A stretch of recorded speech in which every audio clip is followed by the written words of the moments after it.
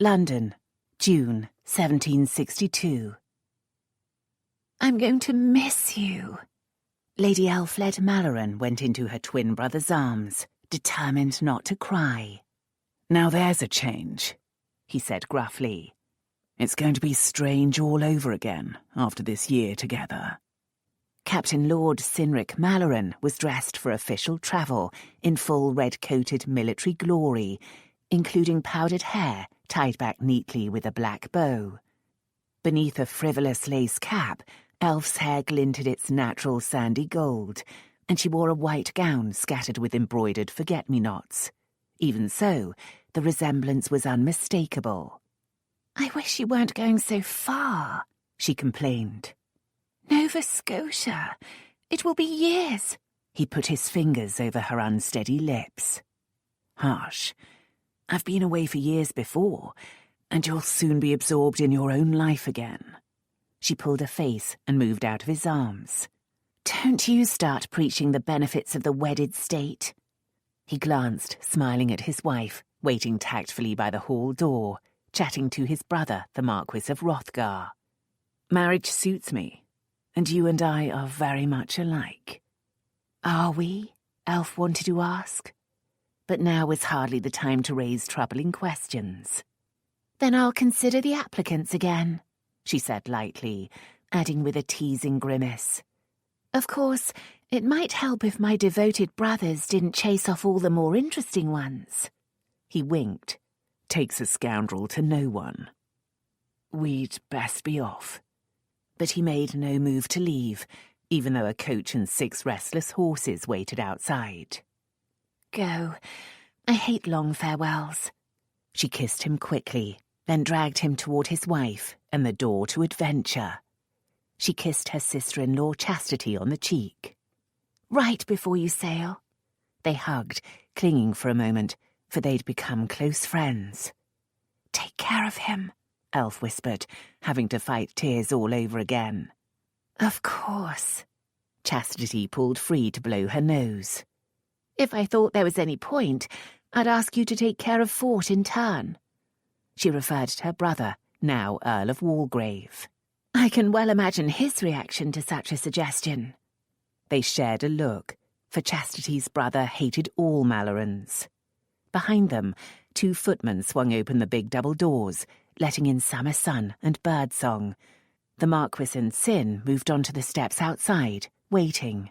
"Keep an eye on him at least," Chastity said. "My dear, the places he haunts? I'd lose my reputation in a moment." "Not these days." Chastity pulled a face. "I never thought to complain about a brother's reform, but Fort as a careless rake was a great deal more pleasant than Lord Walgrave, the cynical moralist." She pulled on her gloves. "I do worry about leaving him like this. He's not the same since Father's death." Elf linked arms and led her to the door. "Then I will play guardian angel. If I hear he's in the suds, about to be beheaded for bloody-minded arrogance, for example, I'll charge to his rescue like Joan of Arc." With a grin, Elf added, "Mainly to annoy him." Chastity chuckled, but added, "He's not so bad, Elf. It's just that he thinks all Mallorens lower than worms and treats me accordingly." Chastity sighed and abandoned the argument, turning to join her husband and the Marquis, who was travelling with them to Portsmouth. Too soon all was ready. Elf watched from the steps as the 3 settled into the gilded coach. At a word, the coachman cracked his whip, and the 6 horses took the weight of the splendid vehicle. Soon it turned out of Marlborough Square, both Sin and Chastity leaning out for a final wave. Passers-by had stopped to watch the departure. Now they clicked into motion like clockwork toys. Idlers strolled on, servants resumed their tasks, and children returned to games. As the world filled the space where Sin had been, Elf bit her lip, regretting the fact that she'd chosen to say goodbye here instead of at the ship. But she did hate lingering farewells, and in the end it would have hurt just as much. She thought she'd gone through the worst of this 7 years ago, when Sin had virtually run away to join the army. For a while, she'd even hated him for leaving her, though she'd known he could never settle to the life Hrothgar had planned for him. The law, for heaven's sake.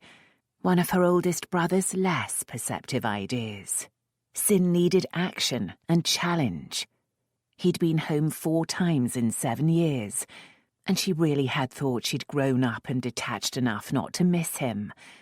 But when he'd come home last year, he'd been deathly ill, and for the first time she'd faced the prospect of really losing him. His recovery had taken months. Then his marriage and the arrangements for his new post as aide to the governor of Nova Scotia had taken more. The tendrils had grown deep into her again. Now it was like losing a part of herself, and losing him more absolutely because of his marriage. She loved Chastity dearly and didn't begrudge either of them their happiness. But it did sadden her that her twin had someone else in his life, someone, perhaps, as close as they had been. She realized that she was standing staring at nothing, the 2 footmen waiting like statues to close the doors. With a sigh, she turned and re-entered her home. As she did so, she finally admitted to thoughts that had lurked in her mind for some time. She envied her twin. His life made hers painful. In some ways, she was glad that Sin was going far away. As the footman closed the door behind her, shutting out sunshine and birdsong, she acknowledged that her beloved twin had been a very uncomfortable presence over this past year. Listening to his stories, enjoying his adventures, it had gradually dawned on her that she had done nothing with the past 7 years. Oh, certainly she had attended any number of balls, routs and musical evenings, and arranged a good many of them too. She had travelled between London and Hrothgar Abbey in Berkshire, and even, mad adventure this, to Bath and Versailles. Some would think she lived a full life, for she managed her brother's homes and was blessed by many good friends. But listening to stories of travel to foreign lands, of battles won and lost, of shipwreck and snakebite, she had come to see that she had done nothing even slightly challenging. With a start, she realized that yet again she was standing staring into space, this time in the middle of the panelled hall. Picking up her delicate skirts, she climbed the sweeping stairs, heading for the privacy of her suite of rooms. Movement, however, didn't stop the thoughts from tumbling out of the dark corners of her mind, taking on clarity and a frightening form. Sin was newly wed and setting off on another adventure. At 25, he was considered to be on the brink of a promising and fruitful life. She, however, at the same age, was seen as an aging spinster destined to spend her life in a boring round. She would care for her brother's homes, love her siblings' children, but have neither home nor children of her own. And she was a virgin. Her steps quickened, and she rushed into her pretty boudoir to close the door behind her, to lean against it as if pursued. Why had her virginity become the crystalline heart of her unhappiness? How nonsensical! After all, Sin had never kept much from her, and she'd known they'd differed in this for years. He'd enjoyed his first woman at 17, Cassie Wickworth of the Abbey Dairy. Later, he'd visited some select brothels, and even enjoyed a brief, hilarious affair with an older married lady, though he hadn't told Elf her name.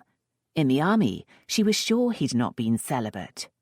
Such matters had never made her feel deprived before. These things were different for men, and she'd been prepared to wait for marriage to be enlightened. Accepting that the door did not need guarding, that the enemy was in fact within, she went to sit on her cream brocade chaise. It was Sin's marriage, she decided, that had given her own celibacy such splinter-sharp edges. She'd never before had to witness him going nightly to a woman while she retired to her solitary state. It hadn't helped, of course, that she'd learned about some of the adventures he'd shared with Chastity before their marriage. That, added to their open love and delight, to their way of touching or just looking at each other, had driven home the fact that Elf was missing a very important part of life, and that she probably always would. After all, A lady's virginity was a hard thing to lose outside marriage, especially when the lady had 4 brothers who would kill any man who obliged her. She rose to study herself in her long mirror. With her decorous hairstyle crowned by a white lacy cap, she was the very image of a spinster lady. Of course, her white dress decorated with tiny forget-me-nots made her into the very image of a virgin, too. A youthful virgin. It seemed absurd, though she couldn't imagine how a virginal spinster of 25 was supposed to dress. Since everyone agreed she had no taste in these matters, she left it all to her maid. She turned away to pace the room, thinking of the simple solution to all her woes. Marriage.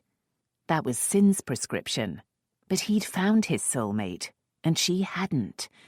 She enjoyed the company of men, and didn't lack for suitors.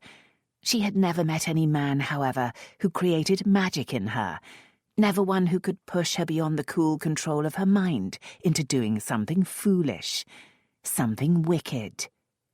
Was it ridiculous to expect it? Sin had found it. His willingness to risk anything for chastity, their abandonment to each other outside marriage, stood as proof of the power of love. Another of her brothers, Bright, had fallen into the magic stew with Portia St. Clair, so that his brilliant, logical mind had been unable to do anything but work to win her. Her friend Amanda was besotted with her husband, and miserable whenever he had to leave for a few days on government business. Elf had never experienced anything close to that kind of madness. Surely, if it lay in her destiny, it would have happened by now. Unless she lived too tamely to open herself to Cupid's magic arrow.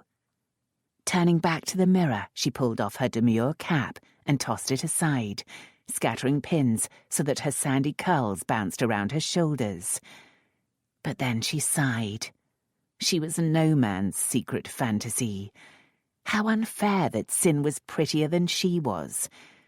He had inherited their mother's remarkable green gold eyes and thick lashes, as well as her russet gold hair.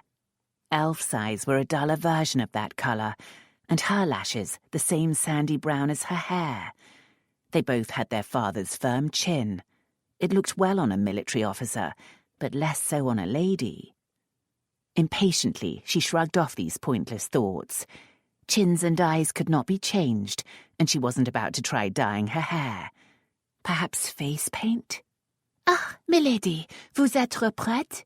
Elf started and turned to her maid. Of course, she was to spend a few days with Amanda. Her sedan chair was doubtless waiting. Bien sûr, Chantal. As always when they were alone together, maid and mistress spoke French. Chantal was French-born, and Elf's mother had been French, raising her children to be perfectly bilingual. Elf continued in that language. Have my things been sent around? Of course, milady. And your chair awaits. But what has happened to your cap, milady? Elf knew she was blushing. Oh, it looked a little crooked. Chantal tutted, steering Elf to her dressing table so that hair and lacy confection could be restored to perfect order. Elf pushed away her troubling thoughts. They were merely a passing cloud brought on by saying goodbye. A few days with Amanda would drive away the blue devils. The next morning, Elf entered Amanda's boudoir to find her childhood friend sitting at a small breakfast table, but gazing morosely out of the window. Is something the matter? Amanda started. Oh, Elf. Well, it's a blessing you are here, or I would be deserted indeed. Amanda Lessington was a handsome brunette, of similar height to Elf, but much more rounded. She was blessed with dramatic dark eyes and full lips that Elf had always envied. Elf sat down opposite her friend. What's happened? Stephen's gone. Something dreadfully important has come up in Bristol. Bristol, I ask you. With a wave of her hand, Amanda dismissed one of England's major seaports. Elf knew Amanda's problem with Bristol was simply that she hated her husband's frequent journeys. It will doubtless only be for a few days. A week. A whole week. And you don't realise the implications. The wretched man has left us without dependable escort. Unless, she added with a sharp look. "Your brothers can be dragged in to do duty. It would serve Stephen right if I spent the evening on Hrothgar's arm." Elf suppressed a grin. "Is that your secret fantasy? I wish I could make it true, dearest, but he's travelling to Portsmouth with Sin." "Bright?" asked Amanda hopefully. Elf shook her head. "Down at Candleford, and pretty well fixed there now Portia's close to her time." "Brand?" "Gone north on family business. That's part of the reason I'm here. They weren't happy at leaving me alone." "Alack," said Amanda with a moody sigh. "So we are both cruelly deserted." Elf helped herself to a slice of ham and a brioche. "Not exactly." Her discontented thoughts had not gone away. They'd kept her from sleep half the night, and this new scenario seemed to feed them like dry logs on a fire. As she poured herself some chocolate from the china pot, she contemplated exciting, terrifying notions. "Not deserted, Amanda," she said at last. "Without protectors." "Isn't that the same thing?" "Not to my mind." Elf cut a piece of ham, then savoured the spicy taste along with the spicy ideas dancing around in her brain. "I've always been afraid of involving one of my fire-eating protectors in a duel, so I've had to behave with complete propriety. But now, none of them are around. Perhaps I can finally have an adventure." "Adventure?" asked Amanda warily. "What kind of adventure?" "Oh, something wicked, of course." Then Elf grinned at her friend's expression. "Not really. But let's go to Vauxhall." "Vauxhall? That's hardly a wicked adventure. We've both been there a score of times." "Without an escort, tonight, to the Midsummer Night's Masquerade." Amanda gaped. "You're not serious." "Many members of society attend such masked events." "Many men, you mean?" Perfectly aware of surrendering to a wild mood, Elf asked, "And why should they have all the fun?" "I'm not sure it sounds like fun." From whim, the notion had become insistent. Elf felt she would go mad if she didn't do something different. She leaned forward. "Let's, Amanda. I promise not to be madly rash. We'll wear dominoes. No one will know us." She took Amanda's hand. "I just want to see what it's like to be someone else for a night." "Who?" Amanda wailed. "I don't know, but not Lady Elfled Malloren, sister of the mighty Marquis of Hrothgar. Beware who trespass here. Just an ordinary woman." After a moment, Amanda squeezed her hand. "Elf, I haven't seen you like this since we were children. I always thought Sin was the ringleader in all our pranks." "Perhaps Sin and I are very alike." "Perhaps you are indeed." "Amanda, I need to do this." "So I see." But Amanda frowned in concern. "I am responsible for you, in a way. I'm 6 months older than you, but I'm the married woman." She eyed her friend, brown eyes serious. "You promise we'll stay together?" "Of course. Where's your adventurous spirit? You were never so timid when we were children." "Because we were children. I don't think it will be fun. I think it will be crowded, sweaty and noisy." She studied Elf for a moment, then smiled. "But if you want to have an adventure, my dear, an adventure you will have." 10 hours later, Elf raised her silken skirts high to step out of the boat and onto the stone of Vauxhall stairs. Excitement bubbled in her, in a way she'd not experienced since she and Sin had been wild youngsters together.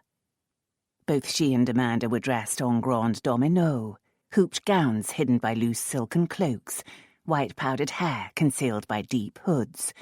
Moulded white leather masks covered their faces from hairline to lips. Even if they were unfortunate enough to encounter a close relative, they would not be recognised. Amanda's domino was silvery blue, Elf's a vivid scarlet. In fact, they had switched for the night. Elf suspected this might be her only chance for wild adventure, and she was determined to make the most of it. Chantal, a tyrant supported by everyone Elf knew, insisted strong reds were impossible with pale skin and gingerish hair. Even if Elf purchased red clothing, it always disappeared. Tonight, however, with her powdered hair and anonymity, Elf had persuaded Amanda to switch dominoes. Then she had insisted Chantal find a certain scarlet-striped dress with a coquelicot red petticoat. Of course, Chantal, the wretch, had protested it was stained beyond hope. And how? Elf had demanded. Could it be soiled when it has never been worn? Chantal, despite her unadventurous taste, was impeccably honest. She had eventually found the gown and petticoat in a box in the attics of Malloren House. When commanded, she had even found some red and white striped stockings and a certain stomacher of black and red satin trimmed with gold lace. But there had been tears in her eyes as she unwrapped the latter. Not with the coquelicot, milady, please. Elf had been resolute, though even easy-going Amanda had blinked at her ensemble and suggested that perhaps the stomacher might be de trop. Elf, however, had worn it all. She might never have another opportunity to dress just as she wished. She might never have another opportunity for adventure. She intended to enjoy tonight to the very last drop. Tonight, she was not Elfled Malloren, well-behaved lady, but a new creature entirely. Lisette, she had christened the Scarlet Lady in the mirror.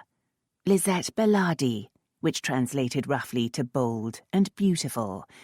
Mademoiselle Lisette, visiting from Paris, and bolder by far than Elfled Malloren could ever be. So now Elf felt wonderfully like a newborn person in a mysterious land. Even Vauxhall Stairs was different, being specially ornamented for Midsummer Night. Hanging lanterns glinted rainbow reflections of the dark rippling waters of the Thames. Over nearby chatter and the impatient calls of the boatmen lined up on the river behind, she could hear the orchestra in the grove. "Welcome to Vauxhall, ladies!"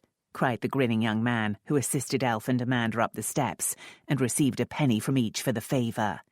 With a wink, he added, "I'm sure two such lovely darlings will soon find gallant escorts on a night such as this." Amanda pulled her blue hood farther forward. Elf, she whispered. Are you sure this is wise? Ne craignez rien, aimée, Elf said, reassuring her friend, but also reminding her that they were to speak in French to further avoid recognition. She tugged Amanda forward, continuing in French. And anyway, we cannot leave. There are so many boats waiting to land passengers, there's scant chance of one leaving for a while. Come along. Elf guided Amanda into the stream of visitors heading toward dark Vauxhall Lane. She'd visited the gardens many times and knew the lane was a mock danger, too short and crowded to present any hazard. Its real purpose was to make the glittering splendour of the illuminated gardens burst dramatically upon the eye. Even so, her heart beat a little faster as she entered the shadows, for this was an adventure because they were unprotected. Amanda had insisted on carrying a very serviceable knife in her pocket and made Elf wear a bodice dagger, but they had no man with them to scare off other men. This novel situation didn't make Elf at all nervous. In fact, she was relishing it like a fine wine. Secretly, she hoped to meet an exciting rascal tonight, now that her brothers weren't around to scare such men away. After all, there had to be exciting men somewhere in the world. In moments, she and Amanda spilled out of the dark lane into the light of 1,000 lanterns. Coloured lamps festooned tall trees, garlanded high arches, and snaked around Grecian temples and ancient grottos. Nearby, a fairy glade had been created, with costumed actors posing as characters from A Midsummer Night's Dream, including a donkey-headed bottom. I know a bank whereon the wild time blows, Amanda quoted, at last caught by the excitement. She did not resist being swept up by the chattering, laughing throng of masked and costumed merrymakers. Oh, you were right, Elf. This is great fun. Lisette, Elf reminded her. Lisette, then. And you are Aimée. I know. Though I think using made-up names is taking this to extremes. Amanda made the complaint in an off-hand manner, however, being far more interested in everything around them. I declare, I wish I had worn a costume rather than a domino. Look at that Titania. The lady in question was having trouble managing large floppy wings, but her costume was remarkably pretty. Elf admired the imagination, but did not regret her choice. She had not abandoned all caution, and even the most inventive costume gave less disguise than the Venetian domino. After all, they said the domino was designed so a man could dance with his wife and never know it, and vice versa. There were many men here in dominoes tonight. Letting the noisy crowd carry them along, Elf wondered how many members of polite society were here, how many gentlemen were in danger of seducing their own wives, or vice versa. Intrigued, she wondered at what point such lovers recognized each other, and if they were pleased or disappointed. Could an enchanting partner become distasteful when the mask came off? What then created the enchantment? Perhaps just the adventure, the wickedness. Something wicked, she had said to Amanda. Of course, she didn't intend to do anything truly wicked. She merely wanted change. She became aware of Amanda tugging at her cloak. Elf, Lisette, the grove is that way. In the grove, the heart of Vauxhall, an orchestra played and refreshments could be purchased. It contained booths and pavilions in which guests could sit to eat and observe others. Hrothgar had a private pavilion in the grove, and on previous visits, Elf had spent most of her time there. She could use it tonight if she wanted to. Safe. Bored. Oh no, tonight would be different.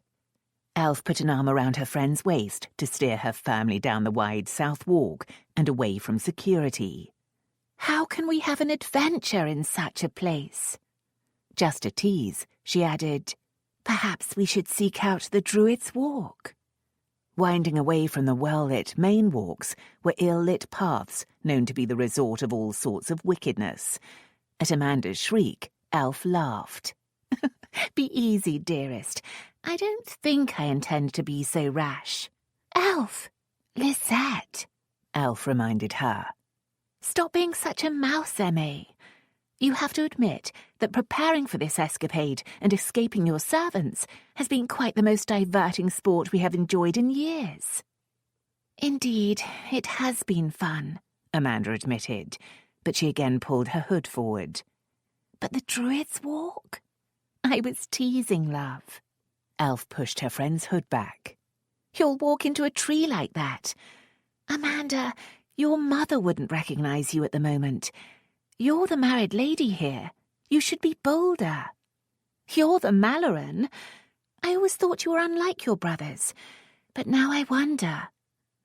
Elf drew her friend to the side, into a quiet spot beneath a spreading beech tree. Do you truly want to go home? We will if you must. After a moment, Amanda shook her head. Of course not. I sometimes yearn for adventure too. Her full lips set into a pout. And I want to pay Stephen back for neglecting me. You shouldn't have married a political man, love, but at least he is completely devoted to you. I know, but I just miss him. Even when he's home, he's so busy. Then she shook her head and pushed her hood completely off her powdered hair. On to adventure, then. But do let us be a little cautious, Lisette. See, I remembered. I've seen a number of men eyeing us. Indeed, I hope so. Elf led the way back into the crowd. I don't consider myself past ogling yet. Why, look over there. Is that not Lord Bucklethorpe?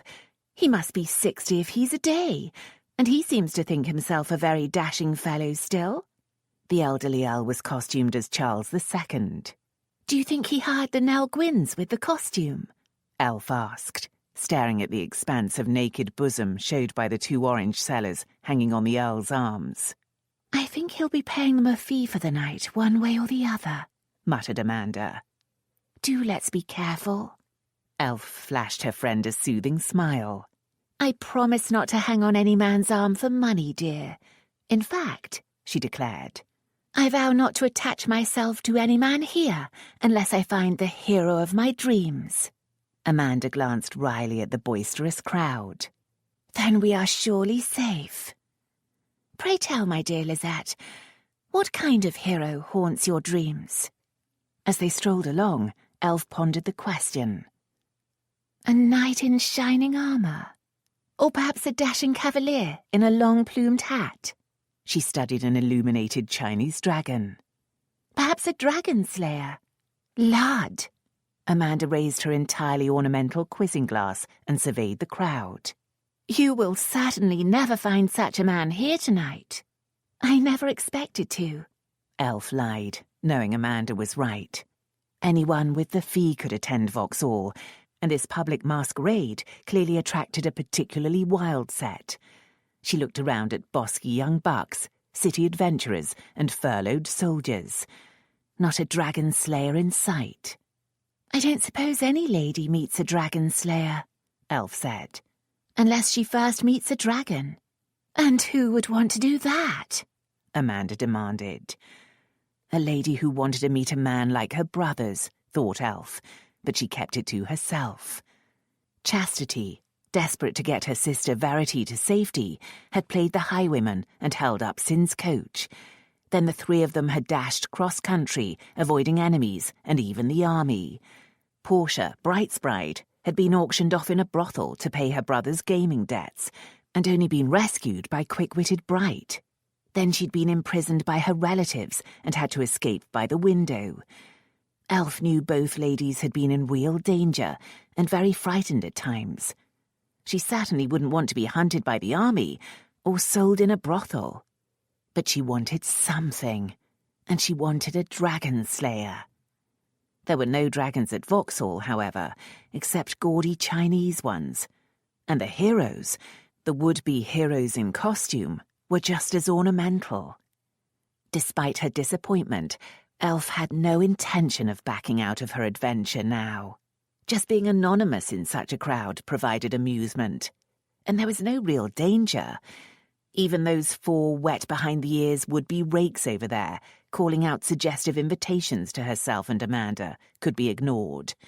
She noticed the group of drunk and glint-eyed gallants steering a course toward them, and instinctively gave them a frigid Malloren stare, the look she'd direct on any encroaching mushroom. Even through the mask it had its effect, for they halted, sniggered nervously, and went in search of more willing game. Elf laughed at herself. How was a lady to have an adventure if she frightened off any man who showed interest? A very tall, broad-chested military man stepped forward to block her way. "Hello, my pretty Poppy. May I buy you some wine?"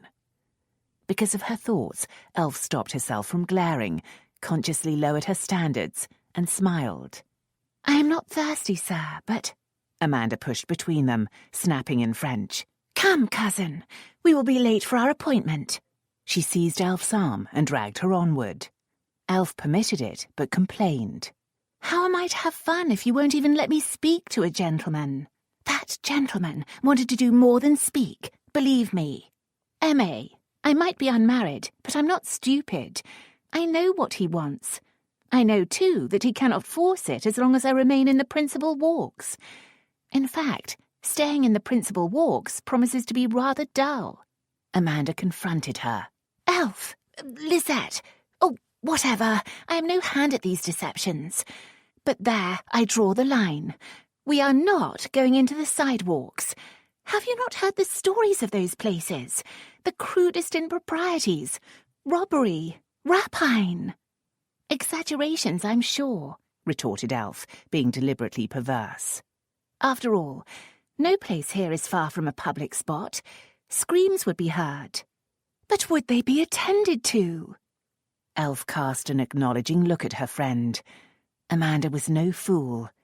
It hadn't occurred to Elf that people might deliberately ignore cries for help, but in this shallow, tinsel-glitter crowd, she could believe it. So, said Amanda, pushing her point.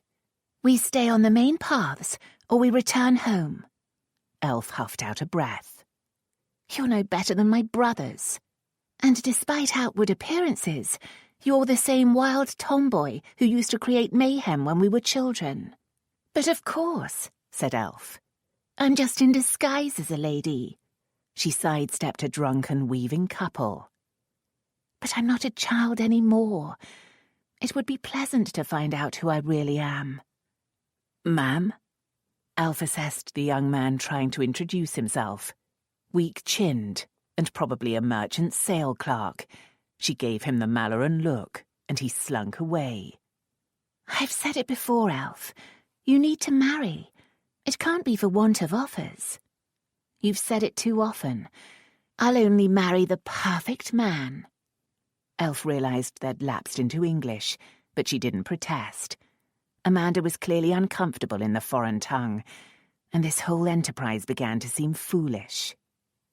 Lud, declared Amanda. If you're waiting for a man like your brothers, you'll rot on the shelf.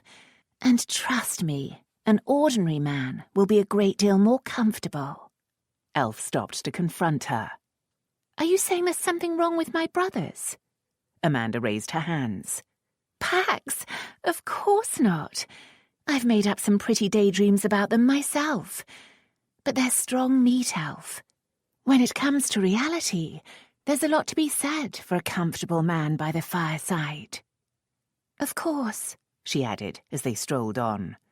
I have wondered what it would be like to have a Malloren in my bed. Then she covered her mouth in alarm. Elf chuckled. Don't worry, I'll never tell Stephen. She saw a booth selling lemonade and steered toward it. When they had a glass each, she asked, Which would you choose, Amanda? An exciting bed partner who was a bother the rest of the time, or a steady, comfortable man who was merely steady and comfortable in bed? If you're implying that Stephen, I'm implying nothing. So? She asked wickedly. Which is he?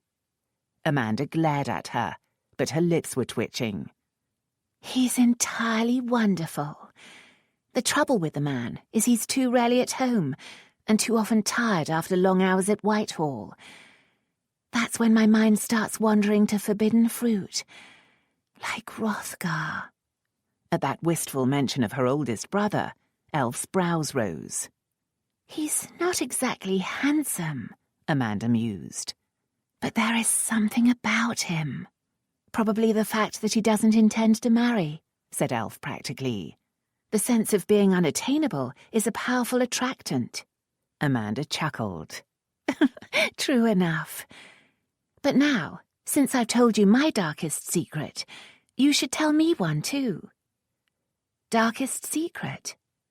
Elf drained the lemonade, which had been thin and much too sweet.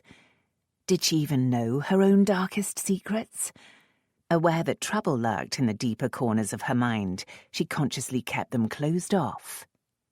I've told you of my restlessness, she said, of my dreams about a dragon slayer.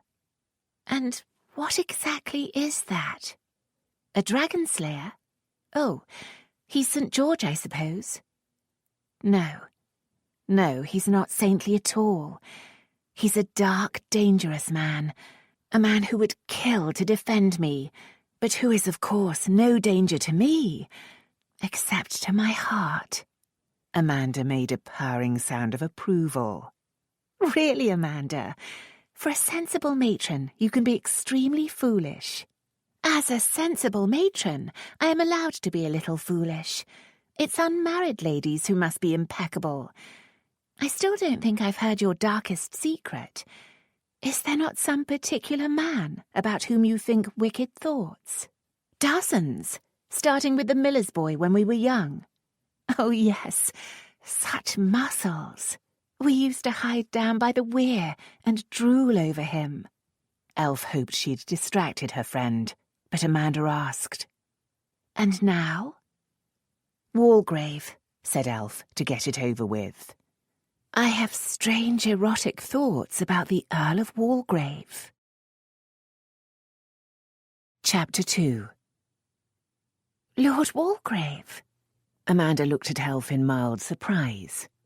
He's our age, handsome, eligible, and unmarried. I don't see anything wicked in that.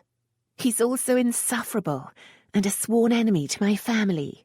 Elf put down her glass. Come along. Standing leaning against a tree is a complete waste of time and opportunity.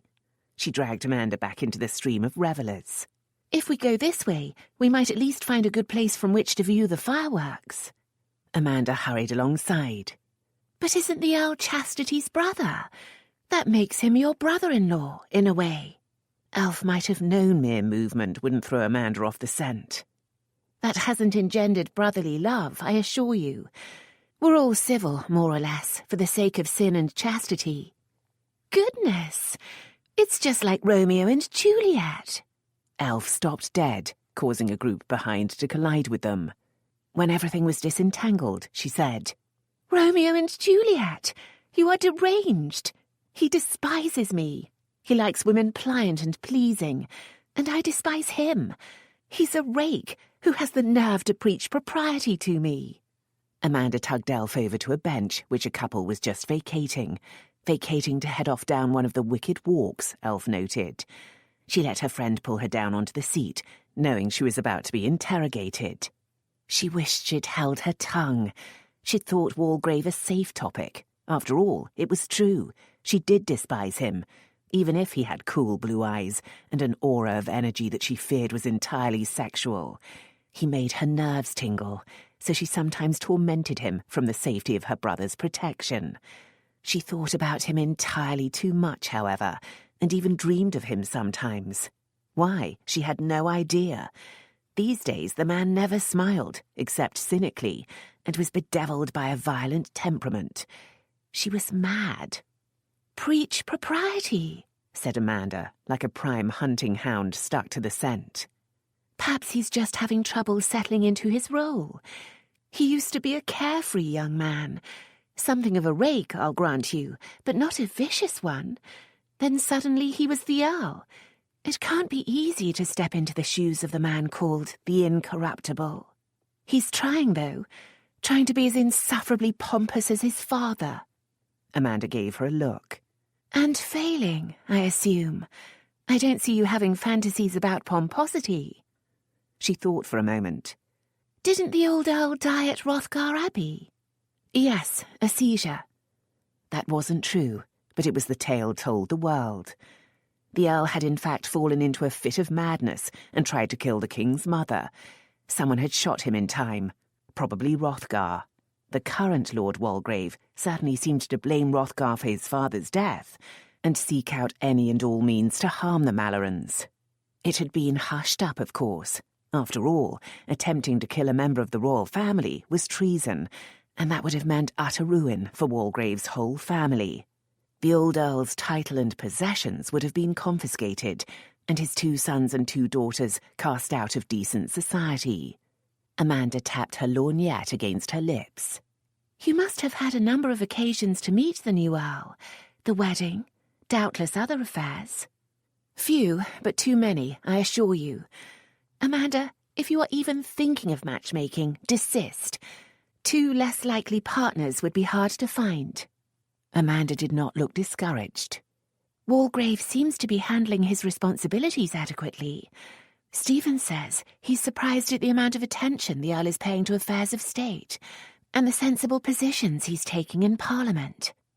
Elf feigned a yawn.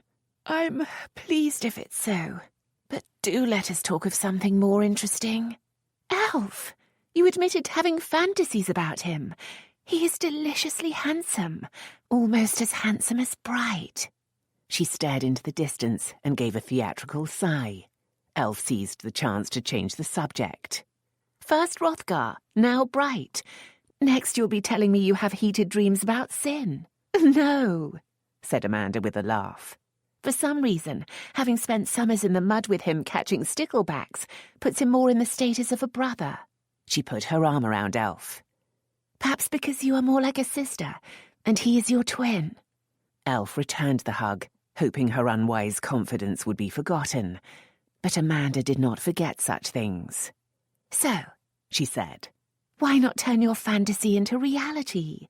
If your brother can marry Walgrave's sister without the sky falling in, you could marry him. Elf pulled free. You have maggots in your head. I told you. We dislike one another thoroughly. And he seems determined on finding a way to destroy Hrothgar.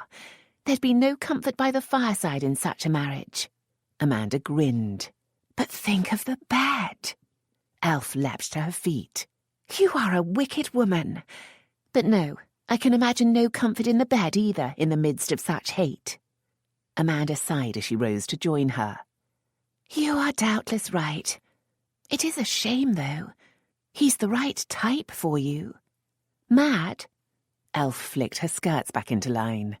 Oh, let's head back to the boats. If we're going to share girlish secrets all night, we might as well do it at home in comfort. Amanda didn't protest. Have I spoiled this for you, Elf? No. Elf linked arms with her friend. It was just foolishness. I'll have to think of a more sensible way to change my life. Retracing their steps meant fighting the flow, for most of the crowd were pushing toward the place where fireworks would soon be set off. At first, Elf thought the obstacle came from the pressure of the crowd, but then an arm slid around her waist, pressing her into a musty woolen uniform. She looked up and recognized the much-braided captain. Monsieur? Still alone, pretty Poppy? Je ne comprends pas. He switched into clumsy but adequate French. If your party has lost you, I'd be happy to escort in their place. I suspect you plan to be a boarding party, sir, rather than an escort. She pulled against his hold, but made no impression on his mass and strength.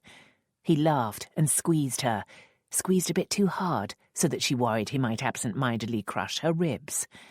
But then the hint of danger sparked in her spirit, like the first flashing lights from the fireworks. She smiled at him. Oh, Lisette, hissed Amanda, pulling at Elf's cloak. Hush, cousin. Can you not see that the gentleman and I are talking? The captain grinned, showing large teeth that seemed healthy and whole, even if his lips were rather thick and red. What a shame I came without a friend, Mademoiselle Lisette. Then your companion would not be so distressed. I'll go odds. Elf decided to play her part and assumed a simper. You are doubtless correct, Captain.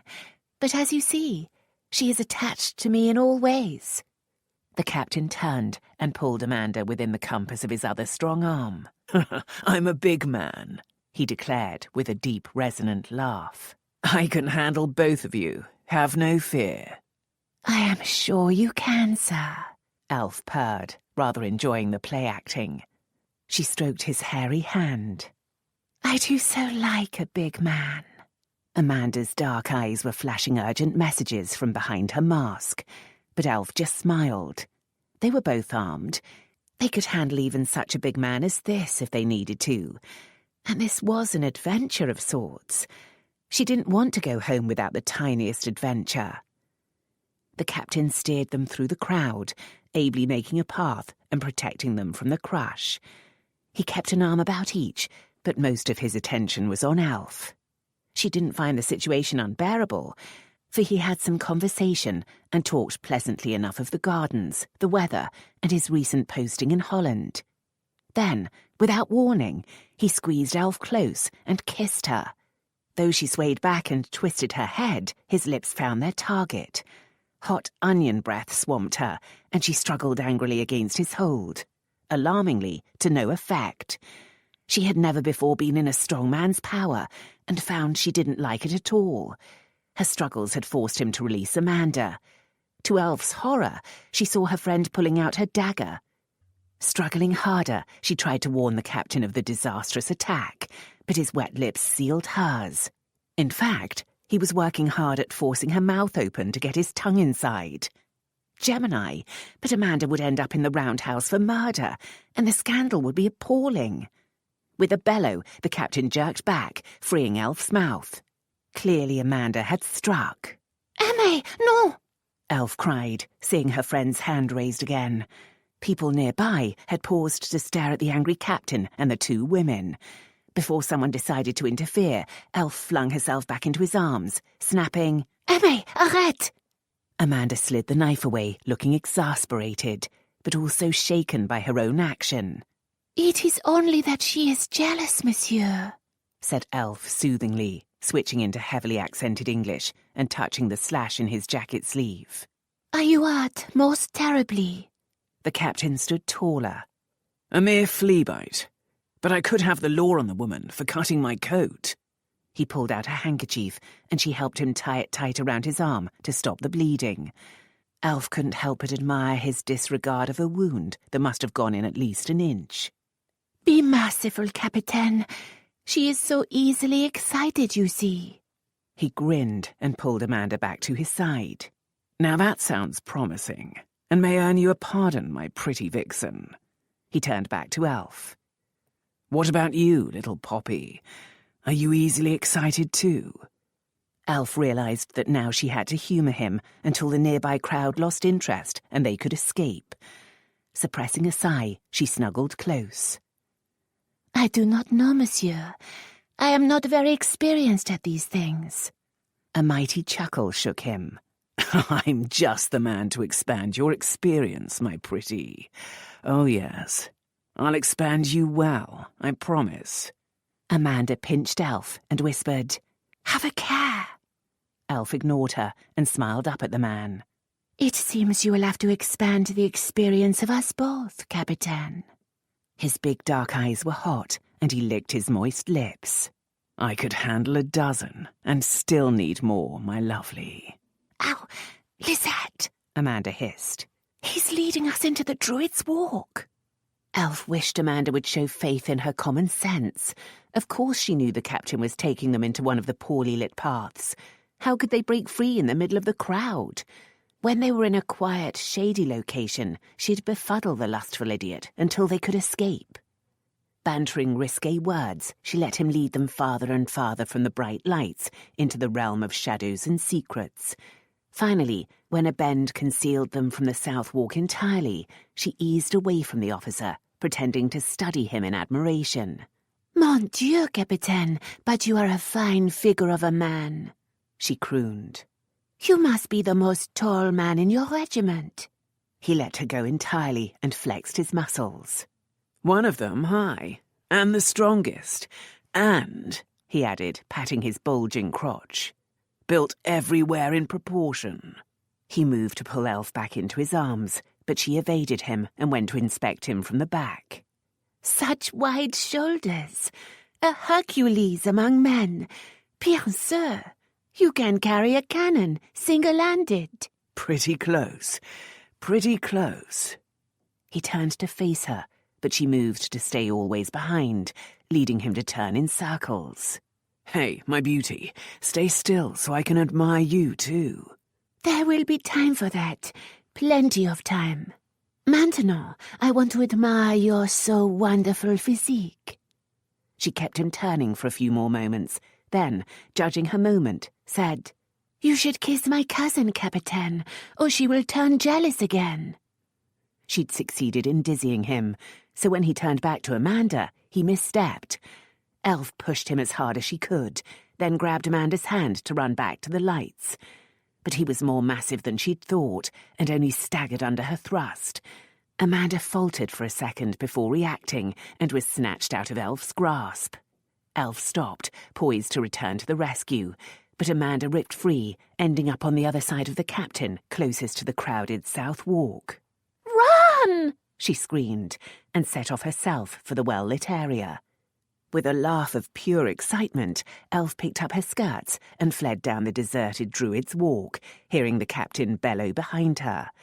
Lanterns were deliberately scanty here, and the paths twisted and divided. Elf passed an entwined couple on a bench and some thrashing bushes that she didn't care to contemplate. After a few moments, she paused, breathing heavily. Devil take it, her years of being a perfect lady had sapped her strength. Then she heard pounding feet.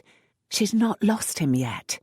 She plunged between dark bushes into the shrubbery that lined the paths, struggling her way through as quietly as she could. She heard Silk rip and feared for Amanda's lovely domino.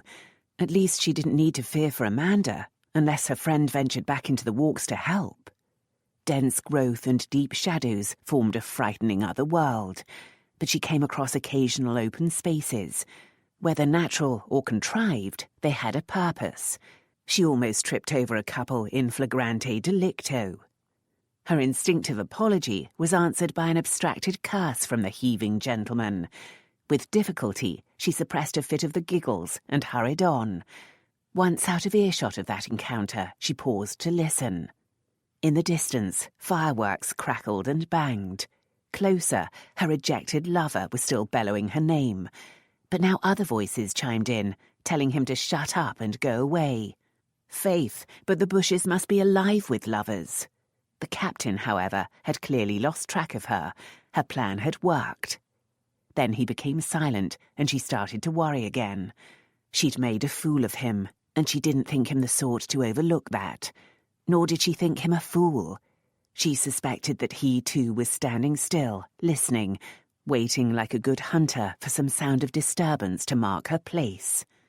She began to ease away from where she had heard him last, trying to make as little sound as possible, and alert for more clandestine lovers.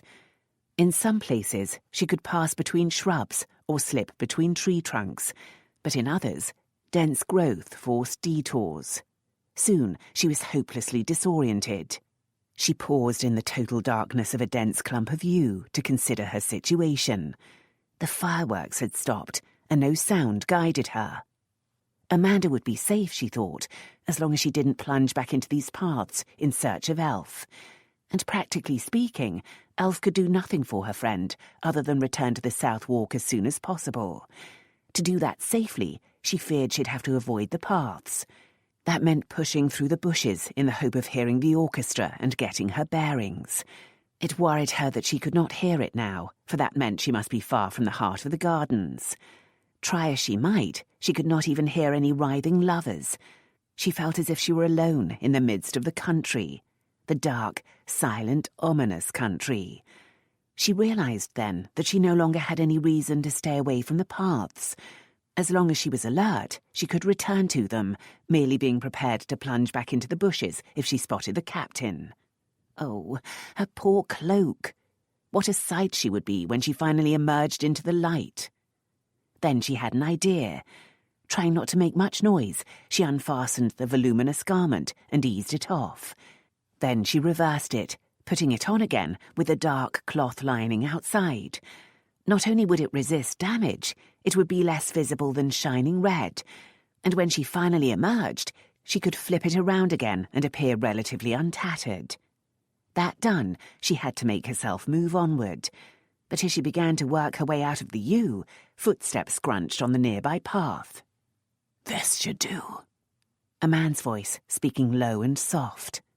Lud, was she going to have to listen to a sordid seduction scene? "It's quiet enough." Another muted male voice.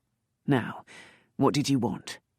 Despite her ladylike life, Elf knew the ways of the world, and for a moment she feared she was to be audience to a sodomistic encounter. But the next words dispelled that. "Your commitment to the cause has been called into question, my lord. There is considerable uneasiness." "By whom?" Elf felt the faintest twinge of recognition of that well-bred voice, with its slight drawl. But it could be anyone. She knew nearly every lord in England. "By those with more to lose than you. I doubt any of you have more to lose than I." "Aye, and that is maybe the cause for concern." The speaker's voice began to show a Scottish lilt, and turned markedly less respectful. "What will be your gain when we succeed, my lord?" "That right should prevail," said the lord, audibly dismissive of all concern. "The restoration of the Stuarts to their rightful throne." At those words, Elf felt as if someone had poured icy water down her back. Treason! They were talking treason! But surely the Jacobite cause had been crushed 17 years ago by the 45. The heads of the last lords to support that cause still rotted on Temple Bar. Elf had stood statue still from the first, but now she tried to even cut her breathing to the minimum. Amorous captains were a minor hazard compared to plotting traitors. If these men found her here, they'd slit her throat. Inch by inch, and wincing at every faint rustle from her garments, she eased her bodice dagger out of her stomacher. Though only a tiny thing, with a blade no longer than her hand, it was still a weapon, and better than none. "I doubt you are driven by ideals, my lord," said the Scot. "Perhaps you think to gain a position of power under the new regime. But you must know there are many others with a claim to it, a claim going back generations." "My family has a claim too." Could he be a Scottish lord? There were a few English who had ever supported the Stuarts, and some Scots lords lacked an accent. The lord spoke again with audible disdain. "If you don't want my help, say so. I'll not force it on you. But how you're to get close to the king without me, I cannot imagine." "You know too much to be allowed to walk away, my lord." A new menace wove into the air, and Elf's heart pounded. Murder? Could she really stand here and do nothing about a murder, even of a traitor? The lord arrogantly dismissed danger, however. "Don't threaten me, Murray. I've left detailed descriptions of the plan in case of my untimely death, and I'm well able to take care of myself." Elf heard the lethal hiss of a sword being drawn. The long silence might have convinced Elf she was alone, except that they couldn't have left without making some noise. "Put up, my lord," said the Scotsman at last, an edge of nervousness in his voice. "There is no need of swords. It is just that, as the time comes nigh, we're all on edge. After all, you could be a government man, an agent provocateur." The lord laughed. "Absurd. You're a more likely one. Surely a man would only take such a role for money, and the one thing I do not lack is money. Are we finished here?" The lord had obviously regained control of the situation, for the Scottish voice positively grovelled as it said, "Aye, my lord." "Then do not request any more such meetings. We only have a short time to wait, and incidents such as this are both dangerous and inconvenient." "Aye, you are doubtless in the right of it, my lord." Then, at last, footsteps on gravel told Elf they were leaving. She sucked in a deep breath, beginning to tremble in reaction. Dear heaven, what should she do? Someone was planning to do something terrible to the king, doubtless intending to follow it by armed invasion. She had to prevent it. As her heart steadied, Elf realised a true adventurer would have found a way to peep out and identify that English lord. She, like a terrified rabbit, had stayed frozen in place. Now, while the impression danced fresh in her mind, she tried to fix a name or face to the voice. Though she was haunted by familiarity, nothing settled. He had been speaking very low, but something in the tone had been familiar. A young man. She could almost see a proud stance, a haughty look. No, it would not come. Perhaps it would spring to mind when she stopped chasing it, or when next she met him. For the moment, she must escape from this situation, find Amanda, and get safely home. She would go direct to Malloren House to get Hrothgar. Then she realised he wasn't there. None of her brothers were close by. Her freedom from protectors had now become a significant problem. Calculating how long it might take to get a message to any of them, she cautiously pushed out of the hedge onto the nearby path. As she stepped free of the shrubs, however, she saw a man in the nearby shadows, deep in thought. He was stocky, plainly dressed, with palish hair beneath a tricorn. She froze, then started to ease back into concealment, but it was too late. He looked up and saw her. She'd never seen this man before, but since he wore only a small mask, she'd recognized him again, and he knew it. Livid alarm replaced surprise. He leaped at her, seizing her arm. Remembering the dagger, Elf stabbed his wrist to the bone. Even as he howled, she fled for her life, praying she ran in the right direction. The man had choked most of his cry of pain, and now the only sound came from his feet, pounding behind like a menacing drum. Or perhaps her struggling blood was the drum in her ears. Breathlessly lost in the twisting paths, Elf thought of taking to the bushes again, but her pursuer gasped close behind. What she needed was people, any people. She'd throw herself on top of a copulating couple to get their protection. She'd be ecstatic to see her captain. Pausing at the junction of 3 paths, stealing a moment to suck in a deep breath, she searched for sound. She heard the orchestra dimly over her pounding heart, but there was no evidence of people nearby. A frantic glance showed the man almost on her, so she desperately took to her heels again, heading toward the music. Turning a bend, she saw light. Ahead, the crowded South Walk glimmered like paradise, but her pursuer grunted inches from her back. A hand snagged her cloak. She ripped it free and raced on, heart pounding fit to burst, dagger clutched tight in her hand. If she stopped, she was dead.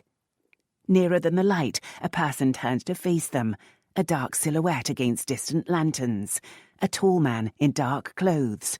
She didn't care who it was. "Help me!" she cried, and flung herself against his chest. Instinctively, his arms came around her as he rocked with the impact. At the last moment, with heart-stopping relief, she recognized him, despite a narrow black mask. "Thank God," she gasped. She'd thrown herself into the arms of her brother-in-law, the Earl of Walgrave. She was safe. She was safe. Collapsed against his strong chest, she wheezed for breath. "She heard everything," panted the Scottish voice behind her. "She must die." Chapter 3. Elf froze with horror, at last recognizing the hauntingly familiar voice. She'd thrown herself into the arms of her brother-in-law, Lord Walgrave, but he had turned traitor. It made no sense. No sense at all. What need did one of the most powerful and wealthy men in the kingdom have of Stuarts and rebels? But then she remembered his father had leaned toward the Jacobites during the invasion of 1745. That folly had given Hrothgar a hold over the old earl, which in the end had driven the man mad. Her breath-starved brain struggled for a new strategy. She doubted Walgrave would recognize her. Would he stand by and see an unknown woman murdered? Would identifying herself help? He hated Mallorens. She gripped her dagger, even though she had no faith in its effect against 2 strong men. At last Walgrave spoke. "Die," he said lightly, his arms settling more firmly about her. "Sounds, man. This pretty bird doesn't have the wit to understand anything more serious than the trimming of her caps. Unless," he added with meaning, "you insist on forcing her mind toward the subject. You know her, my lord." Elf ventured a peep and saw that the Scot had not put away the long menacing dagger in his hand. Walgrave sighed as if bearing burdens. "She's my current mistress and tiresomely jealous." Elf found her chin forced up by a none too gentle hand. "I shall have to punish you for this, Puss. I really can't have you following me around and interfering in my affairs." A tremor passed through her, for genuine fury glinted in his eyes. Apparently it wasn't murderous fury, however, and so she must follow his lead. "Je suis désolée, monseigneur," she sniffed, not having to force the nervousness into her voice. She continued in French. "I was so sure you'd come here with her." With easy fluency, he replied in the same language. "Even if I choose to consort with other women, you have no right to spy or object, do you?" He enforced the words with a truly painful squeeze, so she squeaked. "No, my lord." "You see," he said to the other man in English. "She presents no problem." The Scotsman's knife glinted. "With all due respect, my lord, she could do harm, even by mindless chatter. Her English is not good enough, but I intend to keep her close. Don't concern yourself. She won't speak to anyone about anything until it's too late to matter." With that, ignoring the threatening blade, the Earl steered Elf firmly toward the lighted South Walk. Though Elf's heartbeat was steadying, her legs still trembled. It was no hardship to cling to Walgrave and whisper, "Merci, monseigneur." "Don't thank me too soon." Once more he spoke in French. His command of the language lacked her perfect accent, but it was excellent. "My Scottish friend is doubtless following, and I meant what I said. You are my prisoner." "Prisoner? You can't do that." "What is to stop me? Whoever you are, you little minx, you have escaped your attendants and engaged in a feather-witted adventure, which means I can easily make you disappear. Put away that toy, he added, glancing at her dagger. It will do you no good. Elf slipped it back into her stomacher, but muttered, It saved me from that man. Her nerves were beginning to steady, relatively speaking. They still quivered like twanged harp strings, but strength had returned to her limbs, and she could think. Walgrave hadn't recognized her. That was hardly surprising when she was masked. The main danger lay in her voice, for they'd met often enough. If they only spoke French, however, perhaps that would be enough disguise. As they blended once more with the festive crowd, she prayed for it. His feelings toward the Mallorens were so fierce that if he discovered her identity, he might toss her back to the murderous Scot. Moreover, when she escaped him, he must never know whom he had saved, especially if he was involved in treason. Treason. Lud, but it made no sense. She'd thought him a rake, an unfeeling brother, and a malicious enemy. She'd never thought him deranged. She'd puzzle that through later. First, she must continue to fool him until she could escape. She hoped he was still enough of a rake to be intrigued by a flighty Frenchwoman. Please let me go home, my lord. Don't be cruel. Cruel? Faith, child, I'm being a very gentle, perfect knight. It goes against my nature, so don't question the blessing. Oh, I don't, my lord. Thank you, my lord. I think you're being wonderful. The sillier she sounded, the less wary he'd be. She reminded herself of Amanda and looked around the crowd. This enterprise had been Elf's idea, and she had to be sure her friend returned home safely. Try as she might, however, Elf could catch no glimpse of a silver-blue domino. Walgrave was making a way toward the exit, like Moses parting the Red Sea.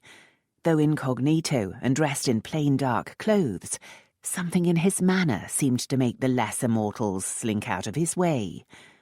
Where was Amanda? She had to be sure her friend was safe.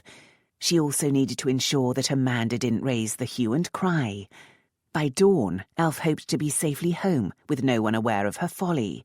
But if Amanda raced home to cry the alarm, they'd be deep in the suds. Elf began to despair. But as they came close to the river, even Walgrave had to slow his imperious progress. Elf could search more carefully, and she finally spotted a lady in a blue domino standing on a bench beneath a tree, desperately scanning the crowd. Amanda had even taken off her mask and looked frantic. Elf focused on her, as if she could snag Amanda's attention out of the air. Twice her friend's eyes travelled by. Then Elf realised Amanda would be looking for bright red, and she was still wearing her inside-out cloak. Quickly, she pushed back the hood, exposing red silk. Amanda's eyes travelled over her, twitched back, and fixed. With a bright smile of relief, Amanda waved and jumped down off the bench. Elf hissed in annoyance. Amanda would be dashing into danger, particularly as Walgrave might well recognise her. For a moment, she wondered if she could use that to free herself. Surely he wouldn't try to imprison both of them. But then she remembered the murderous Scot. She couldn't let Amanda, clearly identified, fall into the circle of danger. With his gaze on the crowds before them, Walgrave steered Elf onward, but she kept her eyes fixed in the direction Amanda would have to come from. As soon as her friend pushed through the crowd, she raised a hand in a command to stop. Amanda paused, a questioning look on her face. Elf made a shooing gesture, hoping Amanda would understand it as go home. Again, at the very mouth of Vauxhall Lane, Walgrave was halted. He muttered a curse. His attention focused on the people blocking the tunnel ahead of them. Elf turned her head and mouthed, "Go home. I'm safe." Amanda frowned, squinting at Elf's escort. Then her lips parted in surprise. That expression stayed with Elf as Walgrave found a way through the crowd and swept her into Vauxhall Lane. For heaven's sake, Amanda thought she was heading off willingly for a night of passion with the Earl of her dreams. As they emerged and headed for Vauxhall Stairs, Elf saw one good side to the ridiculous situation. Amanda wouldn't approve, but she wouldn't sound the alarm and risk ruining Elf's reputation forever. And Amanda should be safe. It was merely a matter of hiring a boat to take her to the steps close to Warwick Street. A footman had been instructed to wait there all evening, ready to escort the ladies back home. Of course, there would only be one lady, but surely Amanda could come up with some explanation for that. For now, Elf had to concentrate on her own safety and this bizarre matter of treason. She needed her brothers, but it could take days for one of them to arrive. She had no idea when the plot was supposed to take place. Walgrave had implied that she'd only be a prisoner for a matter of days. The Scot had said the time was nigh. She clearly couldn't just wait for her brothers. She would have to do something herself. Underneath worry and fear, she admitted to a tingle of pure excitement. She was about to be challenged at last, and her Malloren soul delighted. She finally understood why her twin had felt compelled to seek a difficult and dangerous way of life. Probably for this tingle in the blood. So, what should she do? Allowing Walgrave to guide her down toward the boats, she skimmed over options. She would send for her brothers, but in the meantime, she must act. Elf drew up a mental list of things to be done, just as if she were preparing for a grand entertainment. First, escape from Walgrave, without letting him know whom he had in his power. Second, find out as much as possible about the plot. She wondered if she should reverse those. If she stayed with Walgrave, perhaps she could find out more about the plot. But no. She suspected the Earl had plans for their time together that didn't include discussion of his political leanings. Third, bog the traitors and see them brought to justice, she supposed, without Walgrave ending up on the block. She remembered only yesterday promising Chastity that she'd prevent such a disaster, and hysterical laughter threatened. The penalty for treason was to be hanged, drawn and quartered, though the Jacobite peers had been beheaded. She glanced up at the man beside her, clear-cut, arrogant features, brown wavy hair, disciplined by a black bow. Was that handsome young head to be severed by an axe and left to rot on a spike in a public thoroughfare? She could not bear the thought. Nor would he be the only one to suffer. A traitor automatically fell under attainder, which meant that his title was annulled and his heirs deprived of all his property. Chastity would fall under the cloud of shame, as would sin. A traitorous brother-in-law would play hell with his military career. The dangers and widespread implications of the situation leached Elf's belief in her ability to cope. She hadn't any idea what to do. She truly wished Hrothgar were close by.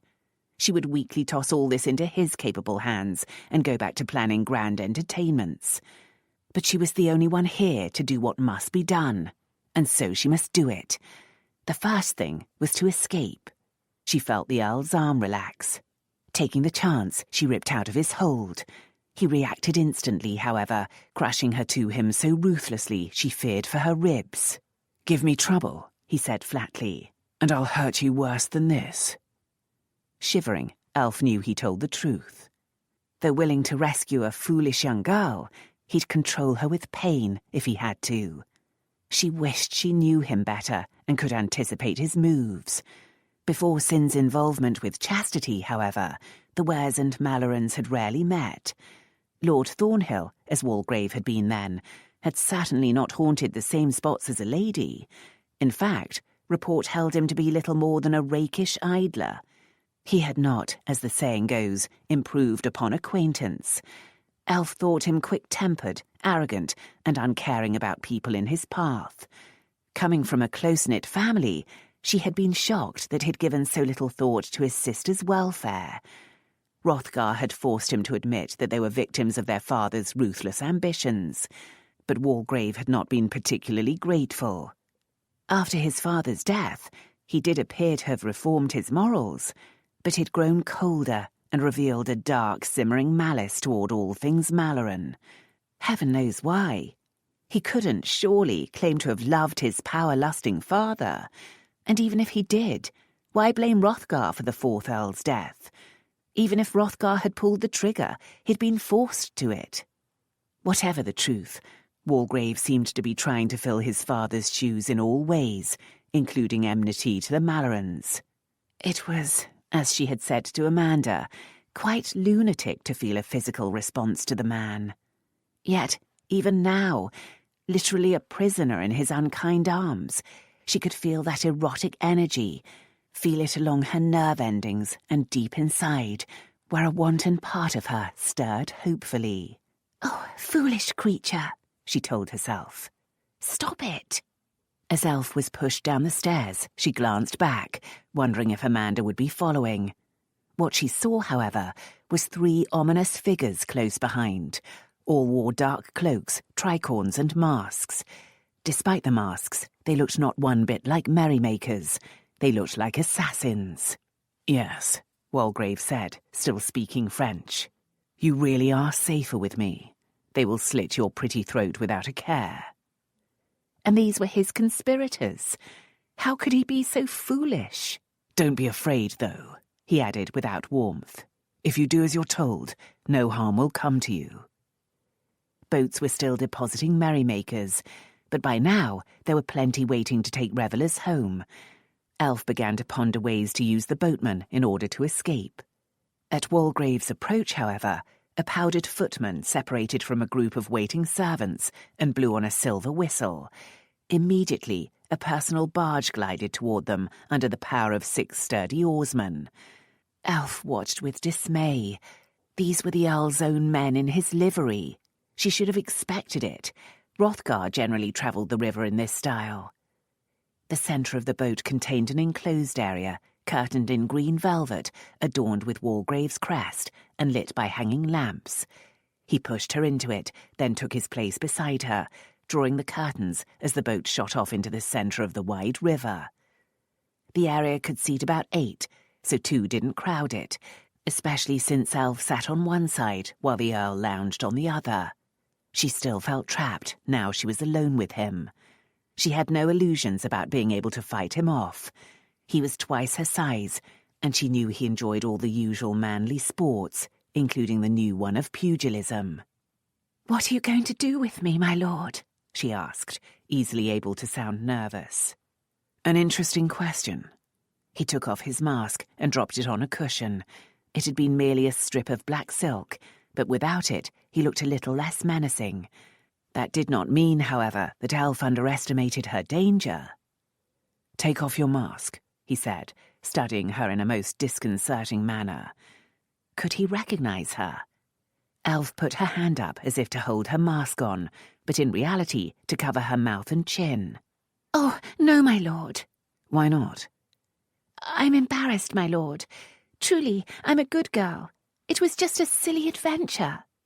"Do you think you can stay masked for a week?"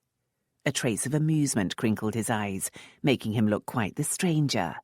Then his words penetrated. "A week?" "I can't allow you out of sight until certain matters are finished." Treason, she remembered. How could he be so deranged? "And," he added, "if you're thinking of trying to escape, be aware that those other men will catch you and kill you. It may be a strange notion, but you are far safer with me." Elf looked away, worried now, far more than afraid. Amanda might not raise the alarm tonight, but if Elf didn't return home tomorrow, she'd call out the military. Therefore, she had to escape Walgrave tonight. She parted the curtains, peering out at the dark water, at the bobbing lanterns of other boats, and the distant lights of wharves and buildings on the riverbanks. No escape there, and the assassins could be following. "I'm sure they're there," he said lazily. "So, the mask?" Elf turned back. "Let me keep it a little longer, my lord. Please. I'm so scared." He shook his head. "You're a foolish creature. How old are you?" 20. She lied. "Old enough to know better, then. Give me a name. I'm sure it will be false, but I need to call you something." "Lisette, and it is real." Unconvinced, he said, "It will at least suffice." He held out a hand to her. Elf instinctively responded as she would with any gentleman. She placed her hand in his. Instead of kissing it, however, he gripped it and jerked her over onto his lap. With a cry of alarm, she braced her arms against his chest to keep her distance, but with a sharp blow he knocked them up and trapped her against his body. We have a journey ahead, Lisette, and I require entertainment. The wretch. As Lady Elfled Malloren, she wanted to slap him, but she had to play her part as silly Lisette. What's more, now they were so close, the danger of recognition was much greater. She twisted her face away. Where are you taking me, my lord? To my house, which lay close to the river and could well have private steps. Elf began to worry that it might, after all, be possible for him to keep her prisoner. She couldn't escape from the boat without drowning in the Thames. At his private steps, with his servants waiting and 6 sturdy boatmen nearby, she couldn't imagine breaking free. Once in his house, she might be caged. She thought of one way to improve the odds. If he believed she was flattered by the attention of a noble seducer, and if he became sotted with lust, then his vigilance might slacken. Could she do it? After a moment's cool thought, Elf decided she could. The safety of the nation apparently lay in her hands. She turned back and relaxed against him. I've never been to a lord's house. To keep her head down, she acted coy, fiddling with the carved jet buttons on his coat. It was black too, for these days he wore deep mourning at all times. A simple black frock coat and breeches. Her fingers brushed against the finest quality wool, though. Even for treason, Lord Walgrave did not dress poorly. Never been in a lord's house? He already sounded less alert. One arm stayed tight around her, but the other slid up to stroke her neck. Then it will be an adventure, my dear. His teasing touch sent shivers down her spine. You can order the servants about, bathe in milk, and take breakfast off golden plates. If you please me, that is. That was bringing matters to a head with a vengeance. But she supposed women fell at the crook of a finger from such a handsome young aristocrat, or at the touch of a finger. The brush of his hand travelled to a spot just beneath her ear, causing a sensation so truly remarkable that she shivered. Oh, my lord, I'm a good girl, she protested again, without much hope of convincing him. Wouldn't a good girl find his touch repulsive? Perhaps not. Virgin? He asked bluntly. She nodded, and in truth she was embarrassed now. I'll take care with you then. You won't find it too unpleasant, and after the first time it will get better. Now, he said, ceasing his teasing touch and raising her chin. Tell me truthfully, do you have family who'll kick up a fuss? If you only knew. Elf hoped that didn't show in her eyes. At my being missing, my lord. I am visiting from France, living at the house of my English cousin, a married lady. She took the opportunity to lower her head again. I don't think she'll raise the alarm just yet. How very obliging of her. His voice had a cynical, knowing edge. And what will happen when you don't return in a day or two? She traced the braid down the front of his coat. If I were with a fine lord. They'd not be unduly upset. Good. His fingers slid into her hair again, but this time to twist her face up to his. I dislike scenes, Lisette. Let us be clear. I have no intention of marrying you. If you get with child, I'll pay for its care, but I will not marry you. I am not even interested in a permanent mistress. When I tire of you, there will be a generous parting gift, but I'll expect you to take your dismissal without a scene. Elf shut her eyes. She hoped he took this for shock, but she needed to hide pure fury. The arrogance of the man, and how wretched that many women accepted such terms every day. Well, he demanded. He really didn't care, which was another cause for fury. Lisette could be one of 100 young women. She just happened to be the one to hand. Elf told herself that the fact that Lisette was Lady Elfled Malloren had nothing to do with it. But Lady Elf was definitely not accustomed to being treated just as someone conveniently to hand. Concentrating on appearing overwhelmed and flustered, she opened her eyes. Of course you would never marry me, my lord. I would never expect it. But it's a terrible step to take, to give my purity. Sell, he corrected. 500 guineas when we part. Enough to make a future husband ignore any little details. Elf had lived her life among wealth and position, and feared she could be just as arrogant in her own way. Her brothers were surely capable of this cold bartering of the flesh. Viewed from the other side, however, it appalled her. "Well," he asked again, "I won't rape you, but if I must keep close guard on you for a week, some sensual experiments will help pass the time." She reminded herself that she would use this to escape and snuggled closer. "If you promise to be kind, my lord," she whispered. "Good girl." His hand rubbed against her neck, a comforting stroke now, as a person might stroke a cat. "You won't believe how kind I can be, Lisette. Now, let's see a little more of you." He unfastened the ribbons that held her domino closed and pushed it back. Then he blinked at her gown. "My dear Lisette, you need lessons in taste." Elf pushed away. "How dare you?" "Offended you at last, have I?" he said with a laugh. "My dear, that is the most appalling ensemble I have ever seen." Now Elf did want to hit him, but she feared she'd let her ingenue manners slip. "These are my very favourite garments," she informed him with a sulky pout.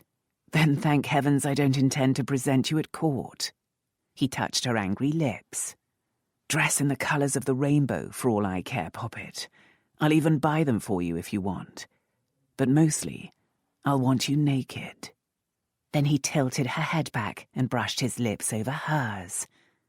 Despite her outrage, Elf couldn't really object at this point, and so she let him tease her out of her annoyance.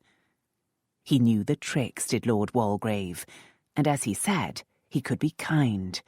He did not force a kiss on her, but played with her lips while stroking her body, until she relaxed and responded without conscious thought. Elf had been kissed a time or two, though never, being Lady Elfled Malloren, with such confident finesse. Even her boldest suitors had kept their senses alert for Hrothgar. Walgrave did not know he needed to be alert for danger. In fact, at the moment, none threatened, and he was supremely at ease. Having overwhelmed her first reluctance, he tightened his hold and brought his tongue into play. Elf struggled for a moment, but then relaxed. She was being thoroughly kissed by a master of the art, and might as well enjoy it. Taking a hint from his own practices, she slid her hands up to his shoulders and caressed his neck as he teased her mouth. She didn't know how it felt to him, but touching his skin was almost as pleasurable as being touched. The texture beneath her fingertips blended with the taste of him in her mouth, and with the feel of his body close to hers. The pleasure built faster than she'd imagined possible. Then she realized he'd slid his hand between them to rub against her breast. Even through layers of stomacher and shift, the pressure tormented her.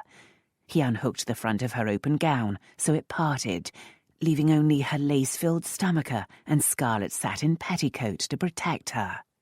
She pulled her mouth free, intending to protest, but he laid his fingers over her lips and said, "Shh." To her bewilderment, she did. Those eyes were the culprit, those bright blue, almost kingfisher blue eyes smiling down into hers. She'd always known they were dangerous, and she'd never seen them smiling before. He should smile more often. And now the aura surrounded them both, that aura of erotic energy she had always been aware of. It had been strong even in casual contact. Now it overwhelmed her, dizzying her as if with a fever. Was it a smell? No. A slight aroma surrounded him, a musky perfume and a subtle personal smell.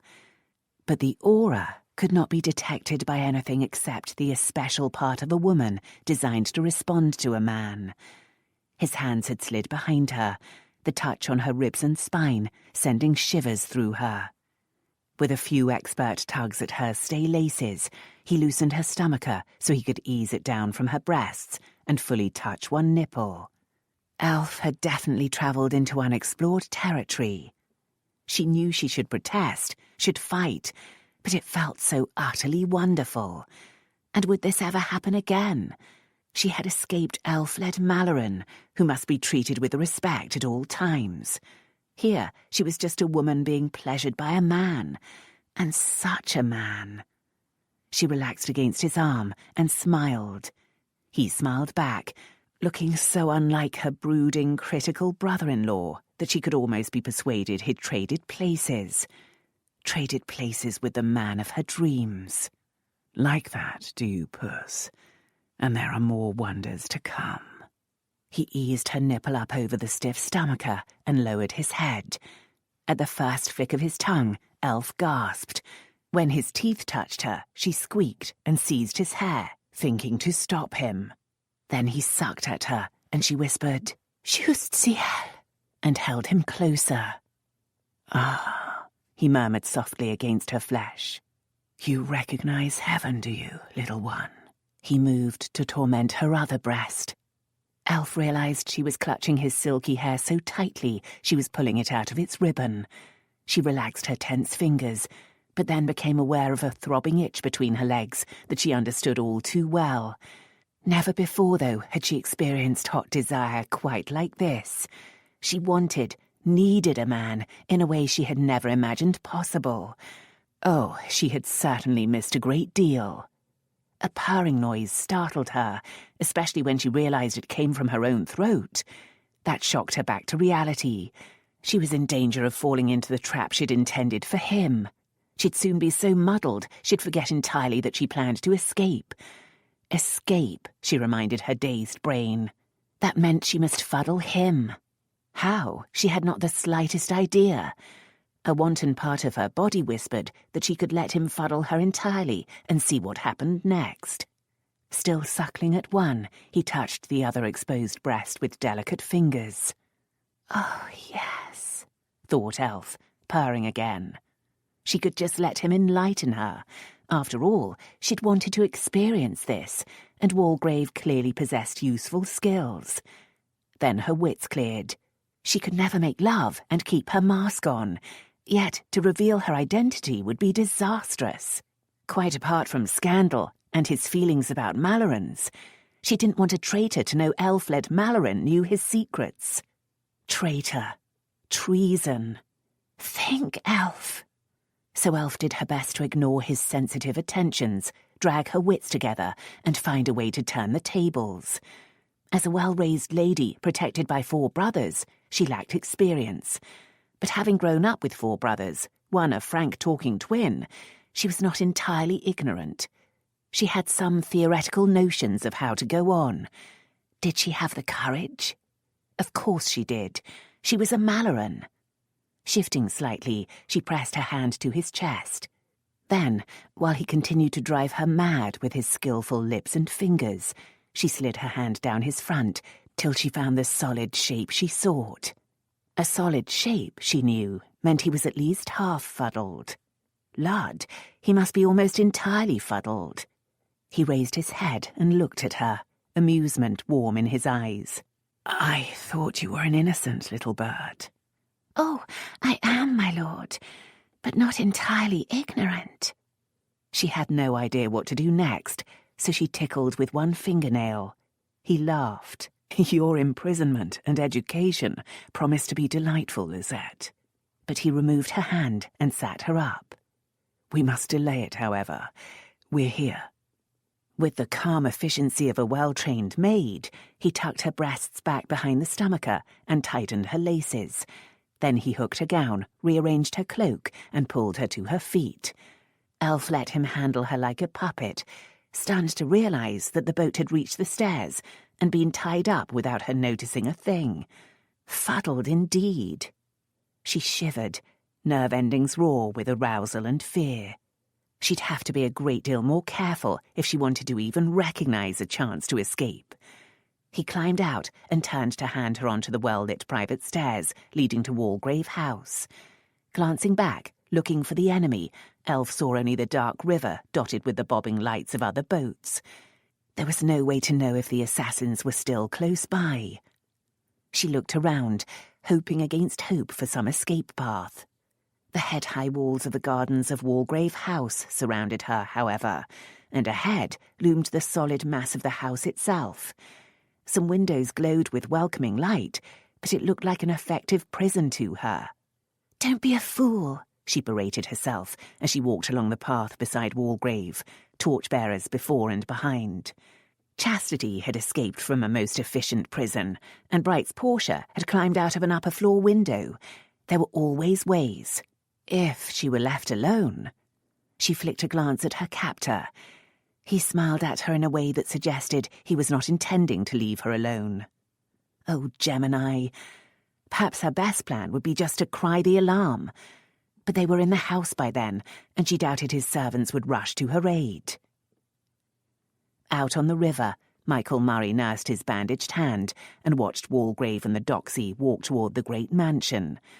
When they were out of sight, he told the boatman to take his party on to the Whitehall stairs. His 3 companions relaxed, knowing no violent action would be needed in the near future. Murray couldn't remember being relaxed, and now tension clamped like a vice around his shoulders and neck. The Earl had kept his word thus far. He had the wench safe. It didn't feel right, though. It didn't feel right at all. A French titty. Murray himself spoke excellent French, and there were always French people in London, but it struck him as suspicious. And she hadn't acted like a hardened whore, not even a regular mistress. A woman moved in a special way with a lover. He rubbed his wound, remembering how she'd not hesitated to strike at him, hardly the behaviour of the flighty wench the Earl had claimed her to be. His 6th sense told him something was awry, and this close to the time, he couldn't endure it. He'd be easier with the woman dead beneath the bushes in Vauxhall, a lot easier. He'd like the Earl dead beside her, but he needed his help. And a dead or even missing Earl might stir up trouble. Murray began to weigh the Earl's usefulness against the danger he presented. By the time his boat nudged the steps at Whitehall, he had reluctantly decided that the benefits outweighed the risks. For now. Once the toy was in his hands, though. He paid the boatman and led the way up to Whitehall, analysing ways to reduce that risk. "Kenny," he said, "you and Mac go watch the Earl's house. I want to know if he lets that scarlet piece go in the morning." "Then why canna we go back in the morning?" Mac grumbled with a yawn. "I'm fair for Fortune, because this whole business tonight might have been a ruse, in which case he'll send her on her way as soon as he thinks we're gone." "That one?" Mac chuckled. "She had promising ankles, that one did, and we all ken the Earl of Walgrave can follow ankles upward. She'll go nowhere the night. We cannot risk the chance that you are wrong." Murray tried to keep distaste out of his voice. His men used whores. Even his beloved leader, Prince Charles Edward Stuart, was unchaste. Michael Murray would not so sully himself, but he knew the others would laugh at him for prudery, undermining his authority. Mac scowled, but accepted the orders. "So, what do we do if he does send her on her way? Follow her? Of course not. Kill her." Chapter 4. Elf had never been in Walgrave House before. Until Sin and Chastity's inconvenient attachment, the Mallorens and the Wares had definitely not been on visiting terms. Elfled Malloren would never gawk at anything, but as silly Lisette Bellardi, she felt free to stare as much as she wished. Gloomy, she decided, looking around the large square hall. Ponderous, even. Dark panelling covered the walls and ceiling in a fashion at least 40 years old, and the only ornaments were 4 large marble statues. No fashionable classical nudes here. Instead, 4 eminent men of Rome loomed stern-faced and rigid, fully dressed in togas and laurel wreaths. She detected the hand of the old Earl, the incorruptible. This was doubtless his vision of himself. So, how did the new Earl see himself? She wasn't given much chance to stare or ponder. Walgrave steered her toward the curve of the massive oak staircase, clearly not in the mood for delay. Discarding most of her vague plans for escape, Elf seized on Portia's trick. "Oh, my lord, I hesitate to bother you, but I do need to relieve myself." "Doubtless. Come along." He continued up the stairs and led her to a room. A bedroom. She'd never been in a bedroom with a strange man before. Then she made herself relax. This was just part of her plan. He'd leave her alone, and she would escape. He helped her off with her domino, then indicated the close stool behind a screen. "There you are. I'll be back in a moment." The room had 2 doors, the one through which they had entered, and the one into an adjoining room. He locked the latter and pocketed the key, then left by the former. She heard the key turn in that lock too. The window. Portia had escaped by a window. He'd undoubtedly meant what he said about only giving her a moment, so Elf ran to the window and flung it up. One glance killed hope. A sheer brick wall ran down to the ground. Portia had used cording from the bed to form a rope, but this room offered no such conveniences, and besides, Elf knew she had no time. Hearing footsteps, she closed the window and ran behind the screen, only reaching it as the lock turned. "Still at it?" he asked, with a great lack of delicacy. "I hope you're not of a gut-tied disposition." Elf found she did need to use the convenience. Partly to cover the embarrassing noise of her action, she called out, "Not at all, my lord. I was just tightening my laces." "A singular waste of time." His comment reminded her that she faced a fate worse than death, with no sign of escape. Nervous tremors began in her belly. She'd never believed it would actually come to this. It was all very well to think about experimenting with sex, but now it was close and real. She had no taste for it at all. She didn't want such intimate relations with a man she hardly knew, especially when what she knew of him she didn't like. Moreover, he was showing no particular warmth or fervour. She shuddered at the thought of such indifferent invasion of her body. And what of the possibility of getting with child? The mere notion of having to tell Hrothgar she was pregnant with the Earl of Walgrave's bastard was enough to give her a case of the vapours. Still, she had to pretend to be coyly willing and pray for a chance to escape. She hastily tightened her laces. Then, making sure her mask was firmly in place, she emerged. "I'm so sorry for keeping you waiting, my lord." "No matter. We have plenty of time." He was relaxed and smiling, but she judged it more a case of good manners than warmth. She supposed it would be churlish to scowl at the knight's bed partner. He unlocked the adjoining door and gestured that she should go through it. Obeying, she found herself in another bedroom, rich with the light of 2 branches of candles. This was doubtless his own bedroom, since a number of personal possessions scattered it. His razor case on the washstand, a powdered wig on a dummy head, a line of books between gilded bookends. She turned to watch him stroll to a walnut side table, which held a crystal decanter and glasses.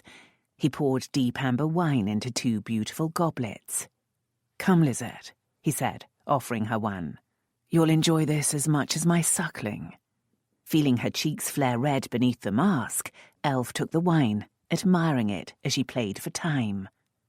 "Oh, my lord, what a pretty glass." Could she get him drunk? She doubted it. His capacity must equal her brother's, and they could drink remarkable quantities of claret and port without progressing beyond bosky. She sipped. As expected, she tasted excellent port, but she pretended surprise. "Oh, my lord, what a fine wine. What is it?" "Port. One of the few good wines that do not come from your homeland. Perhaps I can educate your palate, as well as other parts of your body." "Oh, my lord," Elf simpered, sipping slowly and seeking desperately for a way out of her predicament. Something in Walgrave's manner suggested that he had only one goal and would not lose sight of it. Could she use her dagger on him? She took another tiny sip and smiled at him. He drained his glass, put it down, and came over to her. "Getting to like it." He plucked the glass from her hand and tossed it carelessly to roll and spill on the carpet. "That's a fine augury." Elf stared shocked at the glass, relieved it hadn't shattered, but concerned about wine stains in the carpet. Then he seized her. "My lord!" She was tight in his arms, and his lips sealed hers. Elf struggled free. "Stop, my lord! Have pity!" Why? His expression showed absolutely no uncertainty. I'm afraid." It won't hurt too much. "Not that, my lord. But it's a mighty step to lose my virginity. I want to think on it." Don't be silly, he said, and kissed her again. Elf lost her temper. She kicked his shin with all her might. Since, unlike the captain, he wasn't wearing boots, he cursed and dodged back. But he held on to her arm. She made a fist and swung at his bulging breeches. He twisted and took it on his hip, bruising her hand. The next thing she knew, she lay face down on the bed, his wrists gripped behind her, with a heavy knee in the small of her back. "What the devil's the matter with you?" he snarled. "I don't want to do it," she wailed, hastily returning to her character. "I'm frightened." And now she spoke the truth. She was helpless. "You're a cursed vixen. Very well, Lisette. Have it your own way. But you'd have found swiving a great deal more comfortable than what's going to happen now." He released her hands, but with his weight pinning her to the bed, she could scarcely breathe, never mind struggle. He raised her skirts. She began to struggle then, kicking and twisting, but he pulled loose first one garter, then the other. Then he captured her hands again and tied them together. When Elf realized he wasn't going to beat her or do something even worse, she stopped fighting. He pulled down her stockings and used them to tie her ankles together. Then he picked her up and carried her into the next room. There he placed her quite carefully on her side in the middle of the big bed. He even pulled the covers from under her so she lay on the sheet. She stiffened when his hands went up under her skirts again, but he just untied her hoop laces so he could pull off the cane contraption. "There," he said, tossing it aside, then pushing back his disordered hair. "That's the best I can do, you silly creature." He flipped the covers over her. "I'll be sleeping in the next room with the door open. If you change your mind, just say so." She watched him go, thinking she surely should have been able to handle this whole affair better.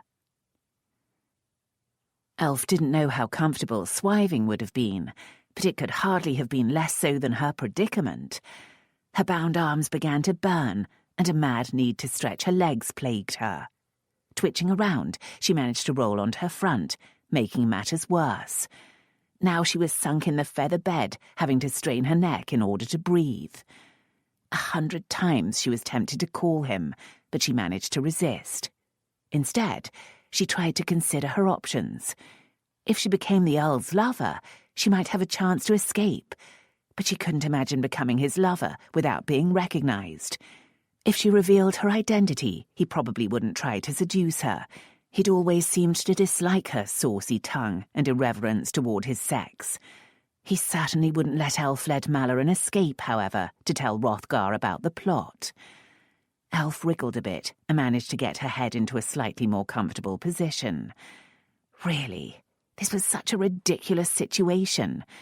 Was there any hope she could tell her brothers about the treasonous plot without revealing her string of follies? Gloomily, she concluded there wasn't. Thank heaven Sin was well away. He'd be disgusted with her.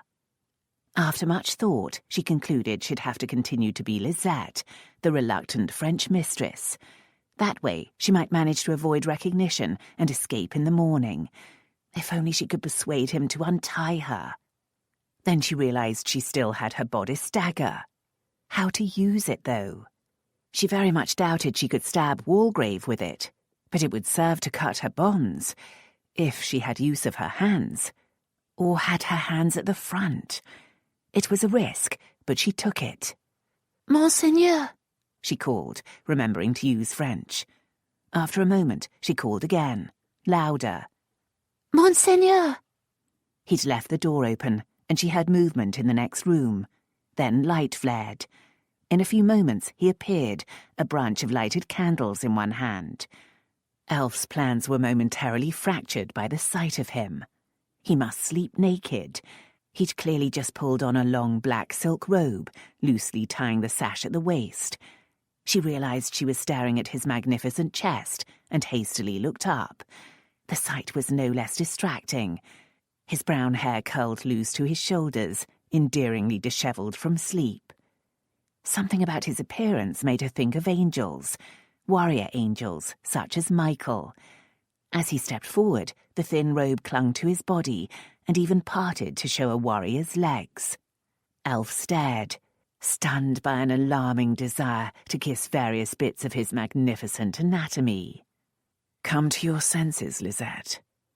She forced her mind back to her purpose. "Oh, my lord, I'm in such discomfort. Will you please untie me?" "Of course not. Is that why you woke me?" "I can't get any rest," she snivelled. "Could you not at least tie my hands in front? I rolled like this and can't roll back." His expression relaxed into a wry smile.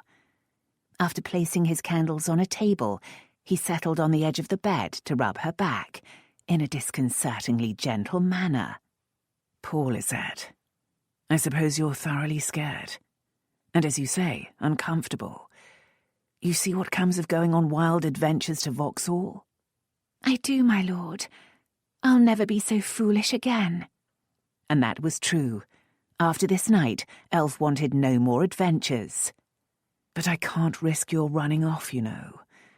I'm not sure you won't tattle of things that can't be spoken of. And there's a chance those men are watching the house. I've no mind to have an innocent life on my conscience." Surprisingly, he sounded sincere. This was a Walgrave she did not know. "I understand, my lord. But if you could just tie my hands in front." He rubbed her back for a few more moments, and when he stopped, Elf almost protested. "Very well," he said, and untied her wrists. He rolled her onto her back and even gave her a moment to stretch and rub away some of the pins and needles before seizing her wrists to retie them at the front. Despite her discomfort, despite the danger, Elf couldn't help appreciating the beauty of him so close in the candlelight. Framed in jet-black silk, the muscles of his chest and neck were clearly defined. She'd never thought men's necks of any particular interest. She would dearly like to see the whole of him, to see if it matched the promise of the visible parts. "Changing your mind, sweetheart?" The lazy voice pulled Elf out of her wanton thoughts, and she looked up at him, embarrassed. "By the expression on your face, you want to eat me." He'd retied her almost unnoticed, and even with the mask, he'd read her wicked thoughts. Perhaps she'd been licking her lips. "Well," he said, stroking her jawline, "it's not yet 1 o'clock. We've plenty of night left." Light as a feather, he brushed his thumb across her lips. "You're ripe for it, and you know it. You know I can please you." Could someone take over another's mind, using a soft, persuasive voice to shape thoughts to his will? Or was he merely speaking the truth of her desires? Though she couldn't quite form a denial, Elf managed to shake her head. Reluctantly. Very reluctantly. She couldn't believe how much she wanted to accept his offer when but a short while since she'd fought him. She'd never anticipated the power of unexpected kindness when applied to an awakened body. Bodies could be very wicked. He shrugged and stood. Then, with a disarming glint of mischief, he untied the belt of his robe and let it fall open. Elf looked. She looked up at his face, then down again, her mouth turning dry and her heart thundering. He let the black silk slither down his arms, then caught it in one hand. He reminded her of a statue, but not a stern Roman senator, a nude Greek athlete. Sleek, solid muscles were perfectly arranged around long, strong bones. "Are you quite sure, Lisette?" She looked up to see a gentle teasing that threatened to melt her reason. "As my lover, you'd be allowed to do all the wicked things you're imagining, and some you haven't even thought of yet." "Oh, yes. Oh, please." But then the many powerful reasons why it would be insanity managed to make themselves heard. Though she could have wept, she shook her head again. He shrugged, picked up his candles, and strolled back to his room, his beautiful naked back constant temptation to change her mind. She could imagine the feel of his firm, round buttocks beneath her hands. "By the way," he said, presumably from his bed, "if you call me again, I'll take it as a demand that I satisfy your all-too-obvious appetite, no matter whether you shake your head or not." The candles were extinguished, and silence fell. Elf lay on her back, shaken by lust and consumed with embarrassment. Vague hungers based on kisses and men's clothed bodies had now taken concrete form. Her desires were no longer dreamy. They were firm, urgent, and centred on Fortitude Ware, Earl of Walgrave, the least likely man to satisfy them if he discovered who she was. Well, she tried to tell herself, she'd known she was feeling this restlessness, this dissatisfaction. Mere accident had thrown her in with her brother-in-law tonight. Her feelings would surely have been the same for any other handsome man who'd rescued her from death. She wasn't sure she believed it, and the temptation to take him at his word and call out again astonished her. He would strip off her clothes until she was as naked as he. Then he'd lie beside her and touch her as he'd touched her on the boat, but more so. He'd suckle her again and stroke her, and she would be able to touch him, to enjoy the rough and smooth of him, the hard and soft, the taste, the smell. No! Elf blew out a long breath and concentrated on lying still, on listening to the clocks in the house sound 1, and then the quarter, then the half. Then she began her escape before she did something impossibly wicked. First, she reached up to work her dagger free.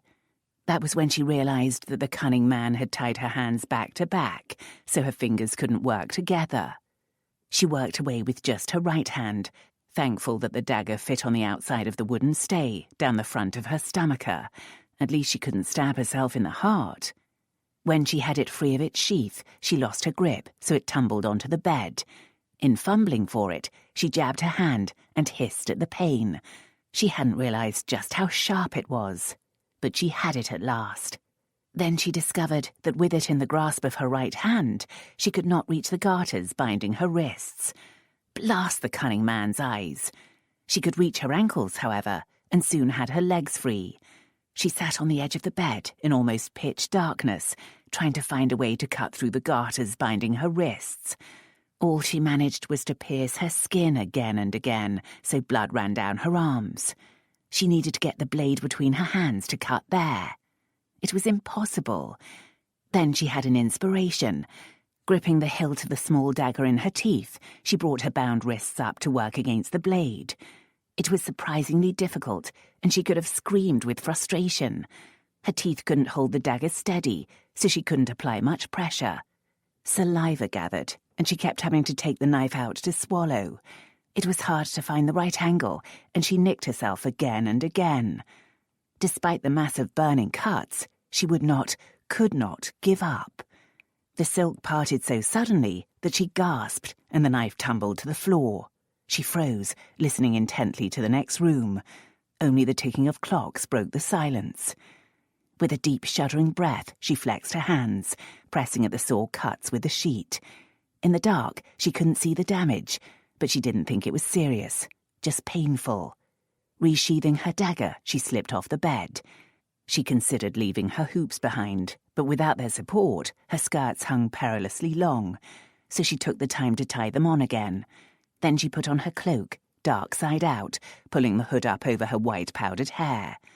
Her stockings and garters were beyond hope, but she considered whether they might identify her. She couldn't imagine how. She was dithering, so she picked up her shoes and faced her challenge. She had to leave this room and escape the house, then cross London in the middle of the night, with murderers quite likely lurking in the shadows. She was tempted to go into the next room, Walgrave's room, where she might find a pistol. She couldn't take such a risk, however, even though she would have loved to have a weapon. Shrugging, she reminded herself she was a Malloren. As her brother often said, with a Malloren, all things are possible. She crept across the room and tried the door to the corridor. The knob turned in well-maintained silence, and the door opened without a sound into almost total darkness.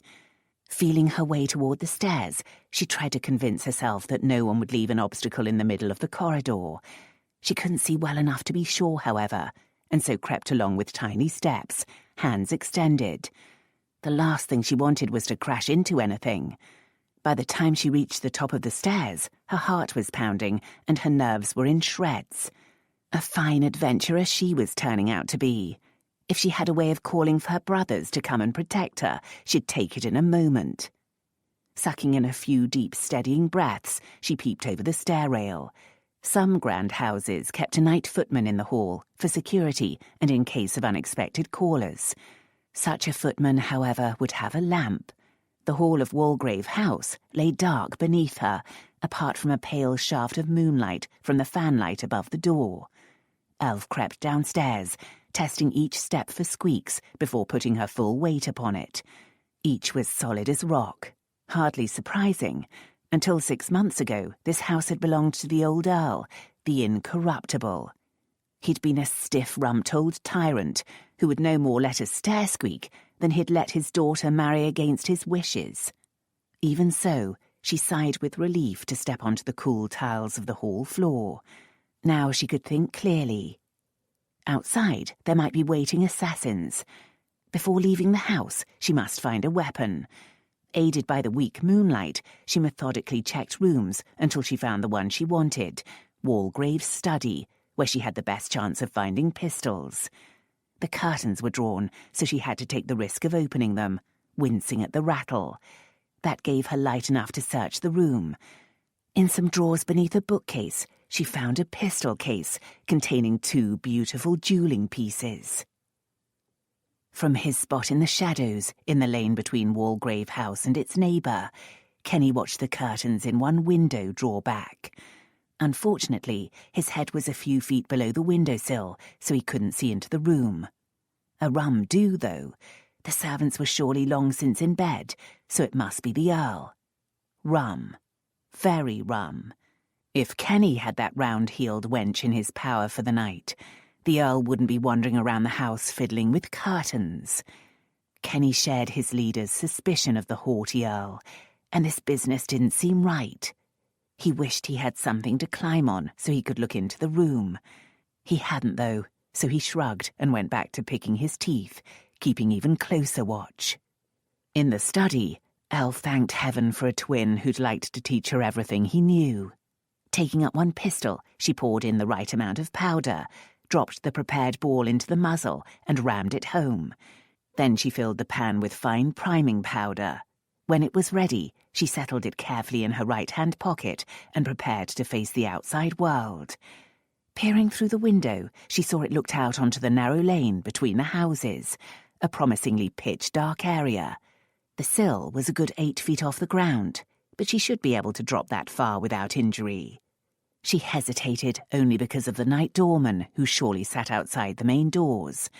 She didn't give much for her chances of scrambling out and landing so silently that he didn't hear. She also had the pistol to think about. In theory, it couldn't go off until cocked, but gunpowder was chancy stuff. No, she'd have to ignore the tempting lane and take her chances with the servants' quarters. Max slouched against a wall in the lane leading to the mews. Lanterns glimmered outside the nearby stables, whose lofts were full of sleeping grooms and coachmen, but the mews lane itself lay dark and silent. Mac leaned back, watching the gardens of Walgrave House, but he was having a hard time staying awake. He'd been up all last night, dicing, then tumbling a wench or two, and he'd rather be in his bed asleep. Waste of time anyway, this was. If the Earl hadn't wanted the titty, he'd have taken her somewhere else. He wasn't going to change his mind an hour later and throw her out. In Mac's opinion, Michael Murray worried too much. Truth to tell, Mac didn't have much feeling over this business. He was heart and soul for the Stuarts, who by God-given right should be kings of Scotland and England. He'd inherited that from his father and grandfather, who'd both fought for the cause. But he wished he'd been born in a time when a man could prove it with sword and blood. Instead, here he was, sneaking around London, spying and pilfering, and yawning against a rough wall in the dead hours of the night. Elf eased open a panelled oak door at the back of the hall and found herself, as she expected, in the much plainer servants' quarters. She made herself wait and listen, but when she heard no trace of movement, she went through and closed the door gently behind her. With the door open, she had seen a corridor. With it shut, she stood in pitch darkness. Again, she moved forward cautiously, trying to use other senses to guide her. The darkness pressed, and she began to imagine the walls closing in to smother her. She stopped and sucked in a deep breath, forcing control. There, a ticking clock. That had to be the kitchen. She groped toward the sound, feeling along the wall until she found a door. She should have paused. She should have been careful, but her need to escape the suffocating darkness drove her. She turned the knob and went in. Light. It was only the glow of the banked fire, but it seemed like bright sunlight after such blackness. She gasped for breath, trying to do it silently, for she'd already seen the humped shapes of at least 3 servants on mattresses on the floor. A shape stirred. Her calming heart scurried again. A cat meowed. It came over to weave around her ankles, threatening to trip her. She scooped it up and stroked it, making subdued, soothing noises. None of the servants seemed to have woken. Working morn till night, they'd not rouse easily from their rest. She just had to be careful not to bang anything, and here that wasn't so easy. Certainly she had the firelight to help her, but the room was full of furniture and utensils. She didn't dare put down the cat, which lay heavily contended in her arms, so she couldn't manage her wide skirts and cloak. Oh well, she could see a small window and a door beside it. More than likely, that door led to the outside. If she woke anyone, she'd make a run for it. She began to thread her way between bodies and furniture, forcing herself to go very slowly. 3/4 of the way to the doorway, a servant heaved over with a mumble. She froze. The man settled to sleep again, still muttering. Elf risked putting the cat down and ignored its brushing warmth against her ankles as she went the last few steps and turned the knob. The door didn't move. It took a few moments for common sense to overrule panic. Of course they'd keep the house locked. Grasping the heavy iron key, she tried to turn it gently, but the lock was too stiff. In the end, she had to use all her strength, and the click-clunk of the lock echoed through the room. She froze again, pointlessly holding her breath. One servant half sat up, muttering, "What?" Elf stayed statue still, though she felt her thundering heart must be audible. After a moment, the man settled down again, but she couldn't be sure he'd returned to deep sleep. She made herself count slowly to 200 before she risked turning the knob again and easing open the door. For a blessing, the door didn't squeak, but opened silently into a small yard. She went through, eased the door shut again, then leaned against the high stone wall, shaking. Oh, how she wished for a magic wand to waft her out of this situation. Adventure was actually no fun at all. She wanted to be safe in her luxurious bedchamber, with servants to attend to every wish. She wanted her brothers and their protection solidly around her. Instead, she had escaped an imprisoning house, only to be out alone in the middle of the night, with murderers quite likely hovering nearby. Her teeth were chattering, surely loud enough to be heard if anyone was nearby. But then she managed to control the panic. She didn't have a choice, and as the old saying went, what can't be changed must be endured. And she was a Malloren. With a Malloren, all things are possible. She'd come to think that the bane of her life, being a Malloren. It meant every act was of interest to society. It meant having 4 brothers determined to protect her from every hurt, and well able to do so. It meant she stepped with care through life, because she didn't want men out at dawn trying to kill one another. She'd learned that lesson at 18, when she'd foolishly encouraged a dashing young rake, underestimating his intentions. When she'd resisted his seduction, he'd tried to force her. He'd been lucky.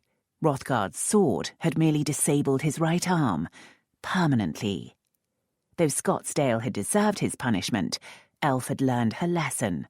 She'd put no more men in danger, especially her brothers. After all, there must be a swordsman in the world even more skilled than the Mallorens. She'd seen Walgrave fence and knew he was good, though not as good as her brothers. He'd apparently been training hard since Sin beat him, though. He'd almost managed to force her brother Bright into a duel last year. Presumably he'd love to confront Brand or Hrothgar over rapiers, over her. Elf had no intention of being the cause of more death or maiming, so she'd have to get out of this entanglement by herself. Taking a deep breath, she forced her heart to calm a little more. Thus far, she was living up to her Malloren name. She'd succeeded in the first stage of her escape. Clearly no one lurked in this small yard, which by the smell contained only the privy and some slop buckets. She couldn't hear any nearby sounds of movement, which meant no one was coming to investigate the noises she had made. So where could she expect to find watchers? One at the front and one at the back? Which direction should she choose? "Oh, the pox on it," she muttered, borrowing her twin brother's language, hoping to get his confidence too. She pulled the pistol out of her pocket and cocked it. Then she slipped out into the small garden, trying in weak moonlight to distinguish path from shrubbery. A touch on her ankle almost made her scream, but then she saw the cat's bright eyes and heard its friendly purr. "Shoo!" she hissed, but it stared up at her as if devoted, weaving around her ankles. With a muttered complaint to fate, Elf put the cat out of her mind and headed toward the mews. With her dark cloak, she felt confident of not being seen unless she bumped into someone. At the cast-iron garden gate, she paused to check the dark lane beyond. There she saw her enemy. The heavily built man in a slouch hat leaned against a wall. He could be asleep, so slumped he seemed, but she doubted he'd missed the opening of the gate. Elf shrunk back into deeper shadow, raising her left hand to her agitated chest. That man wanted to kill her. After a moment, anger drowned fear. The wretch was willing to murder an innocent young woman just because she might be an inconvenience. If not for the noise it would make, she'd put a ball in him as he stood. What she had to do, however, was find a way past him. When the persistent cat brushed her ankles again, she picked it up and placed it on top of the 6-foot-high wall. It sat there, blinking at her, purring. Hoping against hope, she made shooing gestures at it. It stirred, but only to ready itself to leap down to her again. "Sorry," she muttered, and pushed it off the wall. It squawked a protest as it landed, and the man twitched up straight. Possibly he had been asleep, but he wasn't any more. Scanning the area, he pulled a pistol from his pocket. Elf heard the click as he cocked it. Now what? The cat brushed up against the gate. Surely the man must realize someone was here. But then, thank heavens, it showed itself to be promiscuous with its friendship and went over to court this new human, purring loudly. "Be off!" the man snarled, fending the cat off with his foot. Elf could have told him the kitty was not so easily dissuaded. His attention was focused on the cat, however, and some clouds scudded across the moon. She seized her chance. Pulling her dark hood down over her face, she eased the latch down. In a moment, she was through the gate and had closed it behind herself. Then she slid into a deep shadow nearby and stood still. As if the gods smiled on her, the clouds thickened, plunging the area into almost pitch darkness. Holding her breath and praying that the cat wouldn't remember her and chase after, she sidled down the wall. When she was passing the gate of the next house, she heard a squawk and feared the man had kicked the cat. Then she heard a curse and hoped the cat had scratched the man. Whatever was happening, she was past the worst. Being careful where she put her feet, expecting pursuit at any moment, Elf worked her way down the lane until she could turn into a street and finally be out of sight. With a prayer of thanks, she leaned against some railings in front of a tall house, drawing together her tattered courage for the next trial. She didn't even know where she was. How stupid that she'd always been taken around in a carriage or sedan chair and didn't know her geography. But Walgrave House was on Abingdon Street, which meant this might be Morpeth Street. Perhaps she had some idea how to get to Amanda's house from here. The elegant street was deserted, but flambeaux burned in front of many of the houses to provide light for passers-by. Elf hurried down it, her heeled shoes too loud on the flagstones, all senses alert for lurking footpads and other villains. All the same, she couldn't help but grin with success. She'd done it. She'd achieved the first part of her escape. Now she just had to make her way through London in the middle of the night without being robbed, raped or murdered. That sobered her. She'd never been out alone by day, never mind in the dangerous night. She paused and looked back toward Walgrave House, her experiences there already dreamlike. What should she do about all this? By rights, she should tell someone in authority about Walgrave's involvement in treason and let the government deal with it. If the man was foolish enough to meddle in such matters, he must take the consequences. And yet, it would be a terrible thing to see him hang, perhaps be drawn and quartered. In France, not long ago, a man who had tried to murder the king had been torn apart by 4 horses. Elf shuddered, trying to imagine Walgrave's magnificent body mangled in any of these ways. Surely she could find some way to save him and do her patriotic duty too. As she headed for Amanda's house, she pondered the problem. No brilliant solution occurred to her, but at least she didn't experience much trouble along the way. There were people about, but only one bothered her. A one-legged man crept out from some steps where he doubtless slept, whining for coins. He might have been an innocent beggar, but Elf took no chances. She showed him the pistol and told him to cut it in a rough accent, hoping he'd think her a tough specimen. It worked. He scuttled back into his hidey-hole, and she hurried on her way, thinking that the night streets were not quite as dangerous as she'd been taught. Of course, probably few women went abroad well armed, which raised the interesting question of why not? Men always thought women needed protection. Would it not be rational, therefore, to ensure that women could protect themselves? Against men, she thought with a wry smile. Doubtless therein lay the catch. Perhaps women should take their defence into their own hands. This thought so intrigued her that she arrived at Warwick Street before she knew it.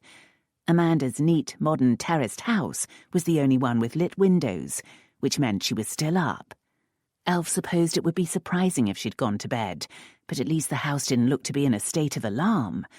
She hurried up the steps and used the knocker gently, praying Amanda stood ready to open it. She did. She opened it cautiously, however, since she wore her nightrobe, then grabbed Elf and pulled her in. Thank heavens! I've been pacing the floor for hours. How could you? On a stream of whispered complaints, she swept Elf up to her bedchamber. As Amanda shut the door and leaned against it, she seemed to run out of breath. Elf hugged her. I'm sorry. I promise not to go adventuring again. Amanda regained breath. You certainly won't persuade me to do it again. I have never been so terrified. And when you ran off into the Druid's Walk with that man behind you... So, did the captain catch you? Of course not. Elf realised she could finally take off her mask, and did so. Thank heavens for that, she said, rubbing her face. I've been so hot and uncomfortable. But Amanda came forward and seized one of her wrists. You're bleeding. What on earth happened? Bother. Elf would rather have kept most of the details secret, at least until she'd had time to consider her options. As she snatched up a towel and pressed it to the small open cut, she said, I was tied up and had to escape. Tied? Amanda stared at her. But I thought, wasn't that Walgrave you were with when you left? Bother again. Was it? Elf asked innocently. I was sure of it. In fact, she said with a stern look, I am sure of it. He was hardly disguised at all. I thought... Elf raised her brows. That I'd decided to live through my fantasy. Nonsense. He just rescued me. He is part of the family, after all. Oh, really? Amanda took the towel to dampen it in the bowl of washing water. Having found a safe champion, was it not a little thoughtless to leave me to fend for myself? She came to dab at Elf's wrist. And it still doesn't explain your captivity or your wounds. Elf quickly assembled a story. Walgrave didn't know who I was, you see. He was rescuing a stranger and fancied a seduction. Well, of course he did. Really, Elf, when I objected, he tied me up. The wretch. Amanda cleaned the dried blood off the other wrist, then looked up, sombre. And what? When he'd tied you up, what did he do? Elf studied her wrists. The cuts were superficial, but they'd still scab for a few days. How fortunate her sharp-eyed brothers were away. He went to bed. Amanda gripped Elf's hands. Dearest, you don't have to lie to me. If you've been unwise, I'll help you. Unwise? It was certainly unwise to go to Vauxhall. Elf! Amanda almost shrieked. What did the man do? Elf tugged free. I don't think it's quite proper to demand these details, Amanda. I don't ask what you and Stephen do. Ah, so he did something. Well, of course he did. He was trying to seduce me. And, Elf added thoughtfully, it was surprisingly pleasant. He kisses rather well. Kisses well. Amanda collapsed into a chair. Are you saying Lord Walgrave tied you up and then did nothing but kiss you? He didn't kiss me after he'd tied me up. That would be rather dastardly, wouldn't it? Amanda sank her head in her hands. I hesitate to destroy your innocence, but even gentlemen are capable of being dastardly, you know. Elf supposed they were. With distance and leisure, she could see that the Earl had behaved rather well. Once he had her in his power, he could have assaulted her with all kinds of touches. All he had done, in fact, was to save the life of an anonymous innocent and not press his attentions when she said no. Elf found it hard to be thinking so kindly of her brother-in-law. And he doesn't even know who you are, said Amanda, shaking her head in wonder. You seem to have escaped scot-free. Which reminded Elf of the inconvenient Scots and a small matter of treason. Lord, what a tangle. She needed time to think it through before she said anything to anyone. Goodness, I'm worn out, she said, unhooking her gaudy overdress and shrugging out of it. She turned her back. Spare me having to ring for Chantal, Amanda, and help me with my laces. I'll be grateful for my bed. Amanda came over, but then said, Are you going to tell me you usually wear your stays so loose? Bother, bother, and more bother. He loosened them. I thought so. Amanda tugged at the bow. Men never retie them tight enough. I don't like them tight anyway. You have the good fortune of a naturally trim figure. Amanda loosened the laces so Elf could step out of the boned cotton stays. That's better. But you have a full figure that men admire. You have a delicacy that men admire, inconstant creatures that they are. So, Amanda asked, clearly intrigued, what think you of Lord Walgrave now? Elf was happy to be able to laugh about it. That he can be pleasant, I admit it, but only because he thought me a silly ingenue called Lisette. If he'd any idea of my true identity, he'd have throttled me. She gently turned her friend toward the door. Off you go to bed, Amanda. I'm safe now, and you must be exhausted. I'll tell you the whole story in the morning. Once alone, Elf untied the laces that held her 2 pockets around her waist. She'd been aware of the pistol in the right one and prayed that Amanda did not notice the bulge. She didn't need any more peculiarities to explain. Now she knocked the powder out of the priming pan, wishing for a safe way to return the weapon. Walgrave could afford to replace it, of course, but she knew men treasured such guns. She traced the mother-of-pearl and gold design on the grip. The weapon had doubtless been custom-made to fit his hand exactly, with precise balance, and she had, in effect, stolen it. A fig for such silly scruples. She placed the pistol in the back of a drawer. She'd return it if she could, but the man was a black traitor and deserved no consideration at all. But still, she thought, as she unfastened her silk petticoat and let it fall to the floor, he had been kind, after a fashion, and he was very beautiful. Her brothers were each beautiful in their own way. She'd never been aware of seeking beauty in a husband, but now she thought perhaps it was important to her. It seemed a trivial thing, but she responded to it. Indeed she did. The picture of her brother-in-law's body, so wantonly displayed to her, teased at her mind. Washing her face and hands, it still teased her, and lingered as she unpinned her curls to brush some of the powder out. Her hair would have to be washed tomorrow to get rid of it all. Of all the men in the world to be stirred by, why the Earl of Walgrave? Fort. That's what his intimates called him, what chastity called him. She paused, staring sightlessly at her reflection in the mirror, imagining murmuring that name to him in the dark as she licked his skin. She'd never before thought such a thing about a man. Perhaps it would be different now. Perhaps she just needed awakening to these desires, and now she'd feel drawn to other men, more suitable men.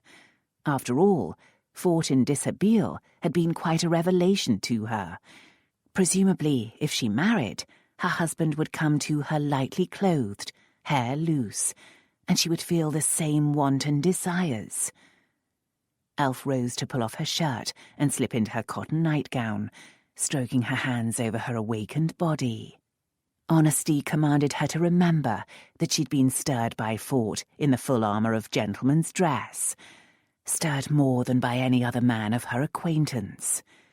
But it was completely impossible. Not only was he enemy to her family, he was a traitor. Stupid, stupid man. She climbed into bed, intending a logical analysis of the threat to the realm. Immediately, however, she remembered lying in Walgrave's house, listening. She remembered being tempted to call out to him again. Had he discovered yet that she had gone? No, she thought he wouldn't check her again until the morning. Would he just shrug, assuming silly Lisette had returned to her home? Or would he be concerned for her safety? Would he care that she had left him? No. Probably he'd mostly be concerned about what she knew. That meant he'd have to try to find her again, to recapture her so she couldn't chatter about his affairs. Her heart raced with nervousness. Surely he couldn't find her. He'd shown no sign of recognition, and she'd left behind no clue. She hoped that was true, for if Walgrave could find her, perhaps those Scots with knives could too. She pulled the covers up around her head, lusty desires chilled by fear. If only none of it had happened. If only she'd never gone to Vauxhall in the first place. Something wicked indeed. Something completely foolish. And now she must face the consequences. She knew about things that could not be ignored, and she could pay for it with her life. Chapter 5. Fort awoke when someone rattled back the curtains at his bedroom window. Blinking his eyes against sunlight, he saw the offender was not an impudent servant he could dismiss on the spot. "Gad, Jack, what the devil do you think you're doing?" "Waking you," said the rangy young man cheerfully. "Late night, Fort?" He had a lean, humorous face and mousy brown hair tied back casually. His dress, too, was casual, plain breeches and coat suitable for riding. "Not particularly." Fort stretched lazily, then tensed when he remembered the night. A quick glance showed him the door to the adjoining room was still ajar. Was the chit awake? Though Jack Travers wouldn't make trouble, he'd rather his friend not know there was a bound damsel in the bed next door. He'd be hard-pressed to come up with a believable explanation. He rolled out of bed naked and rang for his valet. "Why don't you go down and command breakfast, Jack? I'll join you when I'm ready." He turned to frown at his friend. "Why the devil are you here at this ungodly hour?" "Pettigrew, ham, tickle me quick." This cryptic string of words enlightened Fort, and he glanced out of the window to check the weather. Another fine day. No chance of getting out of his commitment to ride out to Ham this morning with Travers and Pettigrew to observe the paces of Tickle Me Quick, a promising Ascot runner. What on earth was he going to do with troublesome Lisette? He didn't want to leave the poor girl tied up all day. He turned back to repeat his suggestion that Jack go down to breakfast, just as his friend pushed wider the half-open door into the next room. It was a meaningless fidget, really, but Jack paused, then walked in. Fort waited, expecting voices or perhaps a scream. Silence. Then Jack strolled back, dangling red and white striped stockings and lacy garters speckled with dark stains. "What have you been up to, my friend?" Fort snatched the garters and confirmed that the stains were blood. He pushed by his grinning friend, but saw what he expected. The little bird had flown. He looked at the sheet. More blood. For a moment he wondered if Murray and his friend had somehow invaded his house and murdered the wench. It took only a moment to dismiss that. The blood was mere spots, and Murray would have left the corpse. What the devil had the silly chit done to herself? "The bodice dagger," he muttered, then remembered that he had an audience. He cursed himself silently, though, for forgetting Lisette's weapon. Thinking back, he could see he'd been far too interested in the silly widgeon, far too stirred by her, far too frustrated by her sudden panic. He'd hidden it. He didn't show anyone that kind of need, but it had dulled his wits. These days, he couldn't afford dulled wits. He glanced at the clearly intrigued Jack, but before his friend could voice his curiosity, Fort's valet scratched and slid into the room as if attempting to be invisible. Dingwall was a thin, prudish, humourless man who had been appointed by Fort's father years ago.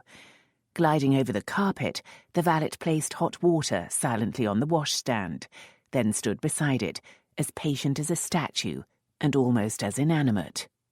Jack was observing Dingwall in fascination. He'd seen the valet many times before, but everyone tended to stare. As well, everyone asked why Fort didn't get rid of the strange man now that his father was dead. There were reasons, but not good ones. Even he knew that. It was petty to jab at Dingwall when his father was beyond reach. It was foolish to keep the incorruptible's tool around just because Fort felt haunted by memories and guilt. After all, the valet could no longer send reports back to his father, unless he had a means to talk to hell. Fort strolled over to the washstand, ready to jab at Dingwall, petty or not. If only the valet's feelings were more obvious. If they were, he'd show his disgust at the sight of naked bodies. No flicker of emotion moved the still, pale features. Plague take it. Fort had let the man find him in bed with a whore once or twice. Dingwall had not so much as twitched. 2 whores once, now he came to think of it. He'd think the man indifferent if he'd not found the years of reports of his every action. Dingwall had related every sin, had described every debauchery in detail. Always he had implored Fort's father to correct his wickedness. Fort knew what sort of correction Dingwall had in mind, for the man had been hired before he'd grown too old to be beaten. Now, Fort dangled the stained scraps of cloth in the valet's line of sight. "Dispose of these."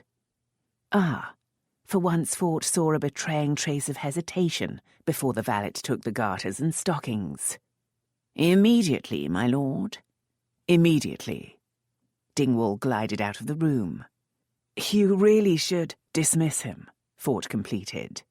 "Perhaps he amuses me." "Only if you've a devilishly strange sense of humour. He makes me feel as if someone's walked over my grave." Jack dropped lazily into a chair. "Now, tell, whom did you have tied up? And, more importantly, why was she so eager to escape? Must be losing your touch, my friend." Fort soaped a cloth and began to wash. "A virgin who got cold feet, that's all. I'd no mind to go out again to take her home, but feared she'd run given the chance. The silly creature would never have survived the night streets." He rinsed the cloth and re-soaped it, frowning. "I didn't think her desperate enough to cut free. I hope she's safe. Jack surged out of his chair to face him. "No, you are not spending the morning checking on her. You have a commitment." Fort eyed him for a moment, then shrugged. "I wouldn't know where to start, anyway." Dingwall oozed back into the room, so Fort added, "Do go down, Jack. I'm not going to run off." An hour later, he rode along Whitehall, strangely tempted to abandon Jack and search for Lisette, even though he knew it was hopeless. He was annoyed, but comforted by the knowledge that she'd run off with one of his pistols. He truly didn't want her to have fallen into the clutches of Murray and his associates. He saw another angle to it all, however. Innocent young ladies, French or English, didn't go out for the evening with a blade tucked down their stays, nor did they sneak around the dark walks of Vauxhall. Innocent young ladies weren't likely to cut themselves free at cost of some skin, either. They were even less likely to arm themselves with a dueling pistol and head off into the night streets of London. Therefore, despite appearances, Lisette was not an innocent young lady, which raised two important questions. Who was she working for, and why had she not become his mistress when given the chance? Daylight had forced Kenny and Mac to move farther away from Walgrave House, but it didn't prevent Kenny from seeing the Earl ride off with a friend. He went to find his companion. "Nothing?" Mac rubbed his gritty eyes. "Nae a scabby thing. I need some sleep." "Aye, me too." Kenny yawned. "Rum do though, isn't it? He's gone off. So what's he done with her? If she really is his fancy piece, perhaps she's lying on silken sheets, sipping chocolate out of fine china." Slowly, Kenny grinned. "Then perhaps she'll come out later, go shopping or some such, and we can scrag her then. I'm away back for a word with Murray. I'll send Jamie along to relieve you. It's definitely worth keeping an eye on this place." Elf wasn't lying on silken sheets, but she was sipping chocolate out of fine china. She was in Amanda's boudoir, wondering how to evade her friend's persistent curiosity. Her hair was still damp from washing, so all outward trace of her adventure had disappeared, except for some scabs on her wrists, of course. Those scabs were outward signs of inner turmoil and a restless night. "Well," asked Amanda, buttering a bun. "have you decided to tell all?" Elf focused her attention on the serious matter of stirring chocolate. "Why do you think I didn't tell all? To begin with, you said nothing of how you escaped that captain." Elf looked up, relieved to have a question she could answer. "Oh, that. I merely took to the bushes. Amanda," she added, leaning closer, "the shrubbery was alive with lovers." She succeeded in distracting her friend for a while with a discussion of the scandalous nature of Vauxhall and the possible identity of some of the people there. But eventually, of course, Amanda steered back to her questions. "So, how did you end up with Lord Walgrave? It looked to me almost as if he had taken you prisoner. If you hadn't indicated otherwise, I would have sought help instanter. What a scandal that would have caused." Elf decided that the best way to diffuse Amanda's curiosity was by appearing to be honest. A mischievous childhood had taught her that a story should stay as close to the truth as possible. "Lord Walgrave saved me from the captain," she said, "and then wanted to return me to my party. When I had to admit I had none, he came to the reasonable conclusion that I was a doxy and offered to buy the night." "Elf!" Then Amanda put down her bun and whispered, "You didn't." "Of course I didn't."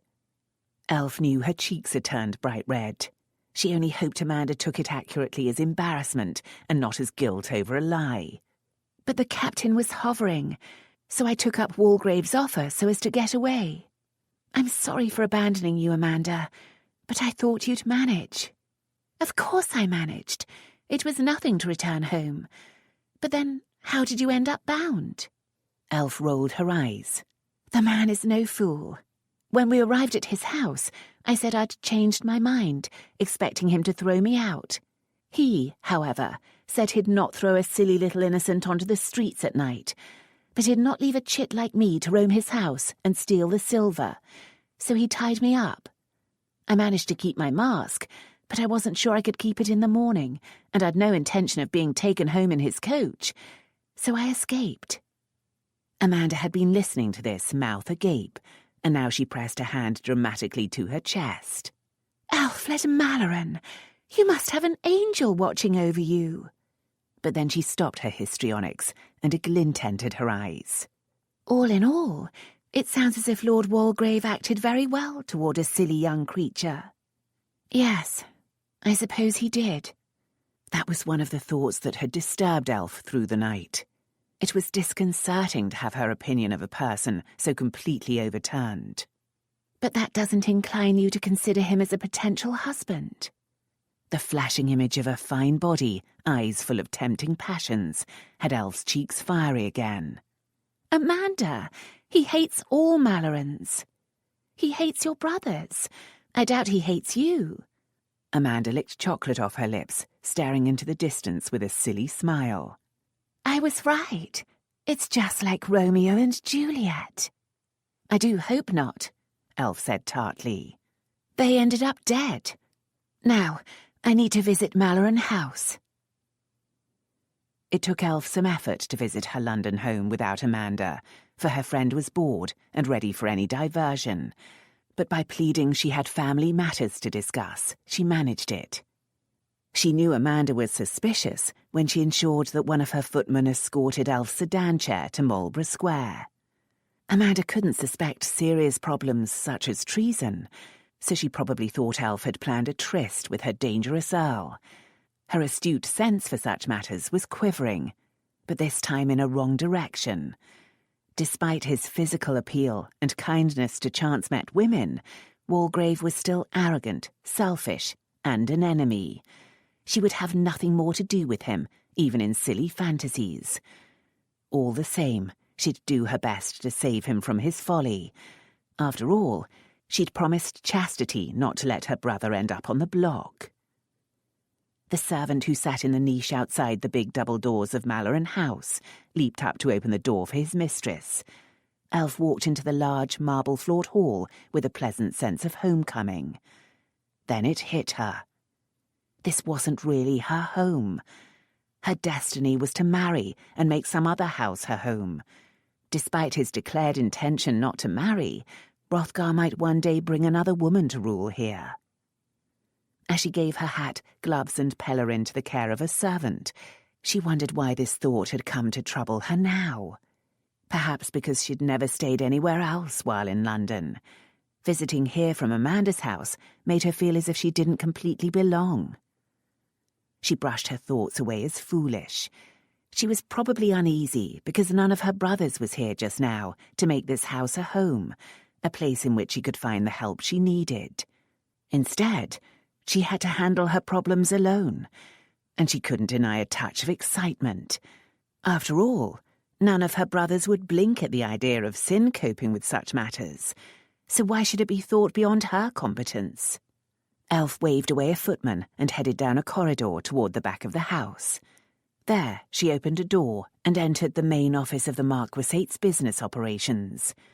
Most people would have been astonished to realize just how businesslike the Mallorens were.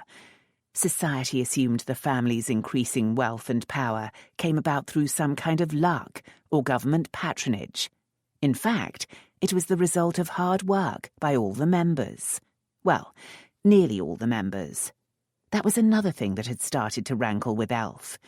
She had the job of organising the domestic affairs of her oldest brother's estates, but any spinster sister would be expected to do that. She had never been offered any part in the real business here. Was she not capable of managing property, studying investments, or keeping an eye on impending legislation? She pushed such resentments aside for the moment and smiled at the 4 men working at paper-laden desks. 3 of the clerks nodded and returned to their work. The 4th stood, prepared to help her. Elf waved him back to his seat and progressed to the next room, where 2 accountants and 2 computing clerks slaved away over ledgers. One of the accountants asked a silent question, and again she indicated that it was not him she wanted. She opened the door to the next room, the office inhabited by Joseph Granger, the family's young but extremely competent man of law. Another room lay beyond this, but that was the preserve of her brothers, and thus empty at the moment. Granger was the highest level of help available to her, but he was a servant, and she must be cautious. "Lady Elfled," said the wiry, dark-haired man, standing. "How may I help you?" He was dressed, as always, in a neat suit of plain dark cloth, with the most moderate of lace at neck and cuffs. Elf sat in a chair. "In many ways, Mr. Granger. I need to send messages to my brothers." "All of them?" The man's brows rose, but he said, "Of course, I will make the arrangements." "Thank you. Not Sin, of course, since he should be embarking about now, but I am hoping to catch the Marquis before he crosses the Channel." "That may not be possible, my lady. There is some problem." "A minor one," said Elf, knowing he wouldn't believe her for a moment. "Bright is at Candleford, I assume." "I'm afraid not, my lady. I just received word that he has travelled into Worcestershire. Something to do with a Titian becoming available." "Bother." Elf had relied on the fact that one of her brothers was only a day away. "Do we know where he's gone?" "To Sir Harry Parker's, but he does say he might travel around the area." "And Brand is wandering the North Country. How very disobliging of them both, to be sure." "Perhaps I can help you, my lady." The suggestion tempted her, for he was a very clever man, but Elf knew it would not do. "Not at the moment, thank you." With a coy smile, she added, "It is a personal matter." There, that should diffuse his interest. "Please just send messages, asking them to return with all speed, Mr. Granger." "Of course, my lady." His smile, however, was patronising, and he clearly thought she was acting foolishly. She felt a strong urge to give him a thoroughly Malloren set-down, but restrained herself. "Is there anything else I can do, my lady?" "Yes." Elf had reached the delicate point. The Marquisate retained an excessive number of servants. People put it down to Hrothgar's insistence on excellent service at all times. He certainly did demand that, but the abundance of staff was also because some of them possessed special talents. "I want some people set to watch Lord Walgrave." "Indeed, my lady?" His brows rose. "And what would they be watching for?" "Anything out of the ordinary." His face twitched with suppressed derision. "I will see to it, of course. Do you wish to see the reports when they come in?" Teeth clenched, Elf did give him a Malloren look, though a mild one. "They will report only to me, Mr. Granger. There is no need for you to be involved at all." "My lady." "Would you question one of my brother's orders?" Colour touched his cheeks, and it was probably anger. "Your brothers will expect me to take care of you." Elf stood, back very straight. "I do not need taking care of. I take full responsibility for this, Mr. Granger, and will discuss it with my brothers when they return. Are you going to follow my orders, or do I have to discuss that with them as well?" He rose too, tight-lipped and intensely disapproving. "I request that you put these orders in writing, my lady." Elf sucked in a deep breath. "What do you expect? That I'll lie and say you suggested all this?" Clearly he thought just that. "Paper," she snapped. He handed it over rather warily. Perhaps at last he saw the Malloren in her. About time, too. She sat and hastily scrawled the outline of her instructions, signed and dated it. "There, Mr. Granger. Have the appropriate people sent to me in the inner office to receive their instructions." "Yes, my lady." Elf had reached the door when he said, "My lady." She turned, braced for another battle. "Yes?" "We have 2 people in Walgrave House." Elf's anger simmered down a little. "How careless of the Earl." "They were there in the old Earl's time. Do you wish me to contact them?"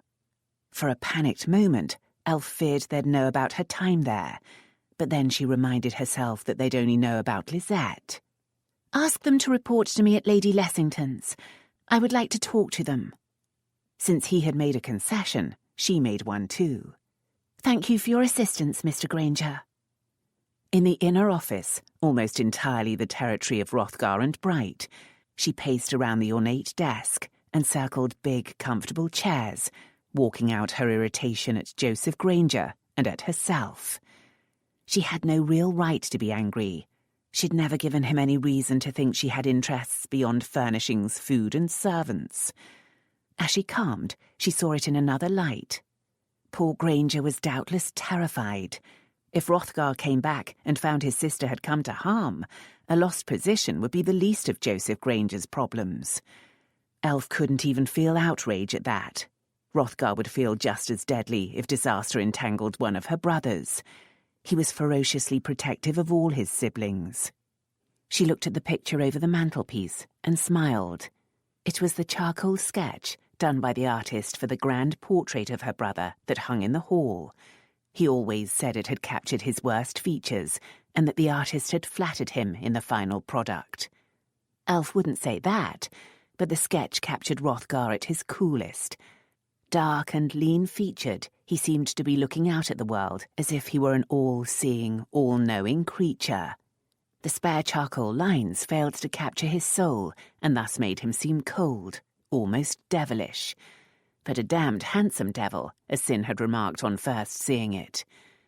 Hrothgar did sometimes seem all-seeing and all-knowing, even to his family, but they all knew a passionate devotion lay behind his powers. If he had become vigilant and powerful, it had been to protect them. In most noble families, the younger children had to make their own way in the world. Hrothgar, however, on inheriting the marquisate at 19, had set about building power and wealth so as to provide magnificently for them all, doubtless because of the tragedy of his mother. Elf turned to a side wall to study the portrait of a woman there, the only portrait of their father's first wife. Dark-haired and dark-eyed, she looked very like her son, except for an expression of confused intensity. It could be the first hint of the madness that had seized her after the birth of her second child. New or old, that madness had caused her to murder the baby, despite the attempts of her young son to prevent it. Elf turned away. It had formed Hrothgar, that moment. Perhaps it had caused the wildness that had marked his early years. It had certainly created his excessive protectiveness toward his half-siblings, especially Elf and Hilda. None of them would come to harm if he could help it. He had been driven almost beyond reason by Sin's determination to join the army. So what would happen if Elf came to harm through this business? It would not be good, so she must be careful. But she couldn't just let things lie until Hrothgar returned.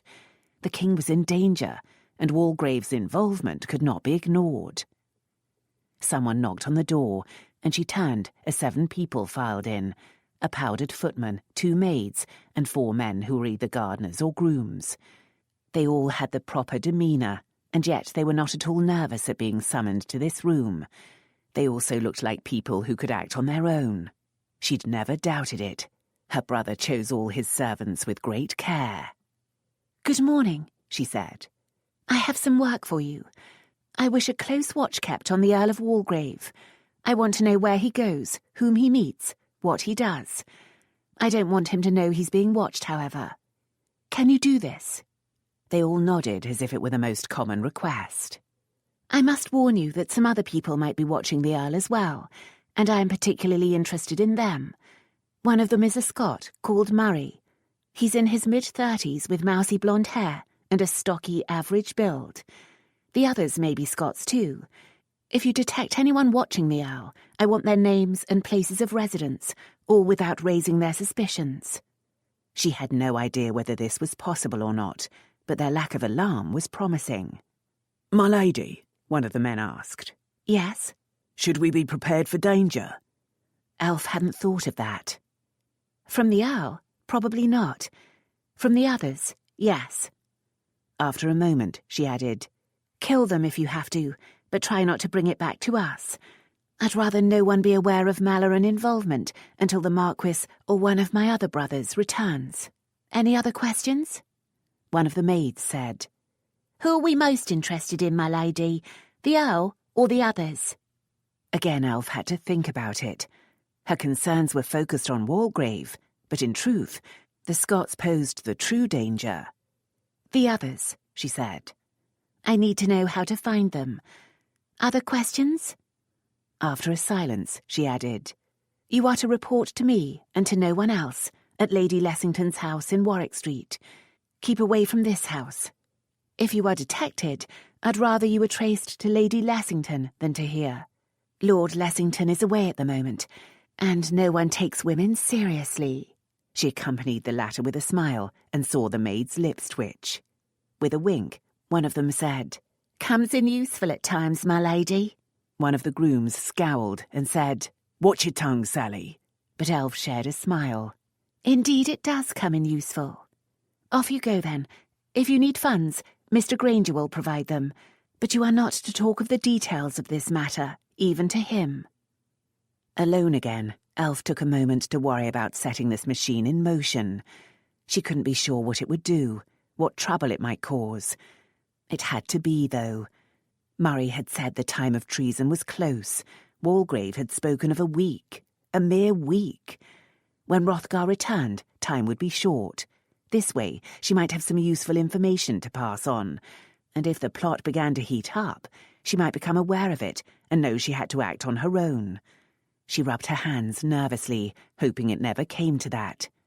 And still she fretted about Walgrave. She had to keep him clear of this. Simply for sin and chastity's sake, of course. Elf returned to Warwick Street to find Amanda sifting through invitations.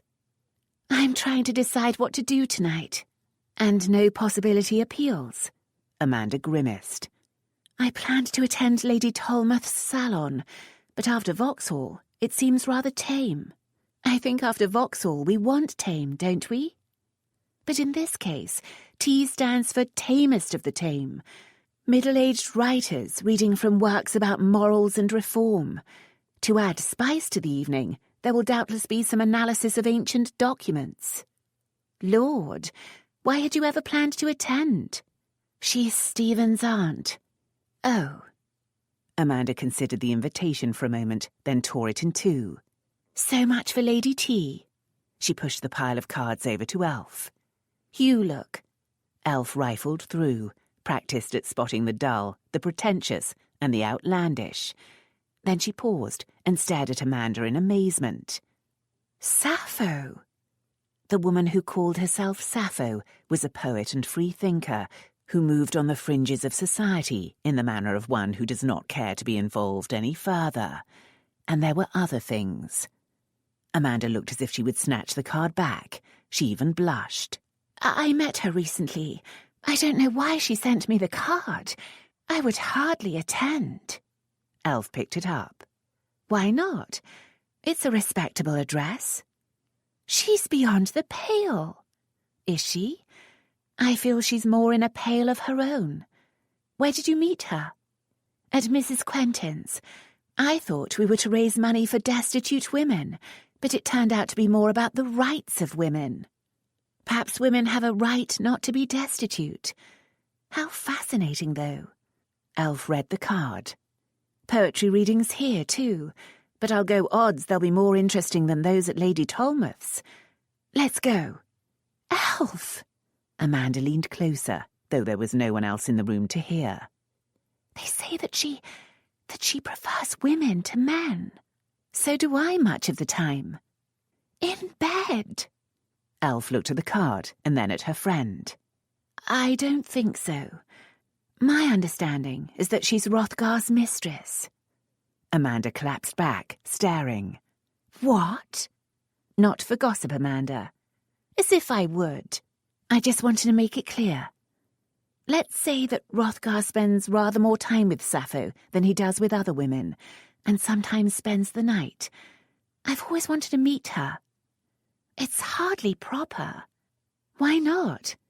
I've hesitated before because I've had no invitation, and because I would hate to create embarrassment by turning up there to find my brother en déshabillé. Amanda fanned herself with her hand. The mere notion of Hrothgar en déshabillé is enough to make me swoon. Restrain yourself, said Elf with a chuckle. But see how ideal this is? I have an invitation. Or rather, she can hardly refuse to admit me while I'm with you, and Hrothgar is safely out of town. It's perfect. It's trouble, said Amanda gloomily. I can sense it. Late in the afternoon, at the Peahen Inn he used for such meetings, Murray, there known as the Reverend Archibald Campbell of the Church of Scotland, summoned Kenny and Mac. He kept rooms here, and always dressed in the black clothes and powdered bob wig typical of the Kirk. Kenny, Mac and Jamie knew his true identity, of course, but the other minor pawns in the game did not. If the plot fell awry, the authorities would still not connect it to Michael Murray, poor connection of the mighty Earl of Bute, with rooms in the Earl's mansion. "The wench escaped sometime in the night," he snapped. Kenny stood straighter. Mac scowled. They both said the same thing. "She canna have. She did. I have just been sipping a lamb's wool with my good friend Mr. Dingwall. For all his sanctimonious airs, he likes a gossip with someone he thinks as righteous as he. This morning, the Earl had him dispose of a pair of stockings and 2 garters, red striped stockings, just like the ones that Vixen wore. He brought them to show me." Kenny and Mac exchanged a glance. "So?" Kenny ventured. "She took off her stockings and garters. There were bloodstains on the garters and sheets. That's nae surprising, is it?" asked Mac. "Fool! The Earl claimed she was his mistress. If that were true, she would hardly be a virgin, would she? Most to the point, she is not in the house, and Dingwall assumes the Earl was holding her against her will, and she escaped." He glared at the 2 men. "How did she escape?" "Nae by the front," Kenny stated with a scowl. "I kept close watch all night." "Mac, are you saying I didn't keep watch? I did, and nothing stirred except a damn cat." He stuck out a hand, showing swollen scratches. "Unless she turned into a cat, she didn't get out the back." Murray clenched his fists. "I do not like this. I do not like it at all. It feels wrong. Nothing can be allowed to go wrong now. Go find Jamie and arrange a tight watch on the Earl's house. Round the clock. I want to know everyone who goes in and comes out. Everyone. And every little thing Walgrave does." "It isna possible with just the 3 of us," Kenny protested. "Not with all the other things in hand, the stone and the toy. You can take turn and turn about. And I have recruited a bunch of street monkeys. They live like rats in the garden of an empty house in Abingdon Street, but they are sharp enough. They do not know anything of what is toward, of course, but they will take over the watch for a 6pence now and then, and report to me if anything particularly unusual happens. Perhaps things you will miss." Then, realizing his worry was making him harsh, Murray made himself relax. "Just a few more days, my friends, and our great enterprise will be underway. We cannot let a little detail spoil it now, can we?" Chapter 6. Trouble, Amanda had predicted. Even in the coach that evening, she continued to forecast disaster. But when they arrived at Sappho's, nothing could be more normal. Her house proved to be a terraced one on a fashionable street, and tonight, for her entertainment, every window was lit. As was usual, scattered groups of the lower orders hovered to gawk at the people arriving by carriage, chair, and on foot. The guests were being admitted by well-behaved servants. Amanda and Elf shared a look and descended to enter. In the elegant white-plastered hall, a maid and footman stood ready to take their cloaks and guide them to the stairs. Elf noted that though the hall was conventional, the paintings and ornaments were not. She studied a grimacing mask that appeared to be made out of beaten gold, wondering where it came from. She could see, however, that her brother might find this place intriguing and congenial. At the top of the stairs, another servant directed them to the drawing-room, which already spilled the chatter of a well-behaved but happy crowd. At the door, Sappho stood, greeting her guests. Elf needed all her self-discipline not to stare. She was tall, perhaps 6 foot, and though not dark-skinned, her complexion was not English. Wide cheekbones and slightly slanted dark eyes made Elf think of a Russian count she had met who claimed Tartar blood. Her heavy, thick brown hair fell to her knees, merely held back by jewelled combs, and her outfit seemed almost medieval, or perhaps Byzantine. She wore a loose bronze gown under a tunic encrusted with gold and jewels, and a great many unusual rings. The peculiar thing was that Elf, correctly attired in corset, hoops, petticoat and overdress, suddenly felt ridiculous. Sappho turned and smiled at Amanda. "Lady Lessington, I am so pleased you could come." If she was surprised, she hid it. "I think you will find people here you know." She turned to Elf, and Amanda made the introductions. Sappho's dark eyes stilled for a moment. "Lady Elfled, an unexpected pleasure. I hope you will enjoy the evening. Please let me know, either of you, if there is anything I can do to increase your comfort." Then she turned to the next guest, and Amanda and Elf moved on into the room. It was not a large house, so the drawing room and ante-rooms were pleasantly full, with just 30 or so people. They would soon be a little crushed, but that was the sign of a popular entertainment. The decor here was more ordinary, with furniture similar to that in most fashionable houses. The company, too, seemed quite normal, except that some of the women shared their hostess's taste for loose garments. "If we were looking for the outrageous," Elf murmured to Amanda, "I doubt we'd find it here. You might have warned me about her looks, however." "Why? She's tall and foreign. At Mrs. Quentin's, she was dressed normally. Her dress tonight suits her better. I'm not surprised that Hrothgar—" "Hush!" Elf turned and greeted an acquaintance. As she strolled through the rooms, she realized that the people she knew here were some of the most interesting of her acquaintance. Also, the strangers here seemed to be people she would like to know. Very intriguing. She did wonder, however, why Hrothgar had never invited Sappho to Malloren House. Of course, she had never met Sappho at any of the more normal places. Either she didn't receive invitations or chose not to attend. None of the people here were the most straight-laced members of society. Perhaps Sappho would be snubbed. After all, she could well have the taste for female lovers. Why else take the name of Sappho, the Greek poet killed for that amorous tendency? A trio of female musicians played in one corner. Soon Sappho clapped her hands and commanded attention for the music. The three played very well indeed, and were soon joined by two vocalists, who sang beautifully. The music gave Elf opportunity to look over the company, spotting new people. The Earl of Walgrave rather leaped to her eye. Among the peacock colours of fashion, his black clothing set him apart. It was eccentric, really, to still be in deep mourning 7 months after his father's death. Of course, it was mourning of the most magnificent type. Tonight, his black coat and breeches were of brocade, heavily embroidered in silver, as was his dark grey waistcoat. His silver buttons and buckles glittered with what were doubtless small diamonds. The dark magnificence suited him, and made those blue eyes even more startling. Elf's memory of him in that black robe, his hair loose and wild, gave this elegance a strange new power to arouse. She pushed that folly aside. What on earth was he doing here? 100 suspicions flew into her mind, but she had to dismiss them. He couldn't have known she planned to be here.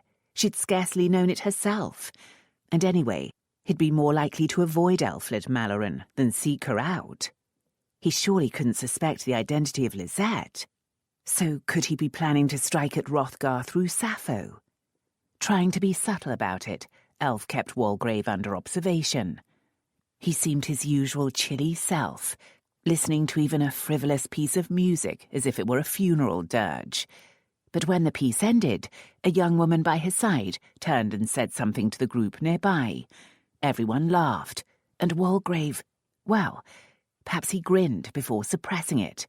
The lightness certainly lingered. She observed him chatting to those around, and though his manner could not be called warm, it was far from the sneering disdain she was used to. The reactions of the others, at one point he made them laugh, showed he was not being unpleasant. In fact, He reminded her too much of the man who had held her prisoner last night. A strange tightness in her chest almost made her dizzy. Perhaps Chantal had laced her too tight. "Goodness," said Amanda from behind her fan. "Isn't that Walgrave?" Elf hastily looked away. Amanda had enough silly ideas in her head. "I can't imagine why he's here. Perhaps for the excellent music. I confess, if I'd known, I'd have begged an invitation sooner. He is a fine figure of a man," she added, still studying Walgrave around the edge of her fan. "I never denied it. A very shapely leg." Elf looked at that leg, clear in black silk stockings and well-fitting breeches, and could remember it naked. "Don't be foolish. Ah, you know for a fact that his shape is all his own.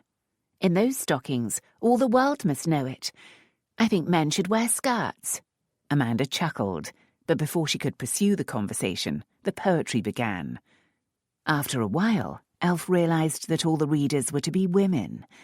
She glanced around to see if the men found this strange, but none appeared to. As best she could tell, the work was very good. Throughout it all, however, Elf's attention largely stayed on Walgrave. Discovering her brother-in-law here was rather like discovering the parson in a brothel, and said equally much about character, but in this case, credibility. It was another indication that there might be more to the Earl than she thought. She remembered Chastity protesting that her brother had been quite a pleasant person before the events surrounding their father's death, and Portia, who had known him in her youth, claimed him as a friend she'd trust. Portia, however, feared Walgrave's hatred of Mallorens had become a sickness that could destroy all the good in him. Was he only hateful with Mallorens, then? That hardly seemed fair. His father had been responsible for all the troubles, and Hrothgar had sorted them out so Walgrave's sister could marry Sin. Admittedly, the old Earl had ended up dead. Her thoughts had caused her to stare. Perhaps he sensed it, for he glanced over. Immediately, any trace of lightness drained from him. He raised his brows and gave her the look with which she was all too familiar, the one that saw her as an enemy, and an unattractive one as well. He certainly hadn't recognized Lisette. Elf was a tiny bit disappointed. What a fool she was. Had she actually expected him to be pining for his lost doxy and instantly able to sense her presence? Yes, she had. What things she was learning about herself. She wanted a hero, a dragon slayer. She wanted him decadently beautiful. She wanted him mad with lust. For her. For Lady Elfled Malloren, who was not without charms, but who had never driven any man mad with lust. He looked away and smiled again for those around him, but Elf could sense an effort now. Portia was correct. The Earl's feelings toward the Mallorens were like a sickness, one infecting his whole world. She began to wonder if he could be cured, for it was not in her nature to ignore a suffering creature. When refreshments were served, Elf sought out her hostess and said casually, she hoped, "How surprising to see Lord Walgrave here. Does he come regularly?" "Moderately so, my lady. It offends you?" "No, no," Elf declared. "But I have always thought him more inclined to gaming and sportsmanship than to poetry and music. Perhaps he is a more balanced person than you suspected. Or perhaps it just amused him, when his father was alive, to consort with people the incorruptible particularly disliked. He didn't consort with my brother." Sappho smiled, perhaps in acknowledgement of the many layers to that statement. "Fort always inquires, before coming here, whether your brother is likely to be present." Elf had to suppress a spurt of outrage that this woman used his first name so easily. "Lord Walgrave does seem to have taken on his father's dislikes, along with the title," she remarked. "Not at all. He doesn't dislike me." Sappho halted a passing maid and took 2 glasses from a tray, handing one to Elf. "Men can be very foolish, my lady. A wise woman keeps out of their affairs." Elf sipped the excellent milk punch. "Really? What if a woman cares for the man?" Sappho's lips turned up slightly. A wise woman does not care for men. Are you saying you do not care for men? Did I ever say I was wise? But men have codes quite adequately designed to manage their disagreements. It can be dangerous to interfere. Men sometimes kill one another in those disagreements, codes or not. True. The notion did not seem to disturb her. Whom do you wish to protect? Your brothers or Lord Walgrave? My brothers, of course. I wonder. What on earth did the woman see? One-handed, Elf flicked her fan open and wafted it protectively. I have no desire to see harm come to Walgrave either. His sister is married to my brother after all. But if it came to a choice, I would choose my brothers. Perhaps. With that, Sappho moved on, and Elf, impelled by some insane force, sought out her dangerous Earl, Amanda by her side. Elf had to admit that for her to be in the same room as Walgrave and not speak to him was close to impossible. It had been that way since their first meeting. The compulsion had resulted in nothing more than a string of barbed exchanges, unless one included the time as Lisette. What would happen this time? He stood in a loose group of people, and she found it easy to move beside him. How surprising to find you here, Walgrave. He started as if she had in truth jabbed him with a barbed weapon, then turned to face her as if she were an enemy. How even more surprising to see you here, Lady Elfled.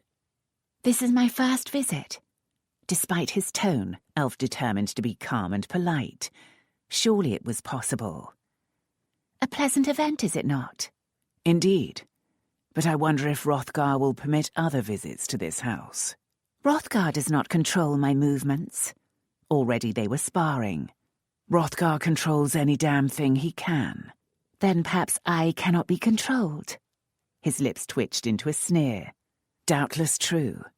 Perhaps you do serve a function, as a cross for him to bear. With difficulty, Elf resisted the urge to fall into a full-fledged quarrel. She took a calming sip of her brandy-laced punch and tried again. Why so heated, my lord? In truth, I don't think I've ever done you harm. He too collected himself. How true. And in this company, to visit the sins of the brothers on the sister would be foolhardy. He bowed and would have moved away had Elf not stayed him with a hand on his arm. It surprised her as much as him, and she had to scramble for a reason. I wondered if you had word yet from Chastity and Sin. He raised his brows. I would have thought your brother more likely to write to you than my sister is to me. Women are generally better correspondents. And anyway, Hrothgar is out of town, so I am staying with Lady Lessington. If there are letters at Malloren House, I might not know of it. It was an impulse only to ask you. And a foolish one. She must sound like a babbling idiot. He delicately removed her hand from his sleeve, rather as if she were a louse or some similarly unwelcome intruder. You are overmuch given to impulse, I fear. And you are overmuch given to criticism. As usual when they had these spats, he looked as if he'd like to throttle her. No, he said tightly. I have not received any letters. It is, after all, only 3 days since they left for Portsmouth. But I believe they planned to go on board about now. They will doubtless send letters just before sailing. As you know, sailing can often be delayed. I will inform you as soon as I have any news. With that, he turned and walked away. In fact, he went to speak to Sappho, then left. Sappho glanced across at Elf with mildly amused interest. Mild did not describe Elf's feelings. Her hand tingled where he had touched it, even if only to remove it from his person. I was wrong, Amanda murmured. It's not Romeo and Juliet. It's Benedict and Beatrice. If he ever discovers he's kissed you, he'll wash his mouth. Oh, do stop being so foolish, snapped Elf. I want to leave. In the coach on the way home, however, Elf couldn't help thinking of Lord Walgrave relaxed and in good company. Another side of him she'd never expected. If I hadn't been there, Amanda, could you have found Lord Walgrave's company pleasant? It's possible, Amanda admitted. He's handsome enough and has remarkable style. He moves well. I wasn't asking if you wanted to bed him. Amanda grinned. Such thoughts tend to arise when discussing a handsome man. But yes, when not speaking to you, he seemed pleasant enough. Quite a different person, in fact. Most of the time, however, it was hard to tell because of the noise and smoke of open warfare. At least he didn't recognize Lisette. That's true. And, thought Elf, that could be at the root of her discontent. Deep in her heart, she felt he should. He should at least have felt the vibration, the excitement that plagued her whenever she was in his presence. Surely it couldn't be entirely one-sided. Amanda relaxed back in her seat, fanning herself lazily. I must say, I was wrong in my misgivings. Your foray into wickedness is proving to be most entertaining. I'll let you choose all our activities from now on. Elf wished she could tell her friend this wasn't a game, and that any silly reactions she might have toward Lord Walgrave were completely irrelevant. Of course, it would help if she could persuade herself of it. The Scots, she reminded herself sternly. Treason, a possible threat to the king. Those were the important things. Not the way Lord Walgrave made her skin tingle or the beautiful shape of his legs. She feigned a yawn. I must decline. It is too exhausting to be always seeking the unusual. Let us be strictly conventional in the future, my dear. Fort berated himself for leaving Sappho's so abruptly. Irritating though Elf Malloren was, she hadn't put him on the run before. His nerves must be on edge because of this business with Murray, damn the man. Or perhaps because of Lisette. The fate of the silly chit still bothered him, though it was none of his fault. He'd done his best. Lisette bothered him in other ways, too. He wasn't satisfied she was an innocent, and she seemed to have stirred his dormant interest in women. He'd even found himself sexually intrigued by Milady Elf, burn it. Elf was just the sort of bold chatterer he detested. He liked his women lush, silent, and very experienced. Or had, before he'd gone off sex entirely. Pox on it, he hadn't thought about any female this much in months, and now he had two wretched specimens living in his head. If he could only put his mind at ease about Lisette, the other disturbing notions would surely disappear. So, the next night, when he attended a dinner at the home of Sir John Fielding in Bow Street, he set out to deal with it. As the 10 gentlemen waited for dinner to be served, he asked an opportunity for a quiet word with Sir John, London's chief magistrate. Trouble? Asked the grizzled man, who wore a silk scarf around his sightless eyes. Of a minor nature. Sir John chuckled. That's what everyone says. Or they say they're asking for a friend. What can I do for you? Fort smiled, knowing Sir John could pick up every nuance of tone, and the smile would carry into his voice. My friend, he said, was in company with a young woman 2 nights ago. She ran off alone, and he's concerned for her safety. I wondered if any female bodies have turned up. None that I know of, Walgrave. Though it's always possible for unfortunates to be washed up from the Thames some time after their death. Name? I have not the slightest idea. Gently bred, though. Sir John cocked his head, turning toward Fort as if he could study him. Then her family will have raised the alarm. Has any such alarm been raised? No. She's foreign, French, and visiting relatives here. She claimed they might be slow to announce her missing. Silly titty, growled Sir John, understanding the implication that the woman had been looking to become a rich man's mistress. And shame on you, my lord, for preying on her. My friend, said Fort, behaved with considerable propriety under the circumstances. She would be completely safe had she not run away. Humph. As I said, I've not heard of any suspicious deaths of young women. Give me a description, though, and I'll have it checked. Thank you. Middling height and build. Fine-boned, but rounded in the right places. She was masked, but her chin was a little square. Though her lips were delicately shaped, she could be pretty. Fort realized his voice had become almost dreamy because he was recalling Lisette lying on the bed, eating him with her eyes. Last seen, he added briskly. She was wearing a lurid gown of scarlet stripes over a scarlet petticoat, all covered by a poppy-red domino worn inside out. Sir John shook his head. There's no use in that, Walgrave. If she came to grief, she'll have been stripped to the skin. Clothes like that are worth money. After a moment, the magistrate added, To the poor, all clothes are worth money. If her killer didn't strip her, the slum carrion would. Hair colour? Walgrave found himself deeply disturbed by the thought of Lisette, limp and naked in a gutter. After all, it would be his fault for letting her slip. I don't know. She wore powder. Well, a powdered corpse would cause some stir, I assure you. I'll let you know if I hear anything. But if she's not caught in a brothel, she's safe with her relatives, and we can pray she's learned something from her fright. A brothel? Why hadn't that possibility occurred to Fort? London abounded with women eager to sell their bodies for coin, but virgins were the fashion. This meant many brothels sought the helpless or hopeless, as long as they were unbroached.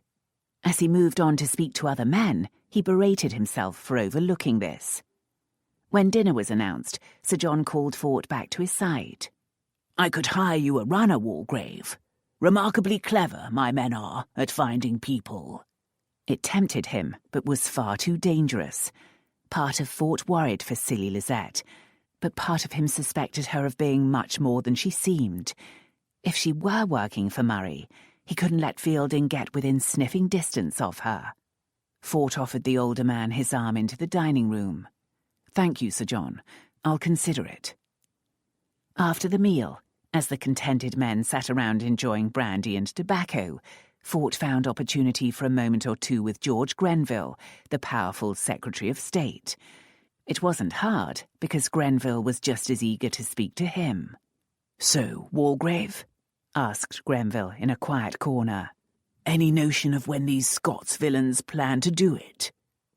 A neat man in sober clothing and a tidy grey wig, he took his brandy with abstemious sips as if it were a bitter medicine.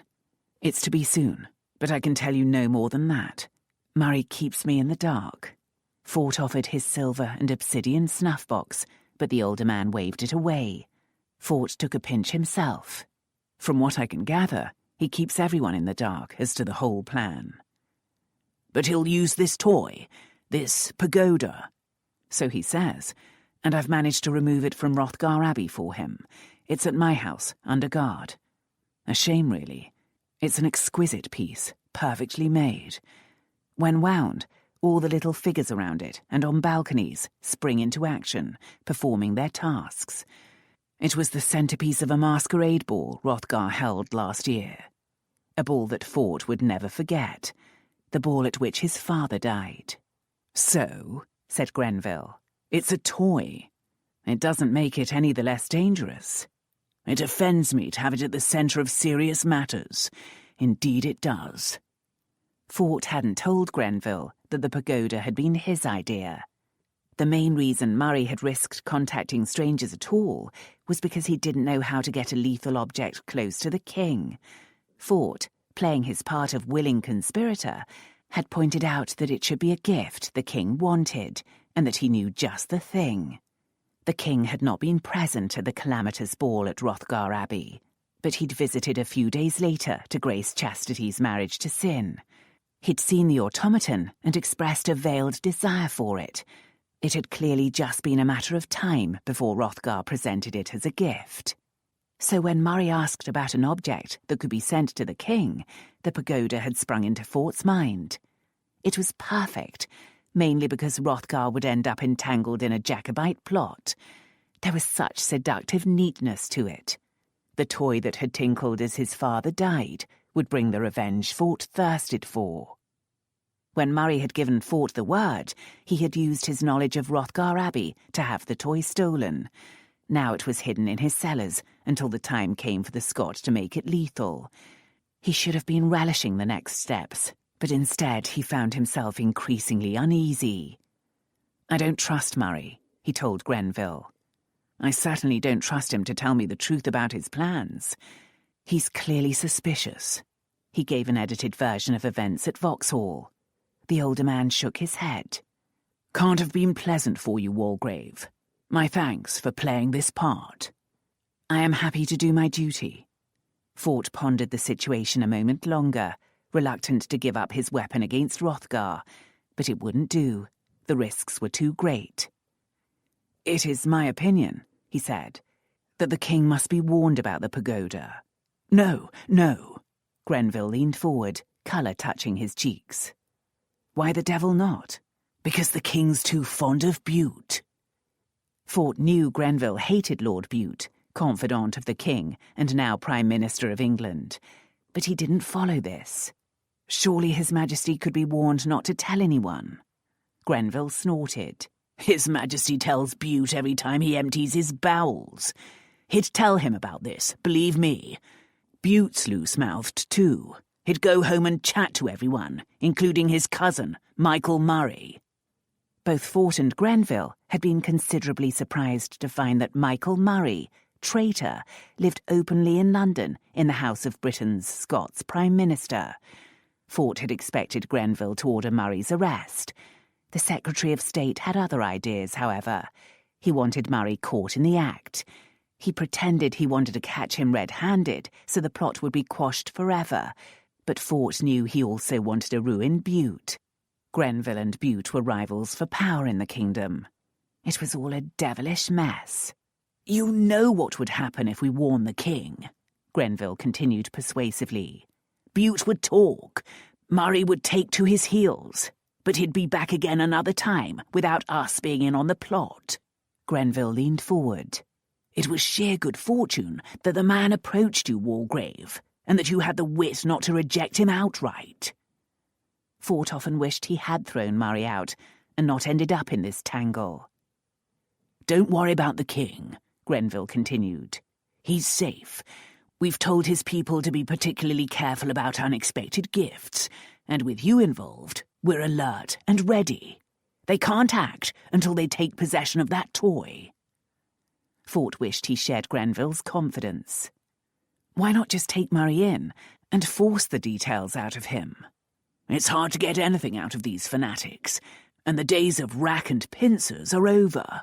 Without proof, there are too many to cry injustice and habeas corpus. Have you heard about Wilkes's new venture?" "That blusterer. What now?" Grenville's face creased into lines of distaste. "He's starting a news sheet called the North Briton, merely to stir trouble against the administration and the king.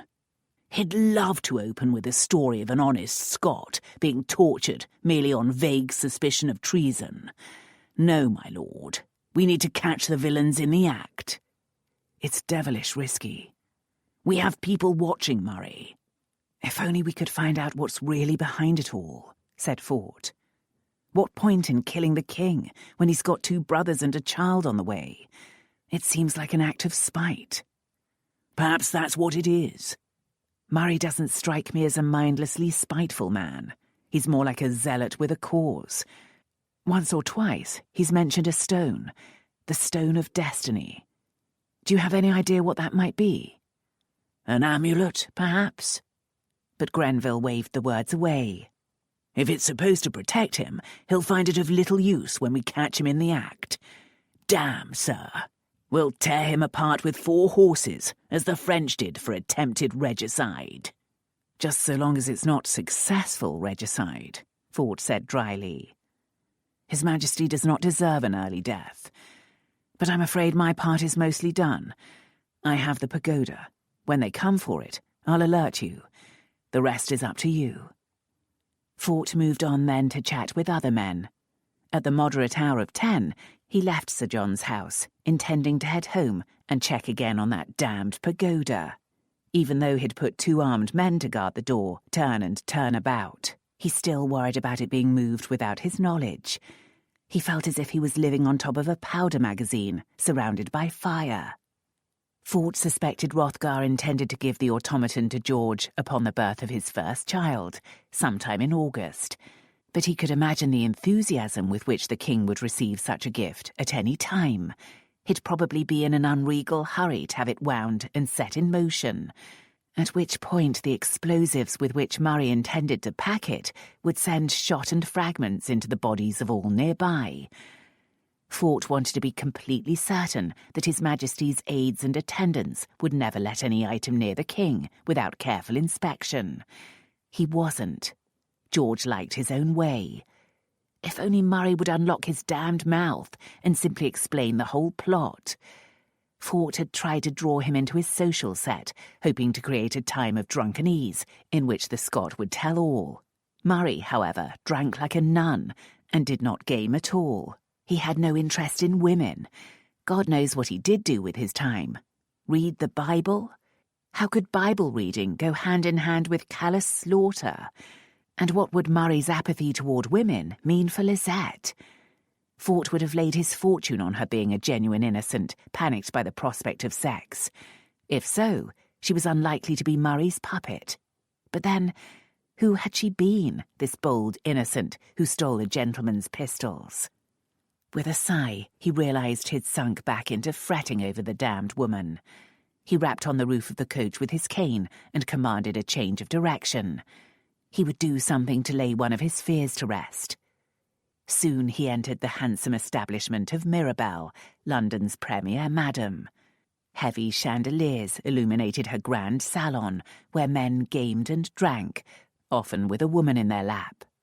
On the many raised daises around the room, thinly draped beauties assumed suggestive poses to titillate any still jaded appetites. Fort indicated that he wanted to speak to the proprietress privately, and was ushered into her elegant boudoir. Soon the handsome, if hard-faced Mirabell joined him. Her dark hair was elegantly arranged, and her ruby-red silk gown would not have disgraced a duchess, nor would her jewels, though she always wore too many at a time. The madam was clearly disappointed to discover that one of her richest patrons hadn't come in search of pleasure, but she was willing to sell information too. She knew of the usefulness of friends in high places. "You know I don't deal in slaves, my lord." "But you know who does. Would you have heard if a new girl was being coerced?" "I have no interest in such things." She fingered the diamond necklace spread over her white powdered chest. "I could find out." He gave her a smile that carried promise of payment. "Do so. I'll be grateful." She smiled back. "I count on it." As he turned to leave, she said, "Are you sure we can't entice you, my lord? As you know, we have anything a person might desire." From the way she stressed anything, he suspected she was delicately offering a pretty boy. His recent lack of attendance must be puzzling her. "Thank you, Mirabell, but no." He made no further explanation, but as he strolled through the crowded salon toward the doors, he gave a moment's thought to his strange celibacy. Before his father's death, his attitude toward women had been enthusiastic but cheerfully uncomplicated. As long as a wench was willing and likely to be free of disease, he'd enjoyed her, doing his best to give her pleasure in turn. He'd always appreciated a restless body more than a passive one. In fact, his ideal was to enter a woman already wild with orgasm, to ride her writhing hips. With some surprise, he realized the image was having no effect on him at all. It was taking time to escape Mirabell's, for friends and acquaintances constantly hailed him.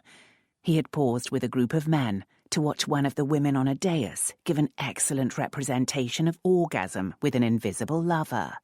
His companions were staring hot-eyed, slack-lipped, some even rubbing at their crotch. Nothing. He felt nothing. He'd shackled his interest in women months ago, but he hadn't realized how thorough he had been. Perhaps he would never desire a woman again. But he'd desired Lisette. That thought jolted him. Had he reached the state where he needed a frightened innocent to stir his jaded palate? If so, his palate could stay jaded. trembling virgins were too much trouble. He quietly slipped out of the group around the demonstration and left Mirabelle's, wondering just when his interest in sex had died. He could remember a time not long ago when his interest had been strong, even excessive. After his father's death, he'd discovered that his sexual appeal had suddenly increased. A surprising number of society matrons found the youngest, handsomest Earl an enticing curiosity. For a while, he'd obliged them. If he preferred a whore, his purse was bottomless, and in London, anything, absolutely anything, could be bought. For a while, he'd thought he might find oblivion in exhausting and inventive sex. Or perhaps he'd foolishly thought to find something more. Whatever he'd sought, he'd found only hell. When the writhings of pleasure ceased to explode his mind, he'd progressed to the writhings of pain. Lady or whore, they never complained. Some even seemed to enjoy his roughness. But one day, seeing the bruises he'd left on a countess's lush body, he'd hated the person he had become. As his coach rolled up and he climbed in, he hoped none of his thoughts showed on his face. The coach moved off, heading back to Walgrave House, and he suddenly remembered Portia. Here in this coach, he'd threatened to rape his childhood friend, simply because it would be a blow against Bright Malloren, her husband. At the memory, he raised his fingers to massage his temples. It had been the ancient instinct of man to attack his enemy through his women. But Portia... God, Portia... Of course he wouldn't have done it, couldn't have done it. He'd forced a kiss on her, though, the sort of kiss that had nothing to do with tenderness or even lust, an assault of anger and power. He'd stopped there, thank God. But sometimes, lying sleepless in the dark, he wasn't sure rape had been impossible. Could he, in fact, have blocked out who she was? Blocked out the fact that Portia was a person at all? Could he have hurt her, defiled her? Frightened by himself, he'd taken very few women after that, and soon stopped entirely. He knew his friends worried that he was turning into a simulacrum of his prudish, pride-ridden father. Perhaps he was at that. His healthy interest in women seemed to have drained away, leaving only warped tastes he would not nurture. But then there had been Lisette. Irritated, he pushed thoughts of the tiresome chit away. Sometimes he felt that every healthy part of him had rotted away, leaving only a warped, formless thing that should not survive, a thing guilty of the most heinous sin. Plague take it. He had everything. He should be able to do something with it, something worthwhile. But what? He didn't want to be a copy of his father. The incorruptible, though admired by many, had cared not a jot for wife, sons or daughters. He'd been driven by pride and his own grandiose plans. In the end, he had even proved to be corruptible in pursuit of pride and plans. Fort had pride and plans of his own, noble notions of using his wealth and power for good purposes, of making reparation for the evil his father had done. Beneath, however, lurked another plan. No, a need to destroy the haughty Marquis of Hrothgar, just as the Marquis had destroyed him. He knew one plan conflicted with the other, but was fiercely determined on both. He was aware that these obsessions could drive him as mad as his father had been at the end. They could push him over the edge, as his father had been pushed, by Hrothgar, who played people like the helpless figures on his damned Chinese pagoda. Hrothgar's sister Elf popped into Fort's mind, and he remembered her lively face as she bandied words with him at Sappho's. How typical that Hrothgar let his sister run wild, verbally crossing swords with anyone she didn't like. He'd thought once or twice of using her in some scheme of destruction. It would mean his death, he knew that. But death in the cause might be welcome. This was hardly a life he lived, and he had a brother. Immediately after their father's death, Fort had sent 17-year-old Victor to Italy. Whatever happened, he would come through it in some shape to take on the responsibilities of the earldom. This left Fort free to pursue revenge. Through Elf Malloren? Fort's eyes focused, and he saw his reflection in the glass window of the coach. Saw his own wry smile. He hadn't been able to use Portia in his war, and he doubted he could use Elf. She was a troublesome creature, but something about her made her hard to hurt. Perhaps the fact that she had a genuinely kind heart. Sometimes, when she was teasing rather than taunting, it was damnably hard not to mellow and forget she was a Malloren at all. He muttered a curse. Kind thoughts of Elfled Malloren, an excessive interest in that silly Lisette. Perhaps Mirabelle was right to be concerned about him. Probably a night of exhausting, unusual sex with a few of her most skilled whores would be the cure to all that ailed him. After all, would he be thinking so much about Lisette if she hadn't been the first woman to truly stir his sexual appetite in months? And that made her doubly, triply dangerous. He made an instant resolution to put her out of his mind. Rather than returning home, where he'd be likely to think about the wench, he needed company. Back to Mirabelle's? No, that kind of sex still did not appeal. One of his clubs. The main activity there would be gaming, and he was not in the mood. A coffee house. Late-night denizens of such places were always sunk deep in philosophy or politics. The last thing he wanted was to think. He needed distraction, and regretted that the theatres would be closed by now. A romping, foolish farce would fit the bill. Then, ahead on Piccadilly, he saw the glittering lights of Devonshire House, and remembered receiving a card for the Duchess's ball. Dancing would provide mindless distraction for an hour or two. With luck, by then the strange mood would have passed. Chapter 7. Elf spotted Walgrave the moment he appeared at the entrance to the Duchess's crowded ballroom. Of course, in this glittering company, anyone dressed in funereal black would stand out. There was no question of some sixth sense alerting her to his presence. Of course there wasn't. She couldn't deny, however, the disturbing flutter in her stomach, and that her hands were suddenly slick with sweat on her fan. Oh dear, this was becoming ridiculous. She forced her attention toward young Lord Northrop, and smilingly accepted his invitation to join the next set. As he led her forward, she refused to allow herself to watch the Earl. Some of the flutters in her stomach were nervous ones, however. She wasn't accustomed to bumping into Walgrave all over town. What if he recognized Lisette? As the music struck up and she curtsied, she assured herself that his identifying her was next to impossible. Tonight, turned out to perfection by Chantal, she was completely Lady Elf. Her sandy curls were unpowdered and scattered with tiny blue flowers to match her pale blue watered silk gown. No gaudy black and gold trimming here, but instead a cobweb-fine confection of white and silver trimmed with seed pearls. For jewels, she had chosen a pearl and sapphire parure, which Lisette could never afford if she saved for 1,000 years. Though this outfit was exactly the sort she found boring, she knew society thought it elegant and perfect. She knew, too, that she was a pleasing companion, well liked by nearly everyone. Yet Fort, who had been kind and sometimes charming to silly, gaudy Lisette, would sneer at Lady Elfled Malloren as if she had slithered out of a marsh. Despite her good intentions, her eyes flickered around in search of him. He was talking to Minette de Courtance. No, not talking, flirting. Minette was a charming young woman, but how unfair that he flirted with her when he never did anything but glare at Elf.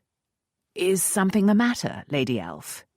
Northrop's words made her realize she was frowning. She hastily smoothed it into a smile. "Nothing of moment, my lord. Just one of those fleeting concerns." He raised their arms so she could pass beneath them, then turn. "Is there any way I may assist you?" Elf smiled. "Thank you, my lord, but no. Now tell me, what do you know of Nova Scotia? My brother is posted there, you see." That settled him comfortably off on another track. Northrop was one of the men who would make her an offer of marriage if she gave him the slightest encouragement. As they chatted and went through the movements of the dance, she wondered why she did not. He was young, well set up, intelligent, courteous. He did not, however, make her flesh tingle when he touched her, and he never made her think of sex. In fact, she thought, rather shocked at herself, try as she might, she couldn't imagine lying naked in a bed with him, something she found all too easy and too stimulating to envision with Fort. When had she started thinking of him as Fort? The set ended, and she asked Northrop to take her to sit by her Aunt Kate. Otherwise he would be obliged to keep her company until a new partner appeared. Having thus liberated them both, she chatted to her aunt while keeping a hunter's eye on Fort. She wanted to be with him. She didn't try to lie to herself about that. But she had an altruistic purpose too. This unreasonable enmity between the Mallorens and the Wares was dangerous, and she intended to put an end to it, tonight. Minette was stolen by another gentleman, and Fort stood alone, his dense black making him seem apart from the company. It could not be pleasant to be so alone, Elf thought in sudden awareness. Not pleasant at all. On the other hand, his decision to continue in black so long after the funeral was his own choice. For the first time, she wondered why he chose to dress so. Yet another problem to be solved. With an excuse to her aunt, she rose, gathered her nerve, and set off toward him. Part way, however, she was intercepted by Lord Bute, extremely grand in white powder, red satin, and the blue ribbon of a showy order.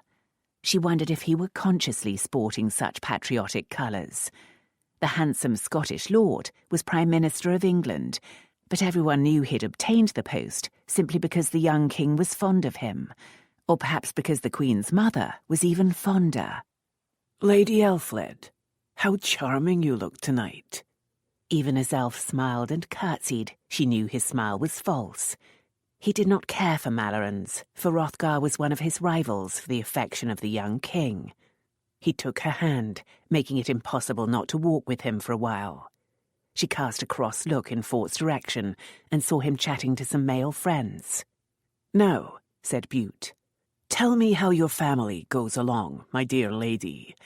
I haven't had the pleasure of seeing the Marquis for some time." "Surely only for a week or so, my lord," said Elf, resigning herself and putting on a smile. "He attended court quite recently, but since then he's travelled to the coast with Lord Cynric, who is off to Nova Scotia. Hrothgar planned to go on to Versailles." "And other places, I suppose." "Oh, doubtless. We have estates in France, you know." As she chatted on about their vineyard near Bordeaux, Elf puzzled over his tone. It was almost suspicious. No, not suspicious, insinuating. And he looked almost smug. When she fell silent, he said, "The Mallorens are astonishingly prosperous, Lady Elf. When the Marquis returns, the king must ask his advice on financial matters, I think." With that, he kissed her hand and departed, leaving Elf distinctly uneasy. Though always courteous, Hrothgar and Bute were rivals. So why would Bute suggest that Hrothgar become even closer to the king? Fanning herself thoughtfully, Elf remembered Hrothgar remarking that Bute would do him harm if he could. But, try as she might, she could see nothing in her recent conversation that warned of harm, except that aura of smug insinuation. Oh, hang it, she didn't need yet more puzzles on her mind. As she threaded her way back toward Walgrave, however, Elf couldn't shake off the uneasiness. Other places in France? What other places? Astonishingly prosperous. Good heavens! Did Bute suspect the source of the Malloren wealth? What an arrant case of the pot calling the kettle black. Bute's money came almost entirely from the public purse. Hrothgar did not refuse the occasional gift from the crown, but most of the family's money came from well-tended land, trade, and shrewd investments. The fact that Hrothgar didn't try to dip into the young king's purse was doubtless one reason George found his company so pleasant. Fort's male companions moved away, and Elf slipped into place beside him before someone else could do so. Lord Walgrave, will you walk with me? It was a bold request, but not unreasonable, since many couples strolled about the room waiting for the next dance to start. He turned slowly to face her, clearly considering refusal. That, however, would take matters between them into outright rudeness, which they generally tried to avoid. After sufficient pause to almost be an insult, he extended his hand.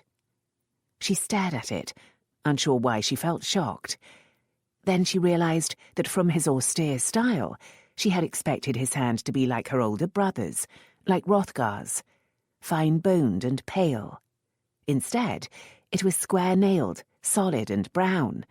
He clearly neglected gloves when out riding. How strange that she had not noticed his hands before. But then, during their most recent encounter, she had been distracted by the whole of him. Not an elegant hand, no, but astonishingly pleasing, especially when thought of in contact with her skin. He raised a brow, and she read his suspicions as clearly as if he'd voiced them. He thought she played some petty trick and was about to snub him. Hastily, she placed her hand in his, and they began a stately progress around the ballroom. Though suddenly nervous, Elf had achieved the first step of her plan. Promenading in this way, no one would try to join them. So, if she could ignore the distraction of his flesh against hers, she had her chance to thaw the ice. Is it your plan now to surprise us all, my lord? She asked in a playful manner. Surprise, Lady Elf. Thaw was the right term. His voice could frost one of the nearby hothouse plants. We so rarely see you at these normal society affairs. She plied her fan gently and stole a look at his cool face. Perhaps she could tease him into warmth. If I were a vain woman, I might think you were pursuing me, Walgrave. Because I arrived here tonight after you. He turned to look at her, brows raised. But then, my dear sister by marriage, you must have pursued me to Sappho's, mustn't you, since you arrived second? He stared at her as if struck by a revelation. You did? There's no need to be coy, dear lady. If you lust after me, just say so, and we'll attend to it directly. Thrown off balance, Elf snapped. I doubt you have the nerve for that, my lord. He laughed, but it was not pleasant. Try me. Oh, try me, Vesper.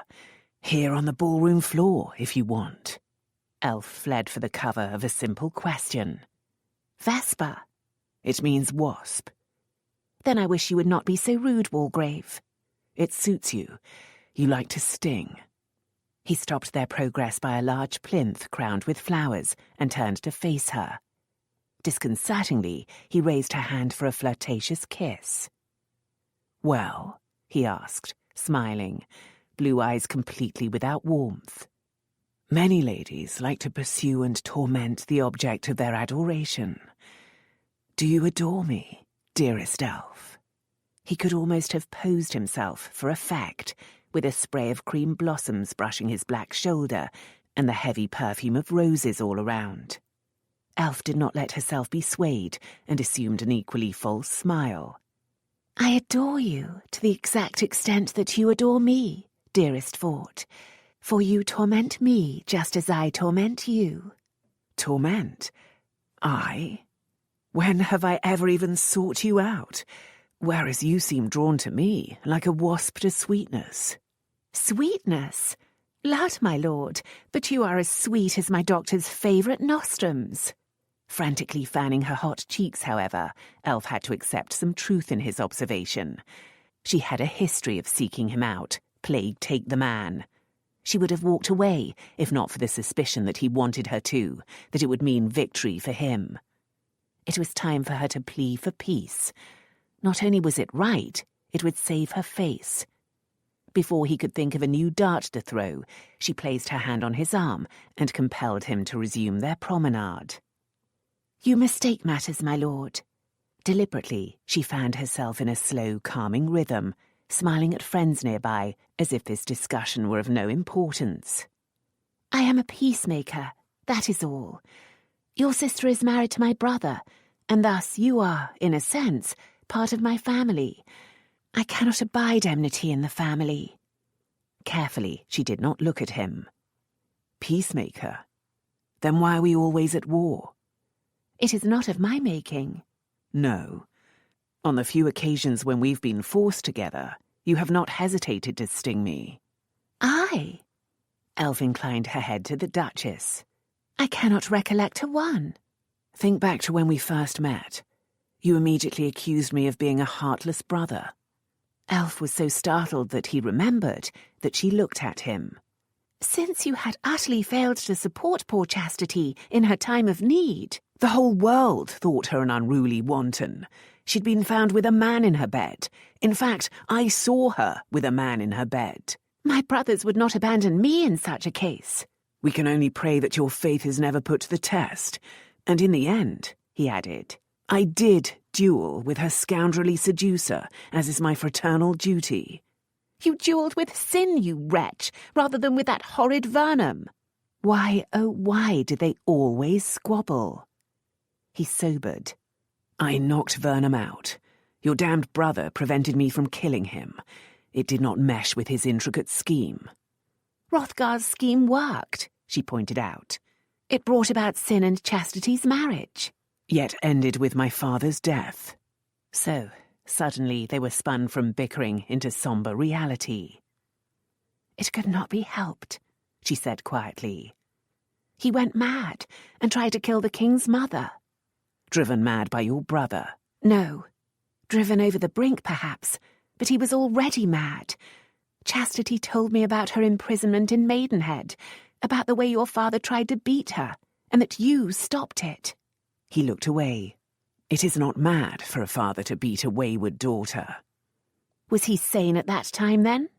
She could sense tension in him, as if he fought invisible bonds.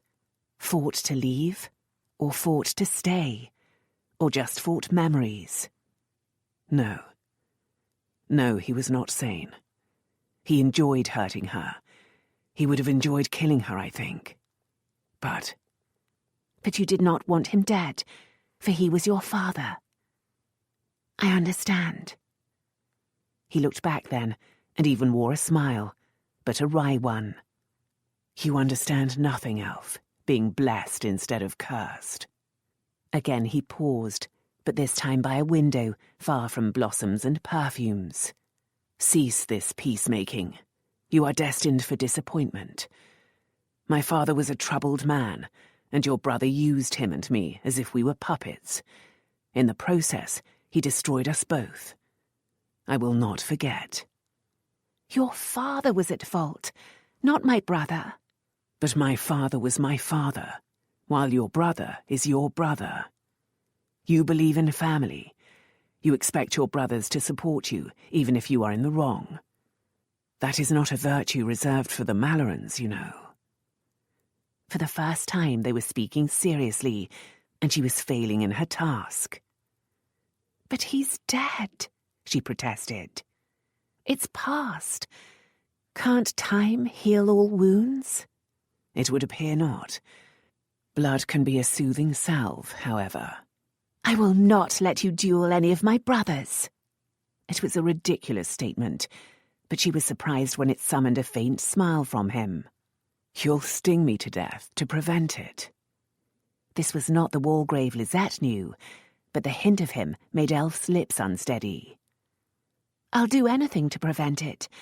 You are part of our family, deny it as you will. I will not let you kill in such a cause. Suddenly his expression turned blank. Are you saying your concern is for me? Well, of course it is. You never asked to be entangled in any of this, and it isn't fair that you suffer so.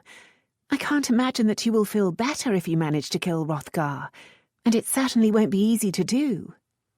I might feel better if he killed me. The flat tone caught at her heart. What could be so dire that he wished to be dead? Had his plan to force Bright into a duel last year simply been an attempt at suicide? Poor Elf, he said, almost gently, touching her cheek. You've turned pale, and I am a wretch for invading your blithe existence with my dark soul. After her time as Lisette, Such a fleeting touch should not have startled her. It was the first time Fort had done such a thing to Elf Malloren, however, and her whole body quivered like a brushed harp string. His expression was different too. Still sombre, but not cold. "Take comfort, then," he said. "I will cease trying to harm the Mallorens. I have been considering the matter for some time, and you have just opened my mind.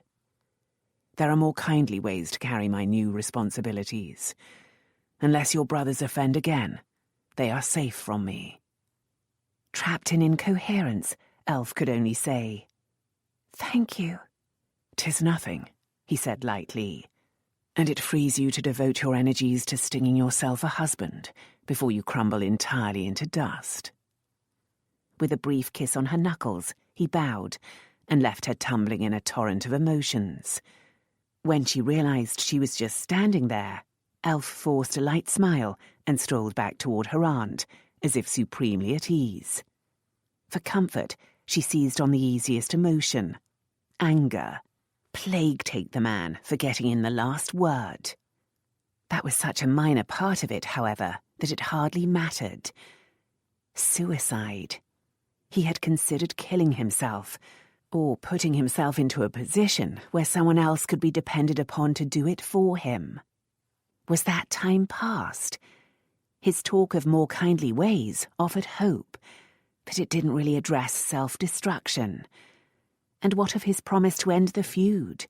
That should be unalloyed delight, and yet her heart ached. Absorbed by her thoughts, she changed course for the ladies' retiring room, hoping it would be empty and a suitable spot for contemplation. Apart from two maids who stood ready to offer assistance, it was deserted. Elf settled on a sofa, fanned herself, and looked into a bleak future.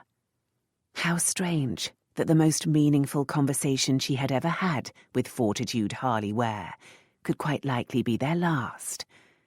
Where in the future would they meet? Despite his appearance here, Fort had little taste for balls and soirees. Elf rarely attended masculine events to do with sports or politics, and she certainly didn't visit gaming houses and brothels. She should be delighted by the end of the feud. Considering the dangers caused by Fort's enmity, she should be relieved that he had abandoned it and would cease meddling in her family's affairs. Instead, she was painfully upset because they would rarely meet. Clearly her feelings for him were more serious than she had ever imagined, and he thought of her as a stinging pest. She considered 2 recent occasions when the whirling social eddies had thrown them together. Guiltily aware that her family was in some way at the root of his gloom, she had tried to lighten it. Perhaps she had become a little barbed as he clung to bitterness, but had she really been waspish? Perhaps she had. But if it took a sting to shock him out of his dark isolation, she didn't regret it. In fact, she would apply it again. Truth was, she thought wistfully, she'd enjoyed their few encounters, even when she'd thought him surly. From first meeting, she'd been intrigued by him and aware of her physical response. And now, because of Vauxhall, his insubstantial attractions had very real form. His body, his mouth, his taste could be summoned at will. In fact, they crept into her mind, will or not, at unlikely moments.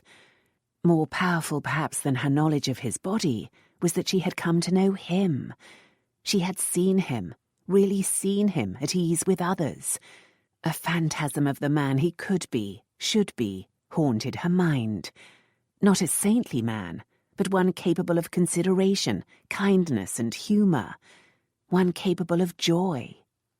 With a wry smile, Elf remembered both Chastity and Portia claiming Fort had those virtues. They had been proved correct. But what should she do in the future to help that promising young man triumph over the dark, embittered cynic? With a start, she remembered the Scots and treason. It was all tangled up together, though, for in the end she wanted Fort to be a carefree young man. She doubted he'd be that when facing new sore acts. She rose and checked her appearance in the mirror. Duty called. She must apply her mind to catching the traitors. Then perhaps, just perhaps, she would sting Fort again and see what happened. Fort's visit to the Devonshire ball had not cured his restlessness, for now Elfled Malloren was even more of a distracting presence in his mind. Perhaps his father's insanity had been the type to run in families. Elf Malloren. No less suitable lady could be imagined. But for a moment there, he had wanted her. Not physically, though she was well enough, he supposed, but possessively. He'd wanted her for his own. The madness had struck when she'd said she was worried for him. He'd thought her devotion, her cheerful affection, reserved for her family. He'd envied them that. His sisters cared for him, but their family past left scars on all of them. Theirs wasn't the unquestioning love Elf wrapped around her brothers. The thought of having that warmth for himself, of having someone who would believe in him, trust him, who would care, and smother every shadow in smiles and chatter. Gads, he'd used to think her chatter irritating, hadn't he? Now, however, he realised it was her weapon of choice. Fort muttered a curse and rapped the roof of the carriage. When his coachman opened the trap, Fort directed him to drive to the establishment of Signor Angelo, the most noted instructor in duello in England. Even at this late hour, Angelo would not turn away his wealthiest student. Fort had become a regular at Angelo's, practising to kill Mallorens. "Why at this hour, my lord?" asked the Florentine, leading the way into his practice room, a large plain chamber. The only decoration here came from the masks and weapons hanging on the walls. The empty space echoed their movements like a cavern. "Whim," said Fort, stripping off his coat and waistcoat. 10 times your normal fee, Angelo." Dark eyes bright with interest, the swordmaster bowed and went to light the wall sconces all around the room. Fort took off his shoes, chose a mask and foil, and stood ready. "Whom do you want to kill now, my lord?"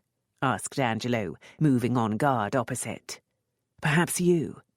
Angelo laughed, saluting with the foil. "Pone fortuna, but I will not kill you for your impudence.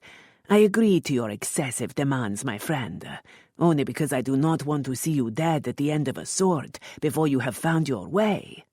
He lunged, Fort parried, riposted, and the bout was on. "Tonight," said Fort, pressing his attack. "I do not want to kill. I am just restless." "Aha!" cried the Italian, dancing backward, blade clicking and hissing in counterpoint to Fort's. "It is a woman! At last, my friend, it is a woman!" "Damn your eyes, it is not!" Fort shouted, but then saved his breath as the swordmaster executed a lightning move, and he found himself hard-pressed. Chapter 8. To evade Amanda's perceptive eyes, Elf breakfasted in bed the next morning. She tried to keep her attention on treason, but found thoughts of Fort exploding in her mind like fireworks, making everything else invisible. It was his pain, she decided, picking at a currant bun, that had brought her to this state. At the Devonshire ball, Fort's cynical mask had slipped to show her he suffered. She couldn't bear anyone to be in such pain. Pondering it through a sleepless night, she'd decided that the roots of the problem must lie in the matter of his father's death. Before inheriting his title, Fort had been brash and fun-loving, if inclined to easy anger. With his family in crisis, anger had taken over, but there still had been none of this dark bitterness. That had only emerged after the tragic masquerade ball. Grief for his father? She didn't think so.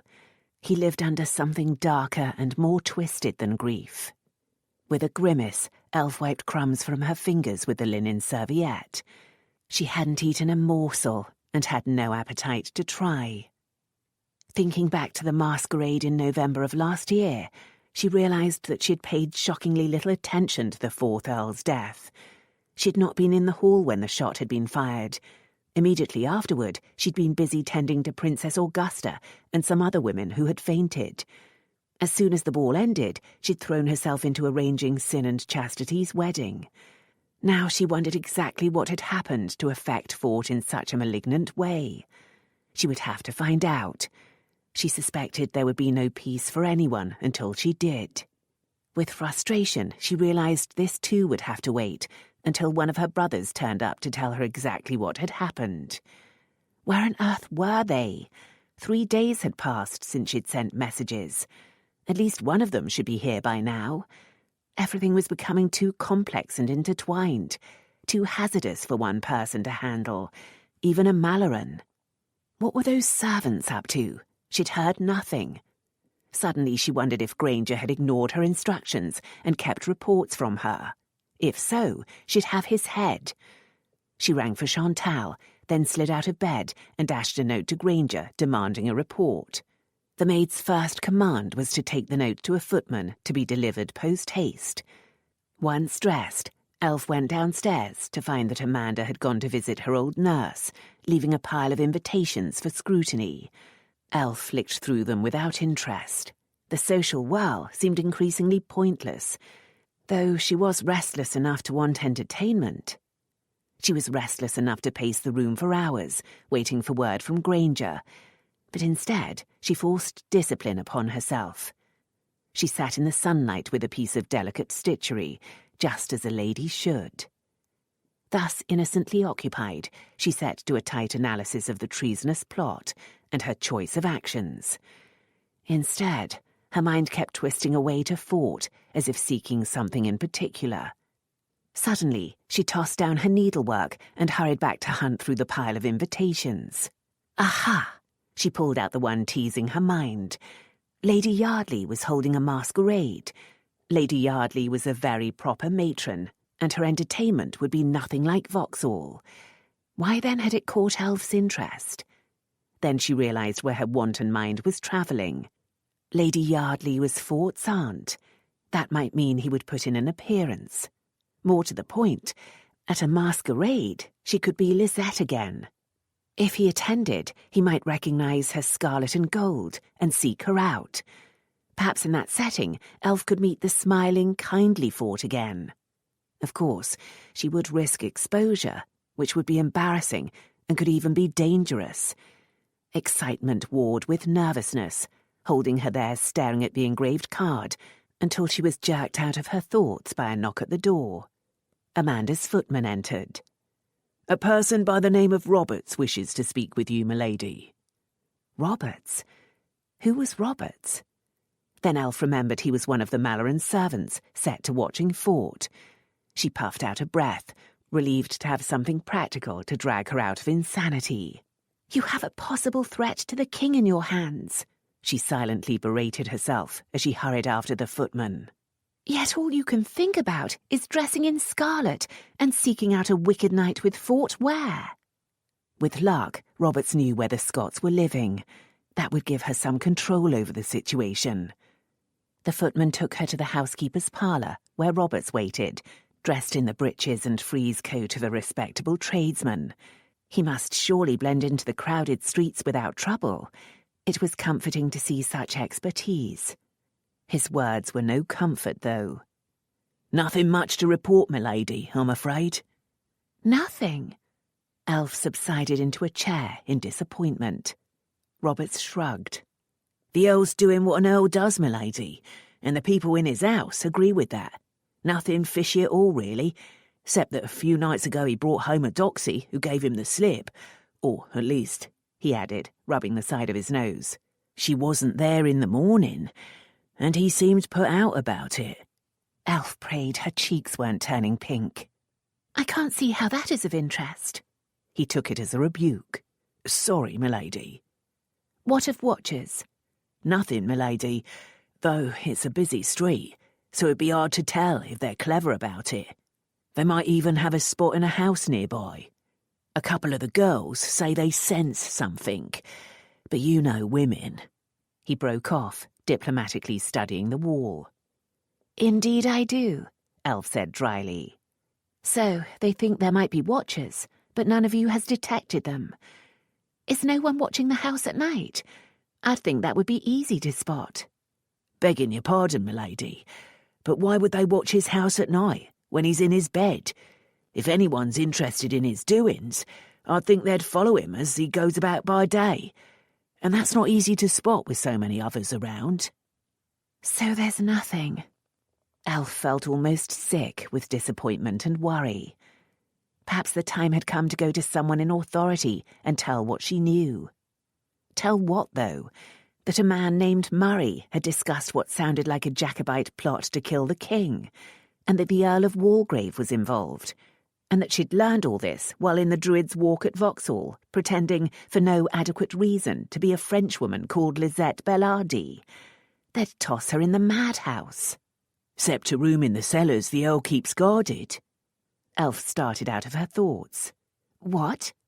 Seems the Earl had something put in a room in his cellars a few days ago, milady, and he's set 2 men to guard it. They don't know what's there, though. No one does. Could it be a person? Roberts shook his head. No food nor water goes in, and it wasn't no bigger than a baby anyway, wrapped up in heavy cloth. Want us to try to get a look at it? Elf tried to imagine what it might be, and failed. Could you, without creating a stir? He rubbed the side of his nose again. It'd be tricky, milady. There's only one key, you see, and the Earl keeps it on him, and the men he has guarding it are honest. But I can ask one of our people in there to try. Do that, then, but they're to take no risks.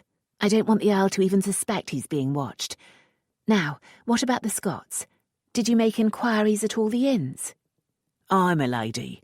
There's any number of Scots around. They're not being so scarce these days, more's the pity. But none of them match your description of this Murray. Elf puffed out a breath. If a plot truly existed, it could be rolling ahead at speed, and she was no further forward.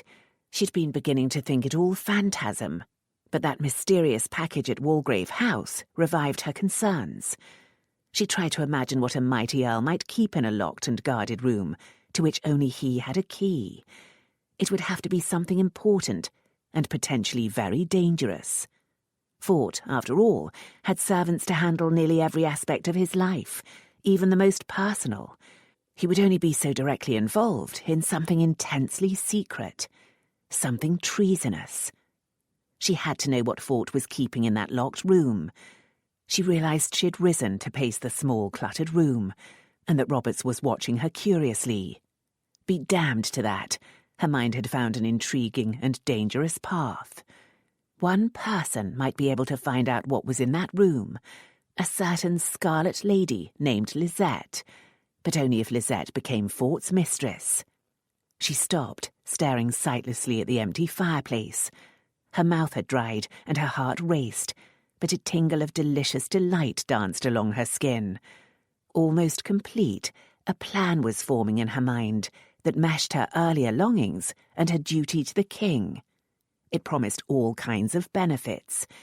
It also threatened danger. It required that she do something very wicked indeed, but something she'd been wanting far longer than she'd ever dreamed. "I think we should try to draw them out," she said, amazed at herself. "Beg pardon, milady? What did you say?" Elf considered the plan again and sucked in a deep breath. "Tomorrow, Lady Yardley is holding a masquerade ball at her house in Clarion Street. The Earl will almost certainly put in an appearance, since Lady Yardley is his aunt." How calm she sounded, yet her heart was racing like a mad thing. She continued. "A woman will attend, dressed in a scarlet striped gown, over a scarlet petticoat, and a black, red and gold stomacher. At some point before the unmasking at midnight, she will leave with the Earl. If any of these Scottish gentlemen are watching, they will quite likely try to take some action then, if only to follow the couple closely. This will give you a chance to spot them." Roberts scratched his nose, understandably dubious.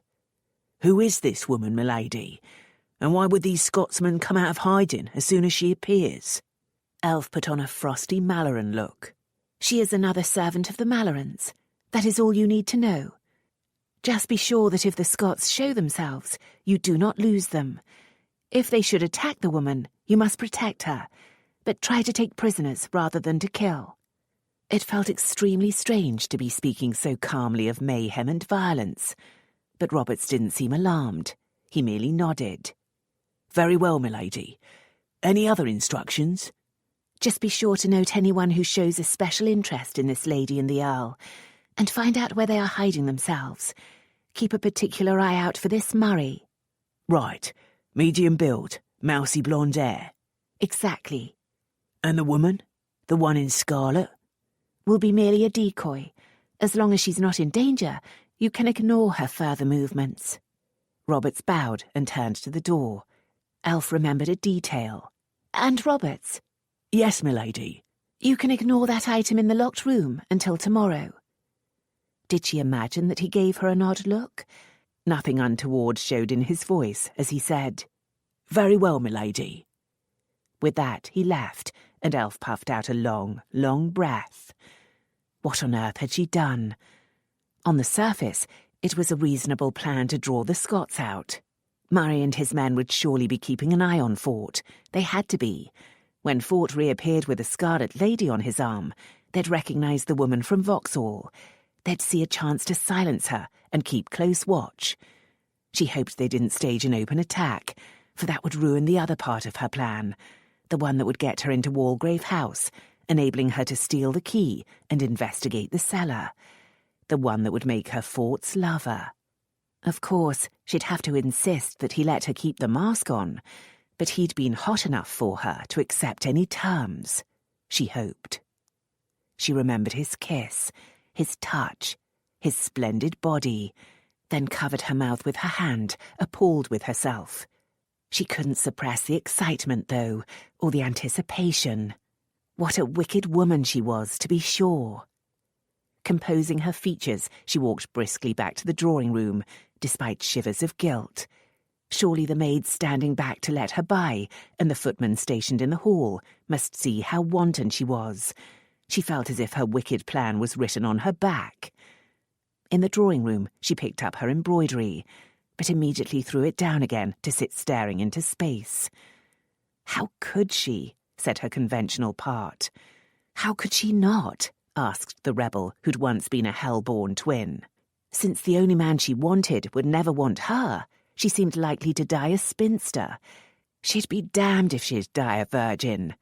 She couldn't imagine, however, joining her body with just any man merely for the experience. What other chance would she have to lose her virginity to a man so special to her and keep her identity secret as well? And, she thought with a sigh, it was more than sex. She wanted so much to be with Fort again in his kinder form, the form he had shown to Lisette, the form she'd glimpsed at Sappho's. She wanted to see him in a state of joy. Surely a man would have to be joyous in sex. She wanted to see him naked again. She remembered him inviting her to do to his naked body all the wicked things she was imagining. Elf waved her hand in front of her hot face. Oh my! She now knew why people throughout history had made utter fools of themselves over members of the opposite sex. Was she making a fool of herself?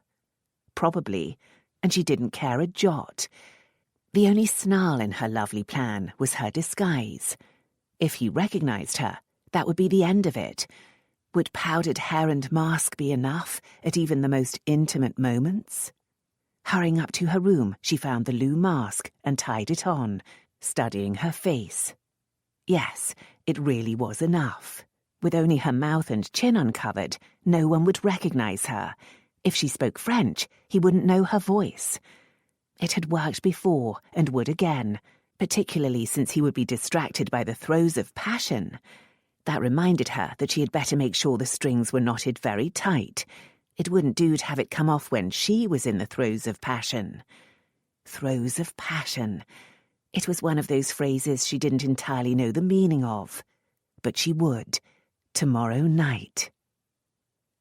The next night, Elf travelled to Lady Yardley's house in a stew of hot anticipation and chilly doubt. She was dressed as she had been at Vauxhall, except for the domino. Tonight, she wore a light cream cloak. In fact, with her white hair and white half-mask, she surely looked snowily demure. What clear evidence that one should never judge by appearances.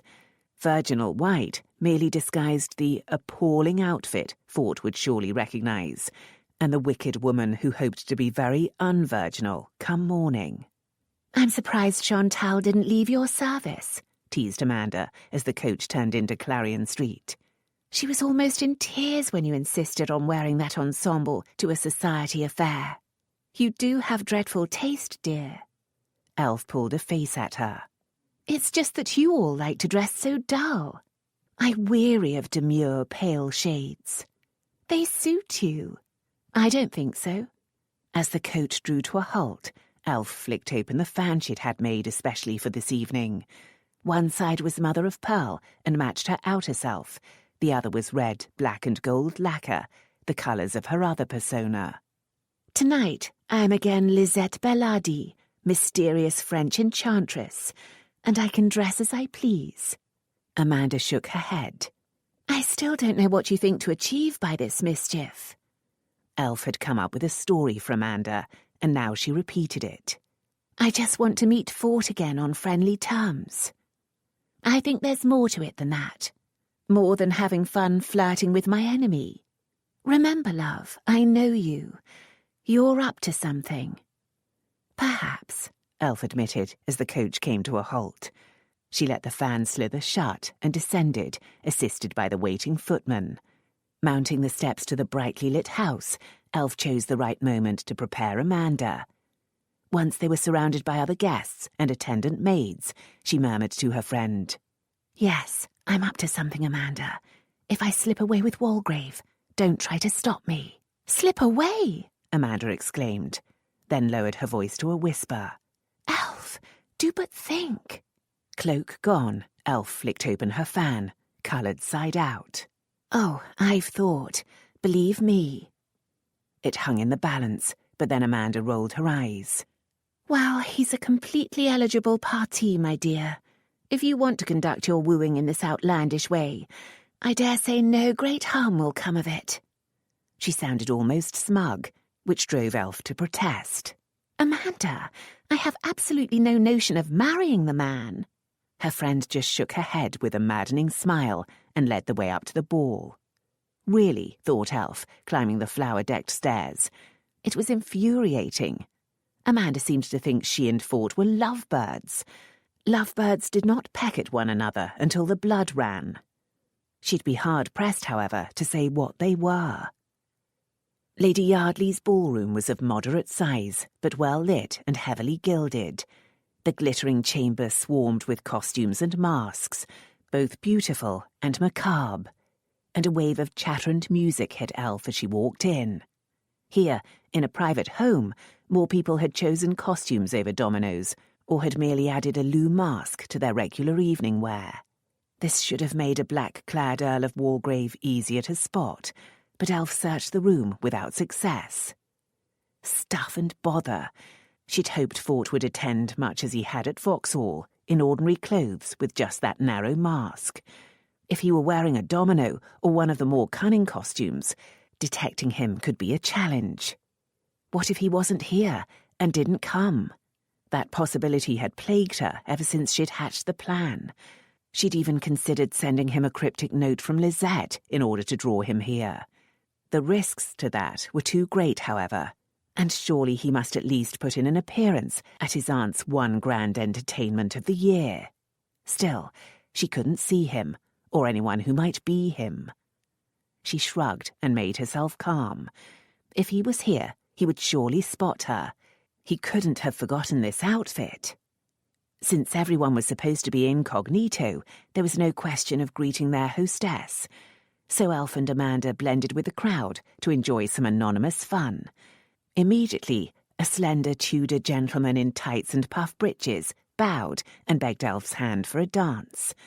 Though he certainly wasn't Fort, Elf happily complied.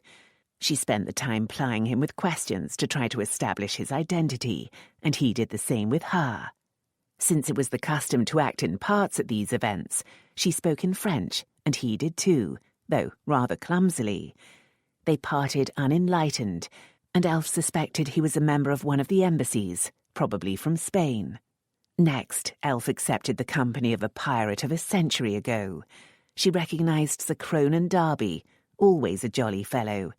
His French was appalling, but his gaudy yellow shirt and lace-frilled breeches appealed to her, and when he teased her into a corner and stole a kiss, she didn't object.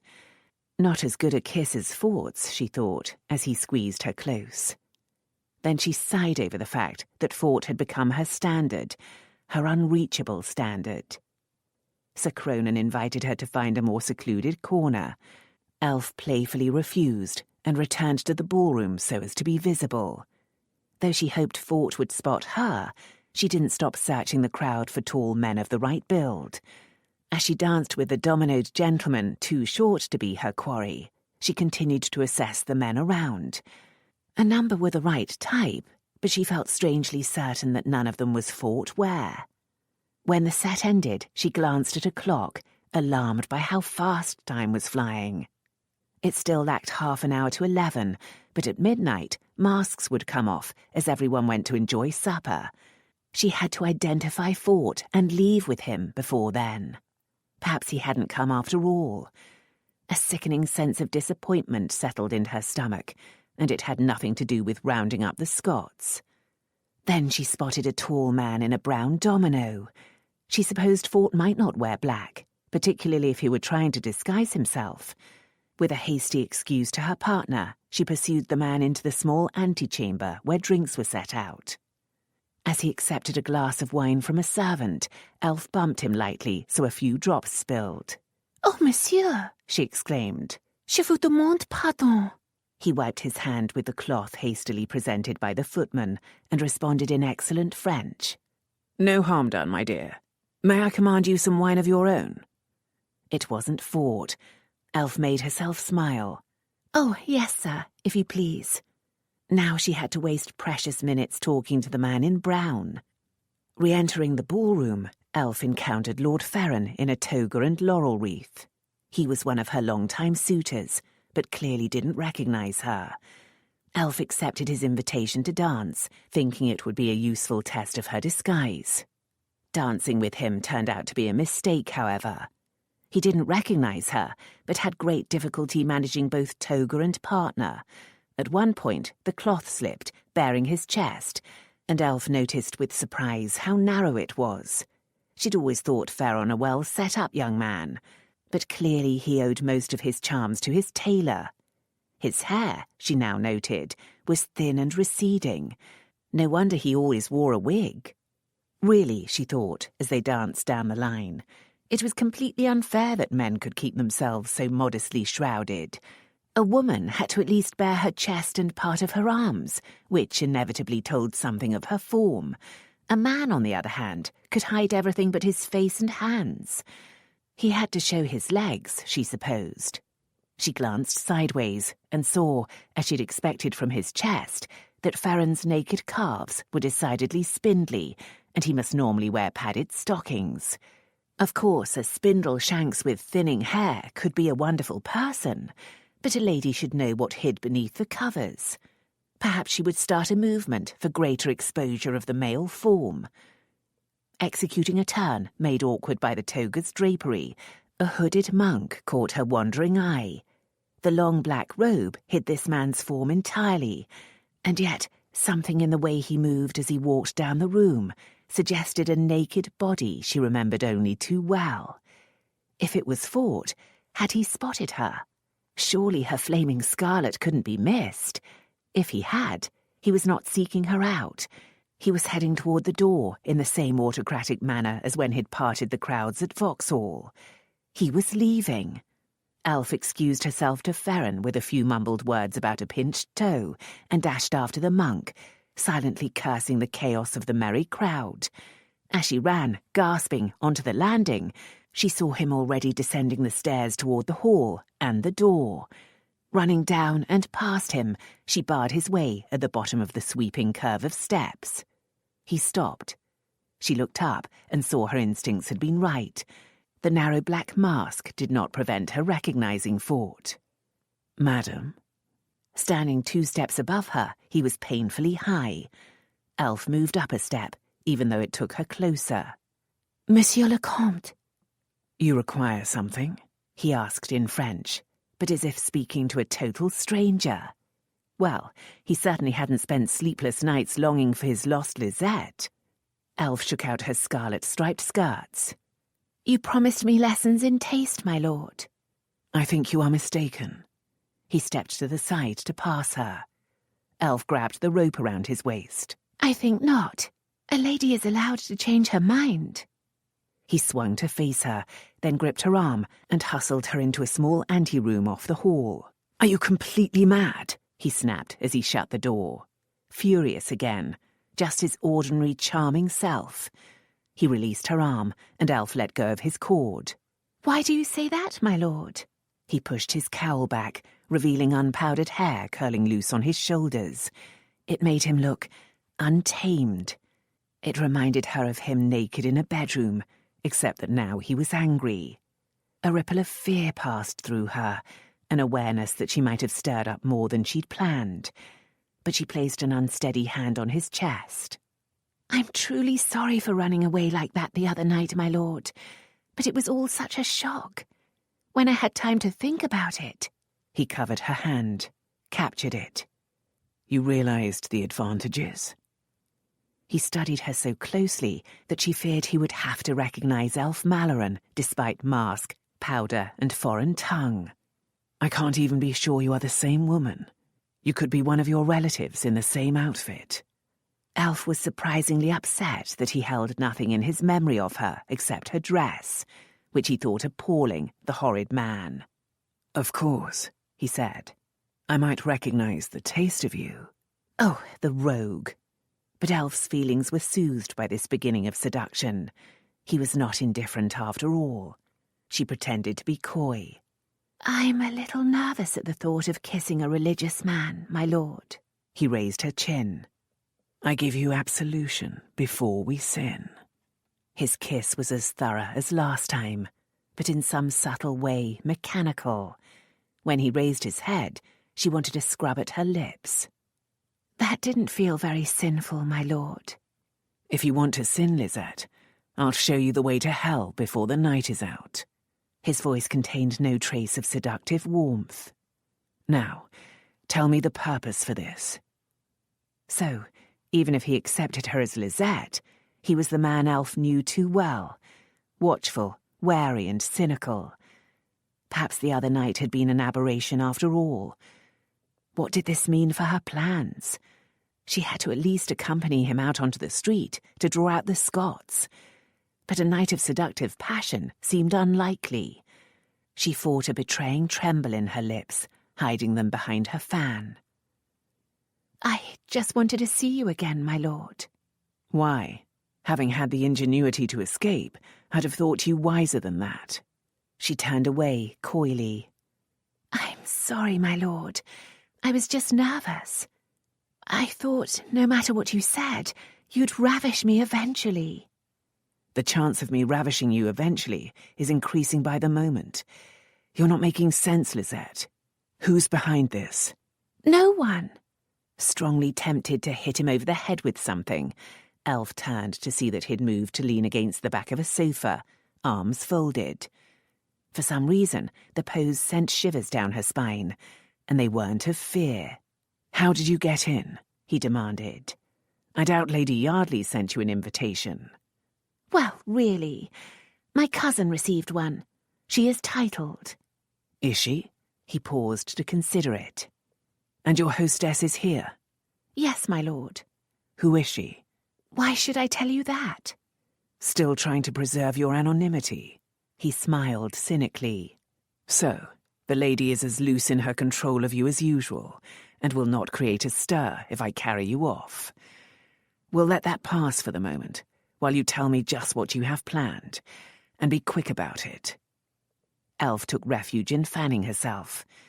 Why couldn't the wretch play his part and try to seduce her again, so she would merely have to put up weak resistance? Instead, it appeared she would have to seduce him. I just wanted to say that I was sorry, my lord. I was afraid I'd hurt your feelings. He laughed. Be at ease. I never gave it a thought, other than to worry that you might have ended up in the gutter with your throat slit. I'd like my pistol back, though. Elf realised she was glaring at the insensitive oaf and relaxed her features. I will return it, my lord. You'd better, or I'll hunt you down and see you transported for theft. He sounded as if he meant it. He studied her for a moment, then shook his head. I don't know what you thought to gain by taking it anyway. Waving an empty pistol around is not much deterrent. I loaded it, of course. Did you, begad? And now he looked at her with new alertness. Was that a flicker of recognition in his eyes? She hastily lowered her chin and fluttered her fan. My brother taught me, my lord. I didn't have to fire it, though, thank heavens. I'm not a good shot. Just as well. He moved so suddenly that he was on her, hand dangerously at her throat, before she had time to react. His thumb forced up her chin. Just who are you, Lisette? Heart thundering, Elf stared up into his cool blue eyes, wondering how he could not recognise her. But then, why ever would he imagine that Lady Elfled Malloren, the well-protected, would be masquerading as Lisette Bellardi, a young light-skirt in search of a protector? Half choked, she said, I don't want to give you my full name, my lord. He let her go, but stayed close. Very wise, though I'm no danger to you. Have you given thought to the man with the knife, though? He was not best pleased to find I'd let you slip. Elf tried to assume profound ignorance. But why would he care? What did he want with me? He's afraid you overheard his private business.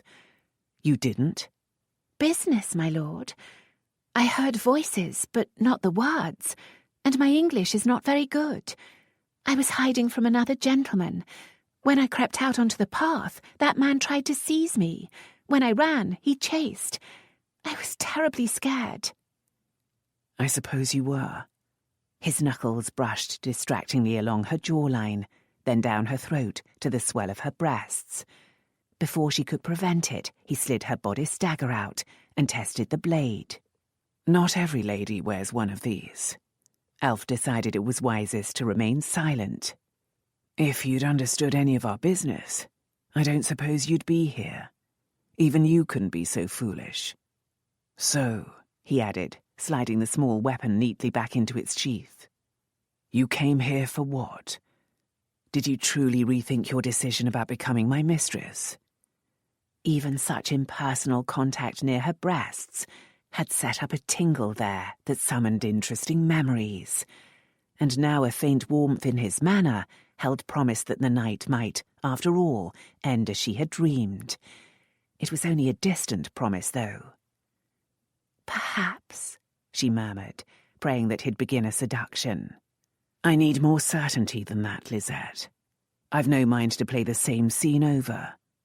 Are you willing? Behind her fan, Elf gritted her teeth. Would it hurt the man to at least pretend a little loving softness? Would you let me keep my mask on, my lord? His brows rose. All the time? Your skin would rot. For the night, she whispered, trembling now that she had put her fantasies into words. For just one night, my lord. His eyes became intent, intrigued. Why? Because I doubt the man I end up with will be as interesting as you. He pushed the fan out of the way to study her. You're interesting yourself, Lisette. Are you sure? Remember the terms. No marriage, even if there's a child. No false protestations of love. I remember, my lord, and I'm sure. She spoke the honest truth, but knew he mustn't guess the intensity of her certainty. Will I still get the 500 guineas, my lord? As she'd planned, the mercenary question wiped away his lingering suspicions, and he laughed. For one night? I'm afraid not, sweetheart. I have the feeling you should be paying me. But I'll give you 100, just to pacify your future husband. Elf flicked open her fan and pouted, pretending to think about it. She still hoped he might try some ardent persuasions, but when he didn't, she said, Fair enough, my lord. Can we go now? The night's passing. His brows rose.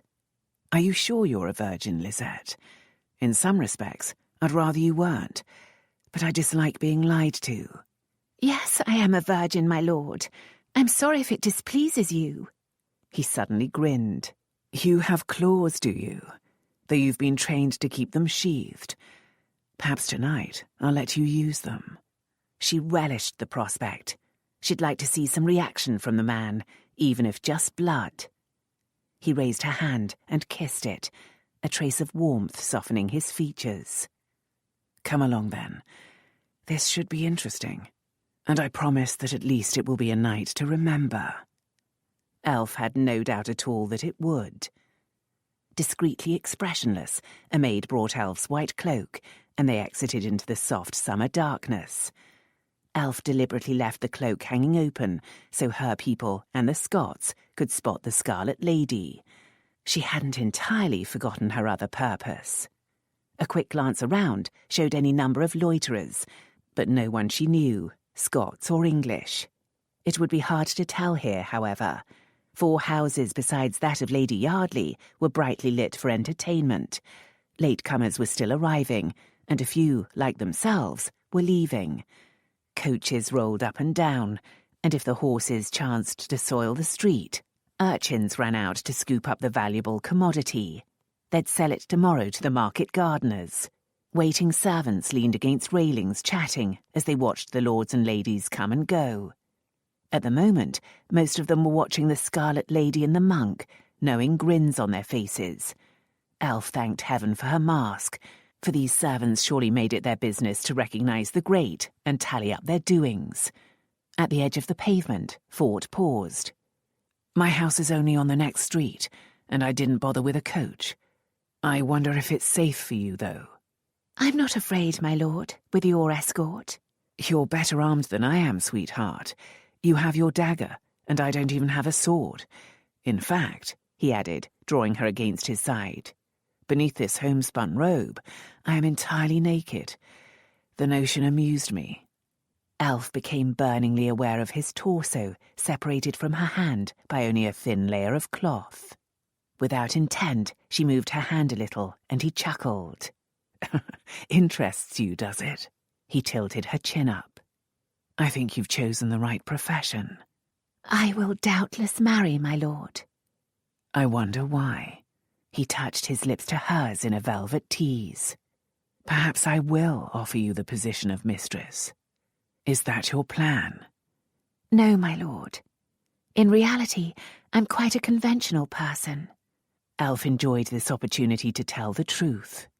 Really? He said in obvious disbelief, and began to guide her down the road. Think, Lisette. You could be my mistress for a little while, and then marry your conventional husband, handsomely endowed. I'm not a fool, my lord. A length of time with you would doubtless spoil me for other men, and I don't refer to my chastity. I do hope I can live up to your expectations, my sweet. But why marry at all, then, if it's not to your taste? I told you, my lord, I'm conventional, and my family is even more so. Circumstances have arranged themselves so that tonight I have a chance to do just as I wish. It may be my only chance, and I have chosen to spend it with you. He paused to look at her, tracing her lips with his finger. I think I understand you at last, Lisette. You are a most remarkable woman. Just one night, then. One night for ourselves, alone. A night of freedom for both of us. If Elf hadn't already been intent on wickedness, she would have surrendered to him then, conquered by his wistful need. They continued down the street, arm in arm, walking a little faster now, both eager to reach their destination. Elf didn't forget other matters. She kept all senses keen, checking loiterers and passers-by for lurking Scots or her own servants. She saw neither. What if the Scots didn't make an appearance? She couldn't imagine how else to draw them out, and the attack on the king could happen at any moment. She remembered the item in Fort's cellars. Perhaps that would be a clue. Sometime in the night, once he was asleep, she would steal his key and investigate. That, after all, was the real reason behind this wicked plan. That was not the reason behind this wicked plan. She was hastening toward ravishment because of her restless needs, and because Fort's body next to hers, even here on the street, created the most delicious sensation she had ever experienced. But she must try to remember to do her duty, too. They turned the corner into Morpeth Street and into sleepy quietness. No entertainments seemed to be taking place here tonight. A cart rolled slowly down the street, pulled by one tired horse, and in the distance 2 men walked briskly on their way. Otherwise, all was peaceful. Elf looked around again, wondering if assassins lurked in the shadows, and whether her protectors were close enough. Nothing happened. Perhaps, after all, the only danger she faced tonight was from her own tormenting desires. She could marry Fort. Not could as in would be allowed to, but could as in him suiting her inclinations. He was not an easy man, no, but a strong one, and at bottom honourable. If they came upon dragons, he had it in him to be a dragon slayer. She wouldn't have thought that a few weeks ago, but now she knew Fort's sense of right and wrong was sound. He was unhappy, perhaps even tormented by something, and she didn't underestimate the power of that. It could even make him do things that went completely against his nature. But penny for them? His voice jerked her out of her thoughts, making her heart race with guilt, as if he'd been able to read her mind. I was thinking about you, she said honestly. As I was thinking about you. You're an enigma, Lisette, and I still don't believe I have the truth of you. Perhaps I will by the end of the night. I do hope not. Why do you say that, my lord? You promised I could keep my mask. Sex is very revealing, my dear, and I don't mean of bodies. The mask won't hide anything that matters. Pray God you're wrong. Then will I find the truth of you, my lord? He smiled down at her. Perhaps. But my experience gives me an edge. When my hand strokes your thighs open while my mouth pleasures your breasts, I doubt you'll be feeling observant. Such casual words to make her turn hot all over, to make her ache in the places he spoke of. She made herself smile back at him. Then perhaps I should stroke and pleasure you in turn. His teeth flashed in a grin. By all means, Lisette. The thought of your hand on my... His grin turned very wicked. What would you call it? My private parts? Hardly entirely private tonight, my lord, Elf reposited, grateful for the mask hiding her red cheeks. She had never anticipated such a discussion. In fact, all her intimate imaginings had involved silence and darkness. Private enough, I assure you. Well, Lisette, even an ingenue must have a phrase for the male anatomy. Elf's French, though excellent, lacked such terms, except for a baby name her French nurse had used for Sin's little penis. She could only dredge up one literal French phrase. Perhaps your external organs, my lord? Ah, he coughed slightly. My external organs are certainly anticipating some stroking and pleasuring. I hope they are not alone. Contemplate, my sweet Lisette, those organs finding their home between your cream silk and virginal thighs.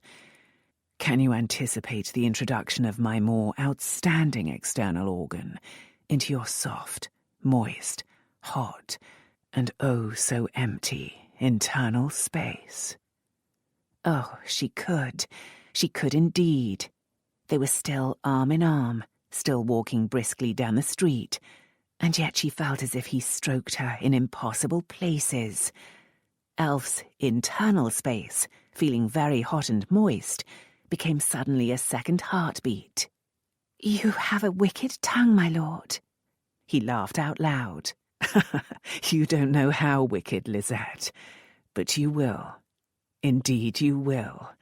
Having been chosen for your night of freedom, for your induction into the heavenly hell of lust, I intend to do my duty to the full. We're here. Dazed, almost weak-kneed, Elf looked up the steps to the door of Walgrave House, scene of her impending and obviously thorough debauch. She shivered. Part of her was close to terrified, but nothing, not even threats to the king, could make her back away now. "Last chance, Lisette." His crisp voice dragged her out of her daze. "If you come inside and get cold feet again, I will be very displeased." He sounded as if her answer mattered as little as whether he had chicken or pork for his dinner. And yet, something in his eyes, or perhaps in the way he shielded his eyes, made her think that wasn't true. She didn't want it to be true. It seemed, however, that she could walk away. She could put this wickedness behind her and return, still pure, to Lady Yardley's house. She would never have to worry about her brothers finding out. There'd be no danger of conceiving a child. Amanda would be most relieved. And yet, she couldn't. Deeper than the physical need that pounded between her legs, she wanted this night, perhaps the only possible night, with Fort. She wanted the intimacy of sex which would reveal the truth of him. But to have this night, she had to be Lisette, not Elf Malloren, who could perhaps love this man and who wished to heal and comfort him. Tonight, she was Lisette Bellardi, a naughty creature who wanted only to exploit his body for her own sensual education.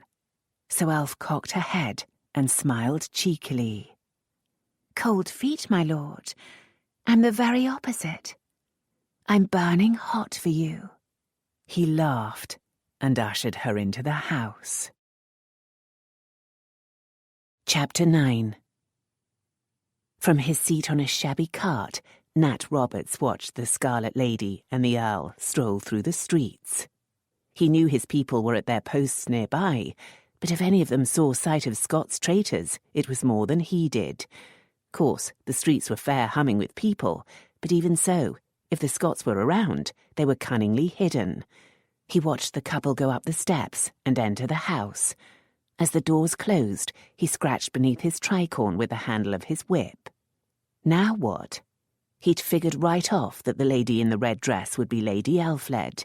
A quiet word with Mademoiselle Chantal had confirmed that Milady had just such a gaudy outfit and planned to wear it tonight to the masquerade. God, but she was showing her old colours, for she'd been a rare handful as a child. He'd pondered telling that stiff-rumped Granger his suspicions, but it went against the grain. And anyway, what could anyone do? She was a member of the family. Were they supposed to lock her in her room like a naughty child? Nat had brought in some extra people, though. This area was thick with them, ready to snatch her from the Earl at any cost if she screamed. But she hadn't looked as if she wanted snatching. No, not she. Judging from the way she'd been looking up at him, Milady wasn't no prisoner. Scandalous it was, the way the quality went on. But it wasn't his place to interfere. Perhaps all that business of watching the Earl had come out of female jealousy. Nat knew all about that, having a suspicious-minded wife. But now what? None of his people had spotted anyone in particular watching Lady Yardley's, though he hadn't had a report since Lady Elf had come out with the Earl. He took a little sip from a rum bottle, contemplating the sticky situation.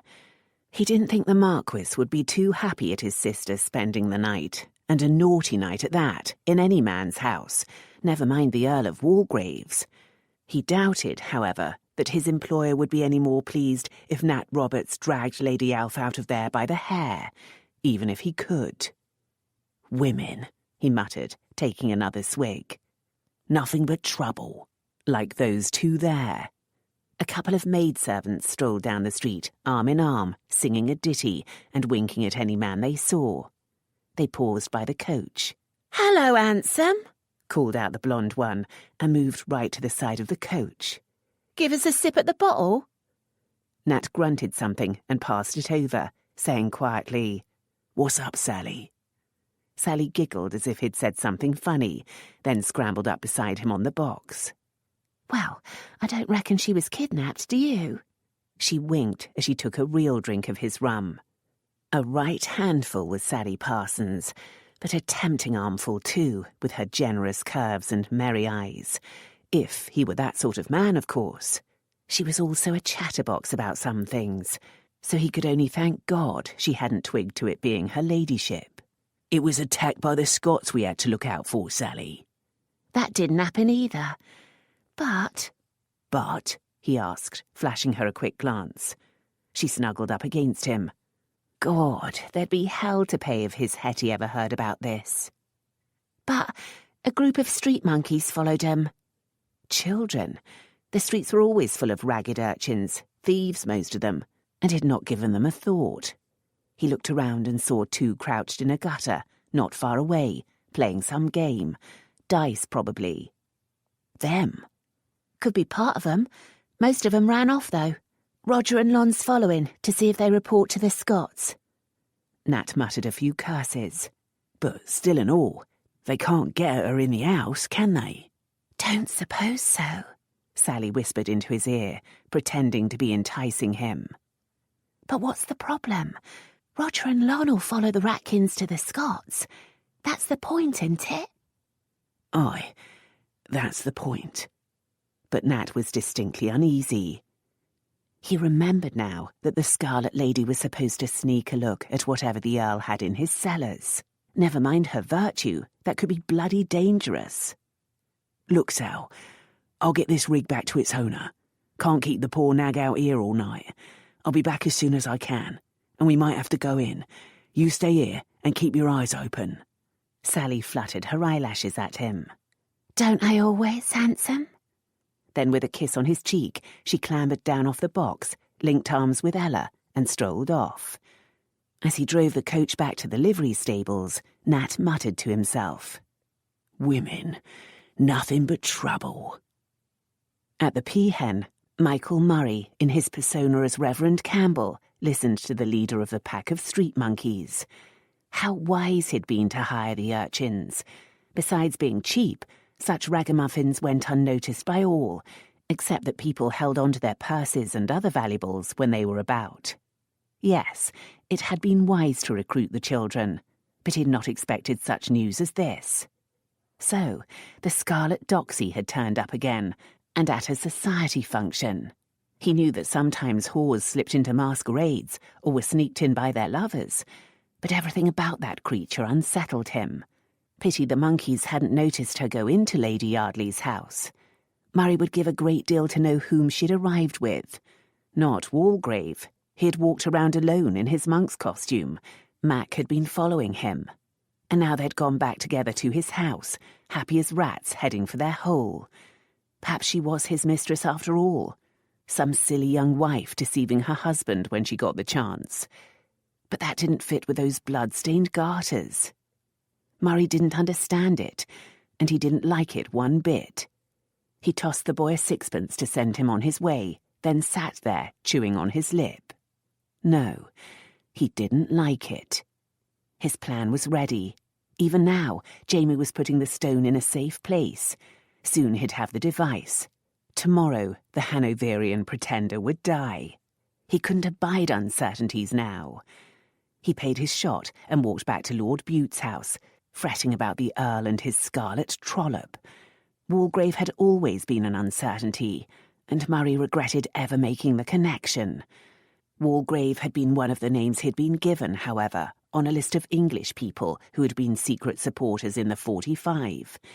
Most of them had never had to reveal their hesitant support of Bonnie Prince Charlie, and some of the younger ones were now in high places. When Murray had realised that his relationship to Bute wouldn't get him close to the king, he'd started contacting people who had been particularly careless, ones who had left some evidence. In no case was it strong enough to force them into supporting him, but it was enough to make them very reluctant to expose him. Murray sneered up at the fine houses as he passed.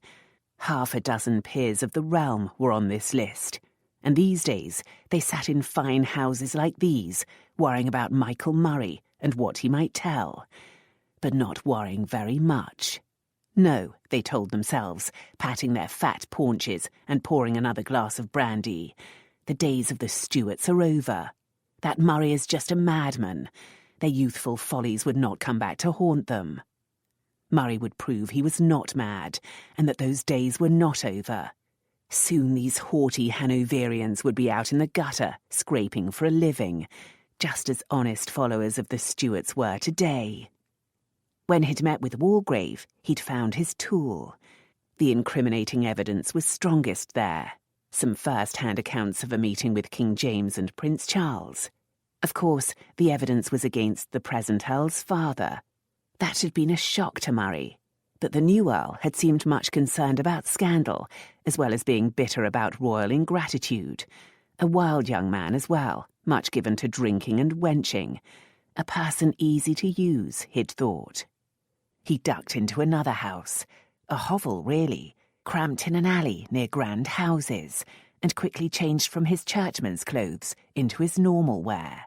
The old woman here gladly gave space and silence in exchange for a few pennies. Then, as Michael Murray, he left by another door and continued on his way to his rooms in the Earl of Bute's house in South Audley Street. Yes, he reassured himself, Walgrave had been the right choice. Murray had only needed someone who knew the court well enough to devise a way to get a lethal object close to George of Hanover. In that, the Earl had done his part. Moreover, in the process, he'd revealed his real driving impulse, a vindictive hatred against a certain Marquis of Hrothgar. Murray had no interest in the Marquis, but he'd been happy to know what rode the Earl. He liked to understand people's weaknesses.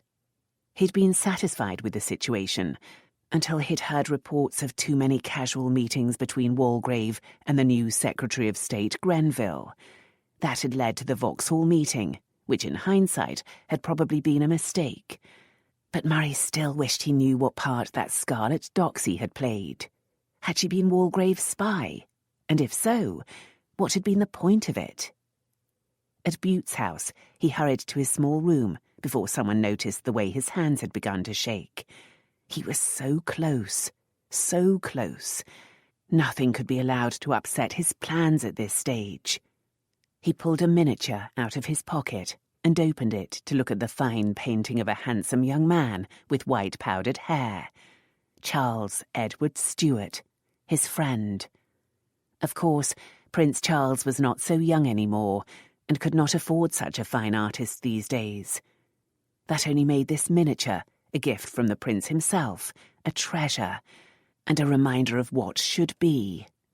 Murray's idol was reduced to wandering Europe, dependent on the charity of various monarchs. That must change. That would change. The prince's father, James III, wasn't expected to live long. Then Charles would be rightful king. King Charles III. Murray intended to make him king, in fact, of Scotland, if not of England. If only his careful plans had not been so dogged by mishap. First, the old king had died, appropriately suffering an apoplexy while trying to force his bowels.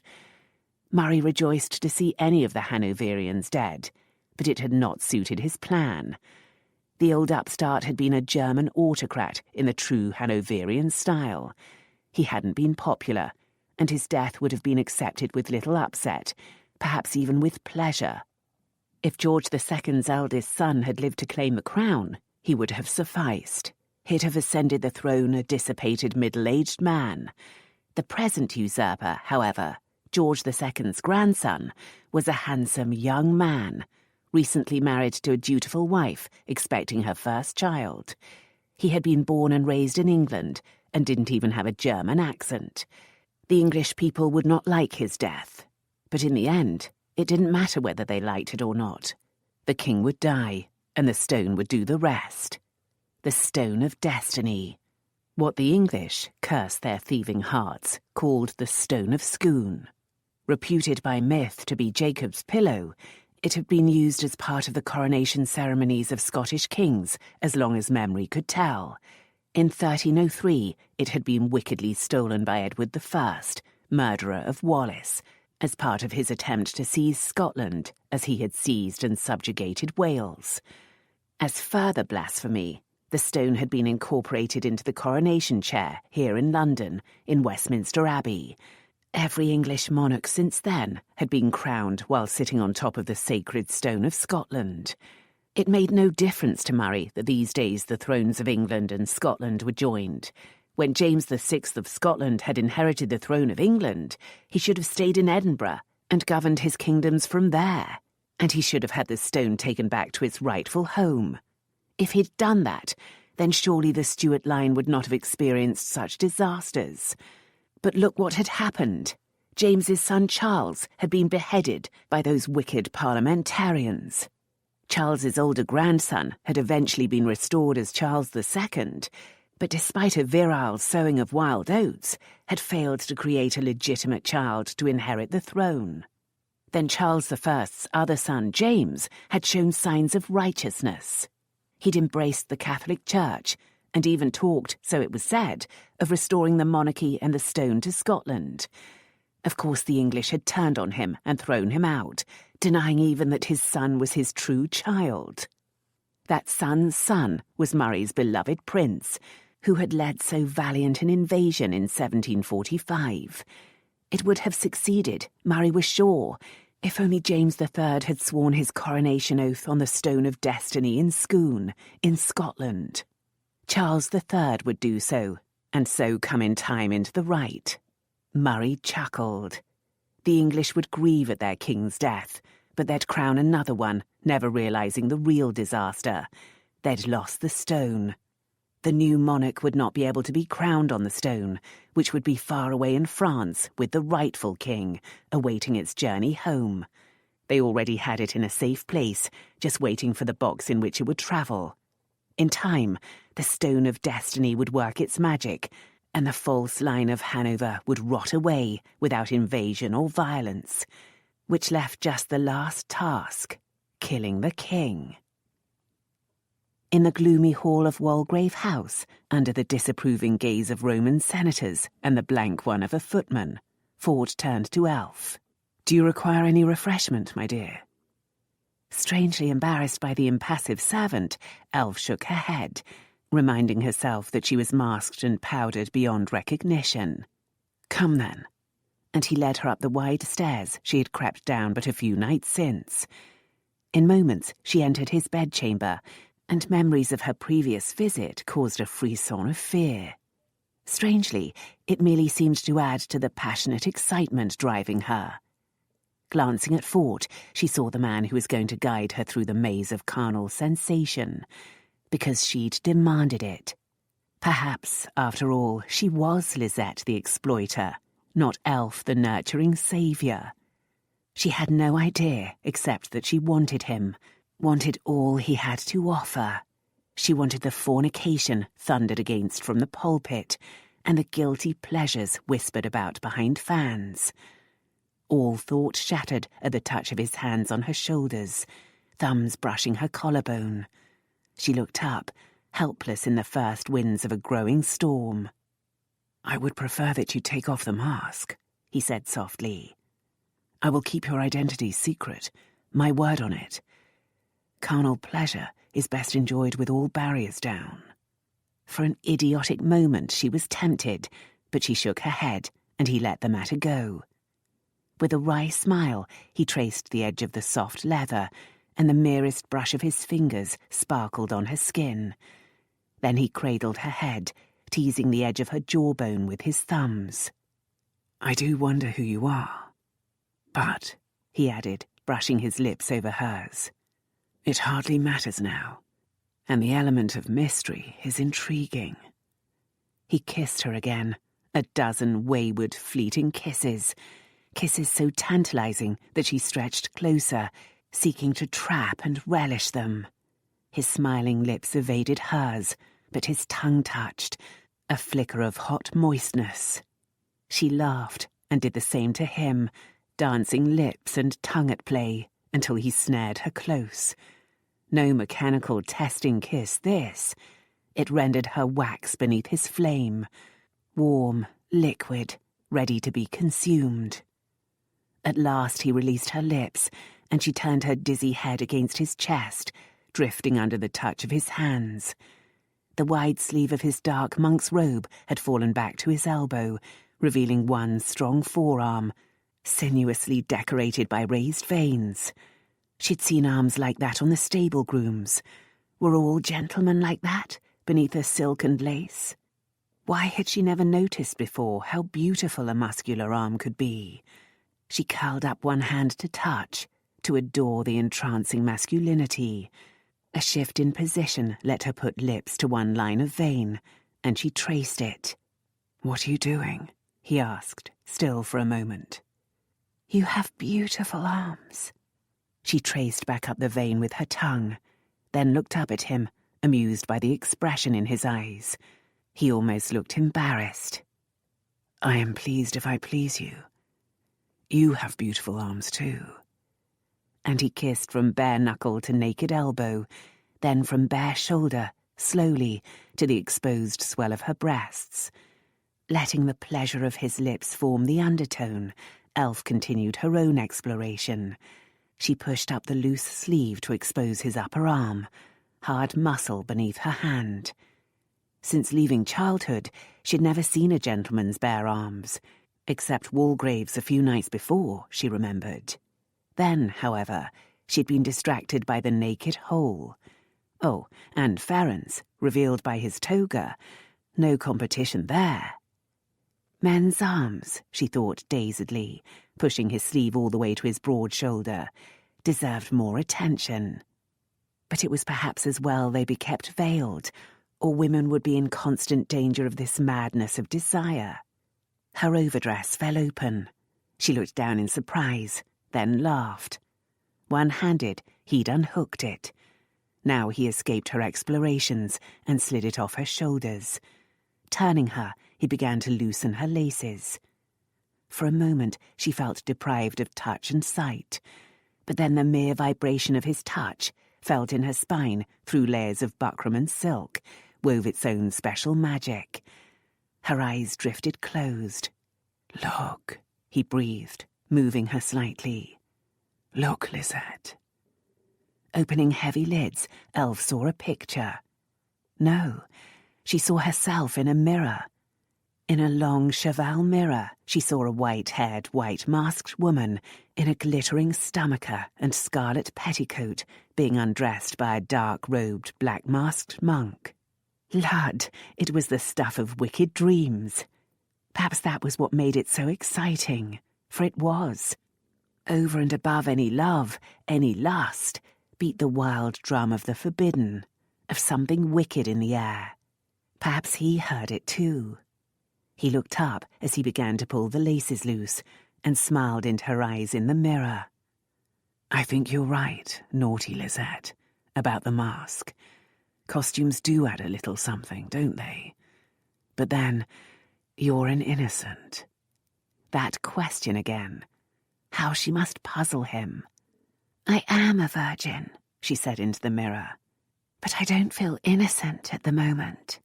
"You certainly won't feel innocent in the morning. That I promise you." He had the laces loose enough, and now he slipped the shoulder straps over her shift until it no longer compacted her breasts. In fact, he moved it just beneath them, so they seemed to be bursting forth, nipples standing proud through the delicate silk. Instinctively she covered them. He laughed and nipped at her neck. "Comfort them then, Lisette, while I make you pure white." The bow of her petticoat lace surrendered to a tug, and it slithered into a scarlet pool at her feet. He pulled her hands from her breasts so the stomacher could follow it. She was, as he had said, pure white now, from her white powdered hair, through her white leather mask, over white ladylike skin and filmy silk calf-length shift. Even her stockings were white. White lace, suitable, she had thought years ago when she bought them, for a bride. She'd felt defiant when she pulled them on tonight, but now it seemed so right. Even her shoes were white, though gilded on the heels. Only her lips and her veiled nipples gave colour to the scene, unless black was a colour.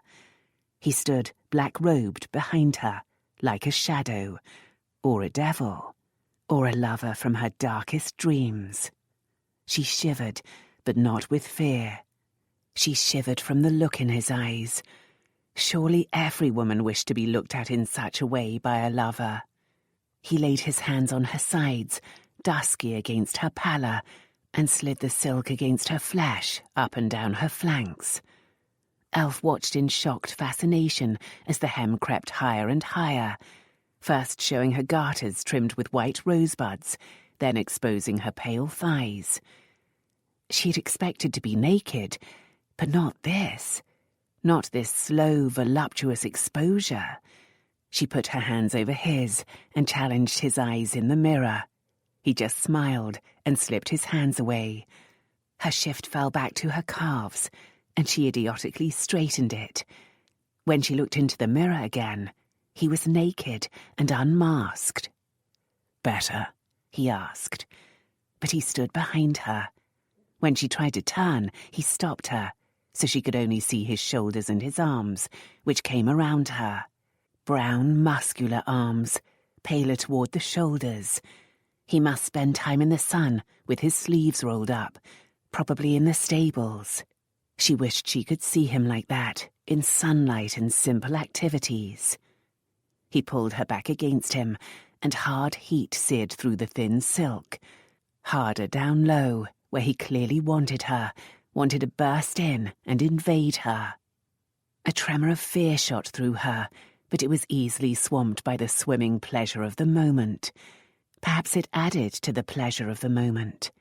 How strange to feel such pleasure from a casual embrace, for he merely rocked her in his arms, chin resting against her white powdered hair, looking calm and in full control of himself. "Now, Lisette, tell me true. Just how wicked do you want to be?" Faced with such an impossible question, the Malloren in Elf replied, "Very." He raised his brows, perhaps disbelievingly. "Your wish is my command tonight, but my aim is philanthropic. I intend to give you pleasure, and nothing but pleasure. If it ceases to be pleasant, you must tell me." "And you will stop?" She didn't believe it for a moment. "And I will stop," he said, still swaying with her in a rhythm that sapped her sanity. "Stop whatever it is you do not like, that is. I'm sure I can find something you like, my bold adventuress." Elf was sure he could too. For example, she loved this embrace, this cradling. A week ago, she'd not have believed Fort could be such a subtle lover. What little she knew of these matters suggested most men took a more direct approach. She'd expected him to be like most men. Now she didn't know what to expect, which both terrified and thrilled her. Indeed, she was at last having an adventure. "Keep your eyes on the mirror," he said, and disappeared from view. Though tempted to look, Elf obeyed, until he reappeared in the mirror, placing an upholstered bench by her side. She did glance down, puzzled, but then his arms returned to cradle her. He stroked her again, but softly and over silk, his right hand sliding down to her thigh. She glanced from hand to smiling, watchful eyes. Then he hooked his hand under her knee, raised her leg, and set her shoed foot on the bench. Elf gasped as her shift slithered all the way up to her groin, exposing her thigh entirely. Instinct screamed, "Cover yourself," but she ignored it, relaxing back against him and waiting for the next move. It came when he ran a finger around the flowery garter she wore beneath her knee, but he made no move to untie it. Instead, he began to stroke up her thigh, brown hand against pale skin. "If you recall, I mentioned the delight of a woman's cream silk thighs." Elf watched his hand in fascination, entranced by sight and multiple sensations. "Now that is a vision I find delightful," he murmured into her ear. "A woman relaxed in her senses. Add to it the feel of her beneath my fingers." Those long brown fingers danced high on her inner thigh. "Especially here." Elf gasped and would have reached to stop him, but he snared her hands in one of his. Don't fight unless you really want me to stop. Feel how it feels, Lisette. A wicked dance on her most sensitive skin. That's what it felt like. She could have broken free, but she relaxed in his hold, watching as his fingers gently played, feeling every touch 100-fold because of the mirror. How does it feel? He asked. Elf wasn't sure there were words. Wonderful, sinful, dangerous, promising. Wicked, she breathed. Precisely. He blew against her ear as he trailed his fingers across to her other thigh and back, watching her. Do you feel it? What? He had just nipped her earlobe, and she was drowning in sensation. The place where you want me to touch, where already you want me inside you. Immediately her mind isolated one place, and a growing need there. Yes, but... His fingers continued that leisurely, tantalizing journey. But she moved her whole body against him restlessly. But not yet. I don't know why. Because then it would be over, clever one. You have an instinct for this game. It is urgent, demanding, yet paradoxically, it is best enjoyed with torturing delay. He released her limp hands and touched her nipples. First one, then the other, watching her as she watched him. Elf saw her own hands flutter up, flutter down, not seeking to restrain, but wanting something to hold on to. Reach back, hold on to me. Her hands found hot flesh, his thighs. The position made her breasts thrust. He untied the lace at the low neck of her shift and pulled the silk down to expose them. Pink nipples, bigger than she had ever seen them. My mouth wants your breasts, wants to taste them. I want to see and hear your pleasure when I suckle them. And they want me, don't they? A strangled sound escaped Elf as her body remembered and wanted. But from here, I cannot tend to them that way. So we delay. We have all night. Gently, he played with her nipples, stretching them. I can wait. No, I want... Patience, Lisette. We can sample every pleasure, every taste, every touch. Sometimes waiting is the greatest aphrodisiac. Do you know what an aphrodisiac is? Scarce able to speak, she just shook her head. Something that stimulates or enhances physical desire. His right hand settled between her spread thighs, pressing against the hungry place, moving slightly in a way that brought a whole new hum of excitement and need. Could that woman in the mirror, gasping, moving, stretching on tiptoe for some reason, really be Elf Malloren? Then I don't think I need one. Please. Was that her gasping voice? It was certainly her voice that protested when he took his hands away. Just a little adjustment, he soothed, moving in front of her to sit on the bench, so her raised leg arched over his, like a bridge, anchored by his hand on her ankle. Put your hands on my shoulders. She obeyed, glad for some support, loving the warm firmness of his flesh. Now, watch yourself be wicked, Lisette. Elf only felt his touch between her thighs, for his back now blocked her view. But she could see his head at her breast, feel his tongue, his teeth, his lips tease and torment her until fevered sensations beat at her consciousness. Look! He said it sharply to catch her fragmented senses. Elf forced her eyes open. A wild creature gripped his shoulders, arms rigid, mouth loose with desire, breasts rosy from his loving. Mercy on me, she whispered, and let her eyes fall shut as she stretched like a bow, as if reaching for an impossible treasure. Not impossible after all, when he continued to circle his hand firmly between her legs and play with her nipples with his mouth. Reality disappeared, swamped by something she supposed could be called pleasure, shattering pleasure. Though in fact, she thought, as she realized he was holding her close, She needed a new vocabulary entirely to describe that experience. He moved her back a little to look at her, then slid her down so she straddled his hips, all the while soothing her with gentle touches.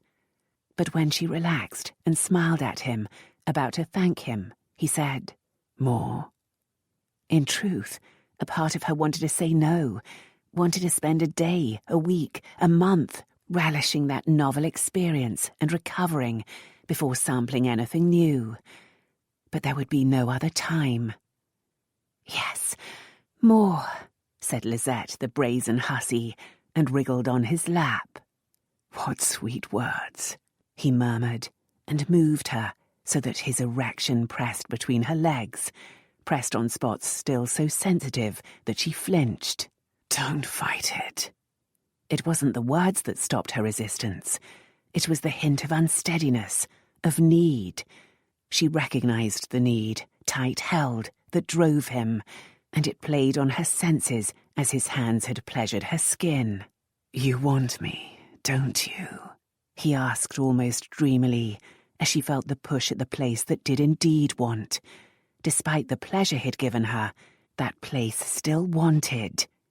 Then she realized that he needed her to say it. Perhaps he needed her to say more. Elf the chatterer had been almost silent throughout. "Yes," she said huskily, as if her voice hadn't been used in a year. She cleared her throat.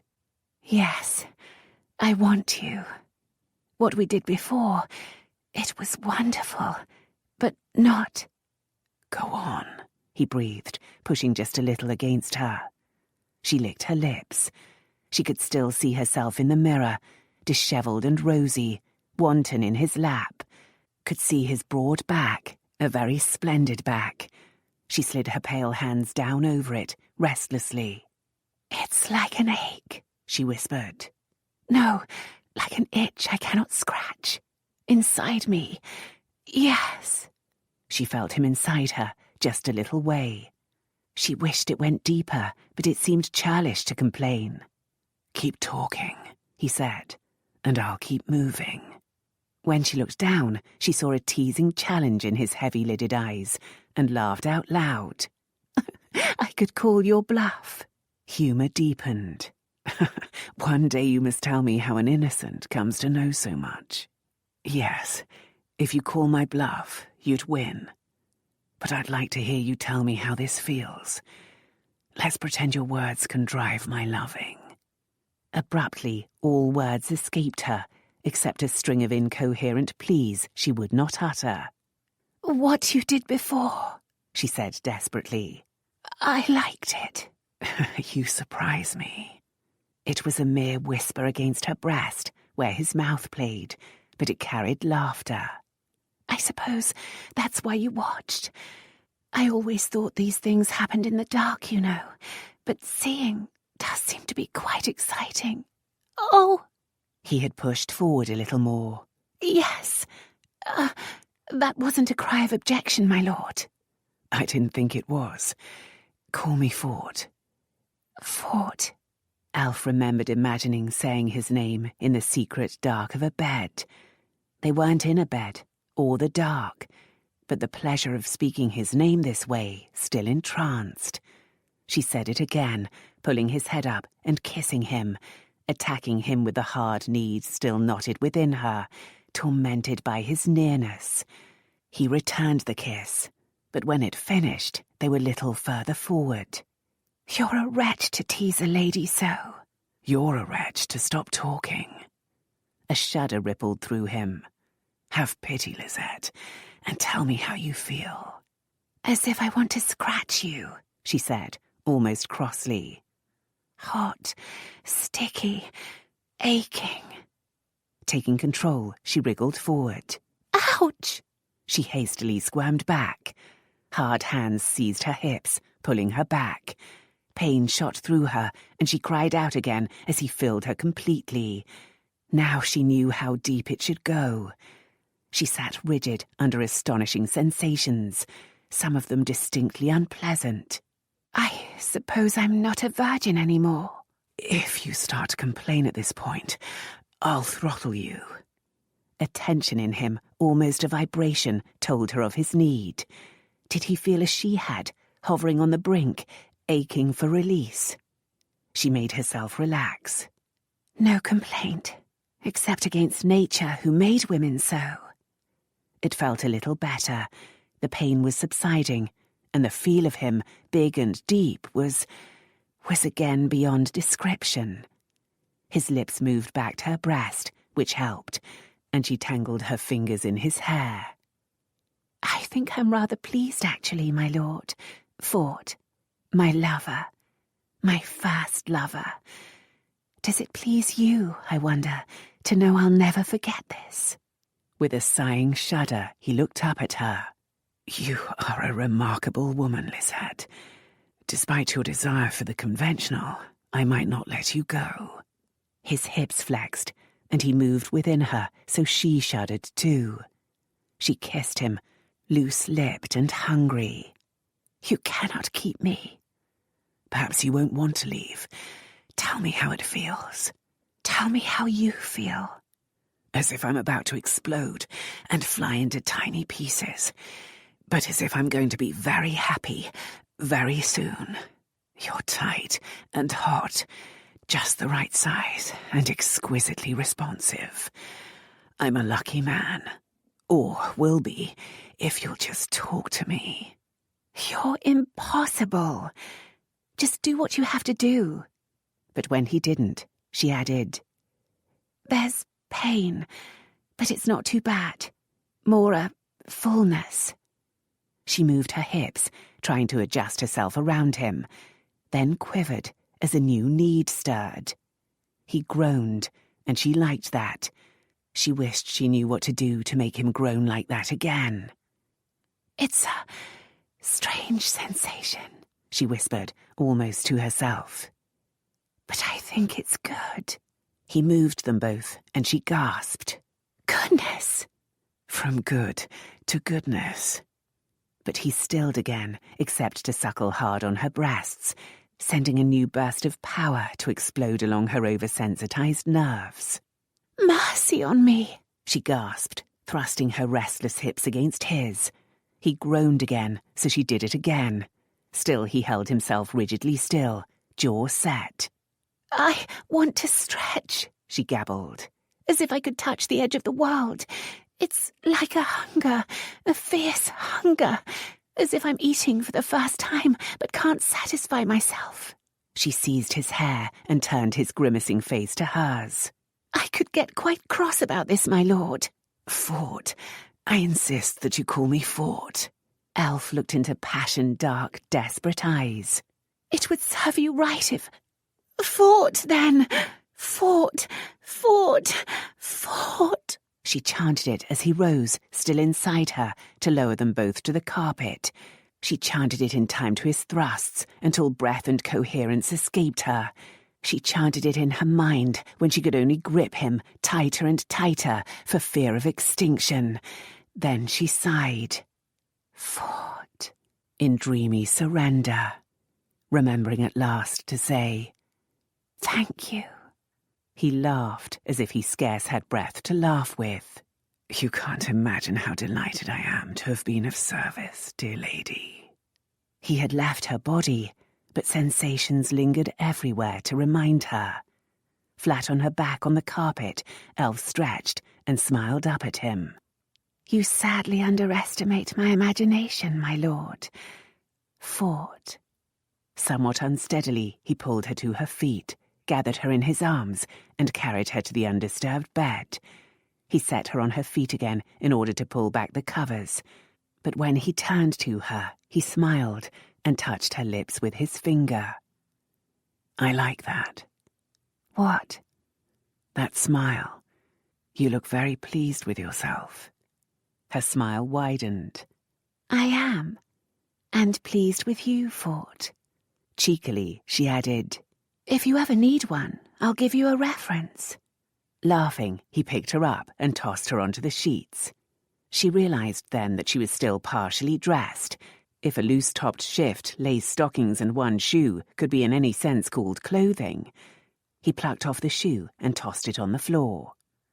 She moved to strip off her shift, but he said, "Don't."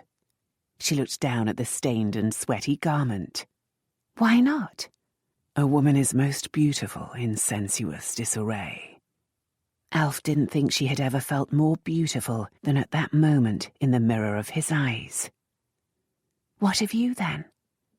What do you want? She considered asking him to put on the black silk robe, but realized she liked the sight of his body too much to want it veiled. Strong body, tangled hair, and a face so relaxed she hardly knew him. "What are you thinking?" he asked. "You can ask whatever you want." That a man is designed to pleasure the sight of a woman. He grinned, and she thought perhaps he might even have blushed a little. Men think it works the other way around. Which merely proves that God designed both sexes perfectly. He leaned over to kiss her. "Don't bring God into this, sweetheart. Remember, I promised to show you the way to hell." She discovered that his buttocks were available to her eager hands and explored their firm roundness. I'll never think of hell in quite the same way. He pinned her to the bed with strong hands, but Elf relaxed in his grip. It wasn't a dangerous moment, just a lustful one. She would trust this man with her life. That thought surprised her. Naked trust. Was that the truth he had spoken of? She did wish she could rip off the mask and be honest with him. Deliberately, she moved matters back to the simply lustful.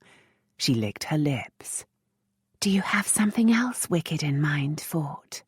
He laughed out loud, and suddenly the universe shifted.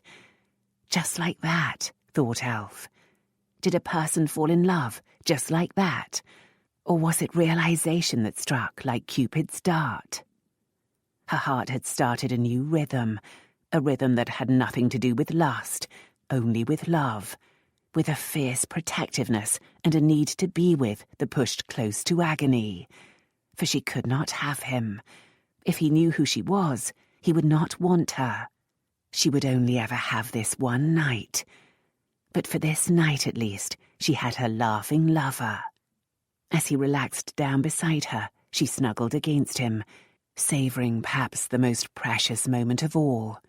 Closeness, so relaxed, all barriers down. This, she realised, was what she had really sought this night. If only she could shed Elfled Malloren and all it entailed, and be Lisette. She'd do it in a moment to be so close to this man, to bring him laughter and pleasure every day and night, and be exquisitely pleasured in return. Just the thought of marriage, of this closeness through eternity, brought the agony of suppressed tears, because it could not be. Or could it? She was a fighter, a Malloren. With a Malloren, all things are possible. Fort pulled the covers over them, and his arms came comfortably around her. "Sleep a little, Lisette. I promise I'll wake you later to continue your education in wickedness. But for the moment, we both need a bit of rest." She never could have imagined the beauty of sliding into sleep wrapped in his arms. He kept his promise, waking her with kisses and nibbles and fiery touches. When she asked, he showed her how to touch him, so he groaned and writhed. Though watching in the mirror had been exciting, this was perhaps even more delightful. The candles had guttered into darkness, and touch, taste, smell, and hearing were intensified beyond belief. He did not enter her, but they shared pleasure anyway, inventively, wickedly, before tumbling back again into exhausted slumber.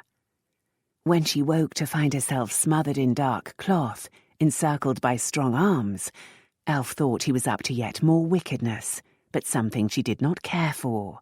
She squirmed and tried to protest, but her hand clamped cloth down over her mouth, cutting off what little air she'd had. Damn him! What did he think he was doing? When the hand moved, she sucked in a breath through heavy, musty cloth and started to cough. "Stifle it, or I'll throttle you," growled a voice. Definitely not Fort's. A voice with a Scottish accent. Chapter 10. Fear swamped panicked anger. Oh, God, Elf thought, and it was a prayer. How? Why? The world tipped and something punched her in the belly. No, she'd been tossed over a man's shoulder, head hanging down. Bile bit at the back of her throat, but she managed not to vomit, terrified that she'd choke to death, or that he'd carry out his threat and throttle her. What was happening? Where was he taking her? Where was Fort? Jerky movements told her the man was hurrying down the stairs. Swathed in the musty blanket, Elf could hardly breathe, never mind scream, and the thumping up and down once more threatened to make her vomit. She prayed again, silent, incoherent pleas to any deity that might be listening. Suddenly she was swung around and dropped without care onto hard wood, so she couldn't help but cry out. The blanket was pulled off her, and she sucked in pure, fresh air. She was outdoors on a cloudy night in some kind of big box. Shadowy forms loomed over her. A lantern opened by her face, so she flinched from the sudden light. She's a mask on. Let's see who she is. With the snick of a knife, the mask was flipped back. Nae one I ken. The lantern was covered, creating dark again. Before Elf could try to move, something heavy tumbled on top of her. She squealed, and a fist to the head knocked her dizzy. I told you to be quiet. With a huge thump, the air changed. She was now in a closed box, a long, narrow box. A coffin.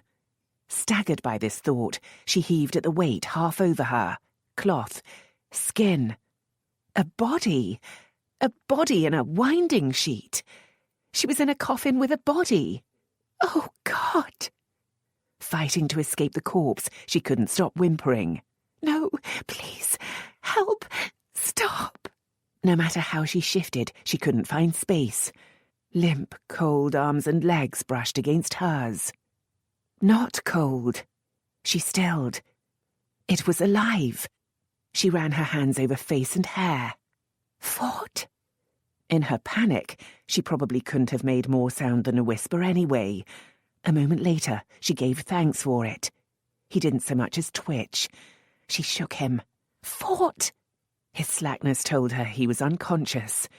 Hastily, she fumbled for his neck, for a pulse. She found it and sagged with relief.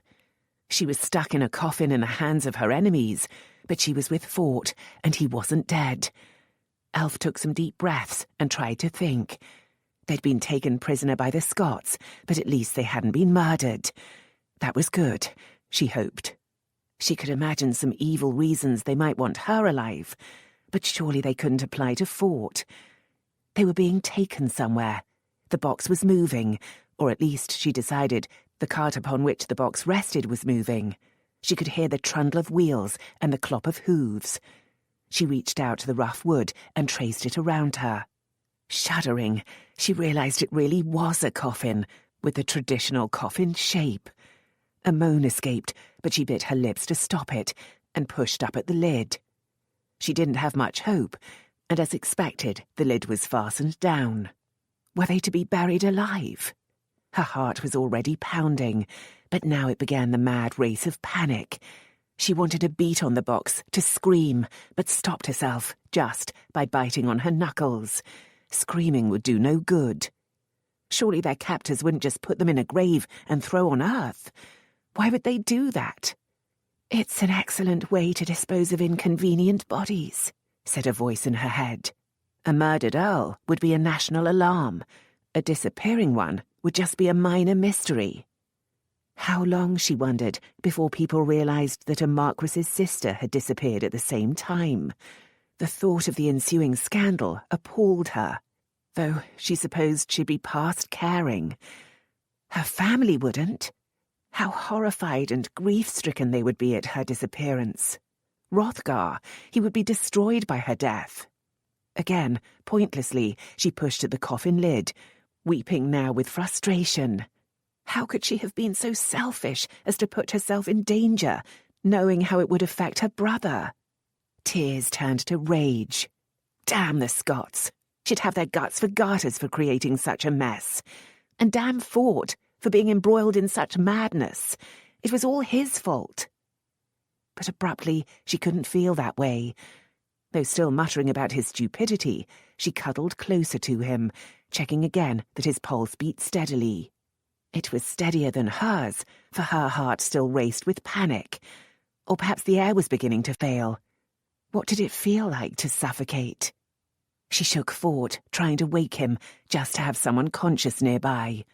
He moaned slightly, but no more than that. Elf slumped against him, curling an arm around his torso, both protecting and seeking protection. After a moment, she snuggled closer and listened for his heart. Of course it had to be beating, but she needed to hear it. She wiped away tears and kissed his chest. Her lover. How strange to think of him that way, but he was. Her beloved. An even stranger thought, but he was that too. She recalled that moment of certainty, testing it. Yes, whatever love was, she felt it for this man. She cared for him more than for any other man, even her brothers. She needed his presence. Life without him would be arid. She longed for his body, not particularly for the sexual games they had played, though they had been delightful, but just as contact, as presence, as if she was no longer whole when alone. Nor was it a new thing. She'd been drawn to him from first meeting. Such notions might terrify her at another time, but with death approaching, she could only be honest with herself. She wondered if he felt anything similar. It seemed ridiculous that she feels so passionately and he be indifferent. But it could be so. It could break her heart, that thought. But with death approaching, such concerns were pointless. With questing fingers, she found his features and traced them. She kissed his eyelids, his cheek, his lips. Then the contented murmur cracked into a groan, and he stiffened. "Hush," she whispered quickly. "Don't make a noise." "What?" Elf put a hand over his lips. His wits were disordered by that blow, but she didn't want him shouting out. If for some reason their captors opened the coffin to check on them, it would be useful if they thought him still unconscious. He didn't relax, but something in his body suggested that he was aware of the situation. She gingerly moved her hand. "What's happening?" he whispered, putting out a hand to explore. "Where the devil are we? Gads, my head." "It's a coffin," she whispered back. She couldn't put her fears into words, but an extra tension in his body suggested he shared them. "Who?" he whispered. "Why?" "The only voice I heard sounded Scots." She waited for his reaction. He just became very still. That answered any doubts she might have clung to about his involvement. Where, Elf suddenly thought, were Roberts and her people? Then she realised that it was the middle of the night. They'd probably all gone home. Elf began to suspect that she'd made a terrible mess of everything and could pay for it with her life. Clearly Fort deserved some of the blame, but she snuggled closer anyway. That was when she realised he was naked, and she was as good as. They'd taken her in just her shift and stockings. At the thought of that man carrying her like that, she wanted to cry. It was a stupid reaction, but she couldn't help it. For a moment, it seemed the most appalling aspect to the whole affair. Then she became aware of her bare leg pressing against his. She could feel the rough, springy hair on his calf. Without any other place to put it, she still tried to ease away. It made no sense when they'd been so intimate, but for some reason, their situation now seemed indecent. Once or twice, she'd dreamed of being naked in a public place. This felt horribly like one of those dreams. She should be worrying about death. But just now, she fretted more about the lid opening to let in light and expose her state. With a stifled groan, he shifted, gathering her thigh between his to make a little more room and wrapping his arm tighter around her. Elf stiffened. "What's the matter?" "Nothing." His hand wandered slightly. "Lightning blast 'em! Did they take you in just your shift?" Suddenly tears threatened, but she swallowed them. "I still have my stockings." He held her closer, muttering more curses, and now his touch didn't seem so wrong. "I think I'm wrapped in that damned monk's robe.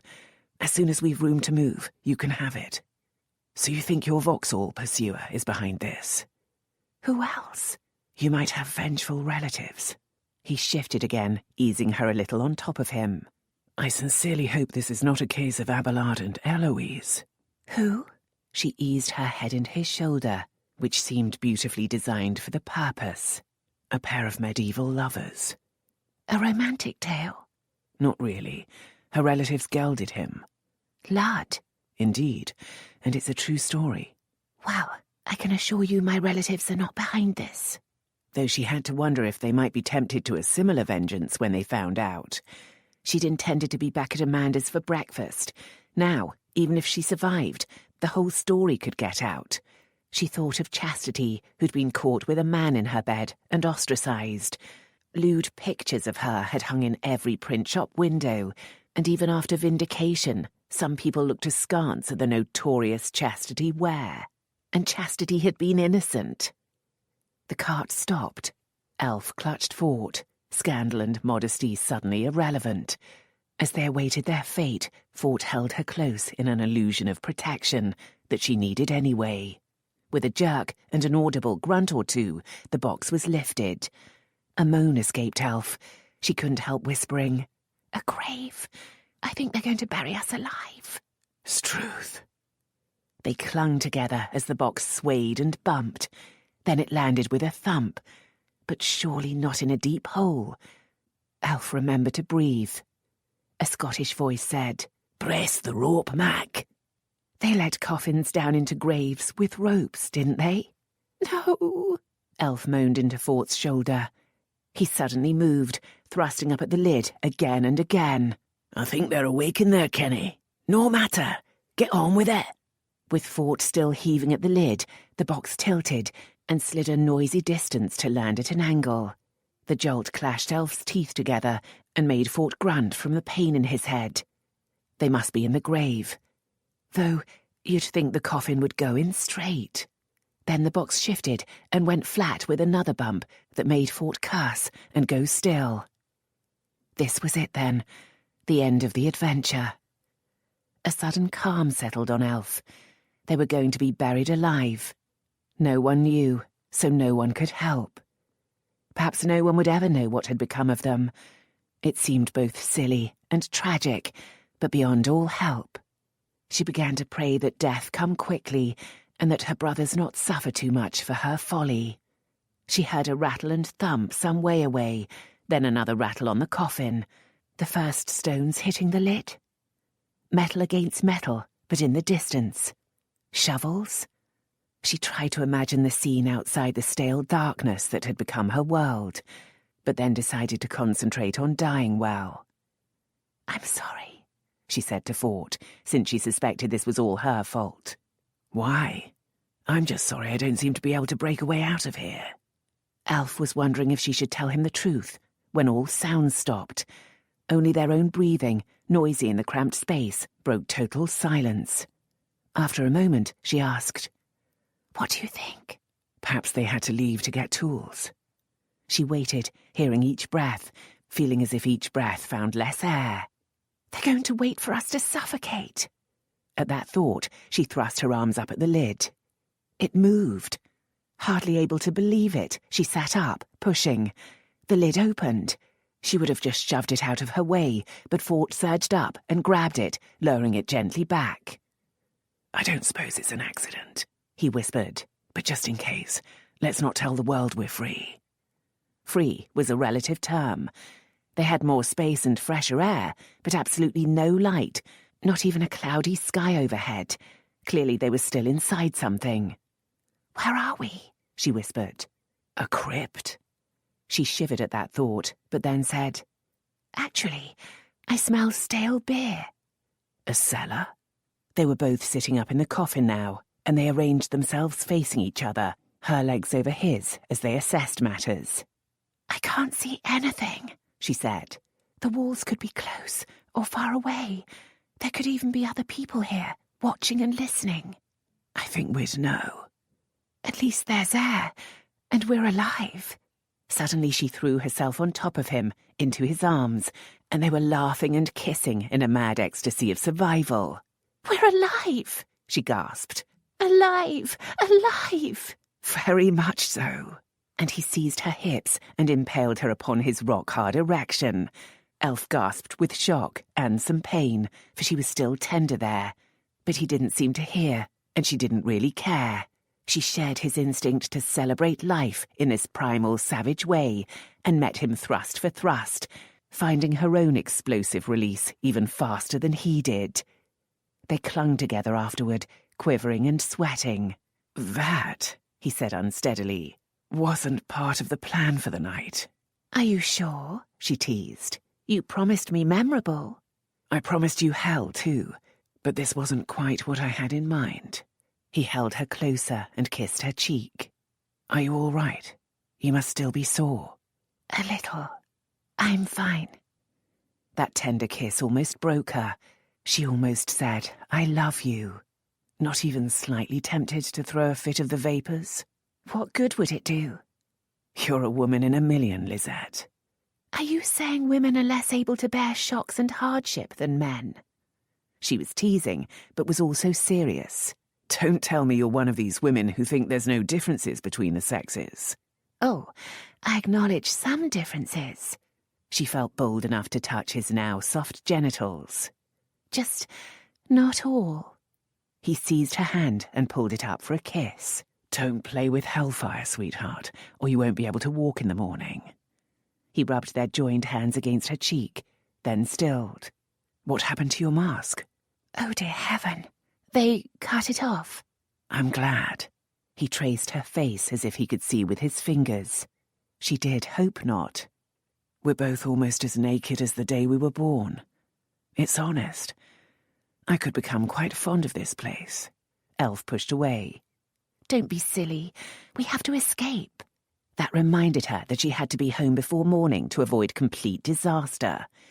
He helped her disentangle herself, and soon they stood in the coffin holding hands, each the other's only reality. You speak excellent English, he remarked. Oh, Gemini. Thinking back, Elf realized that from the moment of capture, she had instinctively spoken in her native tongue. They'd been whispering most of the time, and clearly he hadn't recognized her voice yet. In such danger, it shouldn't matter, and yet they'd found something precious here. A friendship brought on by shared peril. She couldn't bear to damage it with their family problems. Merci, she said, continuing in accented English. I have been well taught, I think. You've been well taught, yes. But which language, sweetheart? I suspect that, in extremis, people speak their native tongue. His fingers found her cheek, and then he kissed her lightly on the lips. Keep your secrets for now, Lisette, he said in French. The first thing is to get out of here. Elf sent a prayer of thanks, though that, for now, held a warning. Unfortunately, that meant that, after tonight, Lisette would have to disappear. She'd only planned for this adventure to last one night, but now she could hardly bear for it to end. What would happen if she confessed the truth? Could he understand? Could he put aside his malice and hate? This man, the man she'd come to know tonight, had no connection with such evil emotions. He released her hand, and she heard him move. The floor is flagstones. Pushing aside wistful dreams, Elf scrambled out of her end of the coffin, extending every sense in a search for information. I hate this darkness. Even a scrap of night sky through a window would be something. Or noise. If this is an inn, it's a strangely silent one. It is the middle of the night. Even so. Elf stood, and one of her stockings fell down, reminding her that she was in a disgraceful state of undress. She groped in the box for the garter, and his body bumped into hers. Sorry. She reached for balance and touched something soft. Soft. Round. She snatched her hand back. It was his intimate parts. For some reason, touching them accidentally seemed scandalous, when touching them deliberately had not. He chuckled, and a moment later his groping hand found hers and guided it back toward him. To cloth. He put something into her arms, and she recognized the monk's robe. Don't you need it? I have my shift.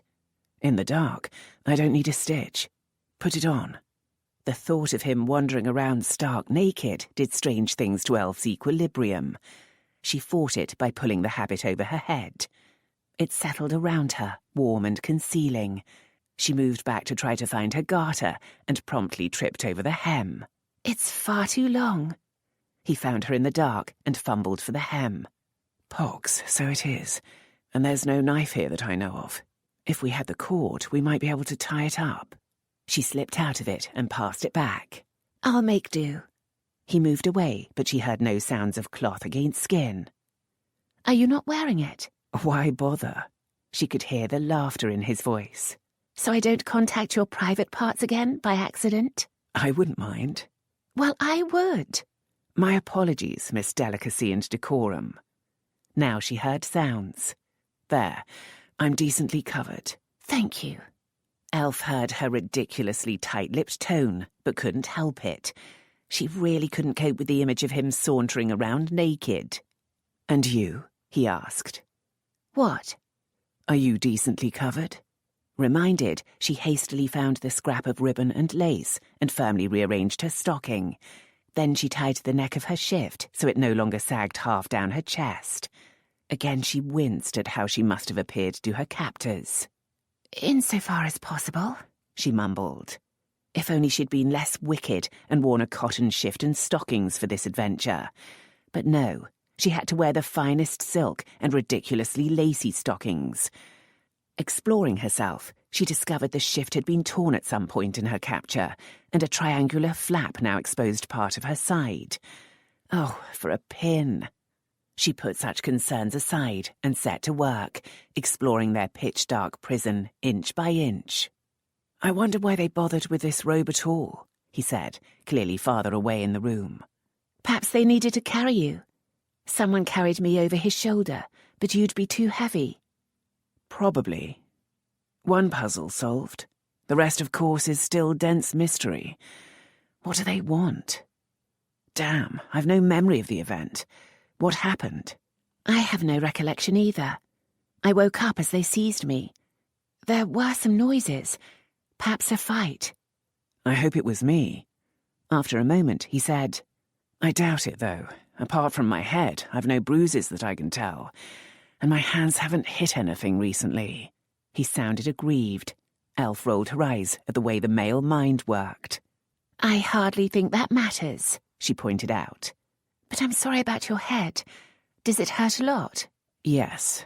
Was he terse because of pain, or because he hadn't earned more honourable wounds? She suppressed a sigh.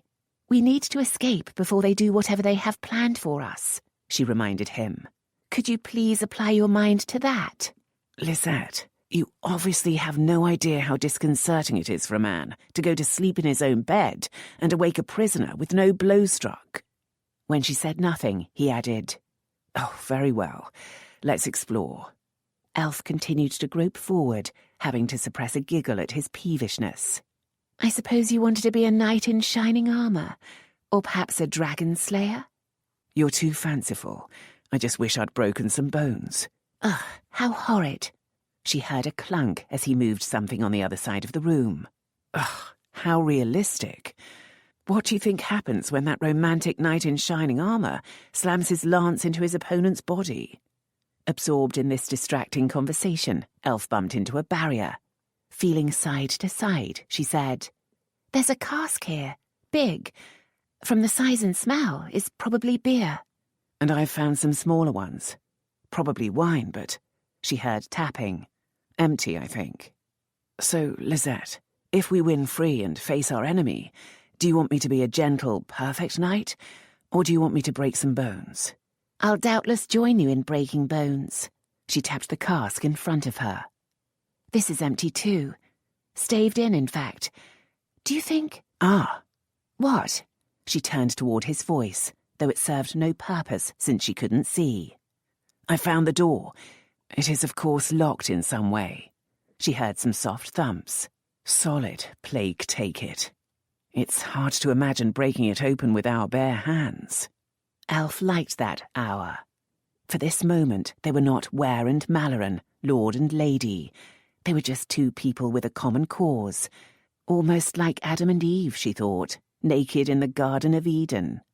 "Are you still wearing your robe?" she asked. "Yes. I may not be concerned by modesty, but it's damned chilly. Are you sure you don't want it?" He was right. Despite the season, the cellar was chill and dank. Her stockinged feet and bare arms already shivered with cold, and the rest of her was not far behind. "No, thank you," she said, absurdly touched by his gallantry. And perhaps, she thought, leaning back against the barrel to rub her arms, she had things to smile about. They were alive, when but a few minutes before they'd expected death. For the moment they had shed their pasts, their rank, their families, their feud, along with their normal clothes. In a strange way, she felt closer to Fortitude Ware here, prisoners in the dark, than even when making love. "Anything else?" he asked, prompting her to continue her exploration. Her foot touched a wooden bucket. Empty. He reported some rags and rope. "Not enough to be of any use," he said. "Even if I could think of a use for it. This is a damnably efficient prison." Then Elf came to the ramp. "Of course," she said. "They always roll beer casks down a ramp. That's how they slid in our box." He came to join her, reaching out so his hand brushed hers before taking it. She couldn't resist going into his arms. He rubbed her shoulders. "You're cold." "It can't be helped." "It's another reason to get out of here. How long before your complacent relative becomes alarmed?" So he was thinking of scandal too. "Morning, I suppose." "And then what will happen?" "I have no idea." Wanting to be as honest as she could, she added, "She might hesitate to complain to the authorities, but not for long." He kissed her gently on her brow. "Then we'd best try to escape before morning. I'm going to climb the ramp." She heard scrabbling sounds and then a rattle. "Fastened on the outside, of course, and almost as sturdy as the door. We could try to pry it open, but we'd still need a tool of some kind to have any chance." He arrived back beside her, and they found one another again in the dark. "Scared?" he asked. Surprisingly, she had to think about it. "Yes, though not as much as I would be if I were alone. Are you? Scared?" "Yes." His hand rubbed comfortingly on her back, and she did the same to him. "Should I not admit it? Here in the dark, it seems ridiculous to posture. I don't want to die just yet, and certainly not with such lack of dignity at the hands of ruffians." This approached interesting matters. "Do you think it's your Scottish friends who have captured us?" His hand paused for a moment. "Perhaps." "But why? And if they wanted to kill me, why sneak into an earl's house at night to steal us both away?" She prayed for an honest answer. "I have no idea, which is worrying enough." "Especially since they are your colleagues," she snapped. "Sheathe your claws, little cat. I honestly have no idea what is behind this. For the moment, we are on the same side, and our pressing need is to escape. I'm afraid that means crawling about the floor in search of some overlooked tool." He would have moved away, but she held on to the rough wool of his habit. "I want to know everything that is going on." "It wouldn't help." "How can you know that?" "You're just being curious in typical female fashion." "Curious? My life is in danger." "And you are delaying things by a pointless argument." He freed himself and moved away. "Female fashion indeed." Elf settled to her knees and started to work her way around the room. Her shift ripped further, so, muttering a curse, she knotted it near her waist. If a light appeared now and exposed her like this, she'd die of shame. "If you didn't know what was going on," she protested, "you'd be full of questions too." "I don't know what's going on. For example, I don't even know who you are. Though there's something damnably familiar about your voice when you speak English. Why not start with your true name?" Elf almost told him, longing to prick his bubble. She managed to resist. "Who I am is not important." She reached tentatively beneath the huge cask. Heaven only knows what might be there. As it turned out, her fingers found only chips of broken flagstone. "Then what's going on is equally unimportant," he said. "I've found a short stick, a broken broom handle, I think, but I can't see what good it will do us." They took refuge in grumpy silence, broken only by the scrabble of their search. Chapter 11. Gradually Elf realised how absurd their behaviour was and offered an olive branch. It would be annoying, she said, having found nothing remotely like a tool, to discover that axes and scythes are hanging from the ceiling. She stood up, rearranged her shift, and headed back toward the box, and stubbed her toe against a rock, falling forward to bang her knees on it. At her cry, he said, "What? What's the matter?" "I just stubbed my toe." She sat to rub at various painful spots, then explored the obstacle. She thought it a raised flagstone, but it was many inches thick with metal handles attached. It was clearly no use to them, though. "I hate this darkness," she said as she scrambled to her feet. "Do you keep rubbing your eyes, hoping to clear your vision?" "Yes.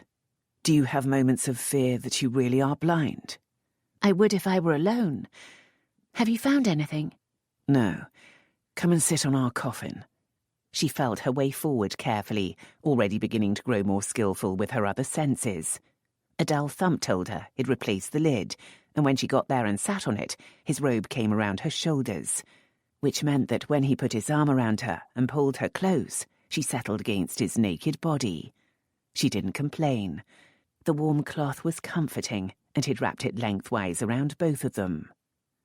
"What now?" she asked.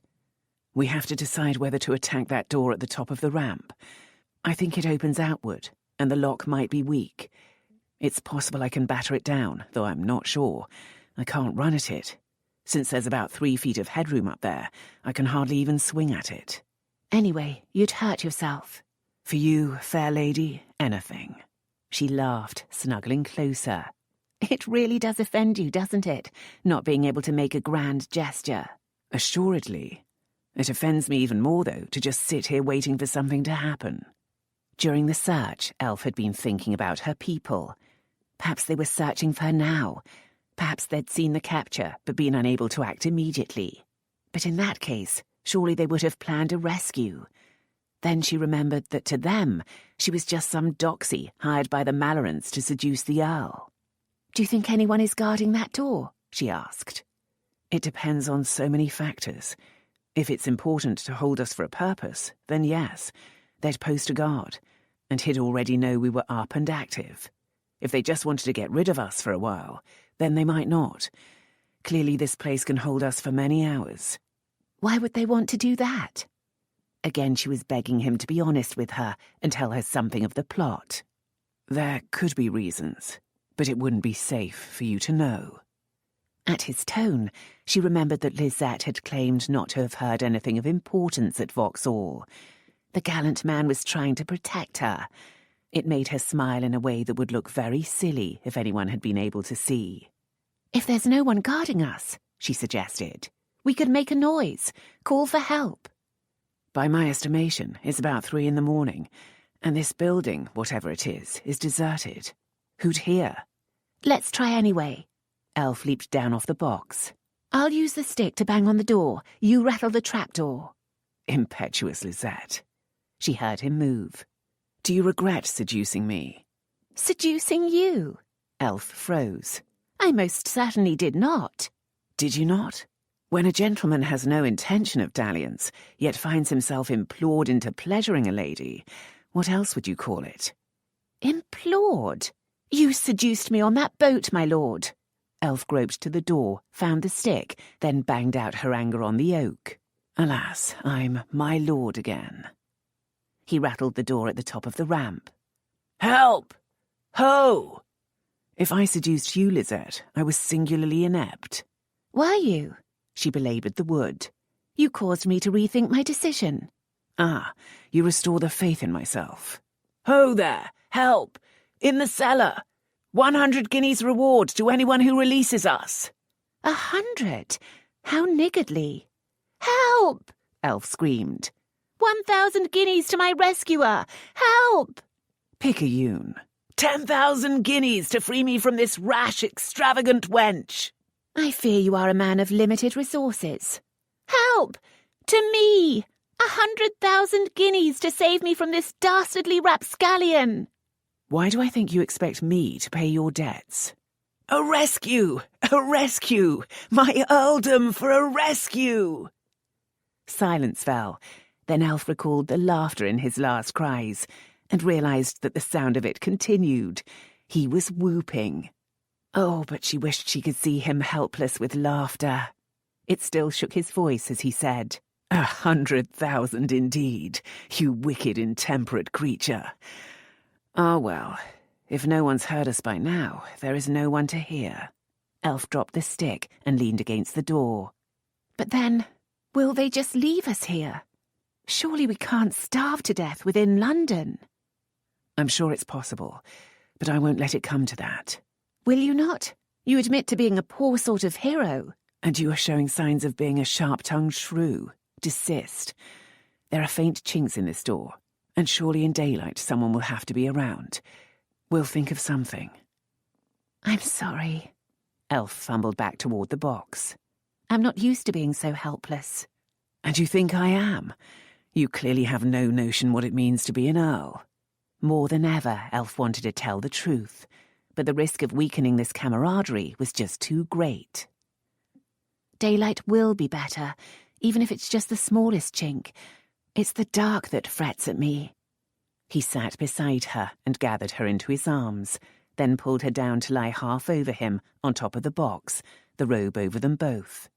Close your eyes and think of going to sleep. You think I can sleep here?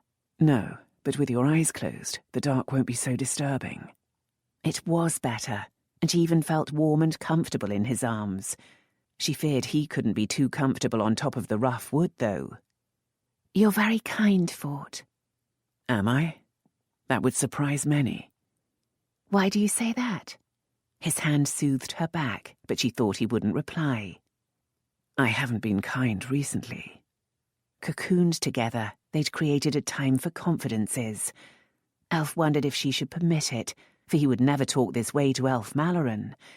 But she wanted to know him, to understand him, and she suspected that he needed to talk. Why haven't you been kind? She asked. It seems in your nature. Does it? I'm not sure I remember what my nature is. Yes, perhaps I used to be kind, if it didn't cause me too much trouble. I think you're too harsh on yourself. You've been good to me. Men are often good to women they want to have sex with. Aha! Elf sat up, straddling him, even though she couldn't see a thing. You admit you wanted it. He chuckled. Yes, I wanted it. To be precise, I wanted you. God knows why. You can be very rude. I thought you said I was so good to you. You have the remarkable ability to be both good and rude at the same time. Are you talking about my nature or my sexual prowess? But then he reached out, found her, and pulled her down on top of him, twitching the robe back over them. I'm cold. You're wanting again. She could hardly mistake the evidence. Rampant with lust would be a good term. Yes. Don't worry, though. I'm not desperate. Elf adjusted her position so as not to press on him. Why do you want me, then? She asked, letting her hand wander over his chest. Ah, the universal question. Perhaps, Lisette, I just hadn't had a woman in a while. Hadn't? She teased. That can't explain the last time. He slapped her bottom. Minx. That was a mad expression of relief at being alive. Very well. Why do you want me now? Danger makes some men great. Great, she said with a chuckle. What interesting words you use. Why hadn't you made love in a while? I'm sure you don't lack opportunity. Perhaps I grew tired of the incessant chatter of women. He was doing his best to push her away with words, but Elf burned with the need to understand this man. I'm sure you can pay a whore to be silent. He pulled her close, hands hard on her buttocks. I'm sure you're too clever for the silly innocent you play. And yet, you were an innocent. Care to elucidate the conundrum, Lisette? Pressed tight to him, she could feel him growing bigger and harder between her thighs. He'd brought new weapons to bear in the attempt to shut her up. A Malloren is not so easily silenced. My family is not mealy-mouthed, she said. Why hadn't you had a woman? He shifted and pulled her head down for a silencing kiss. Elf kissed him back, turning it from weapon into pleasure, until his hand gentled and she felt the tension drain out of him. When their lips parted, however, she whispered, "Why hadn't you had a woman?" She had to choke back a scream at the way his hands tightened on her shoulders, but then they eased. "Because," he said softly, "I was hurting them." Hurting? She wished she could see his expression. "As I just hurt you." He rubbed at the places he'd bruised. You hadn't hurt me until now. With you, it seems to be different. That's why I agreed to make love to you. Elf settled down, head snuggled between his neck and shoulder. I'm glad. What? That I'm different.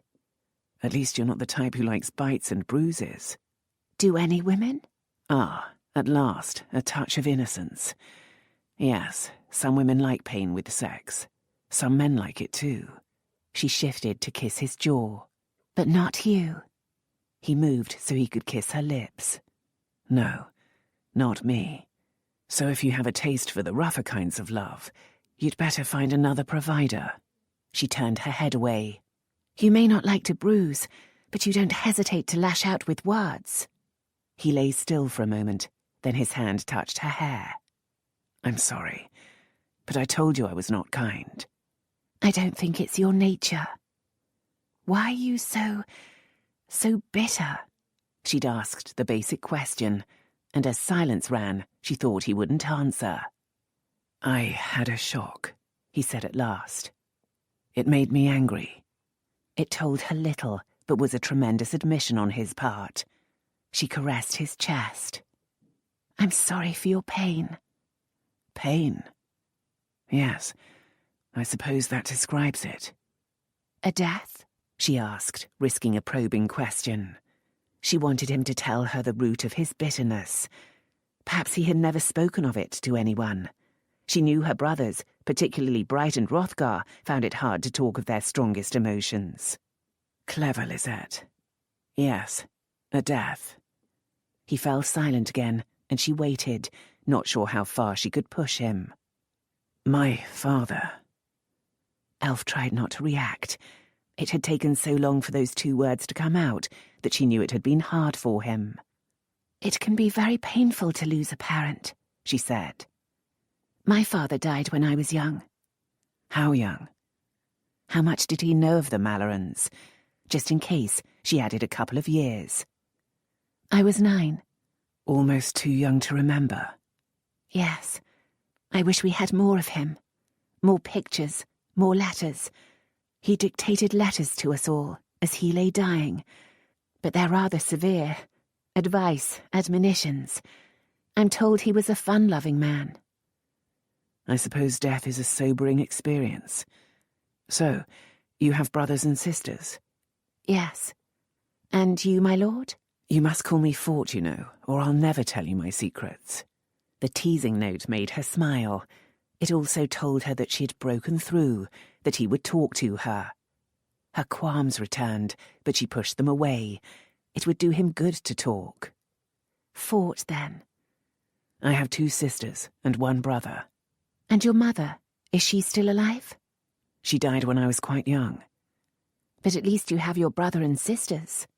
We are not very close. Elf wanted to protest. Chastity loved Fort, as did the other sister, Verity. They would support him and assist him in anything, but he hardly seemed to realize it. Just because he thought he had failed them, he thought they could not love him. That's sad, she said. So, you were close to your family? Yes, very close. You're fortunate. I think so, though it means they all feel entitled to interfere in my life. Really? I had the impression that you were inadequately supervised. Elf knew she was drifting too close to the whirlpool of truth, but she couldn't resist being as honest as she could. It's just that I am away from them at the moment.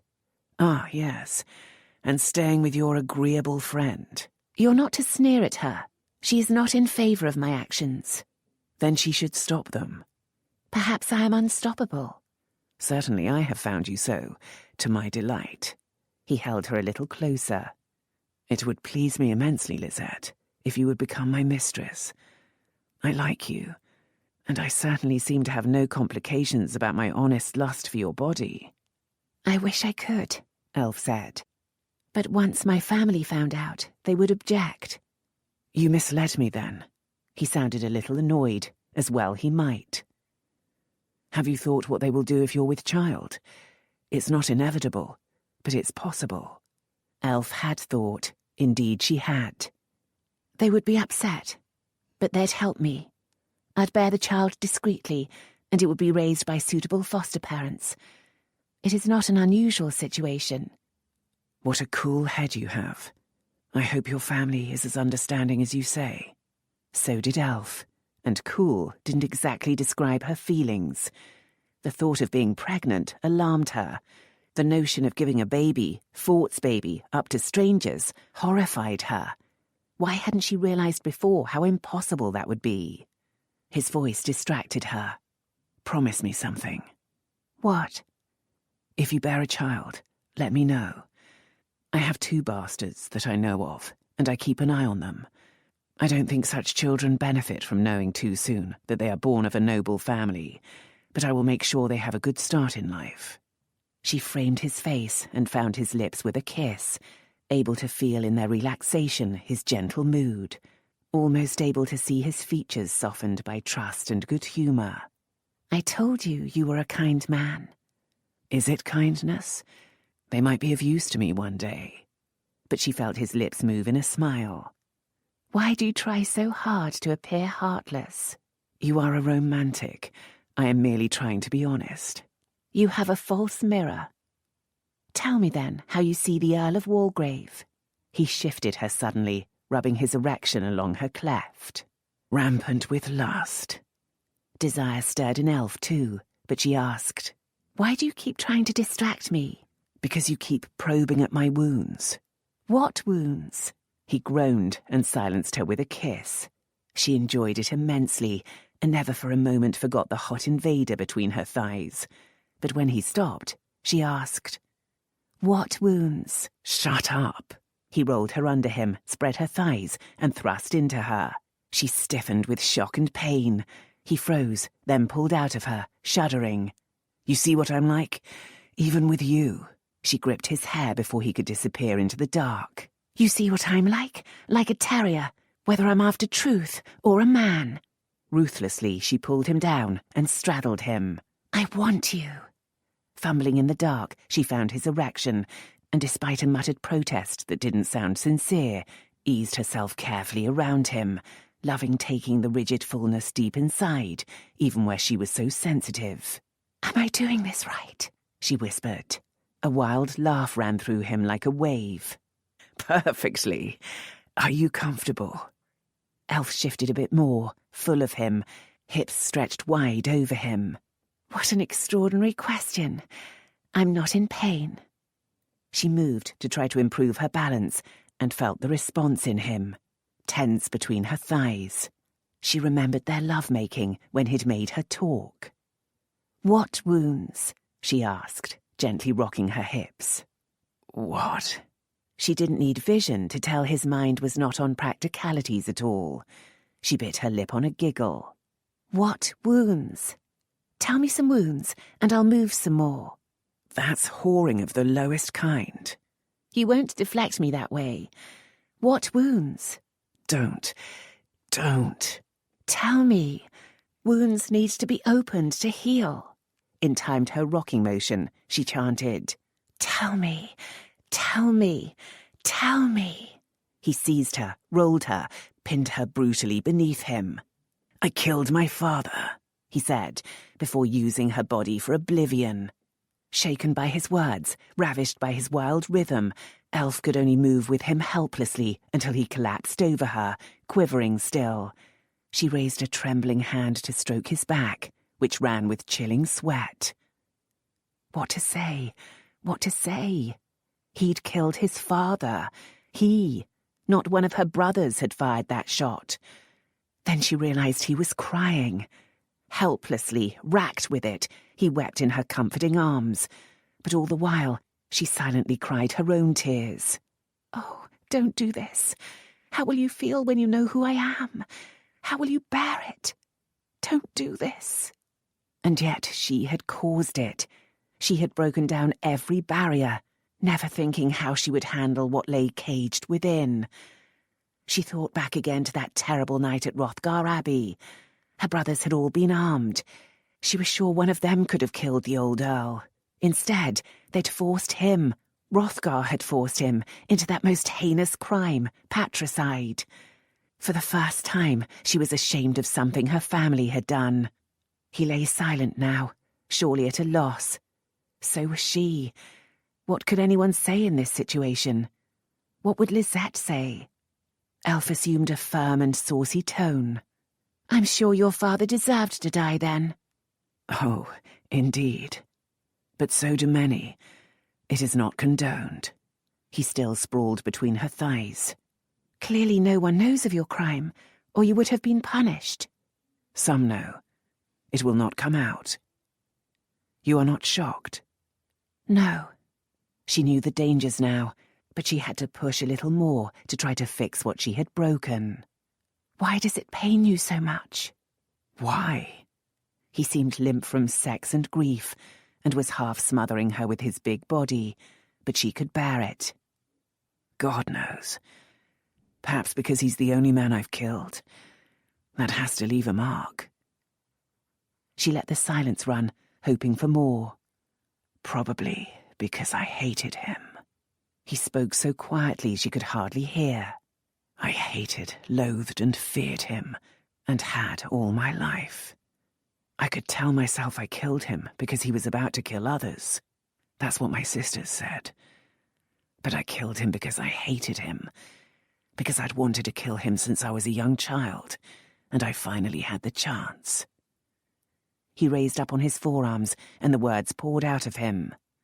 As a child, I wanted to kill him out of powerless terror. It wasn't just the beatings, it was his impossible standards. Nothing I did was good enough. Every fault was picked out and waved in front of me, and in front of servants. When he whipped me, he would summon the servants to watch. He said it would break my pride. He, the proudest man in creation. But when I was a man, I was free of him. He didn't seek me out, and I avoided him as if he carried the plague. It was blatant cowardice. I did nothing to help my sisters, nothing to stop his cruelty to servants and tenants. I was too terrified to interfere with him, and so, in the end, I killed him. Shaken herself by these revelations, Elf stroked his damp arms. He sounds like a monster. He was, but I should have killed him face to face. No, you could never do that. Yes, perhaps you should have tried to help those in his power, but perhaps you didn't know the depth of his cruelty. Because I chose not to know. His voice had settled to a more normal tone, and he shifted to slide his hand between her thighs. She seized his wrist. No. No. I don't think you found much pleasure in that recent bout.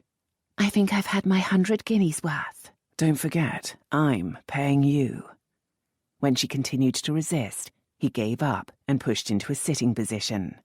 Perhaps you intend to supplement it with blackmail now. She moved to sit beside him. Even if what you say is true, I have no proof. Thus I am saved from folly. Though physically they sat side by side, she felt as if he were moving away. Are you proud of yourself, Lisette? Elf pulled the robe around her, shivering, and not entirely with cold. No. After this, you'll never want to see me again, will you? I never thought we were contemplating a durable relationship. You asked me to be your mistress. Ah, yes, you're right. I regret that I must withdraw the offer. She swallowed. Don't hate me. I won't. I don't. I will just endeavour to forget you. Elf pressed her lips together to stop tears. What if we ever meet again? Lisette, he said sharply. You understand what has happened. Leave it be. This has been a strange night, And if we survive, doubtless neither of us will forget it entirely. But I'm sure we will both try. She realized she had taken the robe, leaving him naked. She struggled out of it and held it out until it touched his body. Take it. You must be cold. Then he was gone, and his voice came from farther away. Keep it. Try to get some sleep. Swallowing tears he must not hear, Elf curled up in the robe, in the smell of him and sex, and tried to start forgetting. It had been a long night with little sleep, and Elf must have dozed, for she awoke to loud noises. Struggling to untangle the robe enough to sit, she heard muttered voices, along with bangs. "Forced something in the keyhole, they have," someone grunted. A touch made her start. Fort said, "Hush." Who is it? I don't know, but not our captors. With luck, they're my people, looking for me. He sounded relaxed and normal, but in an artificial way. Or my people looking for me, she thought. Then she remembered he was naked. She slid off the box and put the robe in his hands. I suppose I should wear something, he said, taking it. I wish we had the means to share it, though. Your shift will be scanty covering. Elf realized a trace of light gleamed around the trapdoor. It wasn't day yet, but must be past dawn. Shouldn't we say something? She suggested. After all, if it's our captors, they know we're here. If it's not, they might give up. True. I'll go and communicate. She heard scrabbling noises, then his voice. "Hello out there." The banging stopped. "Sir?" Elf was easing up the coffin lid. They were about to be rescued, and she had to try to keep her identity secret.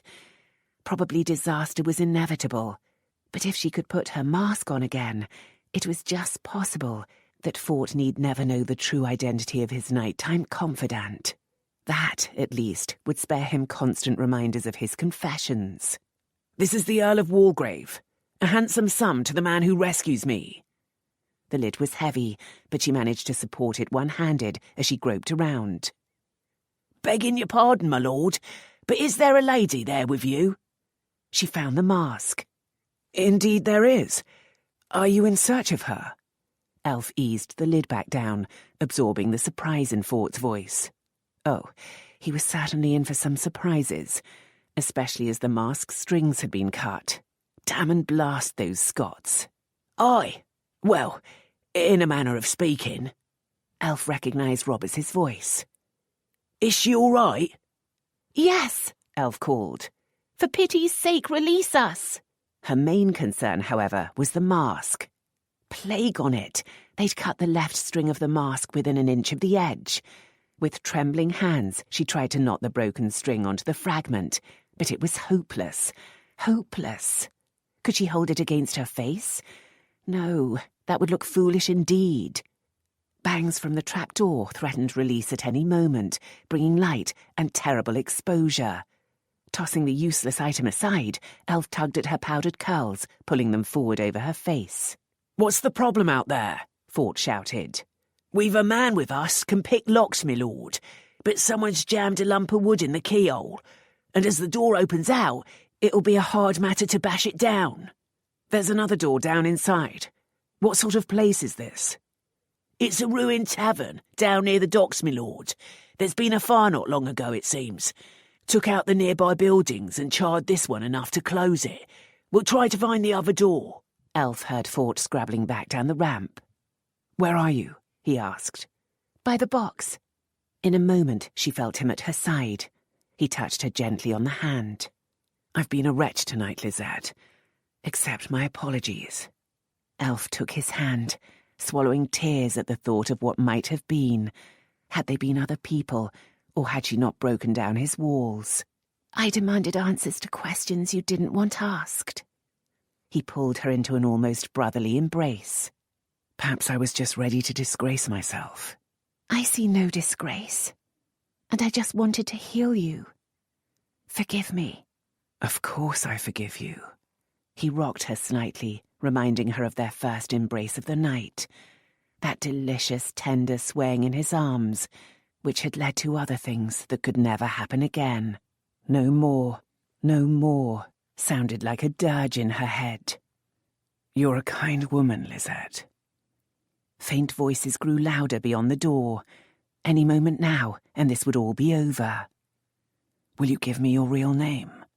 Elf wanted nothing more, but whispered, I dare not. She clung to the remote chance of escaping unidentified. Perhaps then, Elf Malloren might find a way to be with Fortitude Ware. He cradled her head, tracing her features. I wonder what it is you fear. But then, with a grating click, the door opened and torchlight flooded in. When Elf hid her face against his chest, she simply wanted to spare her eyes. She realised immediately that she'd found an excellent position. The key was in the lock, my lord. My goodness. Roberts had just managed not to say, my lady. How much did he know? And what on earth did she look like? Find something to cover the lady with, Fort said crisply. Come along, one of your coats and sharpish. Elf found herself bundled in a frieze coat, which was only slightly musty with sweat. Slipping her arms into the overlong sleeves, she kept her head down and wished for a collar to pull up around her face. Then Fort lifted her into his arms and carried her through the door, and she could again hide her face against his shoulder. I can walk, she said. The ground's rough here. You have bare feet too. This seems to be my one chance to be the perfect gentle knight. Don't snatch it away. Reprieve. Another few moments of untarnished closeness. Elf relaxed against him as he climbed rickety stairs and threaded his way through the ruins of the old tap room. The place smelled of stale beer and charred wood, but then fresh air played on her stockinged legs, carrying a hint of the river. Turning her head cautiously, Elf saw grey dawn light through blackened, broken windows. How precious sight was after darkness. Then he carried her through the doorway into a derelict wasteland, edged by scorched buildings. Do you have a vehicle? Fort asked. Aye, my lord. Who the devil are you? At his tone, Elf sneaked a look and winced. They'd brought her own one-horse chair that she used to tool herself around town, generally with a footman up behind. A glossy blue with white and gold trim, it was no commonplace vehicle. Nor was Bianca, her white carriage pony, a commonplace horse. She tensed, ready for the truth to come out. Name's Roberts, my lord, said her servant phlegmatically. Hired to find the lady. Oh, bless you, bless you. Fort didn't pursue his question, except to ask, And how the devil did you find her? Begging your pardon, my lord, but can we chat somewhere else? If others were to return, we're not that many to oppose them. Elf took time to count, just Roberts and two other men, one holding the horse. She could understand why they'd not brought the two women, but there'd been two other men in her squad. After a tense moment, Fort said, Very well, but I will require a pair of shoes from one of you. The donor can hide around here until someone brings him a new pair. You, bring the chair here. The man led the open vehicle over, and Fort lifted Elf into the seat. Then he turned to select from among the shoes being offered. As she took the reins, Elf began to think she might get away with her deception after all. At the moment, the men stood between her and the only obvious road out of here, and she knew little of this part of London. But as soon as they entered a part of town she knew, she'd whip up Bianca and elude Fort once again. Poor Lisette would have to disappear, but at least she might be able to continue to meet with him and tease him as Elf Malloren. He chose the shoes of the man who'd been holding the horse and sent him to a nearby corner to make the exchange. He sent Roberts along to bring the shoes back. And that was a kindness, she realised. True, he had demanded the shoes as if by right, but he had not made the man limp into hiding barefoot over broken stone and glass. Sighing, she admitted to herself that in her eyes, Fort was close to perfect. Not that she thought him perfect, just that she had fallen under a spell that made him appear so. A spell called love. Hopeless love. Amanda had been right. It was Romeo and Juliet, but it seemed they were at least going to escape with their lives. Roberts came back with the shoes, and Fort put them on. "Now," he said, "by all means let us guide the lady home, wherever that might be. And while we go, you can tell me what happened, and how you found us." He turned toward the chair as he spoke, and Roberts turned with the flaming torch. Before she could avoid it, Fort reached up to brush her tangled hair back off her face. He was smiling quite tenderly.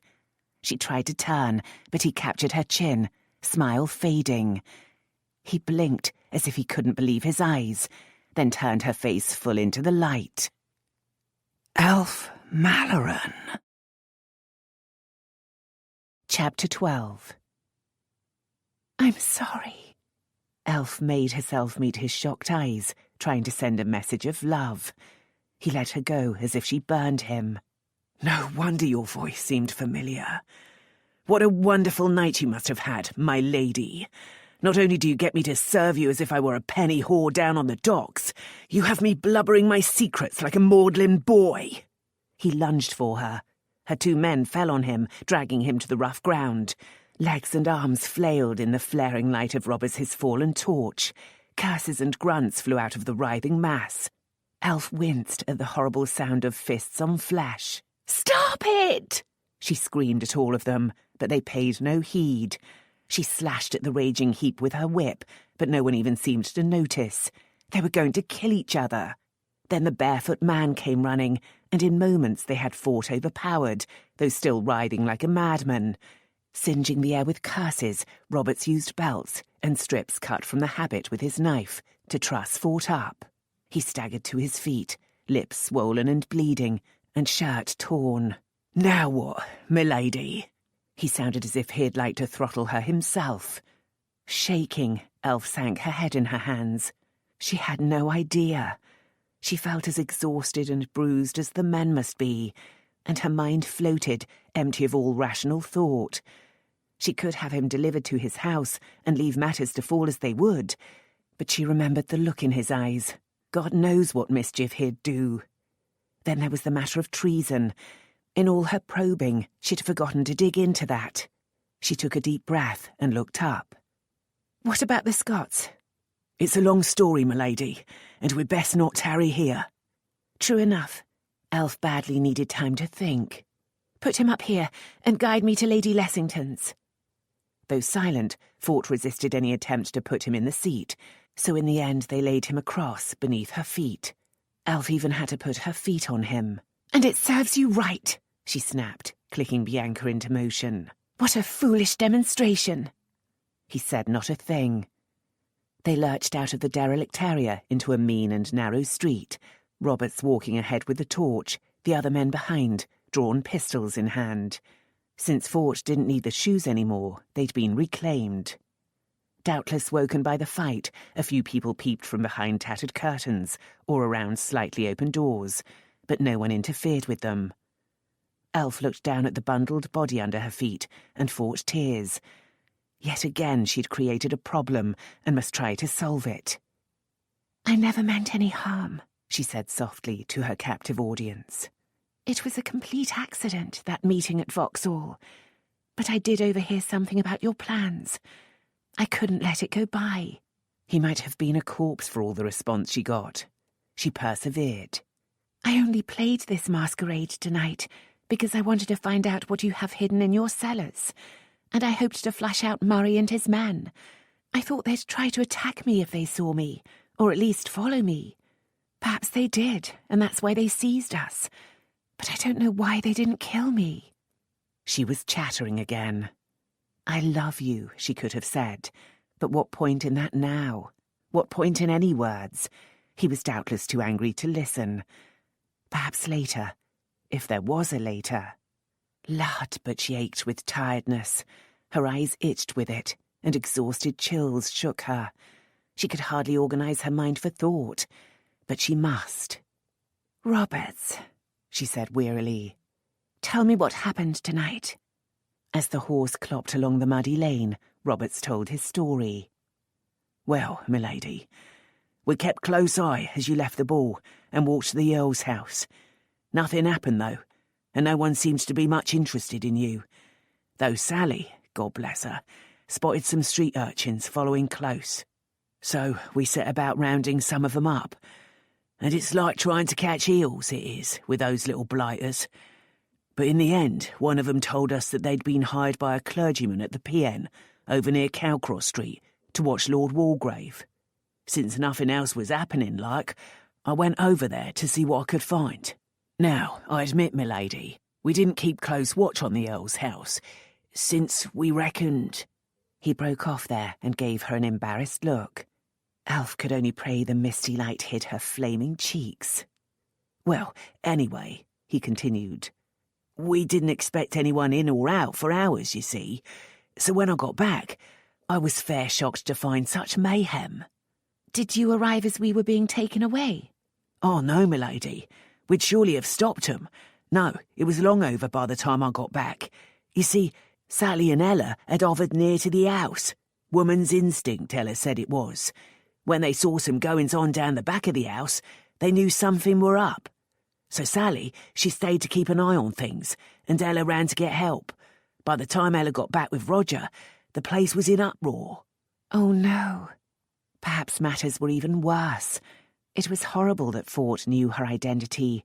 It would be disaster if the whole world did. People thought it was just housebreaking, milady. The Earl's servants had woken to find rascals in the house and fought with them, mostly in the cellars. He put no emphasis on the words, but Elf registered them. If the Scots had been in the cellars, it had been to steal whatever Fort had guarded there. She glanced down at him, seeing no sign of life, except perhaps an extra tension. "Did they get it?" she asked. I reckon so, milady. Fort twitched, and Elf thought he might at last break his silence, but he didn't. What was this important item? And if the Scots had it, what were they doing with it? The man who'd been guarding it was bad hurt, Roberts continued. He'd put up a fight, though. There was a corpse, presumably of one of the villains. But in the end, it seems they did make off with whatever was in those cellars, and you and the Earl, too. The Earl's servants were running about like panicked chickens with their heads chopped off. Elf was absorbed in trying to make sense of the story when Roberts spoke again. We found Sally in the garden, milady. Knifed. Elf turned to him. Dead? Dead. All other thoughts vanished. One of those women she'd spoken to in the office that day was dead, because of her. This must be how it feels to be an officer, she thought, and to find that the soldiers you sent into battle are dead. She wished Sin were here to tell her how to handle such a sickening responsibility. "I'm sorry," she said inadequately. We moved her, Roberts said gruffly. Didn't seem wise to have her found there. "I suppose not." Elf didn't think she could bear the pain of her suppressed tears. They tore at her chest and stabbed pain all around her face. But she couldn't cry yet. If she started crying, she'd fall apart. And there were things to do. Things to do if Sally's death wasn't to be in vain. "What happened next?" Roberts cleared his throat. Well, Roger and Lorne ran to try to track the villains, leaving Ella behind to report to me. As soon as I heard the tale, I rousted out some more of our people, and we spread out through the area, looking for any interview. I tell you true, milady, I were fair trembling at the thought of what might have become of you. And of what my brothers would have to say about it, Elf knew. "I'm sure you did the right thing, Roberts," she said, because she had a commander's duty to encourage the troops. They turned onto a wider street, and she prayed they were close to Warwick Street. The sky was brightening, and already some people were about. Sooner or later, someone might notice a trussed-up monk hanging off either end of the floor of her carriage, not to mention the fact that she was bare-legged and dressed in little more than a man's coat. I tried, milady, said Roberts. We didn't find anything particular, but then I thought of those urchins. I dug another one of them out of his hole, and a flash of gold shook loose some facts. They'd been curious, you see, about the clergyman who hired 'em. A Scots minister, a Reverend Archibald Campbell. Very prim and pious, but they had their suspicions. So when they didn't have anything better to do, they followed him around. Went to Westminster Abbey a lot, he did. which perhaps was suitable. Also went to a crone's hovel, and she too old to be his woman. But he also went down to a burned-out area near the docks, and that struck him as fishy. So they kept an eye on him, hoping to catch him whoring or something, so they could demand more money to keep quiet about it. Anyway, that's how we come to check the area out, you see. But what is Murray up to? Elf asked, mostly to herself. And who is this Scots minister? Westminster Abbey? Could they be planning to kill the king in the abbey? Robert swivelled his head, staring. Kill the king? She couldn't bear to get into that now. Oh, I don't know. Thank heavens, here's Warwick Street. We must come in round the back. Still shaking his head, Roberts guided the chair to the lane behind Amanda's house. All was quiet here, but as Elf drew up the rig in a quiet corner of the back lane, she saw the kitchen door open and a tousled, yawning scullion toss some slops outside. She'd need Amanda's help to smuggle Fort in and stow him somewhere safe. Wishing desperately for a skirt, Elf climbed down. Don't let him get away, she told Roberts, and ran down the garden to the house. The scullion, a lad of about 10, gawked at her. Elf said, I'm Lady Elfled Malloren. I am going to my room. The crisp words seemed to dumbfound him, for he made no move to stop her going through the kitchen and into the house. She used the servants' stairs to reach the upper floor, then ran along the carpeted corridor to Amanda's room.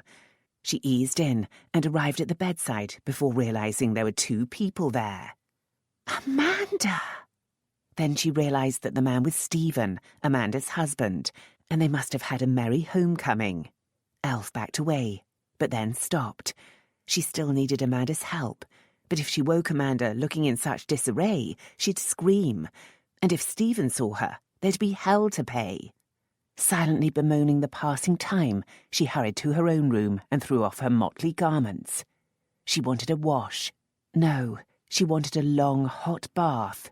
She had time only to grab a new shift, a petticoat, and a plain gown. It didn't lie right without a corset, but the simple gown didn't need hoops. Shoes. Where did Chantal keep her shoes? She found them in a drawer and started to put them on until she saw the rags that had once been her beautiful lace stockings. Plague and damn and hell! Angrily, she brushed away weak tears, tore off the dirty rags, and rummaged through more drawers until she found some plain cotton ones.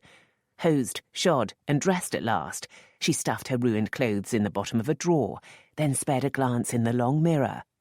What a mistake. Her hair was a powdered rat's nest, her face and hands grubby, and she just looked different. She was, of course, but she didn't want to look it. Grimacing at yet more wasted time, she used the cold water on her washstand to clean her hands and face. Then she brushed her powdered hair into some sort of order and tied a frilly cap on top to hide it. The mirror told her that the improvement was slight, but it would have to do. She hurried back to Amanda's room and gingerly opened the door. They were still asleep. Elf tiptoed over to Amanda's side of the bed and shook her. Amanda, she said softly. Wake up. Amanda blinked, woke, then almost spoke, but Elf laid her fingers over Amanda's lips, and her friend managed to keep the words inside. She slid out of bed, pulling on a wrap, and hurried with Elf out into the corridor. What happened? Amanda whispered. You look terrible. It's a long story, Elf interrupted. Look, I have Fort Walgrave tied up outside, and I need somewhere to put him. Tied up? Amanda sagged back against the wall. Elf, what have you done now? Made a mess of things. You can scold me later. For now, you must have a cellar or attic. Elf, this isn't a mansion like Malloren House. Every inch is crammed with servants' rooms. There's a spare bedroom, but how could we keep it from Stephen? Elf was trying to think of a way when Amanda added, And anyway, I told him you were at Sappho's. Sappho's? Elf stared at her. Why tell him that? Amanda grimaced and pulled Elf farther down the corridor. Stephen turned up at Lady Yardley's looking for me. Of course, I was delighted to see him home so soon. It was only when he wanted to come home early. She blushed. that we realised you weren't there. He was going to make a fuss, so I said you'd left with a friend. When he said who, the only person I could think of who was sure not to be at the masquerade was Sappho. It was Elf's turn to sag against the wall. If I were to tear out my hair and giggle, do you think you could find me a cosy spot in Bedlam, please? Well, said Amanda. You have no cause to blame me. I did the best I could at the time. It was you who disappeared, presumably with Walgrave. I assumed you were enjoying yourself, and now I find you have him tied up. You're in the suds again, aren't you? Deeper than you can imagine, said Elf with a sigh. She hugged her friend. You're right. You've done everything possible, and perhaps Sappho is the answer. If not, I'll just take him to Malloren House and let the mess fall out as it will. Amanda hugged her back. You look exhausted, and not as if you've been having fun. Is there anything else I can do? No, love. And, added Elf, turning toward the stairs, some of it was fun. Lots of fun. 2 more servants were up in the kitchen as Elf made her way back through, but Elf in reasonably normal clothing only warranted a sleepy glance and a "Good morning, Mum." At the end of the garden, she found Roberts with his pistol pressed to the back of Fort's knee. He decided to be difficult, milady. I told him that even if he survived a shattered knee, he wouldn't like life like that. Elf wanted to berate the servant, wanted to gather Fort into her arms and heal and soothe him. Being of a practical nature, she just passed Roberts his coat, climbed into the chair, and guided Bianca towards Sappho's house. They hadn't far to go, and London was still quiet when she found the back lane. She jumped down and said to Fort, Don't try anything stupid. It's not worth it. We can sort all this out when we have time. Again he lay as if deaf. Really, she wished she could sting him like the wasp he'd once called her. At least that would get some reaction. She knocked at the kitchen door. To her surprise, the poet opened it herself, dressed in a plain gown, her hair tied in a loose knot at her neck. Lady Elfled? Even a woman like Sappho showed astonishment. I need your help. Sappho swung the door wide. Of course. The honest and complete response almost made Elf weep. You don't understand. I have Fort, Lord Walgrave outside, tied up. I don't know what to do with him, and Amanda said I was here. I've got to try to make him see sense about the Scots and the king and us. The cellar, I didn't. She found herself in Sappho's arms. Hush, child, hush. Cassie, sweet tea, put brandy in it. She guided Elf to a chair by the plain table. Don't fret so. I'll have Walgrave brought in, and then we can sort this out. Don't let him loose, Elf said, rising. Sappho pushed her down. Wild is he. It doesn't surprise me, and it will doubtless do him good to be both wild and restrained for a while. Suddenly strength drained from Elf's muscles, and she sagged in the chair, watching numbly as the maid poured tea and added a large lump of sugar and a dash of brandy. When the cup was placed in her hand, the warmth of it felt good, and she cradled it. Drink up, Mum, said the maid, guiding the cup to her lips. It was strong, hot and sweet, and then the brandy kicked in, making her gasp. No longer needing help, Elf took another sip, and another, feeling her brain clearing and her strength return. By the time Roberts and one of the other men staggered in with Fort, she felt ready to face her challenges once more.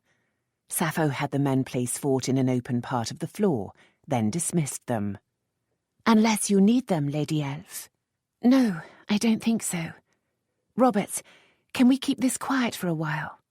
He rubbed the side of his nose. Perhaps, milady. None of us'll talk, but with all the goings-on at the Earl's house, dead bodies and all, London'll be in an uproar about it soon. I suppose so. Lord, but I wish my brothers were home. Do your best, Roberts. When the man had left, Elf turned to Sappho. This must all seem bizarre. Sappho sat opposite at the table and poured herself tea. Let us say, intriguing. I can't wait to hear the story. I do hope, she said, that the Earl wasn't responsible for the bodies. 'Twould be a shame to see him dangle from a rope. They wouldn't hang an owl. They hanged Ferrers not long ago. And that was true. Lord Ferrers had run mad and murdered his valet. Elf looked at Fort, who was not mad, but was quite capable of murder at this moment. For a grubby man with bedraggled hair, in a torn monk's robe cut off at the knees, and trussed at elbows, wrists, and ankles, he looked astonishingly beautiful, even with the bruises and swollen lip. She slipped from the chair to kneel beside him, touching the skinned and bloody knuckles. Oh, you... Well, you finally found a chance to hit someone, didn't you? But not you, unfortunately. His eyes, hard and cold as stone, looked up at the ceiling. Elf bit her lips, then addressed the maid. Could I have some water, please, to clean his wounds? If I am given any say, I would rather you not touch me. His chill hit Elf like a blow. She'd counted on anger burning out, but this cold hatred could last forever. Words hovered at her lips. Explanations, protestations, apologies. They would fall limply off his hatred like flowers thrown against rock. Sappho appeared on his other side with a bowl of water and a cloth. Then you will have to put up with me, my lord. I cannot let a guest remain in such poor condition. She turned his head toward her and gently cleaned away dirt, checking his eye. No great damage done there. She washed his face and hands, then called for tweezers to remove some small stones from his knuckles. Elf knelt there watching, wanting to take his other hand or stroke the hair off his brow. He had asked that she not touch him, but he lay limp and unresisting under Sappho's care. Having cleaned both hands, Sappho moved and began to attend to his feet. Beautiful feet, Elf thought, as the dirt was wiped away. Arms, feet. A man's body held unsuspected pleasures. Suddenly she hugged herself, remembering other pleasures she had shared with this man, who now didn't want to be touched by her. She bit down on her knuckle, tempted again to rail, to plead, to beg.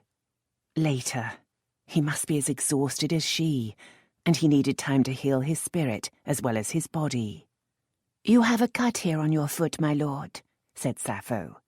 I've taken out the piece of a glass, but I'm going to apply brandy to clean it. It will hurt. She pressed the pad of brandy to the cut, and Fort hissed, clenching his fists. That was all, though. As Sappho bandaged the cut, he relaxed again into mute endurance, eyes closed. Elf looked at her hostess, who met the glance and raised her brows. Her expression was enigmatic, but seemed calmly reassuring, as if she didn't see this as a great tragedy. Elf pushed wearily to her feet, hoping the poet was right. Sappho rose too, handing the bowl and cloth to the maid. Now, my lord, we must do something with you. You are in the way where you are. Will you be reasonable and promise not to make trouble? He opened his eyes and smiled a little, though coldly. On the contrary, I intend to make as much trouble as I can. Even to killing the king? Snapped Elf. His eyes flicked to hers at last. Hardly. Then tell me what's going on, so I can put a stop to it. But I don't want it stopped. Not anymore. She was horribly tempted to kick him. Before Elf could say anything else, Sappho laid a calming hand on her arm. First, we must find a slightly more dignified place for him. No man is going to be reasonable while prostrate at his captor's feet. And you, my lady, should eat something. Lord Walgrave may eat too, if he wishes. He'd doubtless find it calming. Then we can discuss all these tangled matters further. I'm not sure we have time for niceties. But Elf could see Sappho was right about his position. She grabbed a sturdy wooden chair and thumped it down near his head. Let's put him up here. Sappho shook her head. Judging by the look in his eye, the first thing he would do would be to tip it over and knock himself out. That would hardly further communication. No, I think it should be the sofa. Cassie, get John and Margaret. In moments, a sturdy older man and a wiry maid appeared. The 3 servants and Sappho picked up Fort and manoeuvred him out of the kitchen, along a corridor and up to the elegant drawing room in which Elf had encountered him over poetry. Was it only 4 nights ago? One of the sofas, she noticed now, had a back composed of elegant curlicued wood. The gasping porters dumped Fort on it, swung his legs to the front, then tied him firmly in place, passing belts and strips of cloth through gaps in the wood. For a moment he clearly thought of resisting, but then he sagged back. It was hardly surprising. In addition to his scrapes and bruises, his head must still be throbbing from the blow that had knocked him out hours ago. At Sappho's order, the servants undid most of his bonds, so that only his arms were restrained by a belt just above the elbows. However, his torso was now firmly bound to the sofa back. There! Sappho settled into a chair opposite him, as if it were a normal social occasion. I think that's better for all of us. Cassie, we will take breakfast in here, please. As the servants left, Elf sank into another chair. Her eyes ached, as did her stomach, as did a host of other places, some of which she'd scarcely been aware of before last night. She wanted a bath. She longed to just sink into sleep. Surely he must feel the same. Now, Sappho said, what is this about killing the king? He seems an inoffensive young man. Elf pulled her wits together. Lord Walgrave has some connection to a bunch of Jacobite madmen who want to kill the king. Within the week, they said. A week that is nearly up.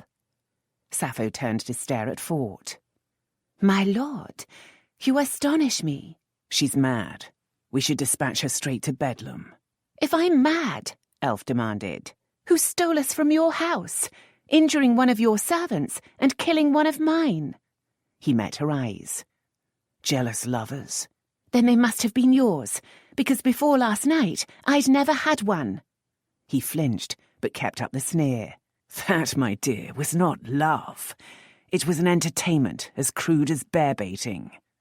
The fight not to cry became harder by the moment. The king, Sappho calmly reminded them. Yes, the king, the plot. Elf could deal with that and not feel torn into pieces. You can't deny those Scots at Vauxhall. I saw you, heard you.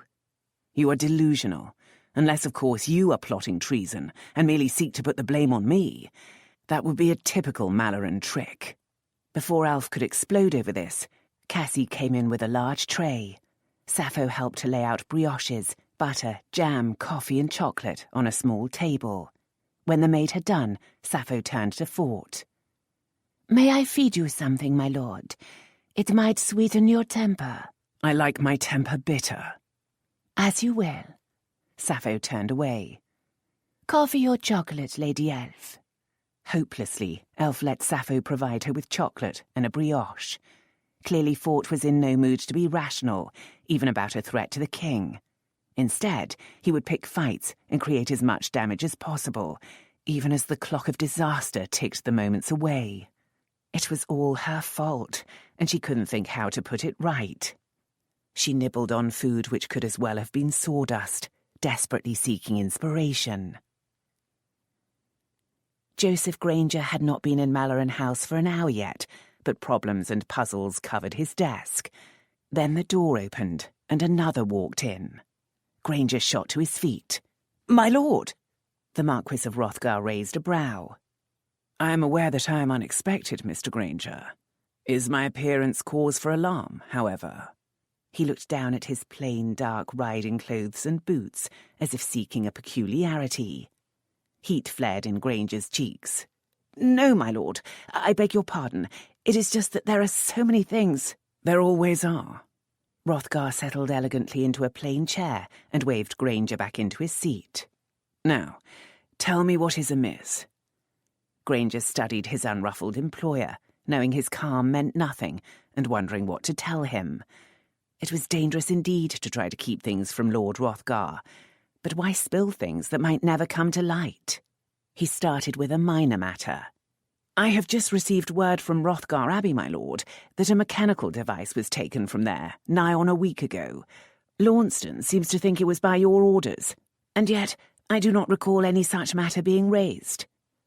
Mechanical device? The Chinese pagoda, my lord. The automaton. Hrothgar frowned slightly. Taken. Stolen. Not precisely, my lord. It was collected by some men claiming to be from Jonas Grimes, the clockmaker. They carried a note from you explaining that the device was to be cleaned and checked before being given to His Majesty. I was about to send a message to Grimes inquiring about the matter, but I fear he knows nothing of it. I'm in a puzzle, however, as to why anyone would go to such trouble to acquire a toy. Puzzling indeed. And is that the only matter on your mind? Granger cleared his throat. No, my lord. This is even more peculiar. I have here a message from one of your private informants in government quarters. It seems that, in some way, the Stone of Scone has disappeared from Westminster Abbey. The Stone of Scone, Hrothgar repeated. If I remember correctly, it is a large and rather ugly hunk of sandstone. No wonder you seem distracted, Mr. Granger. Perhaps it was a full moon last night. No, my lord, the moon is on the wane. Ah, thank you. I can always depend on you for these details. So, he said, counting on his long, pale fingers, we have a missing toy and a missing rock. Has any other strange item absented itself? Granger shuffled his papers anxiously. Not exactly an item, my lord. An earl. Hrothgar's brows rose. An earl? Lord Walgrave. He has disappeared. Now the Marquis was attentive. He has fled the country. Not as far as anyone knows, my lord. He disappeared from his bed, taking not a stitch of clothing, and leaving a corpse and a badly injured servant behind. Hrothgar's dark eyes showed no particular alarm, but Granger knew he was most dangerous when calm. Do we know the identity of the corpse, or the servant? Granger swallowed. Here came the dangerous part, but he could see no way to conceal it. He thanked heaven that he had that note from Lady Elfled. The corpse is unidentified, my lord, and the servant was not one of our people. However, he cleared his throat. There was another fatality. Sally Parsons, a maid in your employ. Hrothgar raised a long pale finger to his chin, and as if by design, a shaft of morning sunlight caught his ruby signet ring, flashing red as blood. She was perhaps enjoying the Earl's favours. No, my lord. The Earl had some other woman in his bed, and she's gone too. Sally was there. She was thereabouts on the orders of Lady Elfled. I think you had better tell me all, Mr. Granger, and rather speedily. Thus prodded, Granger raced through his story, which was brief enough. Into an ominous silence he produced his saving note. Hrothgar held out a hand, and Granger hurried around the desk to give it to him, thanking heaven again that he'd had the foresight to demand it. Hrothgar read it, then looked up. You requested this, Mr. Granger. A new chill starting, Granger cleared his throat. I thought it wisest, my lord. Hrothgar rose. Mr. Granger, if you ever again question any order of any member of the family, you will be immediately dismissed. Continue with your duties. Badly shaken, Granger watched the Marquis enter the inner room, wondering if he would ever understand the workings of his employer's mind. In the private office, Hrothgar slid Elf's note into a drawer, then stood for a moment in contemplation. He suspected that God had smiled on them when he had delayed Sin and Chastity's departure. He rang the silver bell on the desk, causing the footman stationed in the hall to enter through that door. My lord, ask Lord and Lady Cynric to join me here at their earliest convenience, if you please.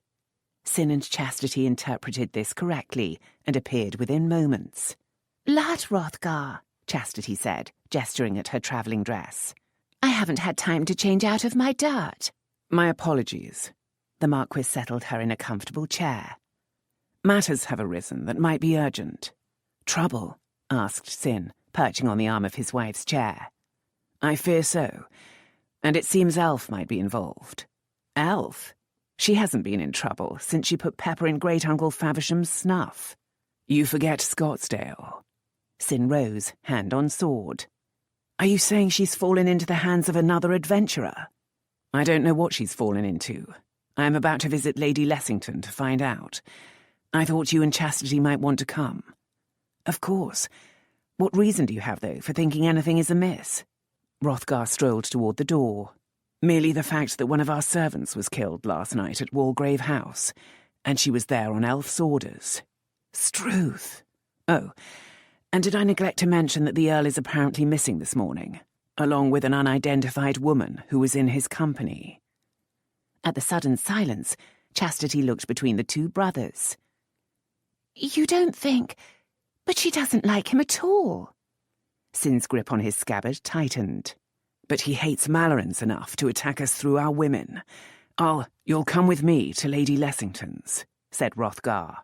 Praying to God Elf's there, added Sin grimly. Amanda was trying to enjoy breakfast with her beloved husband, despite a sour worry about Elf. A message had come from Sappho's to say Elf was safe there, but it answered none of the questions seething in Amanda's mind. Elf had Lord Walgrave tied up. What on earth did that imply? And would her friend be able to escape scandal? When the footman announced that the Marquis of Hrothgar had arrived, asking for his sister, Amanda nearly dropped her chocolate cup. Stephen immediately rose to attend their callers, and Amanda hurried after. She thanked heaven that the formidable Marquis was here to take charge of this tangle, but feared for poor Elf. What would Hrothgar do to her when the truth came out? As she entered the best reception room, she found that the Marquis had not come alone. Sin?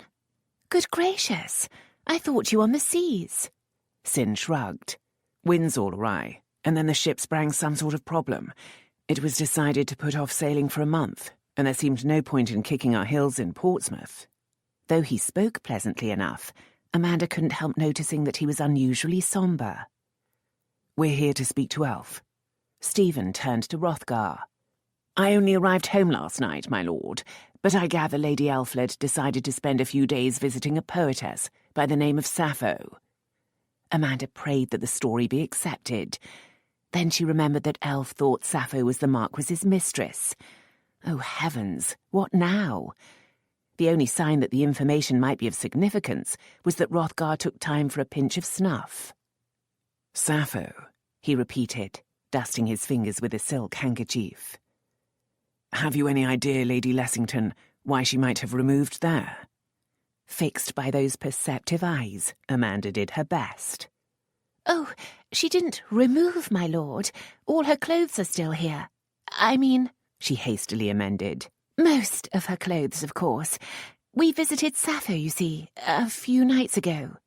The more those dark eyes observed her, the more tangled her mind and tongue became. Poetry reading, quite unexceptionable. Elf must have taken a fondness for the lady. So she left when? Last night, actually. Stephen turned to her. Last night? I thought... Amanda forced a smile. It was an impulse. You know, Elf. I certainly thought I did, said Sin. What the devil's she up to? Stephen frowned at Amanda. But you were at Lady Yardley's masquerade last night. Well, of course we were, darling. That's where you found me. Amanda scrambled for a coherent story. Elf met Sappho there, you see, and impulsively took up her invitation to stay. She smiled fiercely at Hrothgar. You will find her there, my lord. Hrothgar smiled as if he believed every twittering word. And wasn't most of it true, after all? He kissed her hand. Then we must proceed there, of course. My apologies for interrupting your breakfast, my lady. My lord. Amanda watched the Mallorens leave, then turned to face her husband. Amanda, my love, I think you had better tell me what has been going on. In the coach, the three Mallorens were silent, apart from Hrothgar's command to the coachman that they be taken to Harlow Street. Then Sin said, Strange story. Extremely, remarked Hrothgar. Particularly as Sappho strongly dislikes masquerades, and has never been known to attend one. And Lady Yardley, of course, is Walgrave's aunt. At Sappho's, Elf was feeling a little revived by food and coffee. Now she studied Fort, trying to detect any chink in his armour. Breakfast had passed without him showing the slightest interest in food. Surely he must at least be thirsty. Was the man human? He must be sore and uncomfortable, but he sat perfectly still. She knew her stare must be irritating, even though his gaze was fixed on the wall above her head. She hoped so. She wanted to irritate him. Any response would be better than none. Sappho had left with the tray, so for a moment they were alone. She rose to pace in front of him. Did you mean to imply that the king is in no danger? When he didn't reply, she put her face in front of his. Speak to me. This is more important than our petty differences. He focused on her, and slowly, disdainfully, his brows rose. Almost anything is. But yes, you can cease your fidgets. The king has been warned of the plot. Thank God, she exclaimed, straightening. So this means you weren't really involved in treason at all. She turned back to stare at him. Murray was right. You were acting as an agent provocateur. Not at all. An agent provocateur seduces people into criminal activity and then turns them into the authorities. I seduced no one, unlike you. Hot memories flooded her, not least of begging him for a night of pleasure. But she knew he wanted those memories, wanted her to feel uncomfortable. Goodness, she said, hands on hips. Are you suggesting I acted as an agent provocateur, seducing you into fornication? But at least I have no intention of turning you into the authorities. No, I rather thought you'd enjoy urging your brothers on to revenge. I don't deserve that. You deserve everything that's going to happen. If you don't intend to stir up trouble, be assured that I do. She stared down at him. What do you mean? He smiled, reminding her in a twisted way of his beauty. I intend to tell the world about our adventures, in detail. Think of it, items in the lower news sheets, stories in the clubs, cartoons in the print shops for the amusement of hoi polloi. It should all be vastly amusing. Until Hrothgar kills you for it. I count on it, unless I am blessed by good fortune and manage to kill him. Every scrap of good she'd done was undone, and she'd added a whole new set of wounds so that he was scarcely sane. Oh, stop this, she begged. Stop to think. At that moment, the door opened, and she heard Sappho say, They are in here, my lord. Elf turned, stomach churning, to see not only Hrothgar, but Sin and Chastity enter the room. Before she had a chance to say anything, Fort turned his head toward the door. Ah, the family. Elf and I were just discussing how best to tell the world about our night of lascivious passion. Chapter 13. Elf turned on him. You fool! By then, Sin's blade already pricked Fort's throat, and Hrothgar was firmly pushing it aside by the hilt. He's bound, Sin. Later, perhaps. Chastity hurried over to Elf. Is it true? Elf grimaced at her sister-in-law. Unlike in your case, yes. Any suggestions? Lord, no. I was a lamentable failure at handling scandal. I won't let them beat you, though. I promise.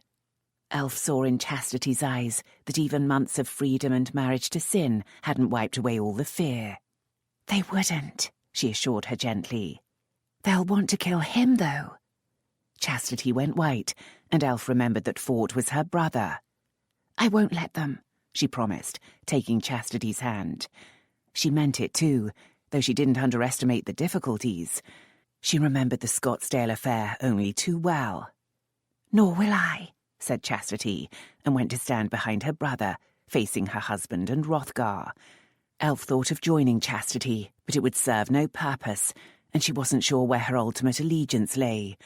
She remembered telling Sappho that in the end she would care for her brothers more than for Fort. Now she could only hope it wasn't put to the test. Bay, she said to Hrothgar, there are serious matters involved here. He turned to her. So I gather when corpses line the path. He was not noticeably in a rage, but she knew him able to conceal the strongest emotions. It's a Jacobite plot to kill the king. In Walgrave's bed. So he was in more of a rage than he showed. No, she said crisply. That is an incidental we can deal with later. An incidental, said Fort plaintively. I'm sure you didn't think so when you howled for me. Sin stepped forward. Chastity grabbed his sleeve, but it was Hrothgar's raised hand that stopped him. Later, he said again. Elf noted that this time he left off the perhaps. She wished she'd had Fort gagged as well as bound. Hrothgar addressed Fort. Since we apparently have matters of moment to talk about, Walgrave, please postpone your attempts at suicide. What of this plot? Untie me. I think not. It is preserving your life. Tell me about this plot. Fort's lips tightened, but then he said, A man named Murray has an insane plan to kill the king and restore the Stuarts. He plans to stuff a gift with gunpowder and have it blow up in the king's presence. There's no real danger. Grenville knows of it, and the king's household has been warned. But the malefactors have been left at large. Grenville wanted to catch them red-handed. Why? Fort resisted for a moment, then said, Because Murray is a distant connection of Bute's, and presently living in his house. Ah, and a red-handed Murray would bring down Bute, leaving the way open for Grenville to become Prime Minister. He contemplated Fort. I wasn't aware that you were of Grenville's party. How did you become involved? That's none of your damned business. Your father's connections, no doubt. Are you aware that murder was committed at your house last night? I understand that to be the case. Despite being bound and dishevelled, Fort had relaxed into an excellent representation of a belted earl in boring company. One of the victims was a servant of mine. Doing a little pilfering? Fort raised a brow. On your behalf. What could you have that I would want? Hrothgar queried, equally coolly. Unless, of course, we are talking of a mechanical toy. Toy? It sounded absurd to Elf, but a sudden tension showed otherwise. Colour touched Fort's cheeks, and he raised his chin. Yes, I had it stolen from Hrothgar Abbey for Murray to use in his plot. And yes, I hoped to cast some shadow over you. And the device does not concern you now. Why the devil should it? Because it disappeared last night. Fort suddenly went pale. God, I forgot. For a moment he looked at Elf, but flinched away as if he couldn't stand the sight. But it still can't be the time. They had to get hold of some mystical stone.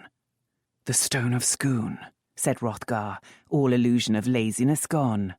What precisely have the king's household been told? The stone of... the coronation stone. It's gone. What have the king's household been told? Flinching under that tone, Fort matched Hrothgar's alertness. To be careful of unexpected gifts. After a moment, perhaps in response to Hrothgar's expression, he added, Grenville didn't want to be specific, fearing the king would tell Bute, and Bute would chatter of it. And in your case, hoping that some blame would attach to me, which means, I suppose, that the toy will be sent from me, and thus not entirely unexpected. He turned to Sin. To Malloren House for our fastest horse, then all speed to Windsor to warn the king. Chastity, go with him, and set Granger to readying people to react on an instant. Send a message as well to Grenville. As the couple ran out, Hrothgar turned back to Fort, who was fighting his bonds. The king, as you well know, was much taken with that toy. I had planned to give it to him on the birth of his child, and he knew it.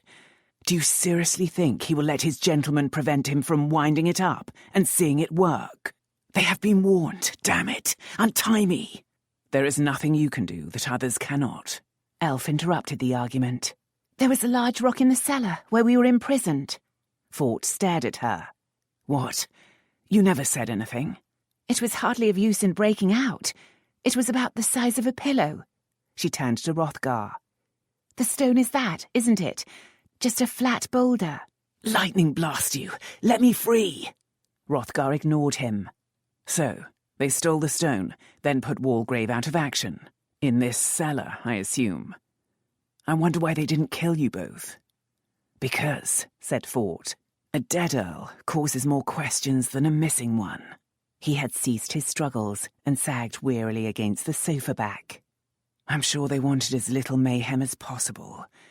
The bloodshed is probably all your sister's fault. Really? exclaimed Elf. How can that possibly be? He turned to her. Because in typical Malloren fashion, you meddled. Murray didn't know what to make of you, and it heightened his nervousness to panic. In addition, you brought your own people into it, and that's doubtless where the violence occurred. There may be some truth in that, said Hrothgar calmly. But since they half-killed the guard you had set on the toy, you can't lay all the blood at our door. Do you know how long it would take to make the toy lethal? I am not precisely in their confidence, Fort snapped. They planned to pack the inner cavity with gunpowder and bits of metal, so that when it was switched on, at a certain point, it would explode, scattering shot all around. The chances being that if no hit was fatal, infection might carry the victim off. Fort writhed once against his bonds, but then desisted, jaw tight. I assume you intend to use this to destroy me. I am a singularly undestructive person. However, I do wish to have some words with you. Elf, leave us. Elf looked between the two of them. Not if you're going to hurt him. Hrothgar turned to her, brows raised. He is bound. I wouldn't dream of it. But I could bear to know your feelings toward him. She found it surprisingly difficult to give an honest response. I do care for him. He didn't force me or seduce me. Lisette, exclaimed Fort maliciously. Are you forgetting when I took you prisoner and tied you to my bed? Oh, be quiet. I remember perfectly well that you didn't offend against me at all when you had me bound. And last night, I had the very deuce of a job to get you to agree to what we did. Sex on the floor, recalled Fort. Sex in the bed, sex on a coffin. Face flaming, Elf clenched her fists and let out a cry of pure exasperation. Sex, now I recall it, in the coffin. He turned to her with a deceptively bland expression. I'm quite surprised, actually, that you can walk. Elf turned away. I think perhaps I hate him. I think perhaps you don't, said Hrothgar, gently touching her shoulder. Unfortunately, I suspect he hates you, or he would not try to shame you so. She turned into his arms, and he held her close, telling her without words that, as always, all his strength and all his love was hers. She could have wept for shame at what she'd done. I am surprised, he said.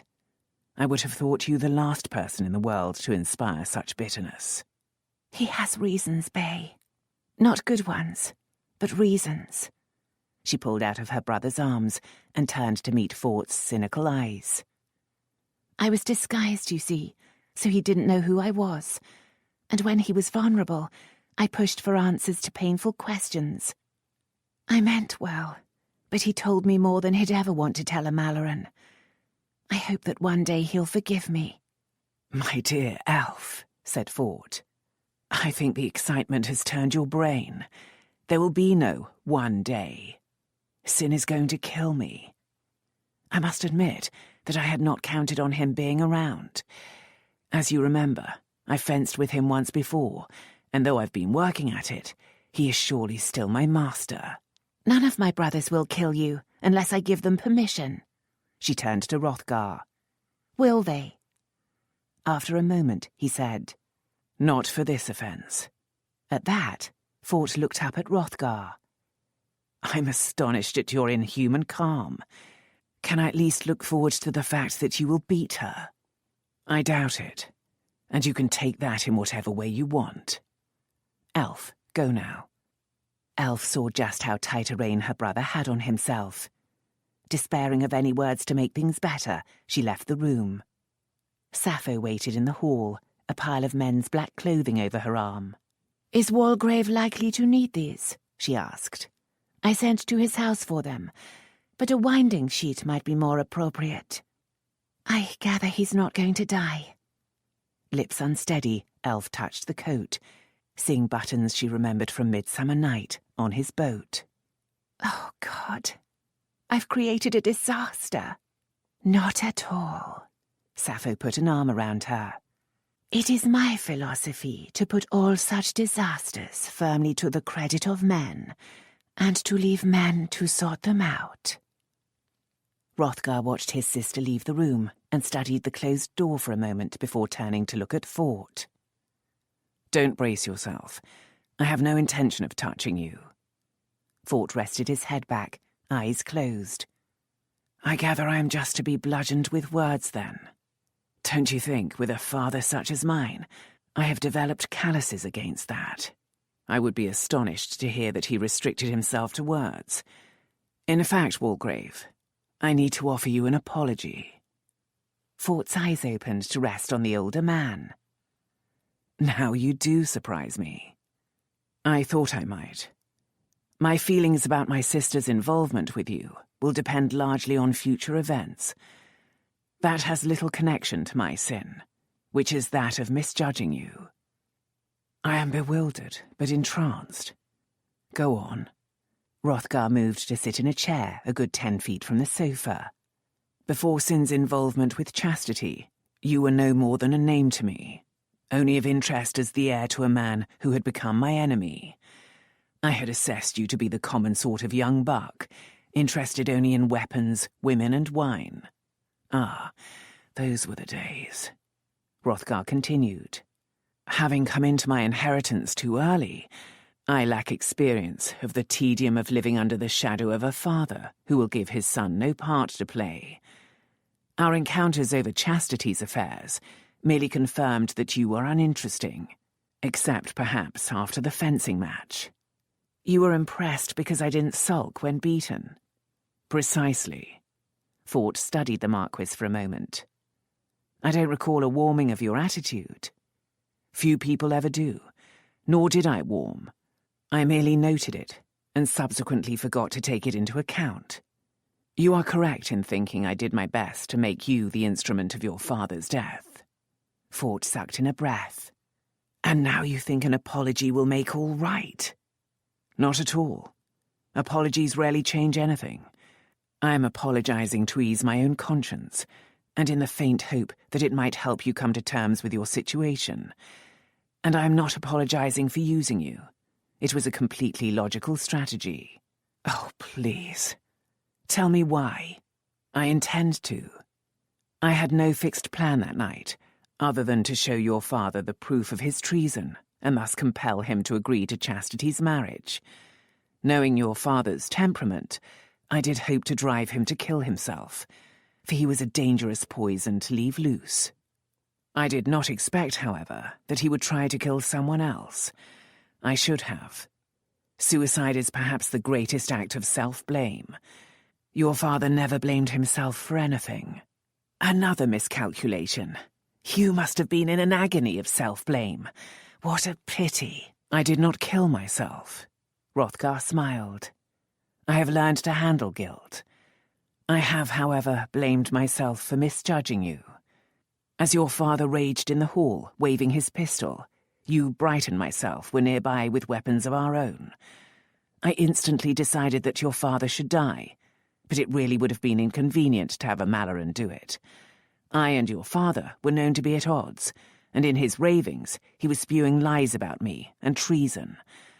I merely left it till the last moment, hoping you would prove to be the rather shallow man of action I thought you to be." Fort shrugged slightly. "As I am. I killed him. You could have wounded him. You could probably have shot the pistol from his hand. You're a good shot, and you were close." Fort's jaw clenched. "I thought this was an apology, not an inquisition." "Mille pardons." Hrothgar inclined his head. "Of course you had to kill him to save your family from ruin. The apology is because I misjudged you and gave no thought to you afterward. I assumed you to be the sort of clod who could kill a father, even a hated father, without a scar. I have come to see that is not so. As far as I can tell, your actions since becoming Earl have been responsible and mature, except insofar as they concern my family. I have to suggest to you that, as your father turned his own self-blame against me and Princess Augusta, so you are turning it against all Mallorens. So you think I'm mad? Now that's a pot calling a kettle black. It really is quite pointless to jab at me, Walgrave. I am armoured beyond any weapon you possess. Yes, the blood of a mad mother runs in my veins. Your father was not mad, except at the end. He was a man who loved power too much and considered the effect of his actions too little. He was also handicapped by pride, an uncontrolled temper, and an inability to accept being crossed. I suggest you contemplate those flaws. The Marquis stood and straightened a snowy lace ruffle. My apology is for misjudging you, and for putting you in a position that has caused you pain, then leaving you without aid. You think I would have accepted succor from you? Hrothgar merely continued. Your pain shows, however, that you have a soul. I would not reject you as a suitor for Elf's hand. Fort laughed. Are we perhaps finished? I'm damned uncomfortable. Yes, we are finished. Hrothgar walked out of the room. In a moment, Sappho came in and cut the ropes that bound Fort to the sofa. He moved his arms to the front, wincing, and stood with a groan. "Would you like a hot bath before you dress, my lord?" she asked. Oh, call me Fort. He rubbed his battered hands over his face. After tonight, any attempt to stand on dignity seems absurd, don't you think? But I must reject your kind offer. I have things I have to do.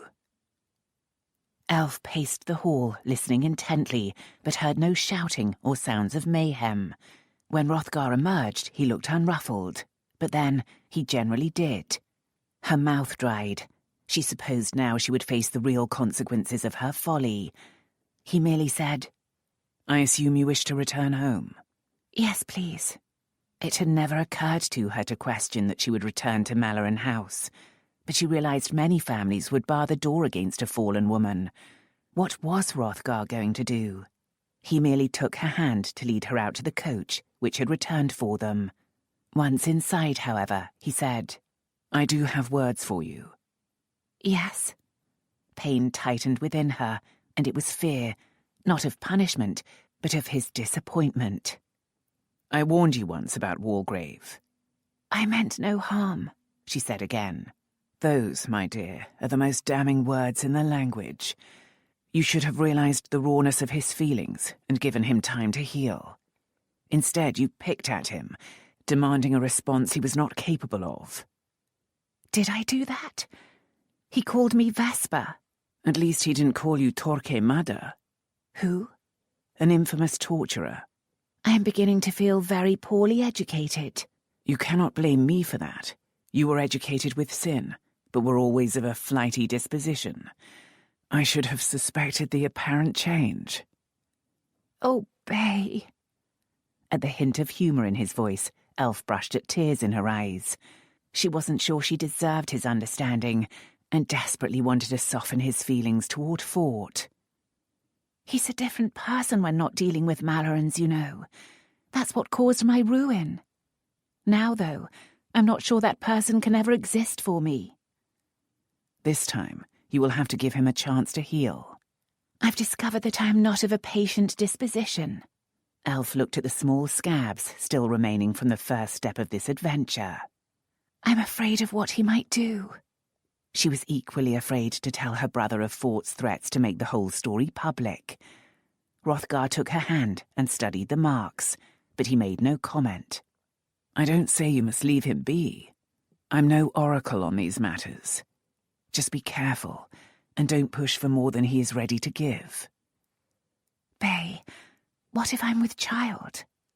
You must have thought of that. I did. I know these things happen. I can travel, but it will be his child too. Then I think you must tell him. But I will not force a marriage. That would surely set the stage for tragedy. Would it? I think I was hoping that you would. Tush, tush, and you so independent. If you want him, my dear, you'll have to woo him for yourself. Just step carefully. Now, enough of that. We are home, and you must explain your part in this. In an abrupt change of rhythm, he swept her into Malloren House in a whirlwind of questions and commands to hovering servants. Roberts, angrily grieving the slain Sally, was ordered to lead a party to the old tavern to see if the stone was still there and to scoop up any lingering Scots. A note to Grenville assured that a troop of soldiers would go there too, and that all ships sailing down the river would be stopped and searched. In the middle of this, Bright walked in. "I smell mayhem in the air, and since I received an urgent summons—" He was tall, dark, and astonishingly handsome, and his eyes sparkled with interest. "You're late for the action," said Hrothgar, and gave a brief account which made Bright's eyes widen, especially when Hrothgar made no secret of Elf's activities. "'Struth, Elf! And we're not supposed to kill the villain? Not until she gives us permission, which is unlikely to be provided, I fear." "Pay attention, Bright," said Elf, pausing in a restless pacing to face him. "I decided that I wanted Fort to make love to me. I chased him and insisted on it. He gave me a number of opportunities to change my mind. And when we did it," she cursed the heat in her cheeks, "he made it very, very good for me. If I'd been able to be honest about who I was, I would have no regrets at all. I don't see why I should be denied all experience, all adventure, just because I'm a woman." "You should get your experience in marriage," Bright pointed out. "As you did, I suppose." "It's not the same. You could be pregnant." "And you could have caught the pox." "I was careful." "Since there doesn't seem to be any way to be careful about pregnancy." "Actually, there are a few." "What?" Elf stared between her brothers. "Do you mean to tell me there are things a woman can do so as not to conceive a child, and I don't know about them?" "What use would they be?" Bright demanded. "They're whore's tricks." Elf picked up a large, valuable Chinese vase and hurled it onto the floor. "The world needs changing." "Probably," said Hrothgar, amused. "At the moment, however, we need to make sure that some murderous traitors are dealt with without damage to our family's reputation. I don't entirely trust Grenville. I'm for court. Bright, you go with Roberts to see to the Stone of Scone and any malefactors who turn up there. I assume Portia is not with you." "No," said Bright, still staring at Elf as if she'd grown horns. "I left her at Candleford. Travel wearies her these days." "Elf," said Hrothgar, "you should rest." "I'm going with Bright." "Why?"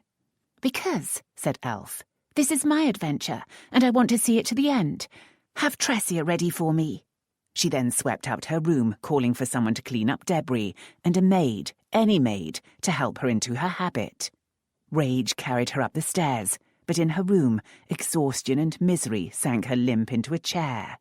God, oh God, it had all gone too fast for her to keep up. And what of the future? It was one thing to face her brothers so boldly, even if she had been shaking inside. It was another to face the whole world. What if Fort carried out his threat to spread the story of their wickedness? She'd never be able to show her face in public. And even if her brothers didn't kill him, they'd want to, every day. Surely, on calm reflection, he wouldn't do it. She just hoped he didn't spread the word before he had time for calm reflection. She looked at her bed, so smooth and inviting, tempted to slip between the sheets and into sleep, to let others take care of everything. But that was the coward's way out. She intended to see this through to the end. Even before the maid came, she had stripped to her shift and stood ready to don corset, petticoat, and her finest grey riding habit with the silver-braided jacket. Since nothing quick could be done with her powdered hair, she just crowned it with the habit's grey tricorn hat, jaunty plume flowing behind. In the mirror, with boots and whip, she looked the image of a proper lady. But pale, she hastily added some rouge to cheeks and lips. Lud, now she looked like a doxy. Oh, plague take it. Telling herself she didn't care what anyone thought, she swept downstairs. "The tides are right," said Bright, still looking at her strangely. "We're taking the boat. Roberts says your prison was in Wapping, down in the port. He thinks Alderman Parsons' stairs should be close enough." "Very well," said Elf. "Let's be off." They rowed down to the river, the servants jogging alongside, and found Hrothgar's barge awaiting them, 8 sturdy liveried boatmen already at their benches. Once everyone was settled in the covered portion, the boat shot off into the river traffic, speeding downriver on the tides toward the port of London.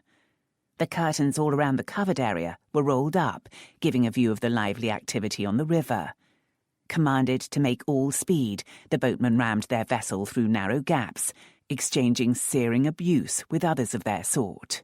Elf didn't know whether to giggle or swoon. This certainly wasn't the grand manner of travel the barge was accustomed to, but she suspected the boatmen were enjoying every moment. Glancing at her brother, she saw his lips turn up in a smile of pure enjoyment. He caught her look, and they shared a smile both of excitement and camaraderie. Suddenly, he held out his hand, and she placed hers in it, tears threatening, especially when he gave her hand a friendly squeeze. She really did have the best brothers in the world, though she suspected her twin was storing up a long and pointed lecture for her. Then she looked ahead to see the almost solid barrier of London Bridge hurtling toward them. Most of the houses that had lined it since medieval times had recently been torn down, but the bridge itself was untouched. The 19 broad stone arches were supported on wide rock starlings, with only narrow passages beneath each. "We aren't going to shoot the bridge, are we?" "You wanted adventure," said Bright. "Hold on." His eyes might be shining with anticipation, but Elf saw all the servants turn pale, and a few start to say their last prayers. People regularly drowned trying to shoot London Bridge, and the wise disembarked from their boats and crossed the barrier on foot, leaving their watermen to take their chances as professionals should. Their speed seemed horrendous, and the gap they were aiming for impossibly narrow. With the oars, it was impossible. Surely they must crash into the stone starling. She screamed and hunched down, even as oars fended them off and into the maelstrom. But by then, the water's roar deafened her, even her own voice. Into the dark roar, boat jars against stone, tossing wildly, Bright seizing her, clinging together as the boat spins, out into sunlight and wild water. Boat tipping, twirling, oars digging, boatmen shouting. Noise receding, water calming. Laughter. Everyone, boatmen, servants and nobles, burst into wild laughter at the sheer joy of being alive. Then the men settled to their oars, speeding them on down to Parsons Stairs. Elf became aware that one side of her habit was drenched. "I have made one discovery," she said, pulling the clinging material away from her arm. "Adventure and vanity do not go hand in hand." "Ah," said Bright, removing his coat to wring out his sleeve. "But there is something so damnably attractive about a person living life to the full." "Is there?" He smiled at her. "For someone of the same inclination. I have this strange suspicion that you are not, after all, like our sister Hilda. She seems content with a dull husband and bucolic placidity." "You've been buried in the country for months." "With Portia, who is never dull." They were slowing, heading toward the busy wharves that lined the river here, the boatmen cleverly avoiding sandbanks and shoals. The stairs ahead must be Parsons. "One way or another," said Elf. "I doubt I'll end up with a dull, bucolic husband like Hilda's. Do you have your pistols with you?" "Of course." "Then I hope they didn't get wet. Give me one, please." "Why?" "I would just prefer to be armed." With a sigh, he signed to a servant who clutched an oilcloth package. Unwrapped, it revealed a gleaming pistol case. Bright opened it to take out 2 handsome guns. "Oh, Gemini!" Elf exclaimed. "I never returned Fort's pistol. He doubtless will have me transported." "You can explain that later." Bright handed her one gun. "It's loaded and primed, so be careful, and don't shoot anyone unnecessarily." "I'm the gentle lady here, am I not?" "I think the reason we don't give women guns is that they are dangerous enough without them." "Ah, that reminds me of another complaint I have." I quiver. "For now, let's hope this Murray and the Stone are here. If he's taking ship, they might be trying to catch the last of the tide." The boat had to wait a moment for a wherry to discharge its passengers, but then it nudged up against the stairs, and Bright handed Elf out. The scene appeared completely normal. Not peaceful, no, in the middle of the bustling wharves, but with no sense of alarm. Alderman Parsons' Stairs were squeezed in between wharves loaded down with goods, coming and going to the great sailing vessels out in the river. Jostling watermen abused one another with cheerful insults, interspersed with social comments such as, "How's the missus?" Watching a crane handle a huge cask, Elf could easily have been distracted, but Bright said, Roberts, where's this tavern? This way, my lord. Roberts led them away from the river and into a warren of streets that Elf thought familiar. All such streets probably looked the same, however, lined with narrow houses, doors and windows open to let in fresh air. Grubby children stopped to stare at the strange party passing among them. Aproned women came to the doors, perhaps to protect their young, perhaps just out of curiosity. Elf expected some begging, but then she realised this was no slum. These people were quite prosperous in their way, their menfolk all working down at the thriving port. Then they turned a corner and found themselves in the small wasteland created by a fire. It was not deserted, for a few people rummaged through the already picked-over ruins. The ramshackle tavern stood to one side, walls still standing, and roof mostly intact, but windows completely gone. Clearly, even before disaster, it had been a mean place. Elf couldn't reconcile it with an interlude which had been, at times, positively romantic. Perhaps darkness was a blessing after all. Bright ordered his party to spread out and surround the building, adding a command to Elf to stay with him. Even as they approached the ruin, Elf noted curious children and even a few adults hovering nearby. She prayed no shots were fired, that no more innocents were injured in this affair. Chapter 14. The Marquis of Hrothgar made no attempt to ornament himself before setting off for Windsor in the carriage. This was not an occasion for glitter. With God's grace, Sin would have alerted the king to danger. Now he must prevent damage to the family's reputation. Even with 6 of his best horses in the shafts, it took more than an hour to arrive at the king's country palace, its ancient walls rising majestically over a mass of buildings, added to and adapted by centuries of monarchs. Almost anyone had to progress through a number of chambers to reach the king. Hrothgar, however, progressed with remarkable speed. He was bowed through the panelled guard chamber, where the guards did not seem to be on special alert. Then a footman escorted him through the presence chamber and audience chamber, past a number of hopefuls lounging about admiring Verrio's magnificent ceiling and the empty carved throne. A couple of men tried to speak to him, but he indicated that his business could not wait. He recognized the envy in their eyes, but had little sympathy for such petitioners. Most of them merely wanted a sinecure from the king to finance their expensive pleasures. At the great gilded doors of the king's drawing room, the guards stood back to let him pass. George, fresh-faced and bulbous-eyed, was pacing the room when Hrothgar was announced. He turned to him fretfully. "Lord Hrothgar!" he exclaimed. "Such goings-on!" Hrothgar, noting an absence of both mechanical device and brother, made a profound bow to the king and to the heavily pregnant queen who sat nearby, clutching a puppy.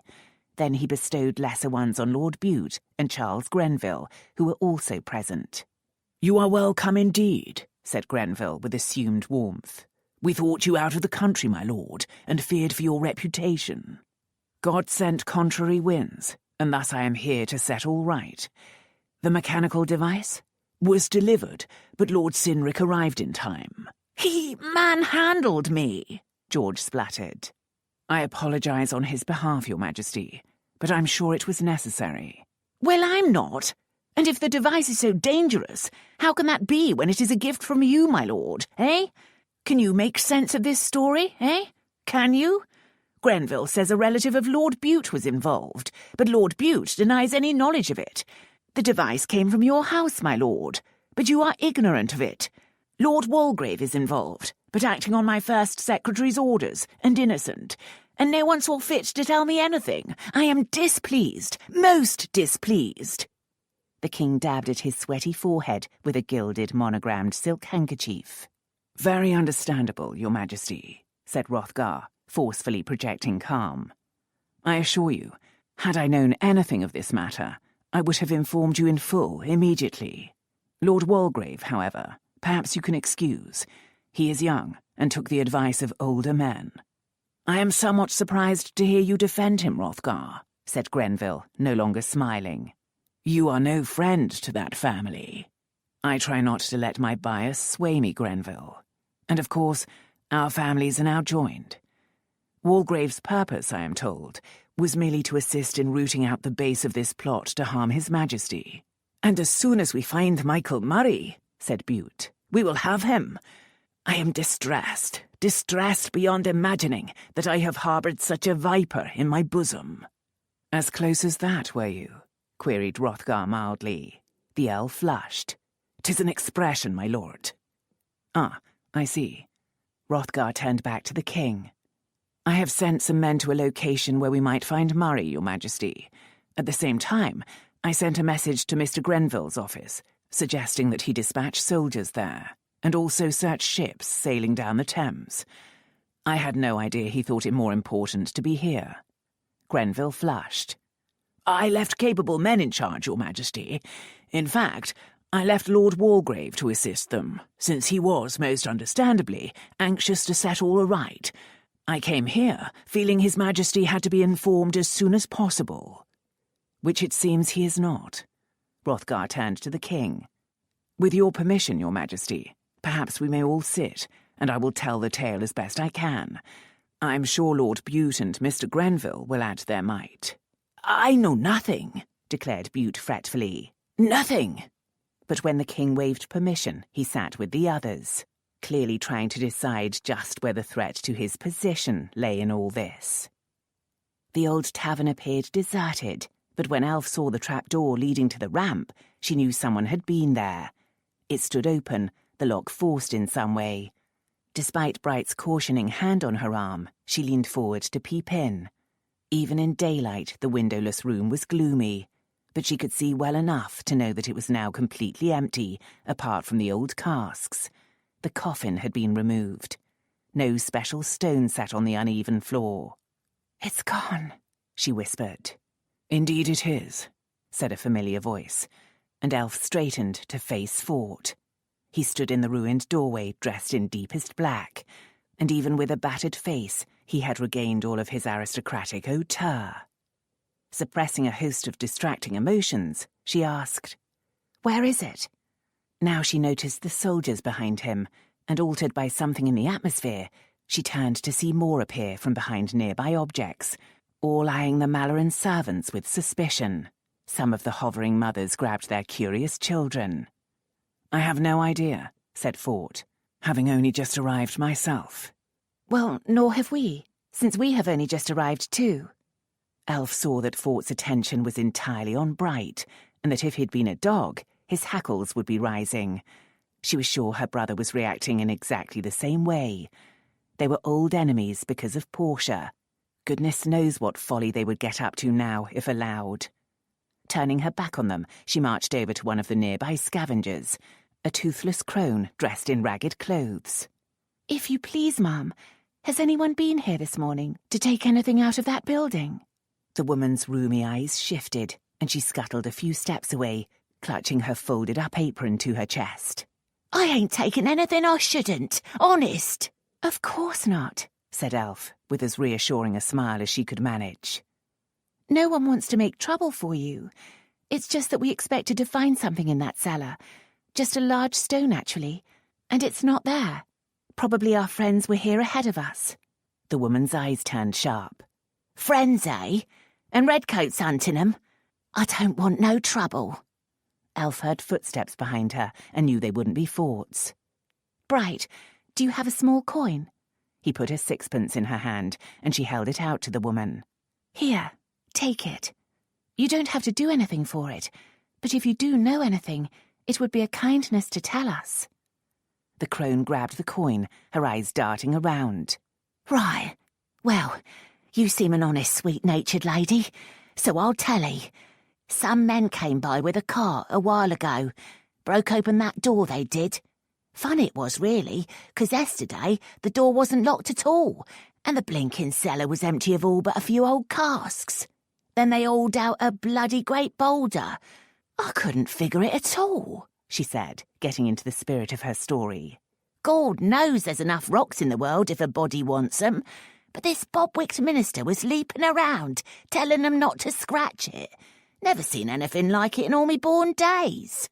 Bob-wigged minister? But then Elf remembered Robert saying the street monkeys had been hired by a Scots clergyman. Murray in disguise? It does sound extraordinary, she said, as if only mildly curious. What did they do with this stone? Put it in a box they brung up before, she cackled. A coffin it was, and a right funny scene. The clergyman was as fretful as if they was handling a corpse. Kept saying as they should have put the stone in the box before bringing it up, which was true enough if he didn't want it scratched. Stone, he kept calling it. Weren't no stone, were a bloody great boulder. So this clergyman, he wasn't here when the others started moving things? Nah, he turned up later. And I suppose they put the box on a cart and drove it away. That's right, said the woman, as if this were a work of deductive genius. That's just what they did, mistress. Elf looked in the direction of the river. As you have guessed, ma'am, the poor clergyman is not quite sane. He thinks this boulder is of great value and intends to ship it to France as a gift to the king there. The woman cackled again. Lord a mercy! I wish I could see that. It would be less embarrassing if we could stop him before he set sail. I wonder what wharf he would be most likely to use. The eyes were sharp again. Soldiers and all, muttered the old woman. I doubt you're telling me the old tale, mistress, but you look like a good un. I heard 'em say Harrison's Wharf. It's close by on the river. How long ago? Not long. They won't have got off yet, I don't think. Elf took the woman's calloused, dirty hand. What's your name? The woman shied a bit, but then said, Dibby Cutlow, mistress. Thank you for your help, Mrs. Cutlow, and if you are ever in need, come to Malloren House in Marlborough Square.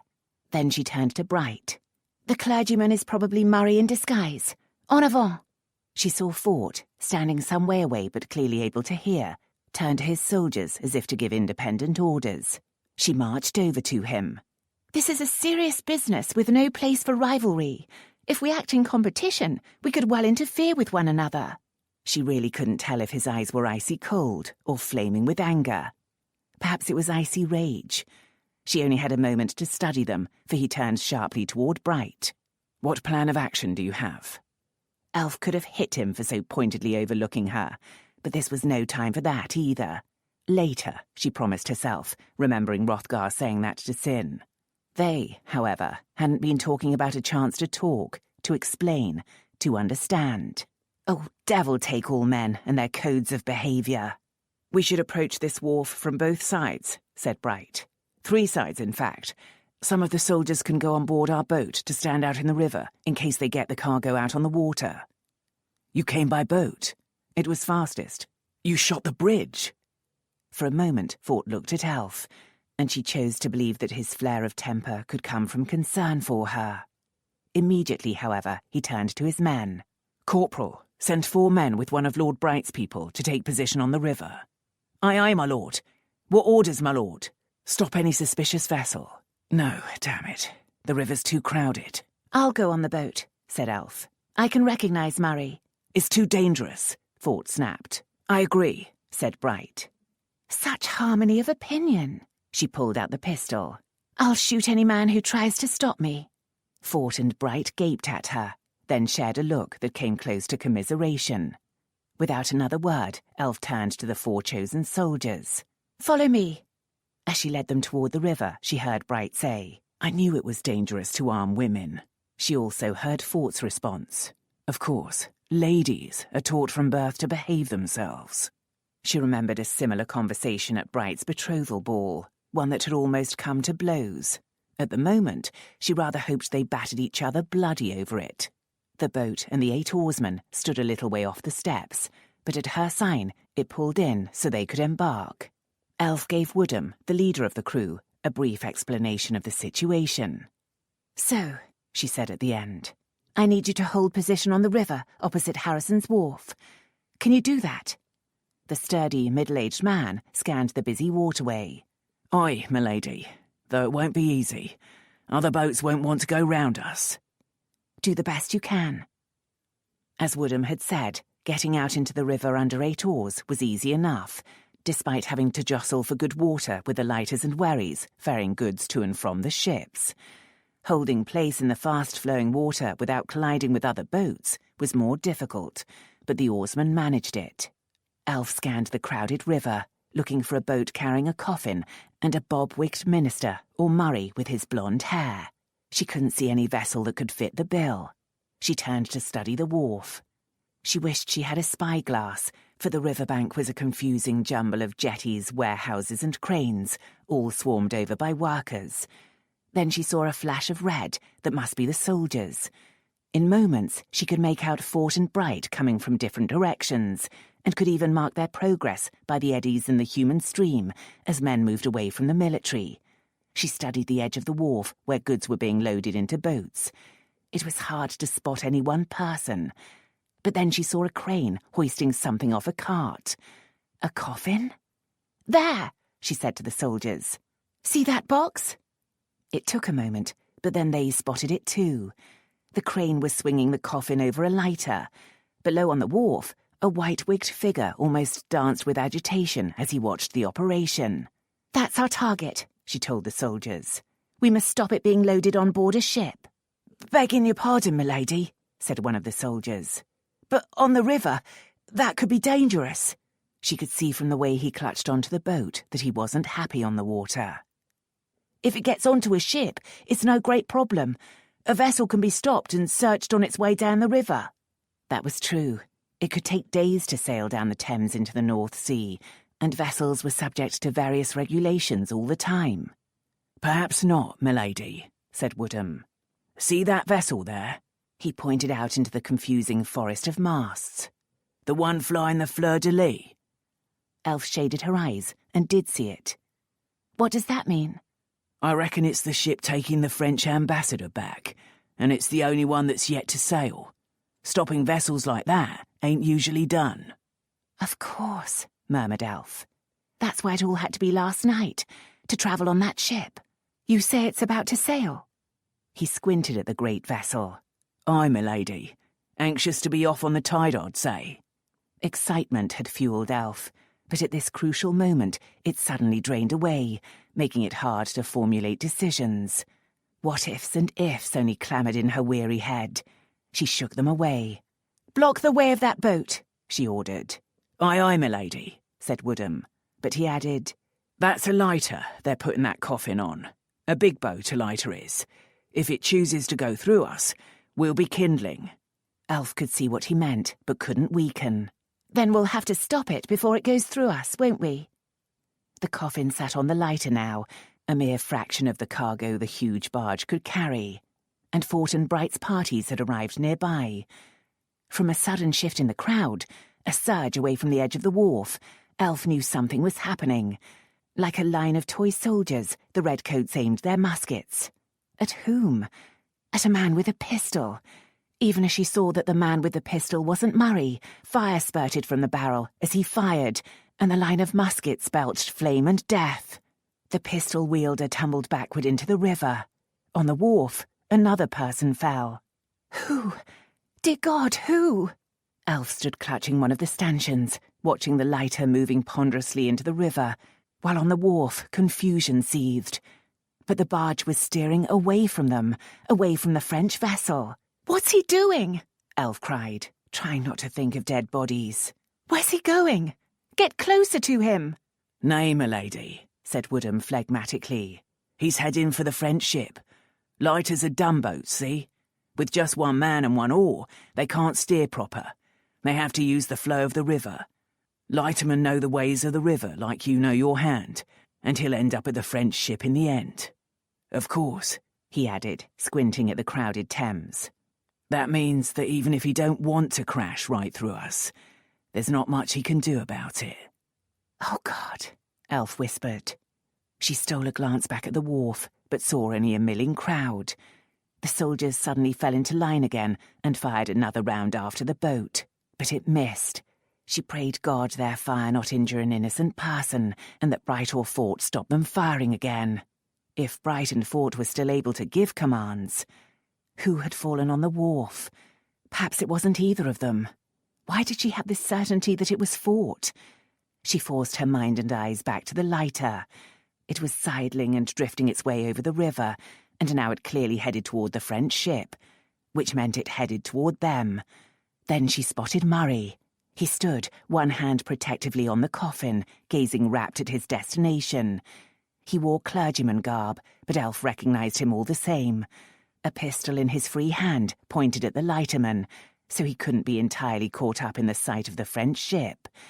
Clearly, the lighterman would not be allowed to turn back, even if he tried. There was only one thing to do. Elf spoke to the soldiers. "Which of you is the best shot?" One moved forward. "I am, milady. Pickett's the name." "Well, Private Pickett, do you think you can kill the man standing in that vessel?" He considered it, squinting.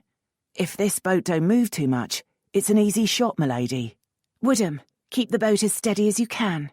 "Aye, aye, milady." It shocked her to contemplate cold-blooded murder, but she had to stop the barge. Elf remembered Vauxhall and the way Murray had pursued her, knife in hand. She knew he would shoot the innocent lighterman on the slightest pretext, and he was responsible for all the recent deaths, including Sally's. Including Fort's? She couldn't know that Fort had been the person who had fallen on the wharf, and yet she did, and chills sat heavy inside her because of it. She cast one last harried glance at the distant riverbank, took a deep breath, and said, "Whenever the time seems right, Private Pickett." The man knelt on one of the velvet-covered seats, using the back as extra support for his long musket, viewing down the barrel with great care. With a loud click, he pulled back the pin and removed the flint cap. Mouth dry, Elf saw his finger begin to tighten on the trigger. Then another lighter passed between, blocking the shot and creating a bobbing wave. Pickett muttered something, then said, "Bob, keep an eye out for anything else like that, will you?" "Right-o, Billy," said one of the other soldiers. "Looks clear for the next couple of minutes."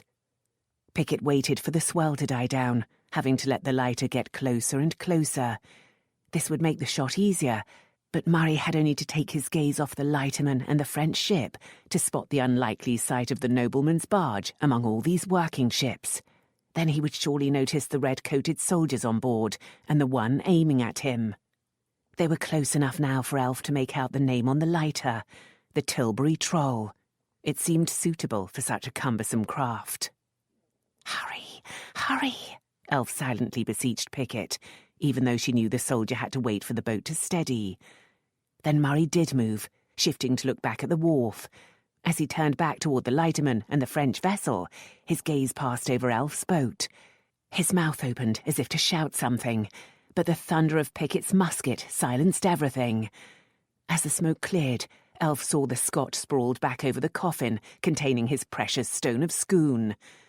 The enormity of death froze her, but then she took in the Tilbury Troll gliding ever closer, the lighterman yelling, and Woodham asking. "Yes!" she screamed. "Move! Move!" 8 powerful oars thrust them out of the lighter's way, but only just, so the blood-soaked rag doll that had so recently been a man passed only feet away. Everyone on the boat stared at the corpse, and Elf thought perhaps even the soldiers weren't hardened to such sights. Suddenly she realised she had the command here. She'd acted that way, giving orders, taking responsibility, but she knew there was more to command than that. She had to make this sit right for the men. Wishing her hands would stop shaking, she said, "Well rowed, Woodham. Can you call to that lighterman to head back to Harrison's Wharf?" "Right, milady, but it'll take him a while." "No matter, so long as his cargo doesn't end up on the French vessel." As the shouted exchange began, accompanied by some lively language from the distressed lighterman, Elf turned to the soldiers. "Well done, Private Pickett. A clean shot. You doubtless saved that poor lighterman's life." She looked closely at him for the first time, realising he couldn't be more than 20 years old, and was white with stress. At her words, however, he turned pink and bashful. "'Tweren't nothing, milady." "On the contrary, it was very important, and you played your part." Woodham had finished conveying her instructions to the lighterman, so she turned back to him. "Take us back to the wharf, if you please." And she finally felt able to slump down on a seat. Unfortunately, the release of urgency allowed fears for Fort to surge in like a river flood. On the wharf, a coach had arrived. A doctor? Or a means of taking someone to a doctor? They wouldn't call a coach for a corpse, would they? They probably would for the corpse of an earl. Perhaps it hadn't been Fort who had fallen. She was sure it was. Perhaps he'd just tripped and fallen. Perhaps. She knew, with an instinct beyond human comprehension, that he had fallen, had been shot, and was seriously injured. Surely she would know equally clearly if he were dead. She remembered at Sappho's house, with Fort bound and her brothers angry. She hadn't been sure where her deepest allegiance lay. Now she knew. Hands clenched together before her mouth, she prayed as she'd never prayed before. Prayed for his life, and another chance to bring joy into his life. Then she saw the concerned attention of the soldiers and hastily lowered her hands, striving to appear normal. She had to play another part, that of a Malloren, cool commander of death and destruction. Bright waited at the stairs alone. He wasn't injured. She was relieved, of course, but not from her main concern. She saw no sign of Fort or the soldiers who'd been with him. On the planks, red glinted in the sun. Blood. Heart racing, she leaped to her feet, desperate to be the first off the boat. As soon as the oarsman had the vessel alongside, she seized Bright's hand and scrambled up onto the wooden jetty. "Well done," he said. "Fort?" she demanded. He sobered. "Took the ball in the leg. I don't think it's life-threatening." All strength left Elf, and she collapsed into his arms, weeping for grief, for relief, and perhaps for sheer, bone-deep exhaustion. She felt herself lifted and carried, but fell asleep before he found a means to take her home. After 2 hours of explanation, questioning, and excuses, Hrothgar emerged from the king's drawing room through a side entrance and asked a footman for his brother. He found Sin under guard in a small room on a lower floor, but lounging around in reasonable comfort, drinking ale. At Hrothgar's entrance, he raised his tankard. "How long do I keep my head?" "Indefinitely, though His Majesty is still not entirely convinced. Congratulations on using your head to effect." Sin laughed, surging to his feet. "It was the most damnable thing, Bay. The blasted machine was sitting there, right on that big gilt table in the drawing room. It appears it had come with a cunning message from you, and the king had demanded it be sent straight up. His equerry tried to put him off, but wasn't about to forbid him to try the thing. The only reason the king hadn't already switched it on was that he'd sent for the queen to enjoy the treat. I got him out of there. Admirable military verve. Yes, well, with hindsight, I probably committed all kinds of lèse-majesté, and, judging from his reaction, my chances of making Major, never mind Colonel, are decidedly dim. Perhaps we should convince him of your worth. Where is the diabolical device?" "In the room next door. I insisted they put it where I could keep an eye on it."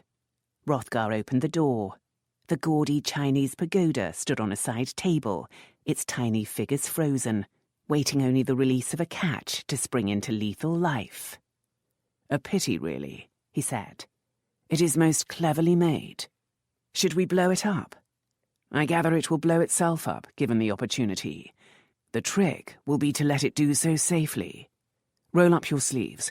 We're going to carry it." "We are? Who else?" "It appears to have been carried up and down stairs without hazard. But in case, should we order others to take the risk?" "Struth, if I didn't know better, I'd think you were feeling penitent." "You think me beyond repentance?" Sin shook his head. "I think you're in a damned funny mood." "Very well, let's move the thing." It was not heavy, but it was cumbersome, especially when they wished to move it with great care. Eventually, however, they could put it down outside the castle, on the grass near the river. Sin pulled out a handkerchief to wipe sweat off his face. Hrothgar, unruffled, then summoned servants to bring old mattresses and a musket, and sent a message to the king to invite him to watch the spectacle from a distant balcony, if it so pleased him. "Why?" Sin asked. "Your military advancement, of course." As soon as the king and queen appeared and could see the pagoda, Hrothgar supervised the servants as they piled the mattresses around the toy. Then, moving everyone to a distance, he handed the musket to Sin. "I'm sure you're more of a hand with these things than I am. Try to get the ball through that gap we left." Sin carefully loaded the gun, then raised it, sighting down the barrel. With a click, he cocked it. His finger squeezed the trigger, and with a boom and a burst of flame, the ball sped forward. A moment later, a louder boom sent cloth and flock and pieces of gaudy metal flying in all directions. "Damnation," said Sin, lowering the butt to rest on the ground. "Imagine that uncovered and in closed quarters." "Indeed," said Hrothgar, and turned to the balcony. But the king and queen had already disappeared. As servants hurried forward to take the musket and clear up the mess, he said, "The question is, would a replica of that toy be a treasured gift, or send the king stark staring mad?" Sin collapsed into laughter. When they returned to the castle, they found not just their coach waiting, but a messenger from the king requesting Lord Cynric's immediate presence. "Alas," said Hrothgar, "he has remembered to have you beheaded for lèse-majesté. Do you wish to take the coach and flee the country?" For once, Sin did look alarmed. "Struth, Bay, what do you think he wants? I suggest you go and find out. After all," he added benignly, "you have always claimed to want to deal with life on your own." Chapter 15. When Elf awoke, she felt as if she had been battered by the mighty Thames and thrown against the starlings at London Bridge. From dim memories of her dreams, she wasn't entirely sure she hadn't been. Then she recalled tangled images of Fort, sprawled bloodily over the box on which they had made love, dying because she had shot him. No, she struggled for reality. That had been Murray, not Fort, and she hadn't fired the shot. But she'd ordered it, which came to the same thing. Then her brain cleared completely, and she remembered that Fort had indeed been injured, in the leg. She forced open her gritty eyes and sat up. A leg injury might mean anything from a little blood loss to amputation, but either way, infection and death hovered. Only last year, young Sir Francis Cornhallows had died of a trivial wound that turned septic because he would not let the surgeon clean out the bits of cloth forced into its flesh by the ball. Her fumbling fingers found the bell rope, and she tugged at it again and again, praying for Chantal to hurry. She scrambled out of bed, easily able to imagine the arrogant Earl of Walgrave scaring away his doctors. And he had no one to gainsay him, except her. A line of bright sunlight shot through the gap in her drawn curtains. It wasn't night yet. There might still be time to make him see reason. Chantal burst into the room, with Chastity only a step behind. "Milady, you are awake! Elf, how do you feel?" Elf clung to the bedpost, assailed by a fit of dizziness. "Dreadful." She could hardly speak for the dryness of her mouth. "Water. That would help." "You need more, milady," said Chantal, and whipped away in a flash of dark skirts.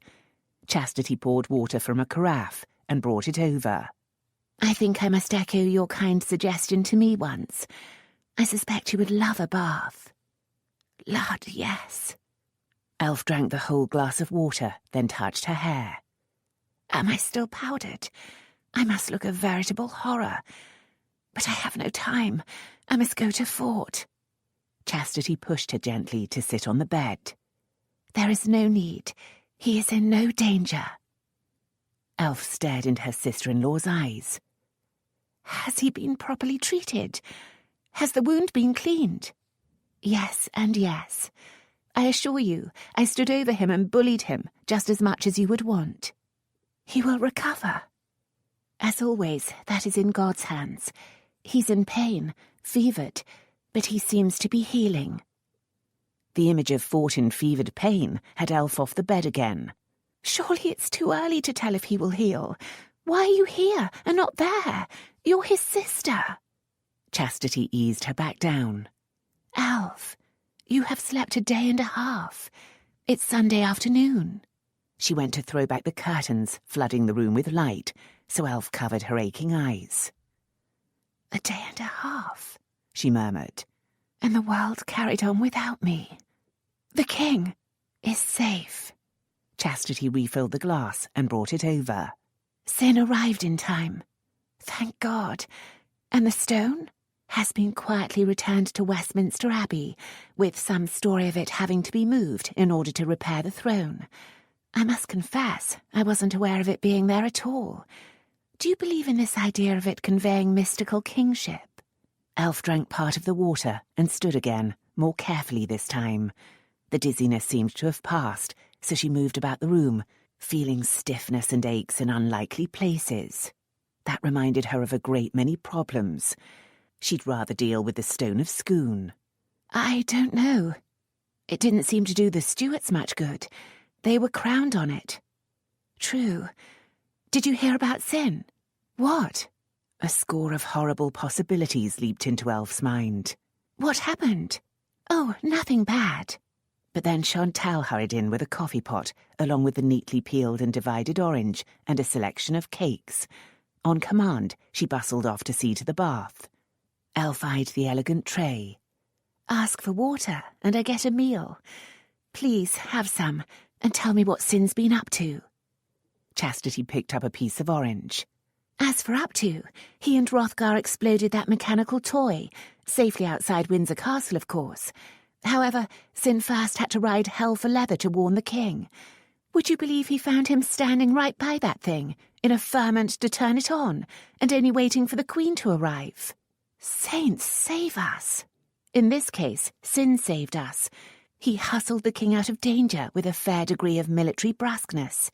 At that point, His Majesty doubted Sin's tale, but when he saw the thing explode into 1,000 lethal bits, George summoned Sin back, clasped him to the regal bosom, and declared him Lord Raymore. Elf stared at Chastity. But why Raymore? Chastity was fighting to keep a straight face. Apparently, it's the name of His Majesty's favourite horse. They collapsed into giggles. And Hrothgar, gasped Chastity, would only say that Sin shouldn't look a gift horse in the mouth, particularly when the king accompanied the title by an estate to support the viscountcy. A viscountcy? That advances him over Bright and Brand. What does Sin think about this? Chastity grinned. Of course, you know him so well. Mostly, he's embarrassed to be rewarded for merely doing his duty. He's also slightly suspicious that Hrothgar somehow arranged it all. You know how he's always been about accepting support from the family. He carries it to extremes. I agree, but you know man. Elf thought of Fort and Sappho. I am beginning to. She turned to face her sister-in-law. You know Fort and I were lovers. Chastity's cheeks became a little pink. Yes, I'm hardly one to throw stones. But you loved Sin. True. Do you not love Fort? Elf turned away to look out of the window at the quiet of Marlborough Square. Yes. It's so foolish, though, to give my heart to an impossible man. Perhaps all men are impossible. When I made love to Sin, I believed marriage between us was impossible. I too wore disguise, though as it turned out, he knew who I was. I gather Fort really didn't recognize you. Why would he even suspect anything so unlikely? And we spoke French nearly all the time. She turned back to Chastity. I'm very afraid I'll be with child. You must have thought of it, after a fashion. A nervous laugh escaped, and she smothered it with her hands. It seemed simple enough in theory, but now... Chastity became very serious. Even if you are with child, Elf, I don't think he'll marry you. That caused a pang, though she smothered it. It would be unfair to expect him to. Our contract was clear. Contract? Elf waved the question away and moved restlessly around her room. For a moment last night, I wanted Bay to force a marriage. 'Twas madness, and Fort would rather die. But surely we shouldn't just create a child and deny it its heritage. Chastity captured her and held her still. Face battles when they come, not before. Advice from Sin. Good advice. Elf collapsed into her arms. I suppose it is. It will be weeks before I'll know. Anything could happen by then. Including Fort's death from wound fever. or, if he followed through on his threats and made a scandal, at the hands of one of her brothers. She wouldn't be able to stop them then. "'Tis a pity you didn't take some precautions," said Chastity, settling them both onto the sofa. That reminded Elf of her last real conversation with her brothers. "Ah, yes, the horse tricks. I assume you've been using them since you've been married now over 6 months." Chastity blushed. "Oh, yes. Well, since we were expecting to travel to Nova Scotia, we didn't want me to give birth on board ship, or even travel with the extra burden of a child within me." "But how is it done?" "A sponge soaked in vinegar is supposed to help prevent the seed-taking route." "A sponge soaked in vinegar?" said Elf, puzzled. Then she added, "You mean inside?" Chastity nodded, quite red now. "Goodness, but how does it... You put it there? Or Sin does?" Chastity turned away to take a piece of bread from the tray. "I don't know quite what happened with you and Fort," she said, fiddling with it. "But it's not unusual for a man to touch a woman there." She turned back sharply. "If they are lovers, I mean." "Yes, I see. Goodness," said Elf again. "It's not the word most would use. Many would call it wicked to try to avoid God's plan. I can't believe it would be God's plan to have a heavily pregnant woman on a naval ship crossing the ocean, never mind giving birth there. Thank you for telling me. I think we should spread this word to all women. Women and men do pass the word around, but it's not approved or foolproof. Nature's urge to conceive is not easily thwarted. In fact," she said ruefully, "I'm beginning to suspect that nature has overcome in my case. But don't tell Sin. He might try to delay the journey, and I'm as eager as he to see the new world." Whether from loss again of her twin, or fear of conception, or longing for a child, tears ached around Elf's eyes. "Oh, I envy you. The child, or the new world. The adventure of it all." Chastity hugged her. "If life here becomes too dull, just take sail and visit us among the forests and the Indians. We'll find you all the adventure you could want. Ah, but will it be wicked enough for me?" They shared teary smiles, both knowing that the only adventure Elf really wanted was Fort. But then Chantal came in from the adjoining dressing room. Chastity rose. "Your bath is ready, dearest, so I'll leave you." Elf went through to her dressing room and took a long, thoughtful bath. She counted her scrapes and bruises, but mostly fretted about the possibility of being with child. What would she do if she were? It was all very well to think of bearing a bastard child abroad and giving it to foster parents to raise, but she would want to raise her child herself. She would want to feed it at her breast, rock it in the night, coax its first steps and words, and applaud its every little achievement. She'd think her father would want that closeness too.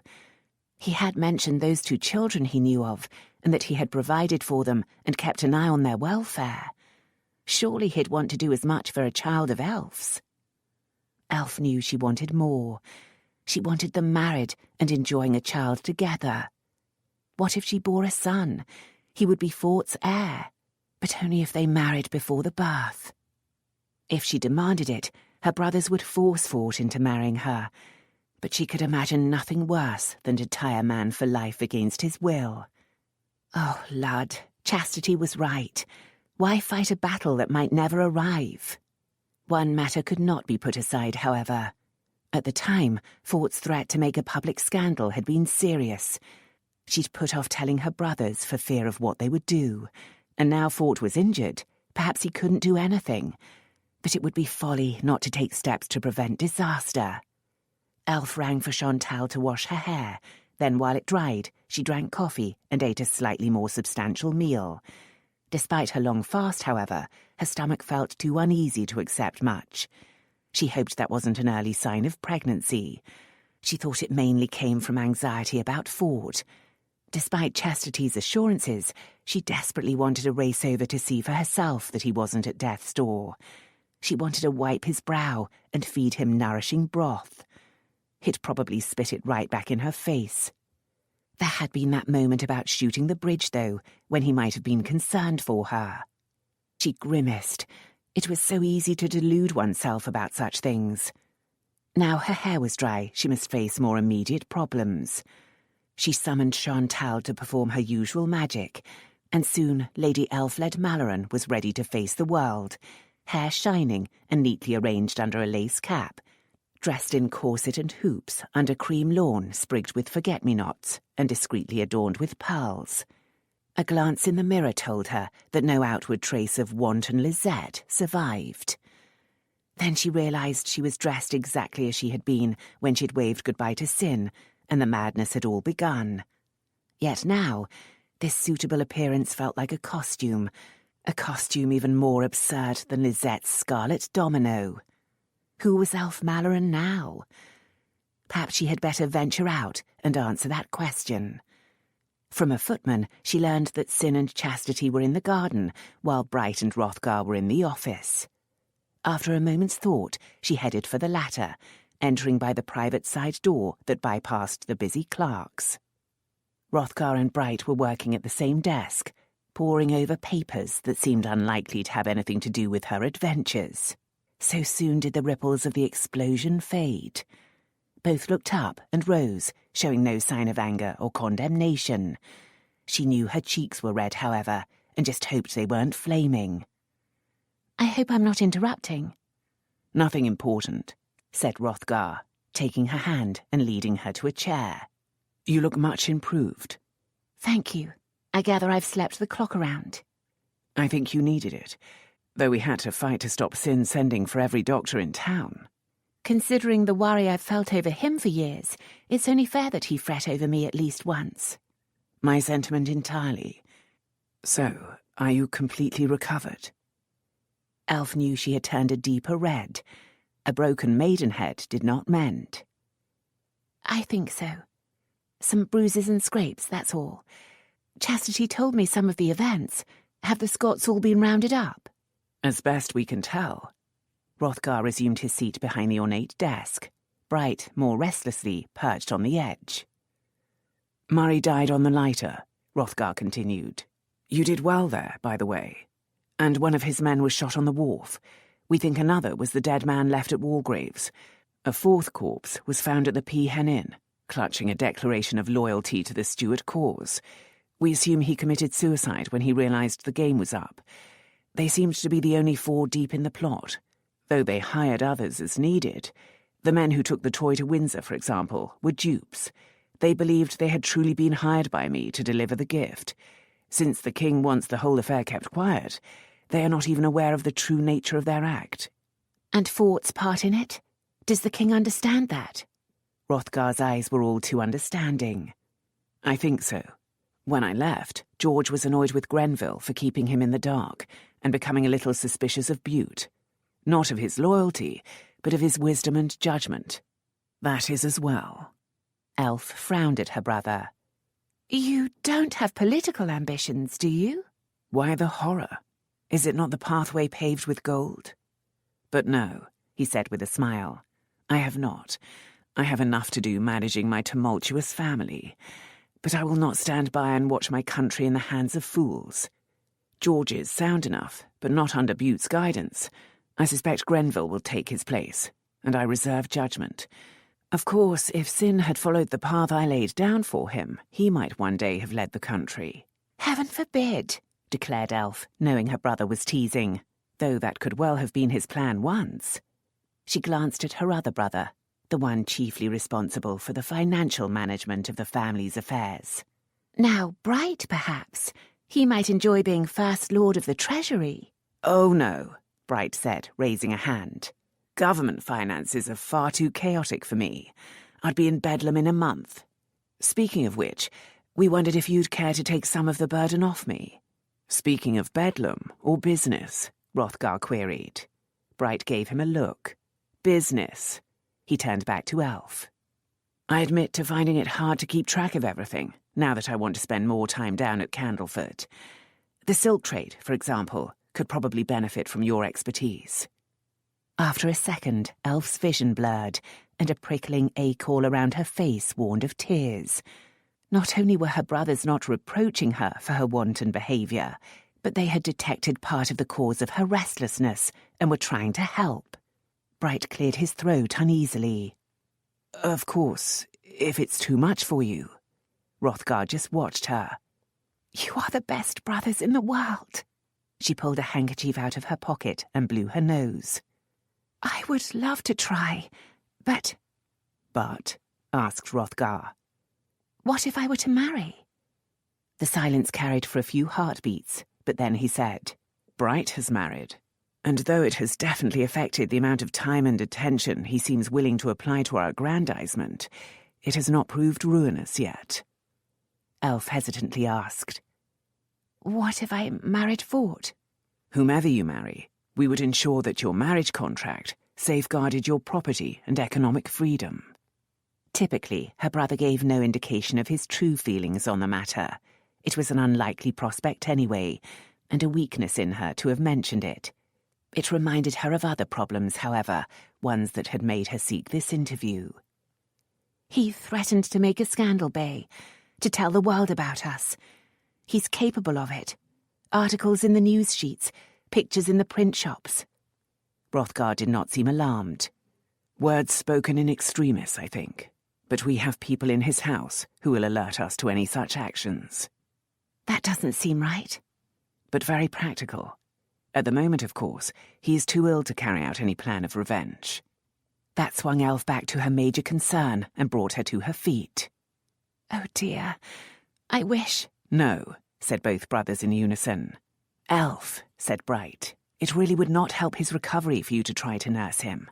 Trust us." She glared at both of them. "Men are impossible," Hrothgar said. "We are merely suggesting that you give him a few days to recover his strength before assaulting him again. It's only fair play, my dear." "I have never assaulted him." But there were mental as well as physical attacks, so perhaps her words weren't true. She sat down, settling her pale, flowery skirts. "Very well. I will take your advice. But as soon as the battle will be fair, I intend to discuss this all with him. I will not let him be foolish." Bright looked sceptical, but just pushed a couple of ledgers over to the edge of the desk closest to her. "Let us distract you with silk. One of the main centres for silk weaving here is Spitalfields." Elf emerged from the office an hour later, head positively spinning with information and new ideas. From a life of fashion and from experience running Hrothgar's houses, she already knew about types of silk, the durability of different weaves, and possible trends in taste. Now she had some idea of the state of change in the fabric industry and the money to be won or lost on decisions made about it. After running through the family's existing involvement in the trade, she'd suggested that her role be expanded to include the management of other materials. Nowadays, there were so many cottons and cotton blends, so many new methods of printing and pattern weaving, that the whole industry could change. She was particularly intrigued by improved weaving techniques, even though Bright knew very little about them. She'd never given much thought to how patterns were made in woven cloth, but she could see the advantage in investing in improvements if they were practicable.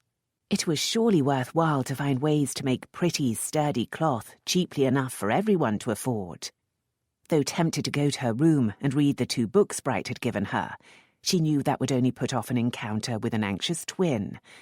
The footman in the hall told her Sin and Chastity were now in the morning room, so she gave him the books and headed there.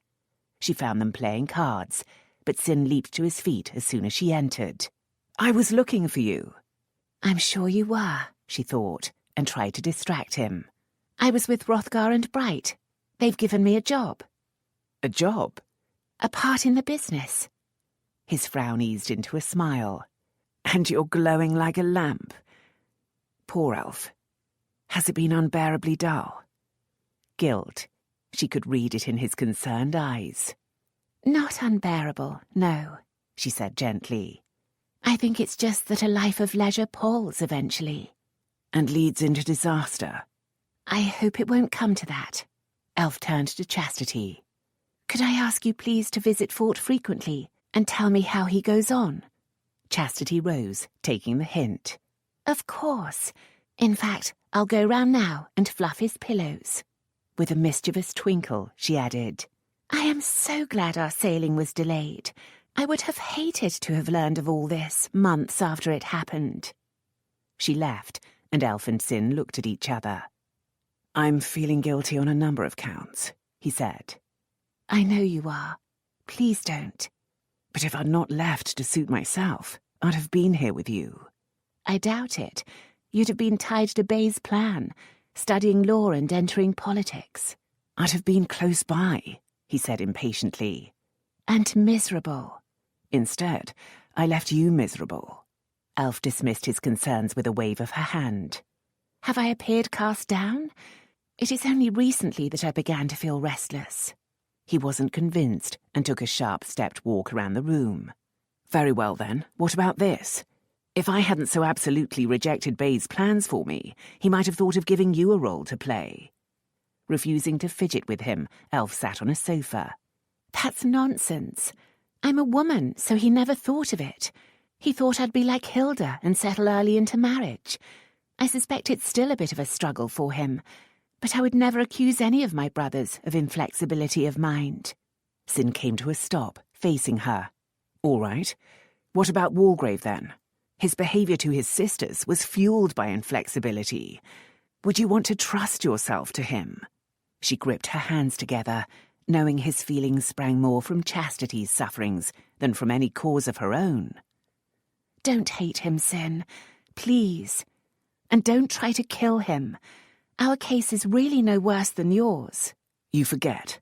I saw the way he treated you at Sappho's.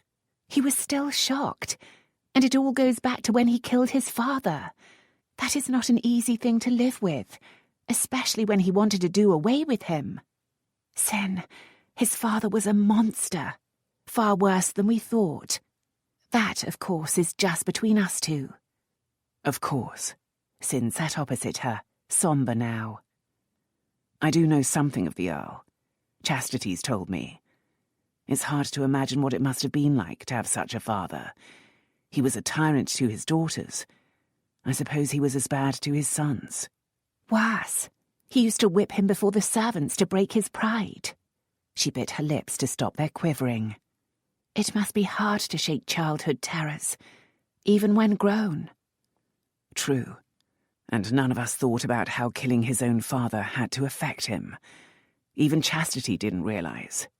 Of course, she was distracted by the fact we were free to marry. We've been talking about it this past day. There we were, practically dancing on the corpse, and not giving a thought as to how Fort might feel. It was cruel and damnably careless. But the damage is done. He hates all Mallorens, and always will. She feared Sin might be right, but said, Time might heal. We'll never know if you kill him. I gather I still need your permission. He grimaced. I do feel for the man, but I couldn't stand by and see him try to hurt you. Then thank heavens you'll be on the seas before he's fit to fight. But I don't think he'll try to hit out at me once he cools down. I hurt him. He'd grown a shell to protect himself, and I chiselled at it until it cracked. And now he'll be growing it back, thicker than ever. People don't change that much, Elf. Why the devil did you have to choose him to lose all sense with? He was back to pacing the room. Is it surprising our tastes are the same? He swung to face her. There's no similarity between him and Chastity. Come, there must be. Sin, my body reacted to him before I found there was a man there I could like. Wasn't it the same with you? He tried to object, but then shrugged. Perhaps. Chastity certainly presented a formidable appearance when I first met her, and yet she fascinated me. She even tied me to a bed, which I gather mirrors your adventure. Elf didn't like the fact that her brothers had been piecing together her story, and yet she supposed it was natural.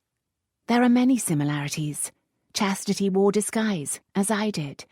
She didn't want you to know she was the notorious Chastity Ware, for fear you'd recoil in disgust. I didn't want Fort to know my identity for the same reason.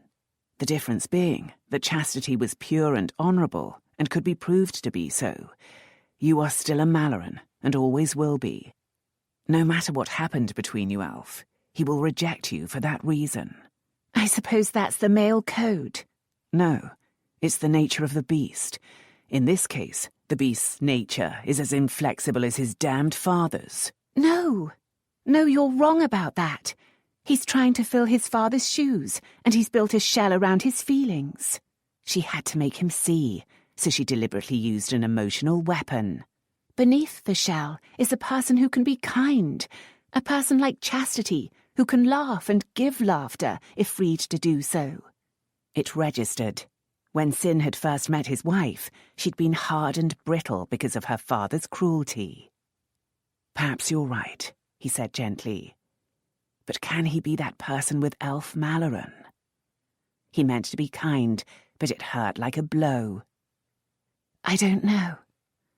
Will you promise me something? If I can. If he can't find the whole person with you, if he can't be joyous in season with Elf Malloren, don't marry him out of pity. She laughed bitterly. He's not likely to ask me. He might come to his senses and beg on his knees. The prospect both appealed and terrified. Wouldn't that show? No. It would only show that he knows he's wounded, not that he's healed. Perhaps I could heal him. He shook his head. Promise me, Elf. Promise, or I'm not leaving these shores. She didn't want to. She wanted to be free to marry Fort on the most atrocious, demeaning terms, if that was all she could have. But she steeled herself because she knew Sin was right. I promise. It will hurt dreadfully, but I won't marry Fort unless it can be with true love and joy. It's mostly for his sake, though.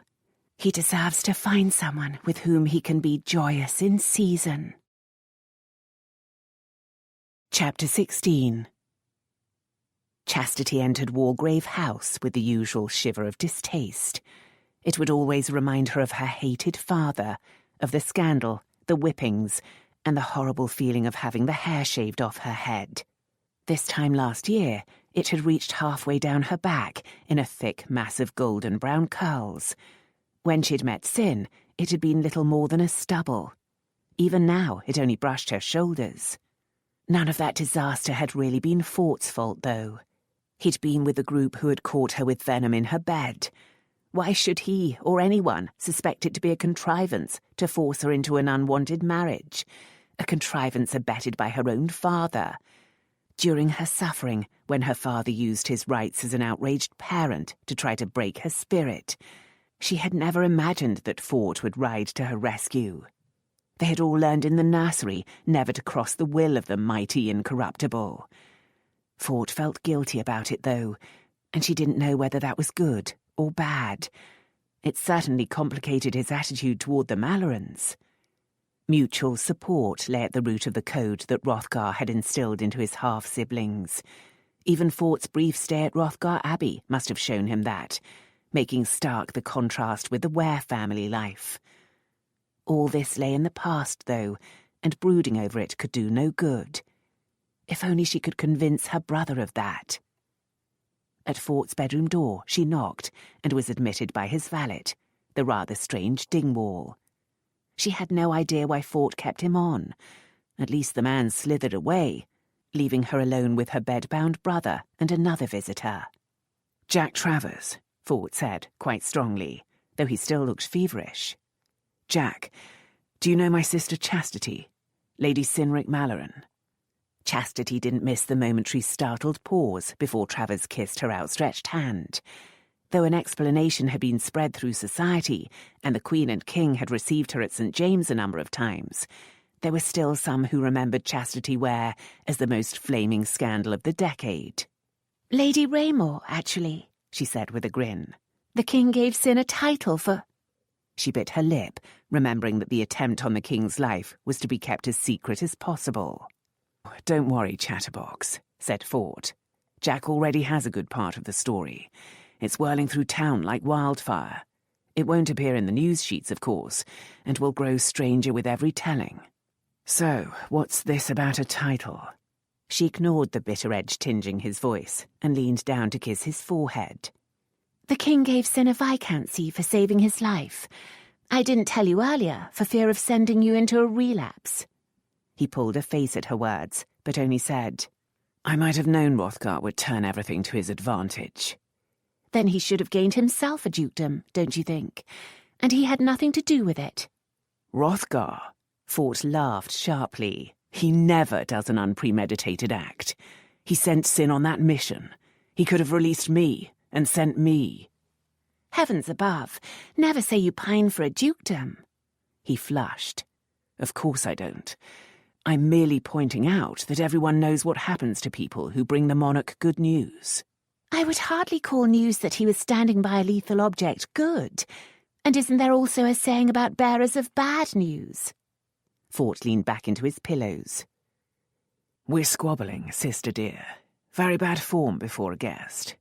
Travers bowed. In fact, I must leave Fort, so you can squabble in peace.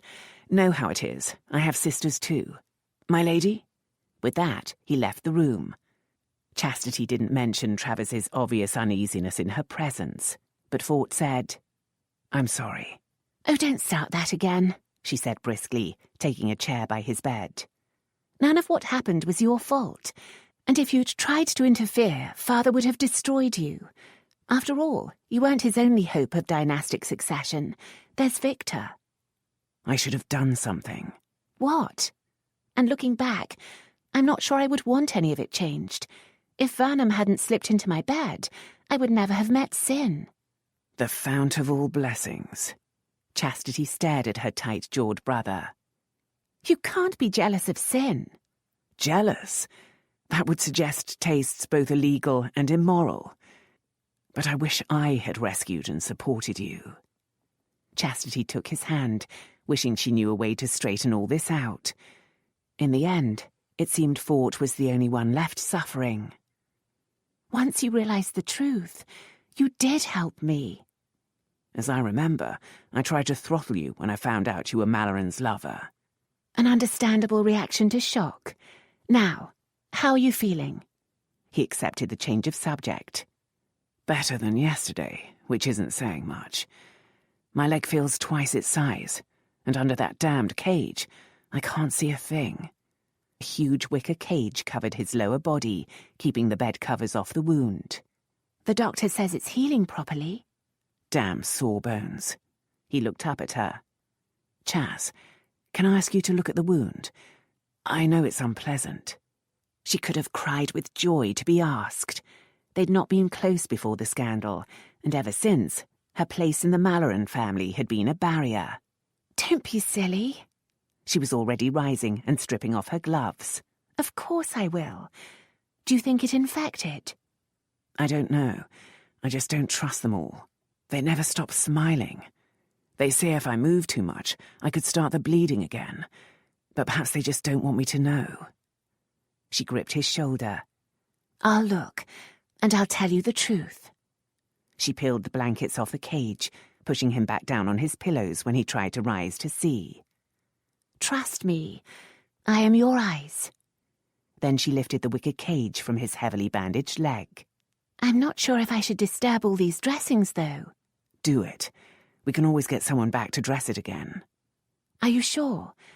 I can tell there's no sign of infection in the uncovered part of the leg. Don't bother then. But she could tell he was just trying to let her escape a task she didn't want. He must be fretting himself to death. It's no bother. I'll have to move your leg a bit to unbandage it, though. Just do it. He had flung an arm over his eyes. Resolving to stop at any sign of bleeding, she gently raised his leg and began to unwind the bandages. It might be stuck. I'm not going to rip it off. Am I hurting you? No. She suspected he was lying, but his need to know the truth seemed greater than any pain. She prayed silently that he was wrong and that the wound was healing. What if he had to lose the leg? The bandages were not stuck and easily came off a final pad of cloth. I don't suppose these are the original dressings anyway. Bright Malloren bandaged me on the wharf. The doctors ripped those off. Ouch. Ouch indeed. They were in a hurry to extract the ball. It was deep, they said, and came damned close to the bone. They've been under there twice since. So how does it look? She carefully raised the pad to expose a jagged, stitched wound. You'll have an interesting scar, she said, but smiled at him. Still red and puffy, but I see no sign of trouble. He leaned up. Get me a mirror and show me. Chastity straightened and looked at him. Why do I feel you are not the ideal patient? But she heaved an oval gilt-edged mirror off the wall and held it so he could inspect his leg. After a moment, his expression lightened. It doesn't look too bad, does it? It feels worse, as if it's swollen to twice its size and oozing pus. He smiled for her, almost the light-hearted open smile she remembered from before disaster. Thank you. Chastity replaced the mirror, taking the chance to steady her lips. Fort deserved happiness, and she thought perhaps it lay within his grasp with Elf. And yet she knew the barriers between them might be too strong to be breached. Steady smile in place, she returned to replace the bandages. Do they think you will limp? They say not, but I don't trust their unctuous reassurances. I'll be grateful, I suppose, to be alive and mobile. Perhaps I'll even be grateful not to be a suitable candidate for a duel. Chastity was straightening the covers over the cage. I would be very cross if you fought sin, you know. Have done. A sickbed gives plenty of time to think, and I've been thinking. If the whole mess was anyone's fault, it was Father's, and he's beyond reach. I'm through with Mallorens. Instead, I'm going to use my energies and powers to put right what Father put wrong.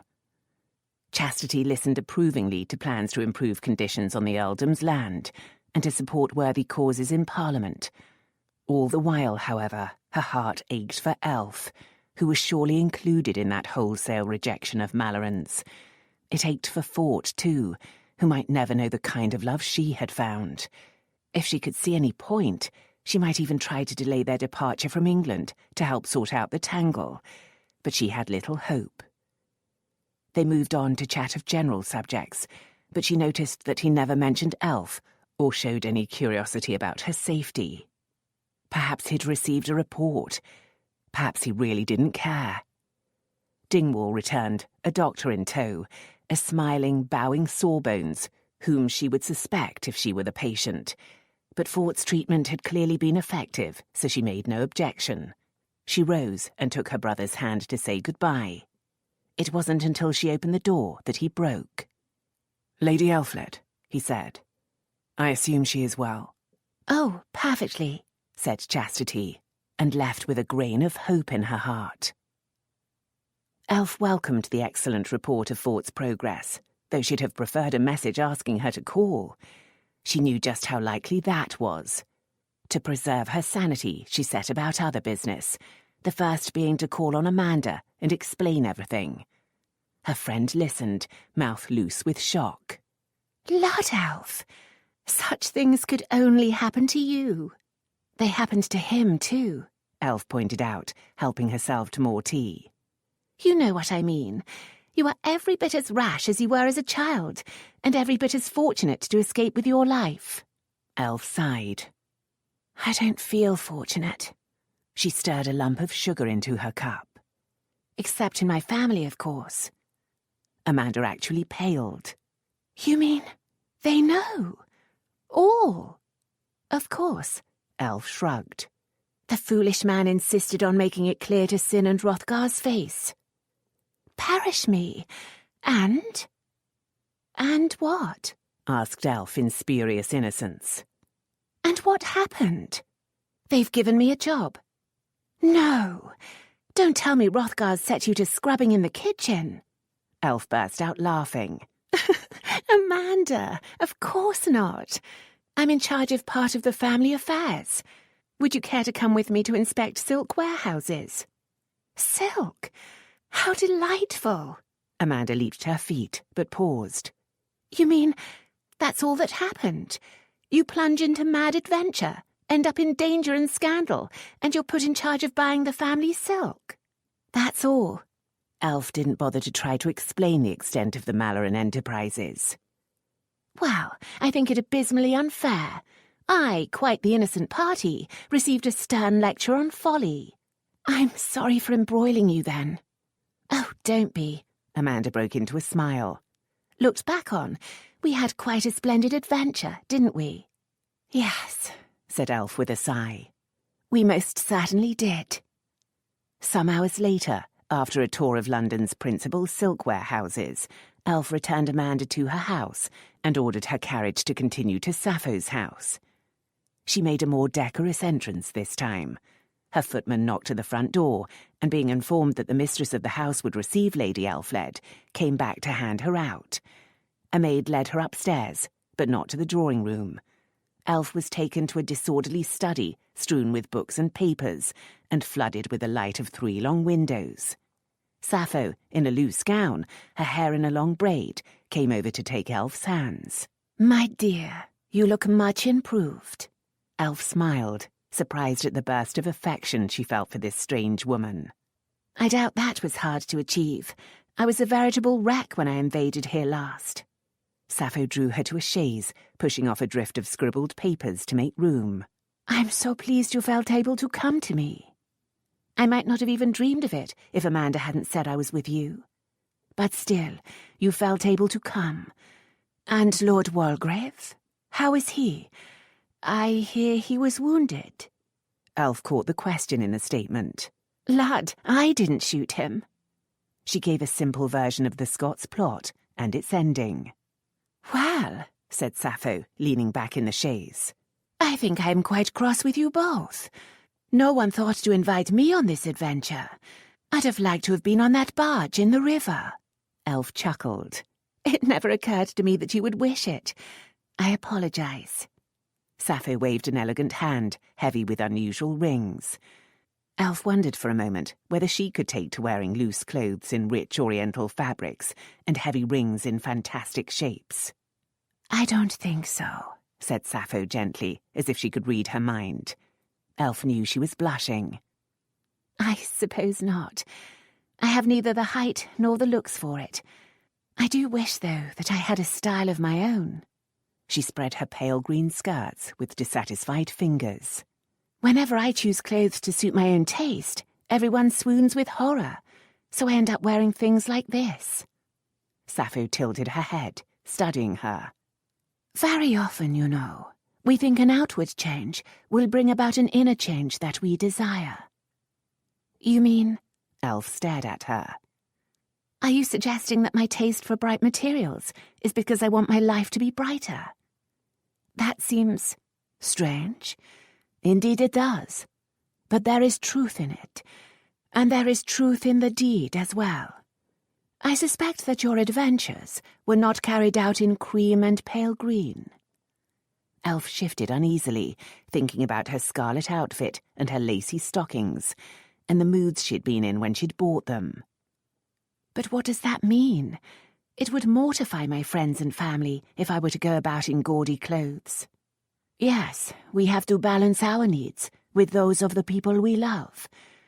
What outfit would you want now, today?" Elf pondered it, then laughed. "I don't seem to care.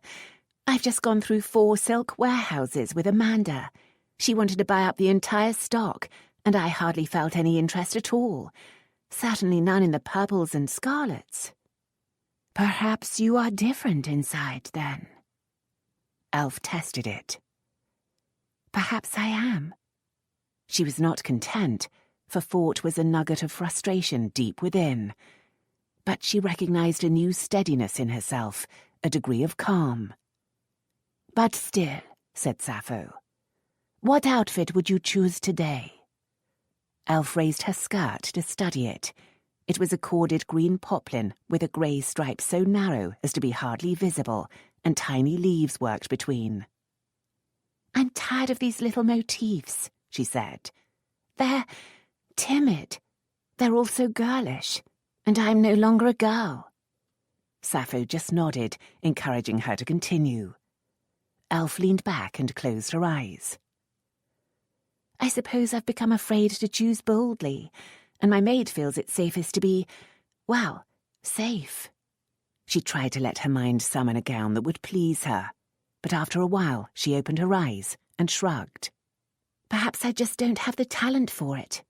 And yet your brother says you choose materials for the houses with great skill and judgment. She must mean Hrothgar. Elf felt a strong temptation to ask Sappho about Hrothgar and his place in her life, but she managed to restrain herself. That doesn't seem so set with pitfalls. It proves, however, that you can choose wisely in the right circumstances. I suppose it does. I shall just have to think of myself as a test-a-bed and decide what hanging will do best. Laughing, both women rose, and Elf turned to Sappho. I do thank you for everything. I help women, the poet said simply. But you are more like a sister to me. Now Elf felt compelled to ask. Because of Hrothgar? Of course. It seemed as if Sappho was inviting the question, so she asked it. What is he to you? Certainly not my protector, said Sappho with a smile. What we have is not easily named, but very precious. We are close friends. Sometimes we are lovers, but it is an extension of friendship, not the force that ties you and Walgrave together. Ties us together, Elf exclaimed with a bitter laugh. Pushes us apart, more likely. No, that is another force. But this is beginning to sound like a lecture at the Royal Society. Elf chuckled and pulled on her gloves. A final question niggling at her. In the end, she asked it. You will not marry him? It bothers you? No, said Elf, though it wasn't entirely true. We will not marry, said Sappho, leading her downstairs. Our bond is strong, but not the bond that would make a good marriage. Elf paused at the door, for the question of good marriages interested her greatly. Why not? Think, Elf. Sappho gestured around her home with one of those strangely beringed hands. I am content in my place, as he is in his. Neither of us would be happy in the other's. What we have, we can have without marriage, and without loss. Does marriage involve loss, then? Oh, yes, and should only be undertaken if the gain is equal to or exceeds the loss. Then she laughed. I am sounding scientific again, and love does not blend with science. Please call again, Elf, whenever you wish. I will. Thank you. Elf returned to her carriage, head full of yet more new and challenging thoughts. Perhaps she'd be put out of her misery by her head simply exploding. As soon as she arrived home, she summoned Chantal and conducted a thorough review of her wardrobe. Yes, definitely. The garments were pretty, but dull and safe, except for the few odd outfits purchased in one of her fits of rebellion. And odd certainly described them. She fingered a gown in a vivid print of tigers. As a fabric, it was rather splendid, but both the mantua maker and Chantal had been right to protest that it wouldn't make a good gown. Perhaps, she thought, she'd just been in a mood to snarl at the world. She came across a gown of sulphur yellow and winced. Heaven knows what inner turmoil had prompted that. She'd certainly never worn it. There weren't actually many disasters left, because last year, when Chastity had turned up in rags, Chantal had taken the opportunity to get rid of most of Elf's nightmares. Elf still pined a little for the raspberry silk, but Chastity looked magnificent in it, and it didn't suit her own colouring at all. She gave Chantal permission to dispose of anything she wished, and the maid almost wept with joy. Perhaps soon she would find the courage to order new gowns entirely to her taste, and see just what resulted. It would be something else to distract her mind and pass the days, until Fort was well enough for her to assault him yet again. Chapter 17. Patience was definitely not one of Elf's virtues, and despite regular reports from Chastity, she had to fight every day not to invade Fort's house and force herself into his presence. Even if he cursed and threw things or glared at her with icy disdain, she still would see him. She would be able to reassure herself about his health with her own eyes. And they had been able to talk once, when she was just Lisette. Why could they not talk now and find a way out of their situation? Sometimes she felt it would be easy if they were only face to face, but then she would note that chastity did not encourage her. That gave her strength to stay away. If their next meeting would be conducted with the noise and smoke of open warfare, she must surely wait until he could face her on his feet. Some days she weakened and wrote letters to him. Thus far, she had found the resolution to destroy them unsent. Every night, however, lonely in her bed, she was tormented by a thought. Could she have found the one man she would love intensely and forever, only to be barred from him by family history? Romeo and Juliet seemed truly to be the story, and it was depressingly likely that the end be sad. She'd fight, though. She'd fight for happiness. But not, unfortunately, until he was on his feet. To keep her sanity, she flung herself into work, new and old. Running Hrothgar's various households took some of the day, as did her work for the business. In addition, she pursued her idea about self-defense. Soon, she and Chastity were quite skilled with a pistol. Hrothgar had made no objection, and had even commissioned a gunsmith to design weapons suited to their smaller hands, including tiny ones able to be safely carried in a pocket. He'd dissuaded them from learning swordplay, however. "It's a dying art, Elf, only of use in duello. You are unlikely to be challenged to a duel."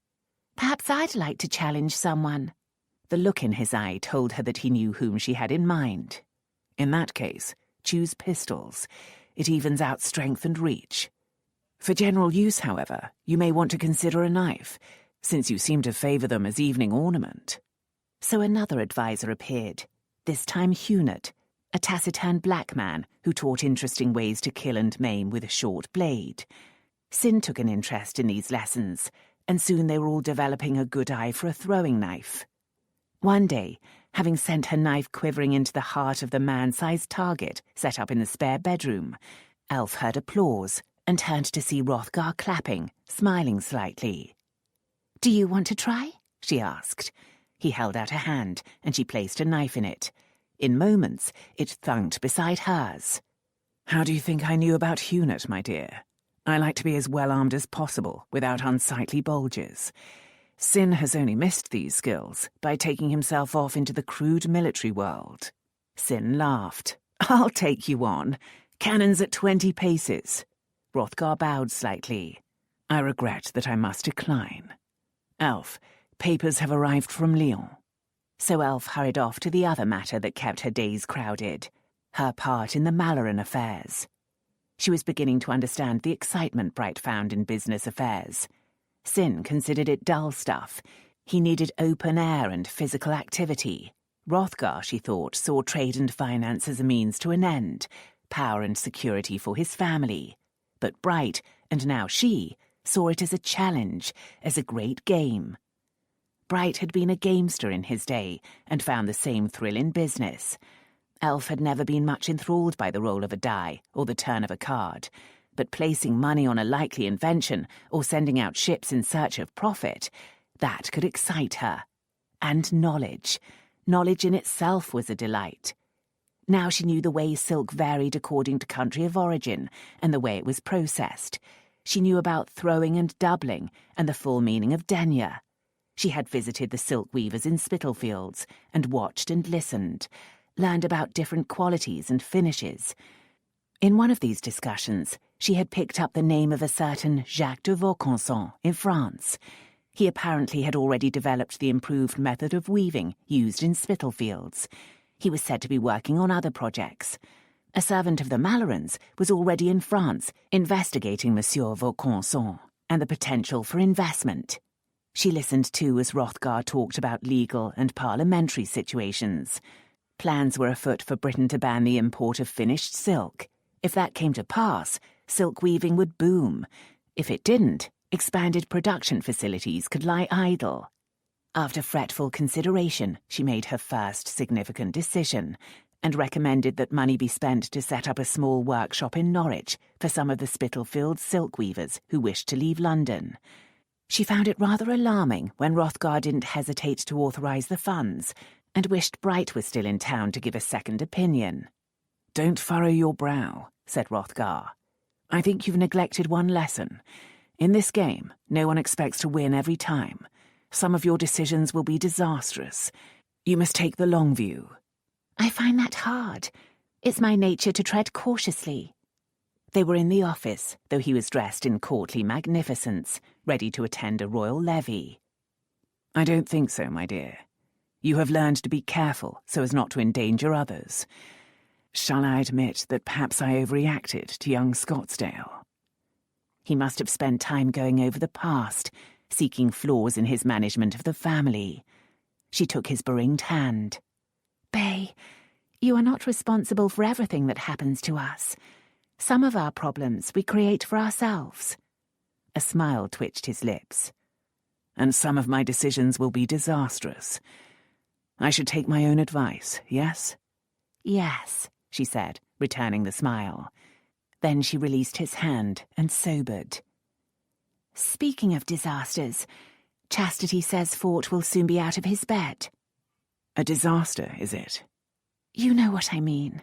She turned to pick up the papers relating to Norwich, nervously tidying them into a pile. "I am not going to let him slip away without effort." "I would be disappointed if you did." She turned to look at him. "You won't mind?" "You dragging him into the family by the hair. I will survive. Now, I must be off to St. James, or George will grow anxious. Really, nurturing kingship is far more exhausting than dealing with troublesome twins."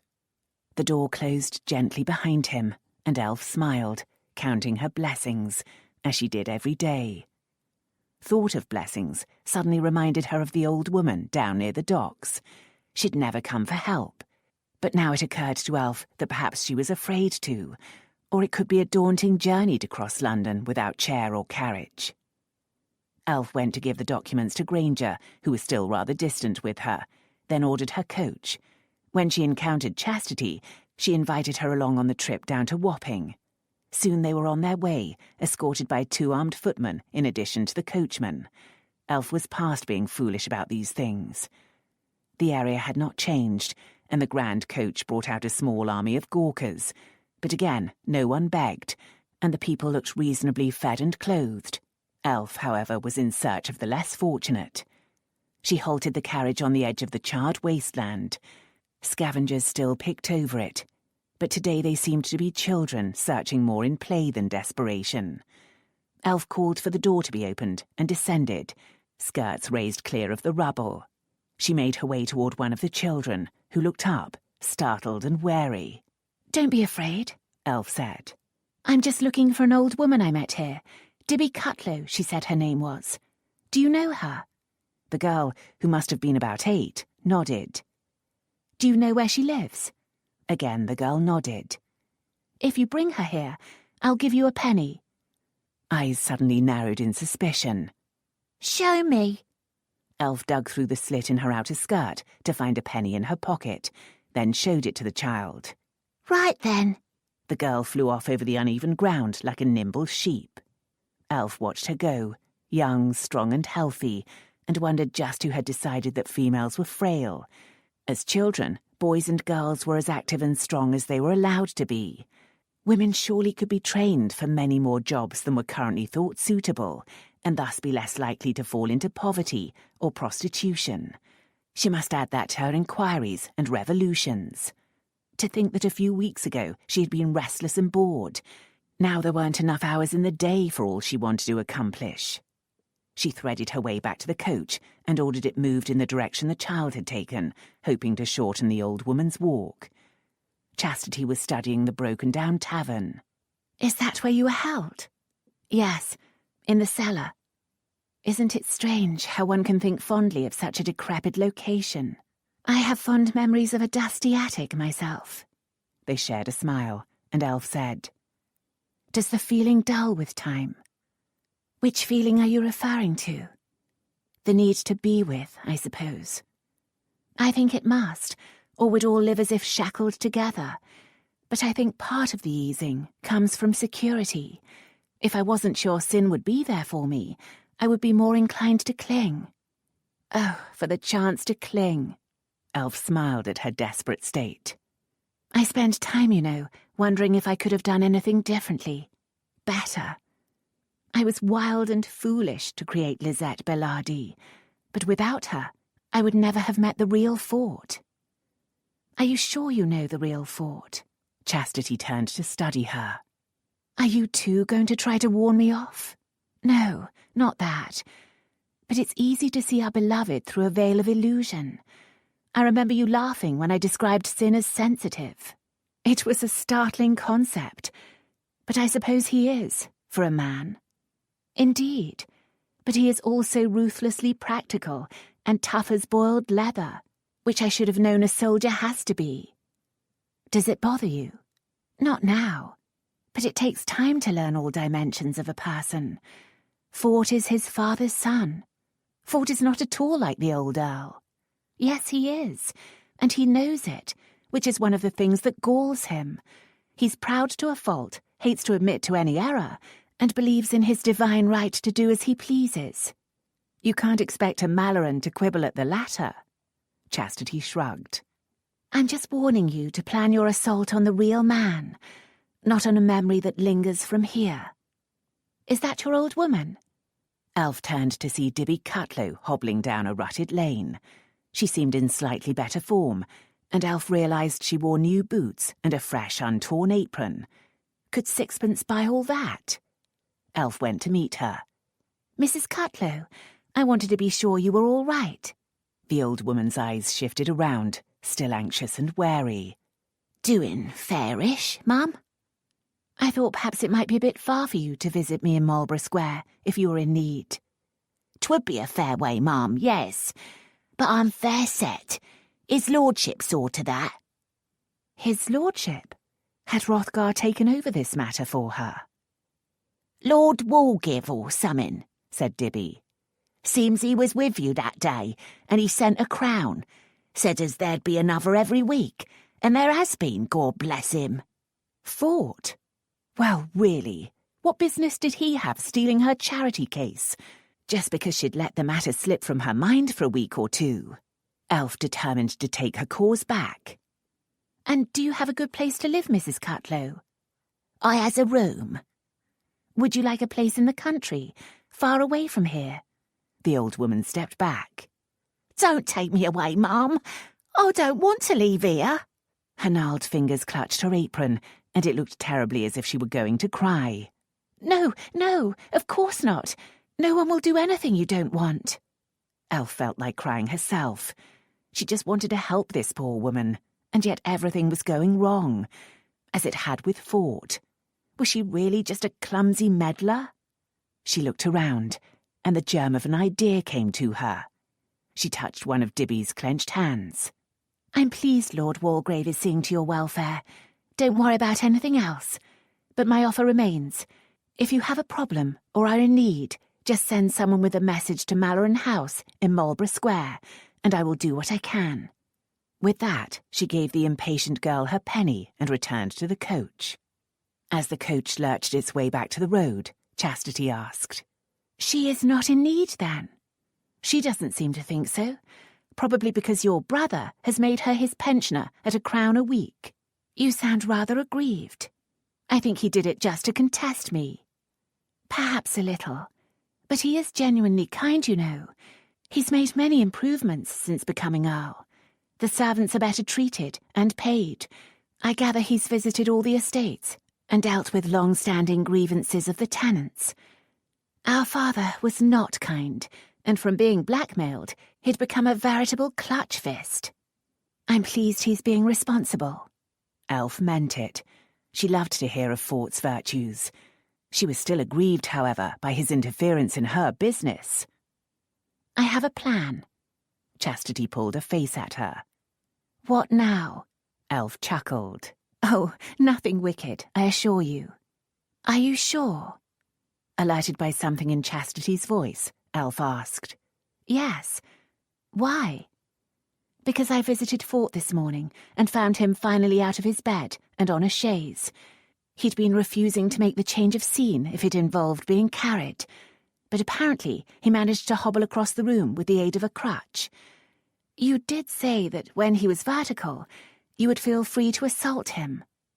He's not vertical on a chaise. I'm sure he'd struggle to his feet if you entered the room, and doubtless injure himself. Elf, are you scared? Elf looked at Chastity. Well, of course I am. He won't hurt you, I'm sure. He's developed a certain balance in his feelings. I might upset his balance, mentally and physically. What if I push him into bitterness again, and he tries to make it all public? Now he's up and about. He wouldn't be such a fool. Are you sure? No, Chastity admitted. But truly, he seems to have put it all behind him. He's much like the brother I knew before Father's death, but better, more mature. And where does that leave me? Chastity sighed. I'm not sure there's any hope. He appears to have put you behind him too. Out of sight, out of mind. Elf tried not to let her pain show. Perhaps insight, in mind. But that's why I'm frightened. Now I can hope. I can dream of it all coming right. Once I put it to the test, I might find that you're right. Anyway, it isn't fair to sting him when he can't run away. He could have you thrown out, Chastity pointed out. I think you should put it to the test. He's talking of removing to Walgrave Towers as soon as he's stronger. That hit Elf with panic. She'd gained some comfort from the knowledge that Fort was only streets away. And we'll soon be at the Abbey. No one stays in London in the summer. Lad, anything could happen if I let months go by. Oh, this is worse than a visit to the tooth puller. Chastity laughed. Now there's a fine romantic sentiment. Shall we go visit him then? Now? Oh, I don't think so. Elf's hand went to her hair to check if it were tidy, and she assessed her outfit. She was wearing the dull forget-me-not dress again, and a plain cap, and a flat flower-trimmed hat made little improvement. Dull, dull, dull, spinsterish dull. Why hadn't she pursued the matter of bolder clothes? In a few days she could have something better. He wouldn't admit me. I hope he wouldn't be so impolite, but we'll never know unless we try. Lud!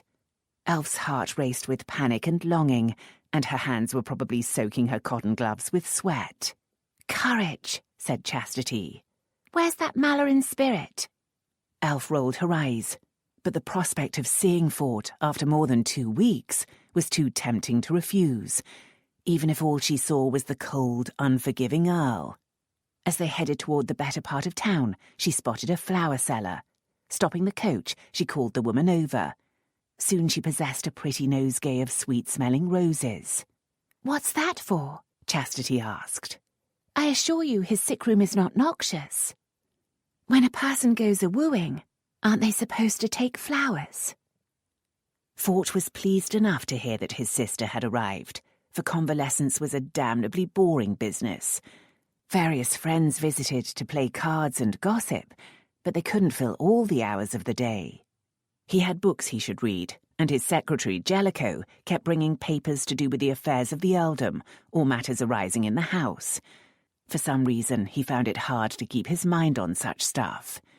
And his idle mind had a wretched way of wandering to Elf Malloren, or rather, to Lisette, in this room, masked, dishevelled, melting under his touch, driving him to ecstasy with hers.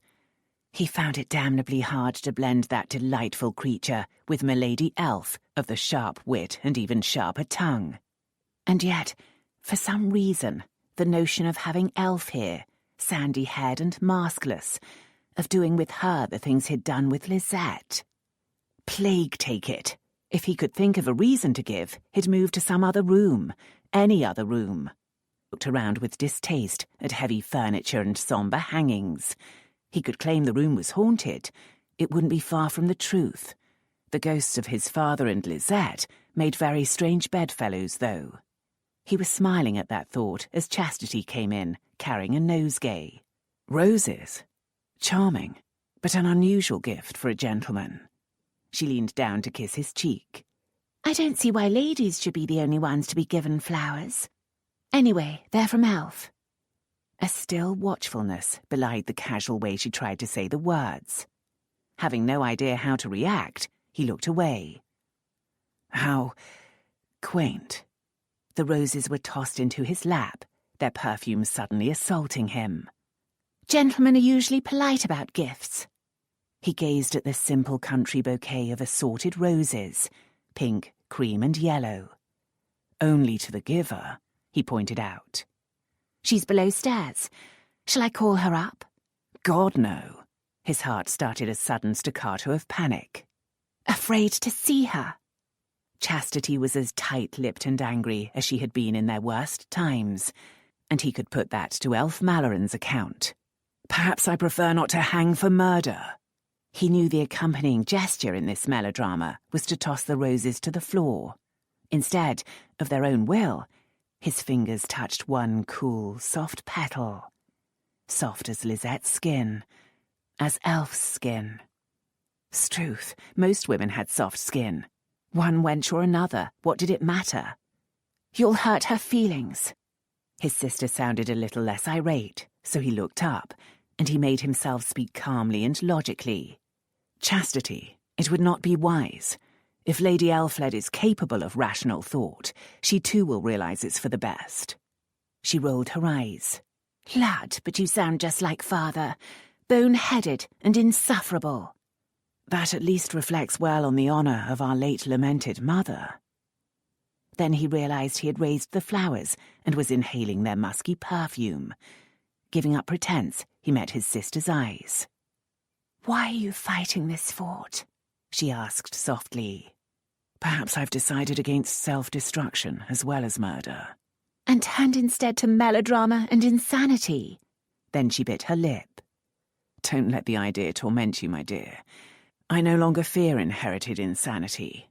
As I was told, father was not mad, except insofar as he was mad for power, an affliction none of us seemed to have caught from him. Pushed far enough, I suppose any of us could be driven into a form of madness. But that is not the same as having it in the blood. Deliberately, he added, as the Mallorens do. Chastity sat with a flounce in the chair by his chaise. The Mallorens do not, as you well know. Only Hrothgar bears that concern. The others have a different and sane mother. He inhaled the perfume of the roses again, thinking that perhaps such smells were healing. What a heartless world it was that lavished them on women and denied them to men. His sister's voice broke into his whimsical thoughts. So, what is your attitude to Hrothgar these days? He lowered the roses and met her eyes. I promised Elf to put aside the feud. I told you the same thing. As long as he doesn't interfere with me, he can go to hell in peace as far as I'm concerned. What if he pushes for you to marry his sister? I would consider that interference of the most malignant kind. Fort, what if she's with child? That possibility tormented him, but he would not let it show. We discussed it before our charming jousting session. I agreed to provide financial support if needed, but made it clear I would not marry her. Then you had best be careful not to spread the story, hadn't you? Or you will force Hrothgar to act. It took a moment for her words to make sense. So far from his mind were they. Then he laughed. Devil take it. Is she still concerned about that? Tell her I've come to my senses. She need not fear that Mr. Hogarth will turn his cruel pen to her adventures. I told you, I no longer desire death, and I certainly don't desire marriage to a Malloren. His sister frowned at him with something close to pity. You're making a terrible mistake, Fort. He pulled out a rose, one as creamy as her lovely skin, and offered it to her. I do thank you for caring, Chas, but I know my own path best. My apologies to Lady Elf, but I am not up to a visit from her today. She took the rose. Just don't do anything foolish. What on earth do you mean? I don't know, but I fear it's a family trait. Malloren or Ware? Both. Elf had made herself sit quietly in the reception room, even when enough time had passed to tell her Fort would not see her. She was tempted to go up and force herself upon him. She knew the way, after all. But force was unlikely to work any miracles. And anyway, it had belatedly occurred to her that meeting him in that room with that bed, that bench, that mirror, might prove to be too much for her nerves. So she was not entirely devastated when Chastity returned with one rose in her fingers. So he didn't throw them out the window? He's pretty well confined to his chaise still. Chastity shrugged and passed the rose over. It wasn't clear, but I suspect he wanted you to have it. He won't see you, though. He seems firm about it. Elf rose and took the flower to inhale the sweet perfume. Did he say why? Not too coherently, but he mentioned not wanting to commit murder or suicide. Perhaps time. No, not time, said Elf, leading the way out of the house. Time just lets some things set harder. They had sent the coach home, so set to walking the few streets between Abingdon Street and Marlborough Square. But what can you do? Chastity asked. I don't think it would help to force yourself on him. Sting him, said Elf. And when they passed a toy shop, she went in and bought a ball and cup, the ball attached by a long string. She ordered it sent to Walgrave House, with the compliments of Mademoiselle Lisette. Fort was dismissing Dingwall. "Have I failed to give satisfaction, my lord?" asked the man. For once he was showing a reaction, and it seemed to be hurt. "I'm sure you satisfied your employer, Dingwall. But he is dead. I have decided it is time to bury him." "Bury him? My lord, are you suffering some minor instability of the mind?" "Running mad? Like my father? You would love to have charge of me in chains, wouldn't you? On the contrary, I am coming to my senses, and I realize I don't need a resident penance anymore. I will instruct Mr. Jellicoe to pay you your wages and a handsome gift for your long service. I am trying to correct my father's errors and omissions." Dingwall was probably in a rage, but it merely showed by a quivering about his mouth. "It is my job to watch over you. I must—" "You must take your dismissal." "You are not worthy to take your father's place." "Then I am sure you will be happier serving a better master." Fort picked up the toy, let the ball fall out to the length of the string, then flicked it. The ball missed the cup. He smiled up at Dingwall. "You are right, my lord." The expression in the man's eyes might even be compassion. "I have tried, but there is nothing I can do." He bowed and left. Fort flipped the ball again, and it settled neatly into the cup. "One ghost dealt with," he said. Chapter 18. Jack Travers arrived at his friend's room to find him idly flipping a wooden ball into a wooden cup. "What the devil's that?" "A toy." "Yes, but why?" Fort looked up at his friend. "Perhaps it's a message. Does the ball seek the cup, or seek to escape? Is the string a fetter, or a guide?" Jack looked around, concerned. "Has that damned Sawbones been giving you new medicine?" "Not at all." Fort put down the toy, but picked up a bouquet of roses. "I am forcibly made aware of the fact that no one thought to sweeten my prison with flowers." "Flowers?" Jack was ruining his neat hairstyle. "Look, my dear fellow, perhaps we had better have the doctor back. Where's Dingwall?" "I dismissed him." "Well then," Jack smiled. "Perhaps you are in your right mind. At last." "Quite. I am merely in a strange mood from being damnably bored. Play hazard with me." "Of course," said Jack, relaxing. "I know it must be tedious having to just lie about." He pulled over a chair and a small table, adding, "In fact, a group of us thought we could have a party up here, if you're willing. Wine, wenches, and high play. A delightful prospect, but leave out the women. I'm not up to it, and have no desire to watch you all making fools of yourself." "Oh, of course." Jack flushed slightly, and Fort realised that as far as his friend was concerned, he was still sunk in his strange apathy toward women. That needed to be corrected too. Fort picked up the dice and rolled them. "When I am fully recovered, let's stage a magnificent orgy in honour of the occasion." Jack grinned in relief. "That's the spirit! The best damn orgy since Hetherington's do at Rood House."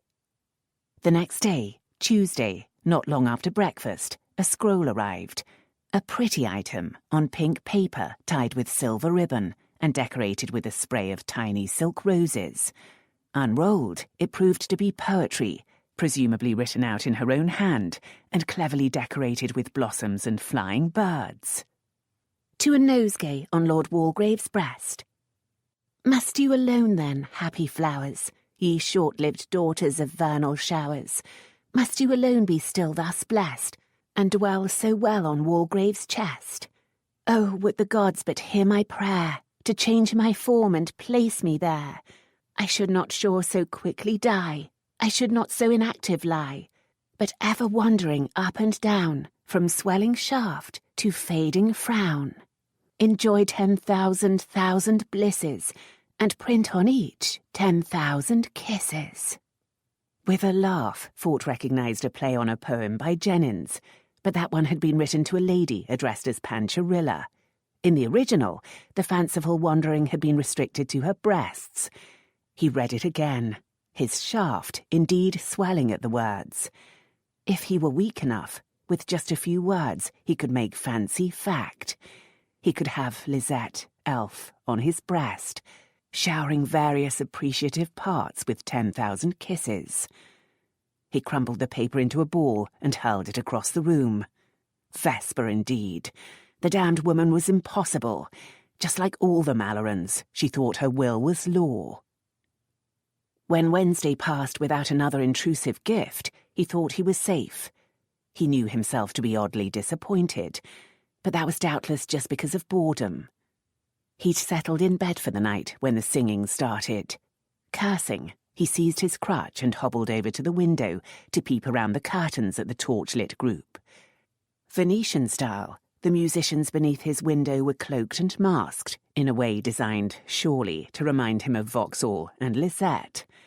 He rather thought the singer, whose voice was truly exquisite, was the castrato Gioletto, currently the adored star at the Opera House. 2 guitar players and a flute accompanied him. No figure looked like Elf. Damn, but the music touched his soul, even if the song was some silliness about a rejected lover, languishing in misery, fading away for lack of sight of the beloved. He came to his senses and staggered back to the bed to ring his bell and command that the caterwaulers be driven away. On Thursday, a small box arrived containing a fine topaz ring with a wasp engraved so as to appear to be trapped within the jewel. It fit his ring finger exactly. He had kept the crumpled poem and the roses, though the latter were now beginning to droop. He was loath to part with this offering, but in the spirit of the game he replaced the jewel in its box and called for paper and pen. His note was brief. Lord Walgrave regrets that it would not be proper for him to accept such a valuable gift. He sealed it and sent box and note to Lady Elfled Malloren at Malloren House. Moments after his footman had left, he knew he'd made a tactical error.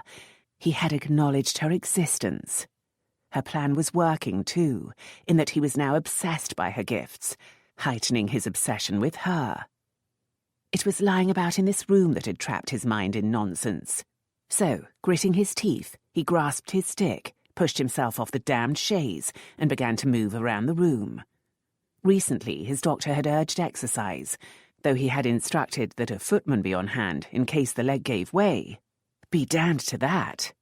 Fort defied pain and worked his way out into the corridor, heading toward the stairs that would lead to the outside world, to freedom. He reached the top and halted, clutching the carved knob on the newel post, already running with sweat.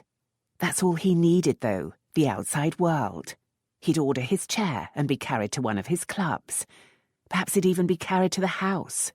A boring, long-winded debate about the slave trade would at least stop him thinking about Elf, wondering what the next gift would be. How was he going to get down the stairs, though? Should he put his injured leg down first, so it had to bear his weight, or the good leg first, so the injured one had to bear his weight? There should be rules for this. He shifted his weight to the wounded leg and immediately desisted with a hiss of pain. Someone knocked at the door, giving him an excellent excuse to put off the trial until tomorrow. It would definitely be beneath his dignity to be caught trying to hobble crabwise down the stairs. He turned back toward his room, then paused. Perhaps the knock heralded the ring flying back to him. However, it was merely a liveried messenger with some papers to do with business of Parliament. Fort scuttled hastily back to his room, his overexerted leg already hurting like blazes. He didn't want the footman to find him like this. He staggered back into his room and collapsed on the chaise. He'd study the papers seriously, though. It would be a distraction. Moreover, he was determined to rebuild the honour of his family, even if few people knew just how badly his father had tarnished it. It was a lonely task. Chastity had her own life and would soon be gone. Verity was already abroad with her military husband. Victor was in Italy. He had friends, but he couldn't involve friends in family or political affairs. His friends were the friends of his carefree youth. Strangely, the closest he'd come to a new friend, a friend of his new self, was a certain Scarlet Lady. If only she truly had been a doxy called Lisette, looking for a rich protector. He'd pay her handsomely to be his mistress, and treat her as well as a wife. "Marry Elf Malloren," said a tempting voice. "Then you can have it all." "Never," he said out loud. "Never." On Friday, the package came in the regular post bag. He opened it to find a narrow box and a neat little note. "Vesper regrets overstepping the bounds of propriety, and can only offer as excuse the power of her feelings. She prays that Lord Walgrave will accept this trifle in place of the ring." The long, narrow box proved to contain a silver and black fan. He took it out, shaking his head. Some fops had taken to using fans, but he wasn't one of them. It would be an unexceptional gift, however, from a suitor to a lady, and she'd borne in mind his habit of wearing mourning. She couldn't know that he'd given it up and was wearing colours again. He idly flicked open the fan, then laughed out loud. It was decorated with a series of pictures of a lady in scarlet stripes slowly raising her skirt to tie her garter, all the time smiling at the observer in a most inviting manner. He turned to look at the other side and found it to be an unexceptionable picture of Vauxhall Gardens. Unexceptionable, that is, if Vauxhall did not hold memories. Damnation, but he was hard again, swamped with memories of Lisette and the loving they'd done in this room, some of the best sex he'd ever enjoyed. Then he saw a paper in the box and unfolded it to find another poem. This time he did not recognize the derivation. "When I remember where our paths have led, from park to prison to voluptuous bed, I am unable to arrest my mind from appetites of the most scandalous kind. Dark monk assaulting gently my most delicate skin, as he entranced me down the road of sin. I pray, my lord, that when you are restored, you'll summon once again your scarlet board." Struth, but there was nothing coy about Elf Malloren. Was she seriously offering to return as his plaything? But then, who had been playing with whom? He couldn't decide whether he felt delighted or disgusted by this bold behaviour, but it certainly made him nervous. What would she do next? The woman was clearly capable of anything. He was contemplating the Scarlet Lady on the fan when Jack appeared. "We're all set for tonight, Fort. Of course, we're happy enough to hold our revels up here, but wouldn't you be more comfortable on the ground floor, now you're a bit mobile?" Fort riffled, the fan closed. "An excellent idea. In fact, I'll have a bed put down in the study for a while. What point in being up here at all?" "That's the spirit. And this room has very disturbing memories." "Your father, eh?" Jack looked around. "Why not have it refurnished, brought up to date? This heavy oak and velvet ain't really the thing. Is that a fan?" By way of answer, Fort spread it, Vauxhall side out. "Oh ho! Buying gifts for the ladies, eh? There's life in the old dog yet." He went over to the side table that held glasses and decanters. "Sure you don't want us to bring along some pretty wantons for your pleasure?" "Completely." Fort made an abrupt decision. "In fact, I suspect I might soon be married." Jack turned, a half-filled glass in hand. "Married? You gave no hint." "I've had time to think on it. Lady Lydia North should do admirably." Jack stared at him. "Lady Lydia? Ain't she that simpering chit with the big eyes? Never knew you were interested." "Her father has been wooing me assiduously, though without particular imagination, I must confess." "What?" "Ignore my whimsy. Let us just say that I have suddenly developed an interest in Lady Lydia." Jack turned back to fill his glass, but after a moment he said, "To be honest, Fort, I think she'll bore you to tears in a week. One never knows what lurks beneath an image of maidenly modesty, but at least she'll be a shield against other ladies." Jack came over to press a glass of wine into Fort's hand. "Don't do anything rash, old boy. Trust me. Wait till you're up and about. This room is turning your wits. Surely Lady Lydia is exactly the kind of bride I'm expected to choose." "Aye, well, why start doing the expected now?" Jack sat and shook his head. "Ever hear the story about the man who shot himself for fear of catching the plague?" Fort savoured the wine. "Ah, but can't you see the appeal of choosing your own form of demise?"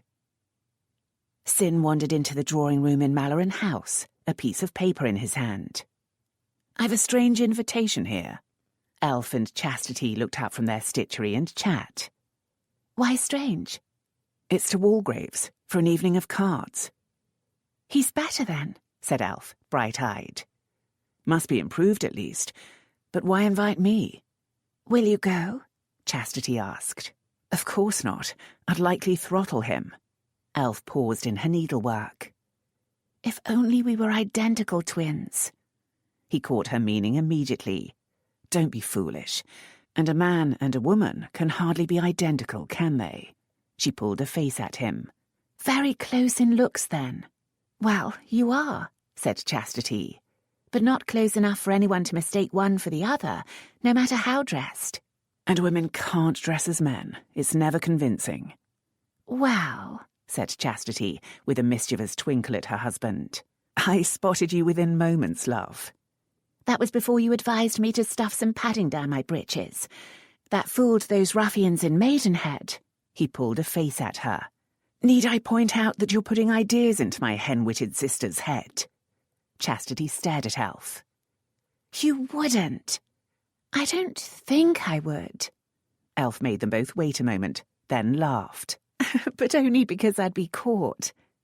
She looked between the two of them, sobering. "It is very bothersome not to have seen him for so long." Chastity leaned over to squeeze her hand. "I understand. But if he's holding entertainments, he must be finding it easier to move. We'll soon have him out among society again. And then he'll remove to the towers. If he does, you'll just have to practice patience. Even if you have to wait months to encounter him, nothing important is going to happen. I have discovered that I am not of a patient disposition." Elf would have invaded Fort's entertainment if she'd believed for a moment that she could get away with it, but she had no intention of making a fool of herself. Again. Instead, she dispatched to his house a gaudy handkerchief of red silk trimmed with gold and black lace. Lord Coalport was clearly delighted to be asked to Walgrave House, and to hear Lord Walgrave ask for his daughter's hand. To Fort's irritation, he did not immediately grant it. He received Coalport in the library on the ground floor, where a narrow bed sat behind a screen. Fort was settled comfortably in a chair, his legs supported on a cushioned bench. It was a significant improvement, but he felt for all the world like a victim of the gout. Coalport was not a likely candidate for gout. His build was trim and healthy, his actions brisk, and Fort doubted that he ever overindulged in anything. Not a bad stable for a wife. "You see, my lord," said Coalport, crossing one leg over the other, "I've promised my wife that our little Lydia will have her say on the matter." Now, I'm sure it's just a matter of you courting her a little, for you're a fine, handsome man, particularly now you've put off your blacks, but I can't settle the details before you have her interest. But I'm tied to a chair most of the time, Coleport. Aye, well, there's no hurry. Coleport leaned forward and patted Fort's hand. I assure you, Walgrave, she'll not go to another before you have your chance. There are others interested, I'll not deny it. Doubtless you'd not believe it if I were to try, for she's quite the prettiest lady on the town this decade. But you have my favour, and will have your chance. Fort felt like cursing the doting father, for he was now in a fix. He could hardly go after another woman who would agree more speedily, and yet he was in no shape to court anyone. I confess to some urgency, he said, hoping he looked like a love-struck fool. Soon all the world will be leaving London, and your estates are far removed from mine. Coleport nodded, much struck by that. True enough, my lord, true enough. My wife does talk of leaving within the fortnight. He scratched beneath his neat grey wig. I could have you over to the house, for you could sit there as well as here, but I tell you, Walgrave, it would look a little too peculiar if your first venture out were to call upon Lydia. I'll not have her pressured. Then perhaps I had better take up some general social moves, said Fort, forcing a smile. I am much improved. Not up to dancing, of course, but as you say, I can sit as well in company as alone. That's it, my lord, and if you tell me where you plan to be, I'll see that Lydia attends, if it be suitable. Thank you, my lord. I think we will soon find everything just as we would wish. Coleport grasped his hand and shook it. I believe it will be so, Walgrave. Indeed I do. And there isn't a girl in the world to match my Lydia. And so that night, despite hating to appear such a figure, Fort ordered his sedan chair and had himself carried into the gaming room at White's, where he hobbled to a chair. He was immediately surrounded by friends and the merely curious, telling the approved tale of a madman down at the wharf who had fired into a crowd and unfortunately hit him. In fact, soon he was having a grand time and silently blaming Elfled Malloren for keeping him trapped in his house for a fortnight, until Hrothgar turned up. Fort eyed him, both wary and cool. It was, after all, the first time they had met since that encounter at Sappho's. The Marquis's brows rose slightly, then he strolled over to Fort. I am delighted to see you about again, Walgrave. It is a relief to me, too, Fort said. I feel more in control of my life. I rejoice. In fact, said Fort, suddenly determined to seal the matter, I'm thinking of marriage. Indeed. Hrothgar flicked open a gold snuff-box one-handed and presented it. Fort took a small pinch. Nothing is settled, of course, he said, and inhaled, letting the powder create its own moment of well-being. But the young lady's father gives me reason to hope. Hrothgar did not so much as pause in his own use of the snuff, and took the time to wipe his fingers on his silk handkerchief. Then he smiled approvingly. Accept my felicitations in advance of the happy event. With that he bowed and moved away, leaving Fort prey to sudden doubts. He should have realized that Hrothgar wouldn't want another alliance between their families, even when Fort and Elf had enjoyed the privileges of the wedded state. By escaping Elf, Fort could be doing just as Hrothgar wished. For a moment the old urge returned, the urge to do anything that would make life difficult for Hrothgar. He pushed it aside and concentrated on cards. He'd given up judging his every act by its effect on the Mallorens. The next morning, Elf was poring over financial statements when Hrothgar strolled into her study. Rather than change her boudoir into a place of business, she had taken over a spare room for an office, and it had now become one of her favourite places. All work and no play, her brother remarked. The same applies to Jill as Jack, I think. Elf smiled up at him. Perhaps this is play. You are distressingly like Bright, aren't you? I suppose we are all a mix of the same ingredients. Did you know that if we were to buy— No, he said, raising his hand. I have no interest in it. Explain it to Bright. I think you should be out in society. It's so dull. People never talk of interesting things. Like trade and profit, he said dryly. Walgrave is breathing fresh air again. Elf put down her pen and paid attention. I encountered him at White's last night. I'd hardly describe that as fresh air. I assume he passed through the streets to get there. Was he walking? With a cane, and with some difficulty. He let his chairman carry him almost up to the table.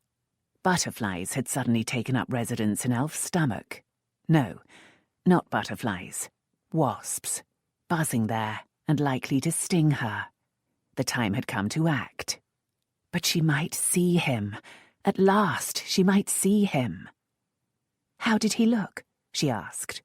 Well, all in all, rather less under a cloud. That's good. I wonder... She wondered where else he might turn up, but didn't want to say it. Heaven knows, but she had no pride left over this with her family. They all knew her desperate need. Still, she didn't want to say it. I believe he might be attending Lord Coalport's picnic at his Chelsea villa. A picnic? White's I can believe, but an alfresco meal probably largely attended by ladies. Can a pistol ball in the leg change a man that much? Perhaps he is just craving fresh air. With that, Hrothgar left, and Elf sat chewing her lower lip. Since her brother had come specifically to tell her about the picnic, he doubtless had made inquiries and thought Fort would be there. That didn't necessarily mean that Hrothgar thought she should attend. So should she? She looked down at the neat columns of figures that told the story of income and expense in a certain warehouse for upholstery fabrics. Life could be seen as neat columns too. If she didn't attempt to see Fort, she might as well just admit that she lacked the courage to pursue her aim. She'd have to leave him be. It was tempting, for that's what a lady was supposed to do, what she had been trained to do. She should sit at home demurely and make him woo her. A lady's rights lay solely in the acceptance or rejection of an offer. She didn't think Fort would woo her, though, even if he wanted her. He must want her. Surely he must be drawn to her as she was to him. And the problems were her fault for so mishandling that intimacy. So she must put it right. Immediately she knew she'd reached the correct, the only decision. As they were all discovering she was a complete Malloren, she could not help but try to steer the ship of fate. She pushed back from the desk and stood, then frowned at an ink stain on her finger. Lud. Perhaps lemon juice would help. As it turned out, Chastity knew of her brother's intention to attend the picnic. It's not so strange, Chastity said. He attended such affairs at home before he killed his father. Elf had been astonished to find that the whole family knew Fort had shot his father, and everyone had assumed that she knew too. She had been involved with Princess Augusta, however, and had missed some important meetings. After the death, Chastity and her sister Verity had spent a great deal of time with Fort. They had done everything they could to persuade him that it had been a necessary act to protect the innocent, not a heinous sin. They hadn't succeeded, but Chastity had always believed he'd see it that way in time. Elf knew, or hoped at least, that their disastrous talk in the dark cellar had helped to crack the shell of guilt and anger around him and started the healing. If so, it had been worth it, even if it had cost her any chance of love. More than possession, she wanted him free to be himself. So, prompted Chastity, pulling Elf out of her thoughts. You want to attend this picnic? Quite desperately, but is it wise? I honestly don't know. He doesn't speak of you. But he still has some poems, a fan, a toy, and a horribly gaudy handkerchief. And it was only a few days ago that he let a maid throw out the remains of some roses. Elf couldn't suppress a smile. That did sound hopeful. Then by all means let us go. At the very least, I will see him. She hurried to her room, glad she'd taken the trouble to order some gowns to her new taste. She was still rather unsure of herself in this regard, but at least neither the mantua maker nor Chantal had blanched at her ideas.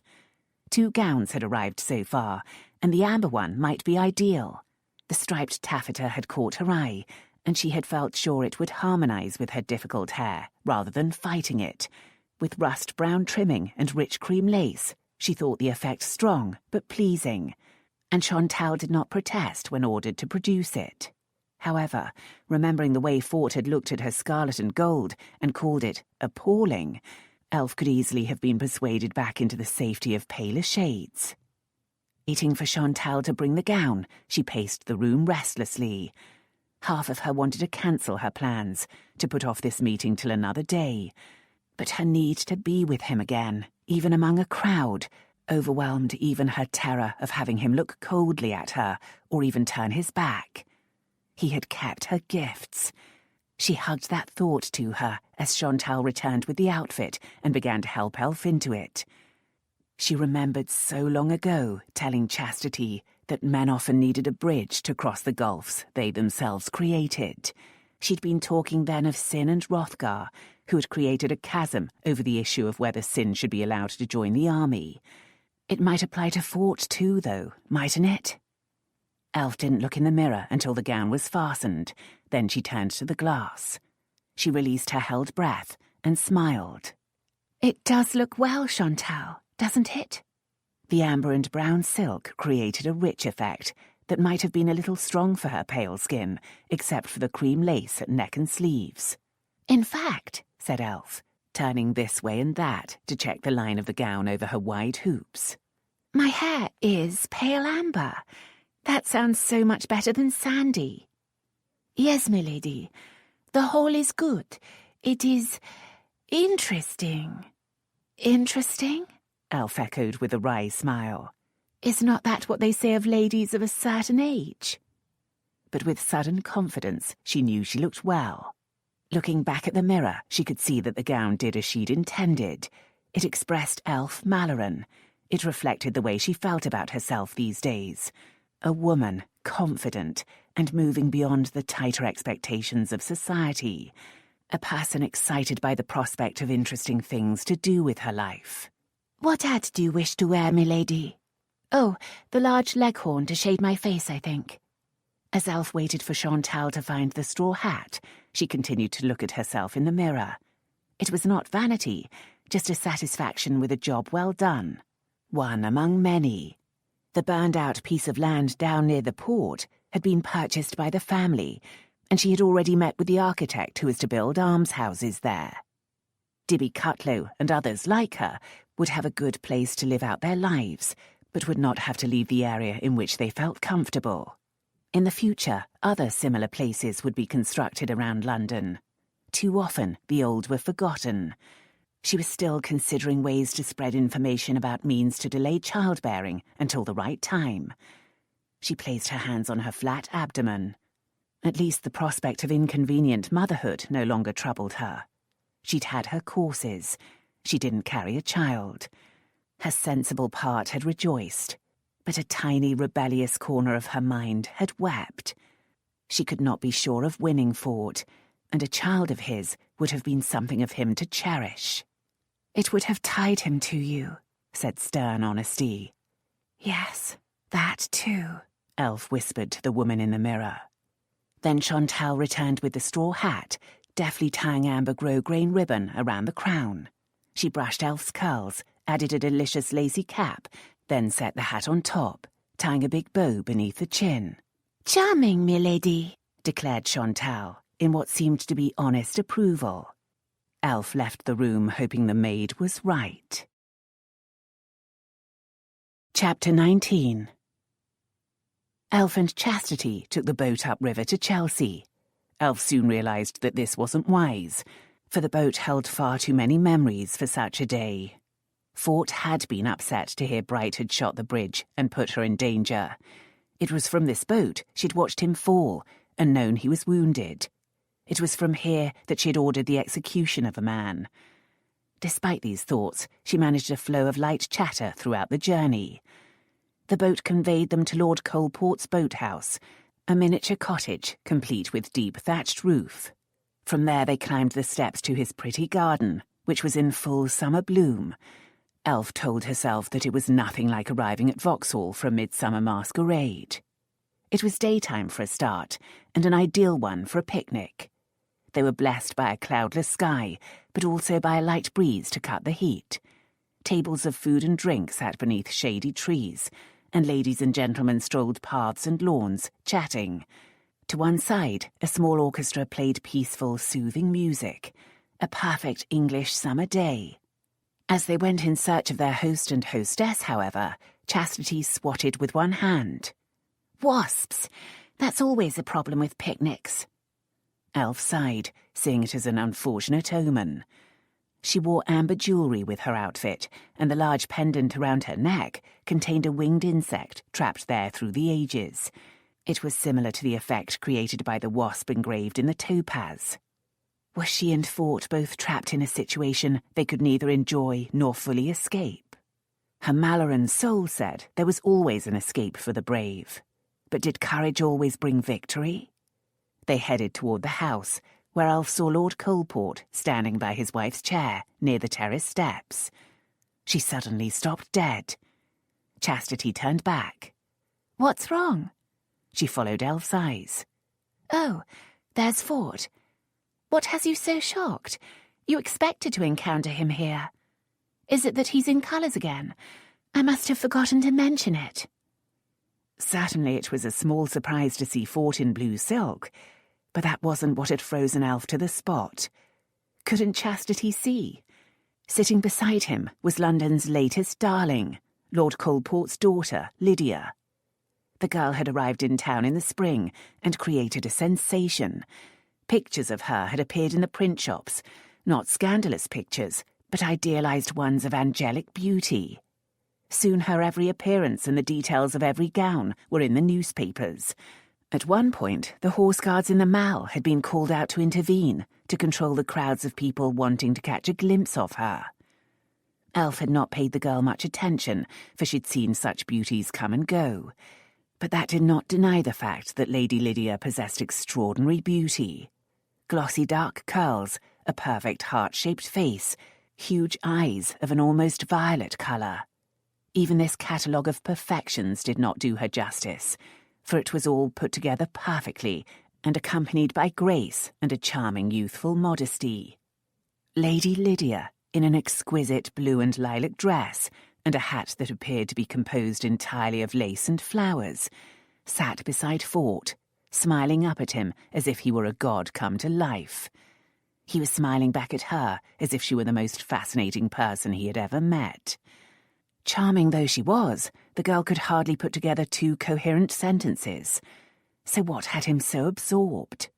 As if that wasn't obvious.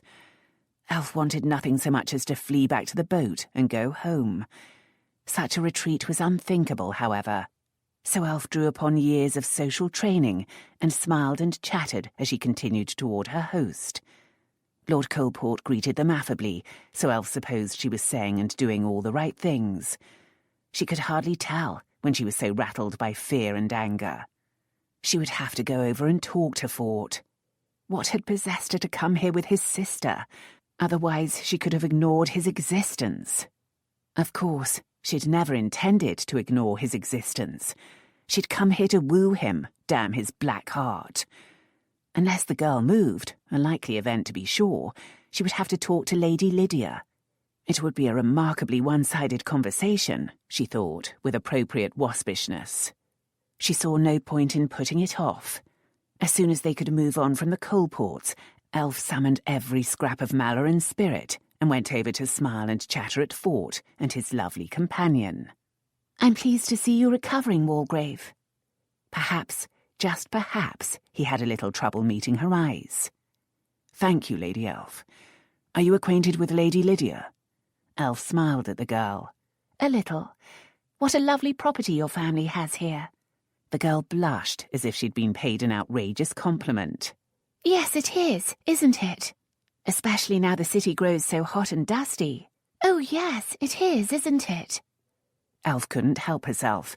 She flashed Fort a look of disbelief.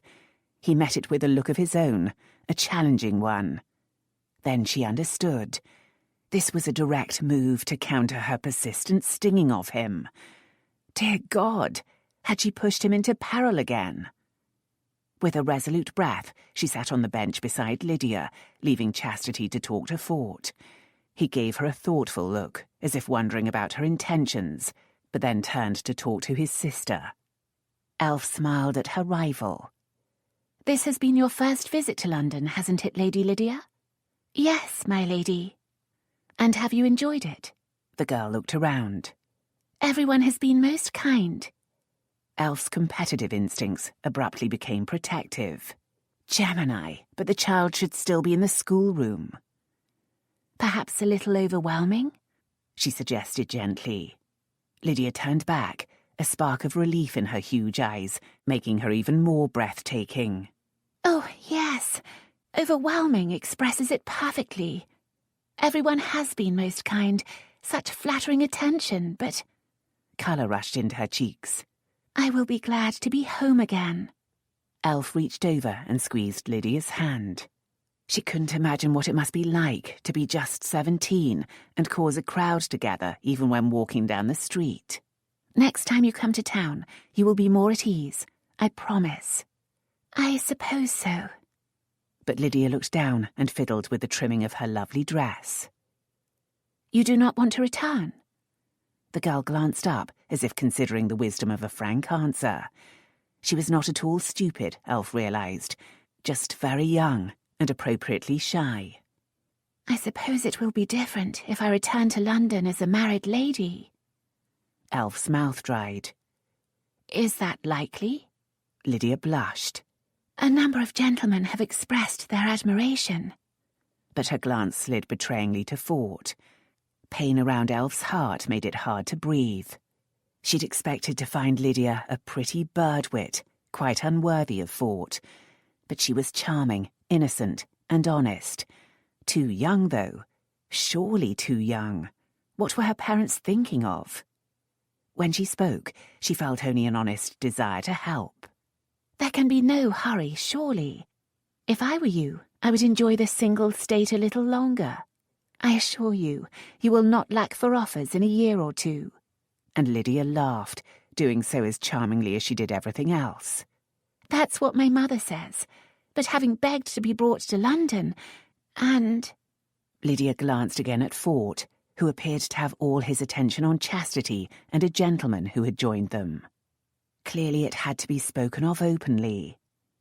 "Lord Walgrave is a handsome man," Elf said. "Yes, he is." But Lydia did not speak like an infatuated girl. It was a simple statement of fact. "And one of the most eligible men around." "Indeed." "He can be a pleasant companion." "Oh, yes. He teases me and makes me laugh." Elf wanted to burst into tears. Just briefly in the cellar he'd teased her, and when they'd been shouting for help, it had come to laughter. But teasing was a side of Fort she'd never really known. Yet it seemed it came naturally to him with Lydia. She knew she should wave the white flag, should surrender the field of battle. This was what she wanted for him, wasn't it? Someone who could make him joyous in season? But in her opinion, Lydia was still too young for marriage, too young to know her mind. She smiled at the girl who might steal the man she loved, and spoke as honestly as she could. "Let me give you some advice, my dear, unasked for as it is. You are very young. Do not rush into marriage for any reason other than the deepest devotion. But if you feel that devotion for Lord Walgrave, accept him now. I doubt he will still be available next year." Lydia considered her, then said, "Thank you, Lady Elf. I think that is sound advice." Elf had the horrible feeling that the girl could read the situation too well by far. No, not stupid. A treasure, in fact. And if Fort could win her, she should wish him all success. She had done what she could, and with the best of intentions, and so she excused herself and rose to mingle with the other guests, chatting to this group and that. They were all old friends and acquaintances, and put no strain on her. The strain came entirely from the man sitting in the shady spot with a treasure by his hand, ready to be claimed. But really, she thought, despite her charitable intentions, could he seriously want to share the marriage bed with a delightful infant? Why, thought Ford, had he believed he could marry a mere child? Oh, she was beautiful almost beyond belief, and charming with it. But if he did marry her, he didn't think he'd be able to touch her for years. And even having let years go by, he couldn't imagine ever enjoying with Lydia the sort of wild loving he'd explored with Elf Malloren. Elf looked well, perhaps a little less animated than usual, but it seemed more a matter of calm than subdued spirits. He tried to resist, but couldn't help stealing glances at her as she walked around chatting to this person and that. She was wearing a different style of gown, he realised. No, not the style, the colour. A stronger colour, but one that suited her. Then he had to suppress a laugh. Waspish colours. Gads, but she'd be the death of him if he wasn't careful. He'd seen her as soon as she entered the garden, as if drawn by a sixth sense. He'd promptly turned to Lydia and concentrated on her as if she were his sole hope of salvation, which perhaps she was. What ease she had in this world. Damn it, he was looking at Elf again. Unlike Lydia, who seemed scared to leave his side. But that was unfair. Lydia was being kind to an invalid. Elf was 8 years older and had been raised by Hrothgar to fill the position of hostess to him. She was up to anything. Lydia could be the same in time. Or could she? He dragged his attention back to the girl who was talking to a young friend. Suddenly they giggled over something, hands over pretty mouths. A child. But children grow. Elf had been a child once. A hellion, he'd heard. She had a twin brother after all, and from things Chastity had said, it appeared that the two of them had shared adventures from birth. At age 8, Sin and Elf had climbed down the ivy on the north wall of Hrothgar Abbey and been whipped by Hrothgar for the crime. He was sure Lydia had never contemplated such a rash act, and equally sure that her doting parents had never needed strict discipline. This should be to her credit. He remembered Lisette talking about using his pistols. Yes, he believed Elf Malloren could load and fire a pistol. He was equally sure Lydia would be horrified at the mere idea. It shouldn't matter. His wife would never need to protect herself. Yet, the contrasts between the two women troubled him. Elf seemed like a fine sword, flexible steel, ready for action, and potentially lethal. Lydia made him think of a silk cushion, pretty, comfortable, and ready to conform to his every need. Any man of sense would prefer the cushion to the sword. "Do you not like Lady Elfled, my lord?" Lydia's voice demanded his attention. He looked back at her. Like? Why do you ask? "You were frowning at her." He made himself smile. Perhaps the sun was in my eyes. Lady Elf is sister to my sister's husband. We are family, in a way. It was clear Lydia saw the evasion in this. He'd been pleased to discover that she wasn't dim-witted, but she did not pursue it. "We had a charming conversation." Conversation is one of Lady Elf's chief skills. "I wish it were one of mine," said Lydia, with a rueful smile that could take any man's breath away. Gads, but she was astonishingly beautiful. There wouldn't be her like in a decade. Why did he have any doubts? She would mature, and she could be taught to be stronger, taught to be sharper-tongued, taught to enjoy love-making in all its forms. "You are a delightful companion," he assured her, and raised her hand for a flirtatious kiss. A chattering woman soon drives a man to drink. He thought about kissing her lips. Lydia's pretty, full, soft mouth should be tempting him. Instead, however, he could only think that she'd be shocked, hesitant and quivering, and that it would be a devil of a bore to have to coax her into relaxing.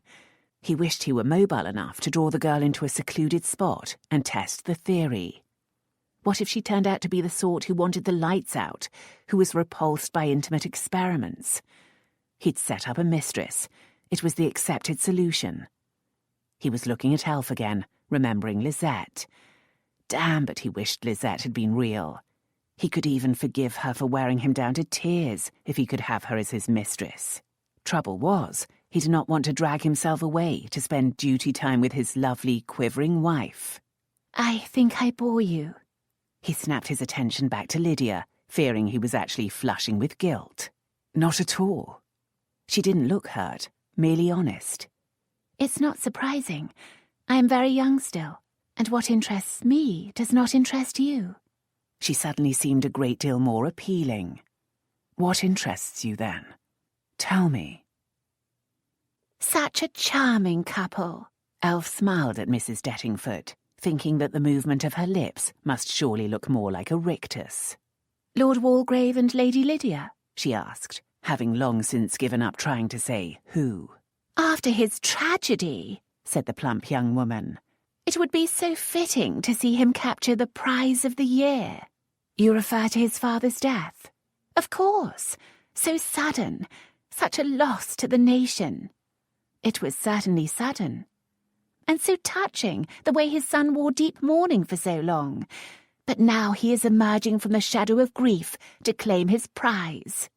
Elf contemplated the satisfaction of throwing a fit and upending a large bowl of pureed fruit over Mrs. Dettingford's head. But the silly woman was merely the most effusive of the company. Everyone was delighting at the romance in their midst. London's premier beauty, won by its most eligible young man. One who, moreover, had been obligingly injured in some mysterious but doubtless heroic way. Did none of them see that Lydia was unready for marriage? Did none of them wonder about a romance between two people who had never been observed to even speak to each other? Elf knew she was being unfair, however. She knew Fort had not been in the habit of attending the sort of events where he would meet such a tender young miss. It doubtless wasn't obvious to others. Others hadn't been obsessed with the man for months. She escaped Mrs. Dettingford and moved on to another group, but found that they too were gossiping about the likely match. Eventually, she decided she had been at the picnic long enough and could leave without causing comment. She collected chastity from an animated conversation with friends. Friends who did not seem to harbour doubts about Chastity's old scandal, thank heavens. Oh, I'm completely restored now by sin's noble act, said Chastity, as they made their way over to their hosts to say farewell. But no one knows of it. Elf, it's not like you to be naive. Sin has a title impetuously bestowed upon him by the monarch. Fort is wounded. 100 stories are being invented to explain it, each more glorious than the next. They are both heroes, and Sin just wants to set sail and escape. Elf chuckled. Oh dear, I've been so absorbed in other matters, I'm out of touch. Of course, everyone wanted to talk about the heroic tryst under the beech tree. Chastity pulled a face. For what it's worth, I told him he was being a damned fool. Then she straightened her face into a smile and thanked Lord Coalport for his kind hospitality. Aye, well, it's turned out very well, Lady Raymore, I won't deny. He beamed at Fort and Lydia. Everything as it should be.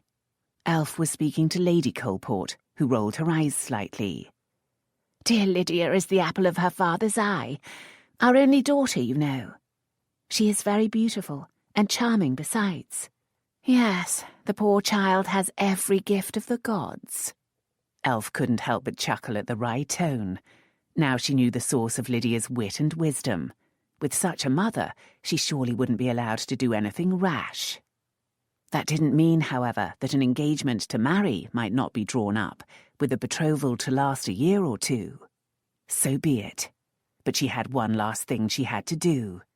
Tonight. Fort enjoyed Lydia's chatter once she ceased being tongue-tied, but he felt less and less inclined to marry her. Oh, perhaps in a year or two, but if he had to languish unspoken for years, he'd doubtless do something foolish. If he wasn't doing something foolish now. Out of the corner of his eye, he saw Elf laugh at something Lady Coalport said. When had she ever laughed for him? Abruptly, he had an image of her in bed, laughing with him over some fanciful game. He went so hard, he had to glance down, to be sure his long waistcoat covered him decently. He watched as Elf and Chastity strolled down to the boat. Once they had gone, the afternoon suddenly seemed a great deal less interesting. Nonsense. He concentrated on Lydia again, wondering why he couldn't feel any passion towards such a beautiful creature. Is something the matter, my lord? He feigned a wince. "My leg begins to pain me a little. I think I should summon my carriage and make my slow way home." She leaped to her feet. "Oh, of course. I will send a servant." In moments she returned, accompanied by her parents and a footman. He said his farewells, then set about making a figure of himself by hobbling across the gardens to the road. The footman accompanied him, but so did Lydia. That would cause talk. Were they trying to force his hand? By the time he made it to the carriage drive, his leg was truly hurting, and he wished he was home in his bed. What mad impulse had driven him out too soon? Then he remembered his purpose and looked at Lydia North. She was eyeing him with genuine concern. "Your coach is still not here, my lord, and I'm sure you shouldn't be standing. Thomas, go and fetch Lord Walgrave a chair." The footman hurried off, and for a brief moment they were alone. Had she deliberately arranged this moment, hoping for a declaration? He'd as good as arranged all the details with her father. What did he want? What should he want? Their talk, and the sense of intelligence and kindness he'd found in her, let him ask the question. That evening, Elf went to the opera, then on to a supper given by the Duchess of Derby.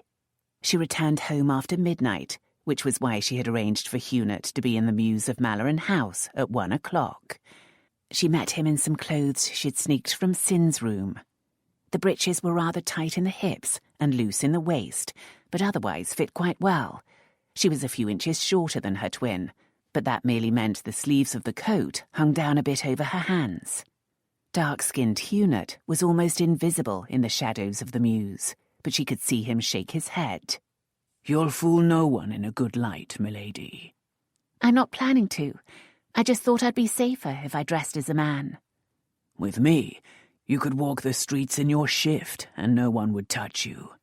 You just like to play games, you Mallorens." Elf flashed him a grin. "And there, you might be right." She led the way down to the nearby street. "It's not far. I just thought I'd be prudent and take a bodyguard." "Prudent," he said.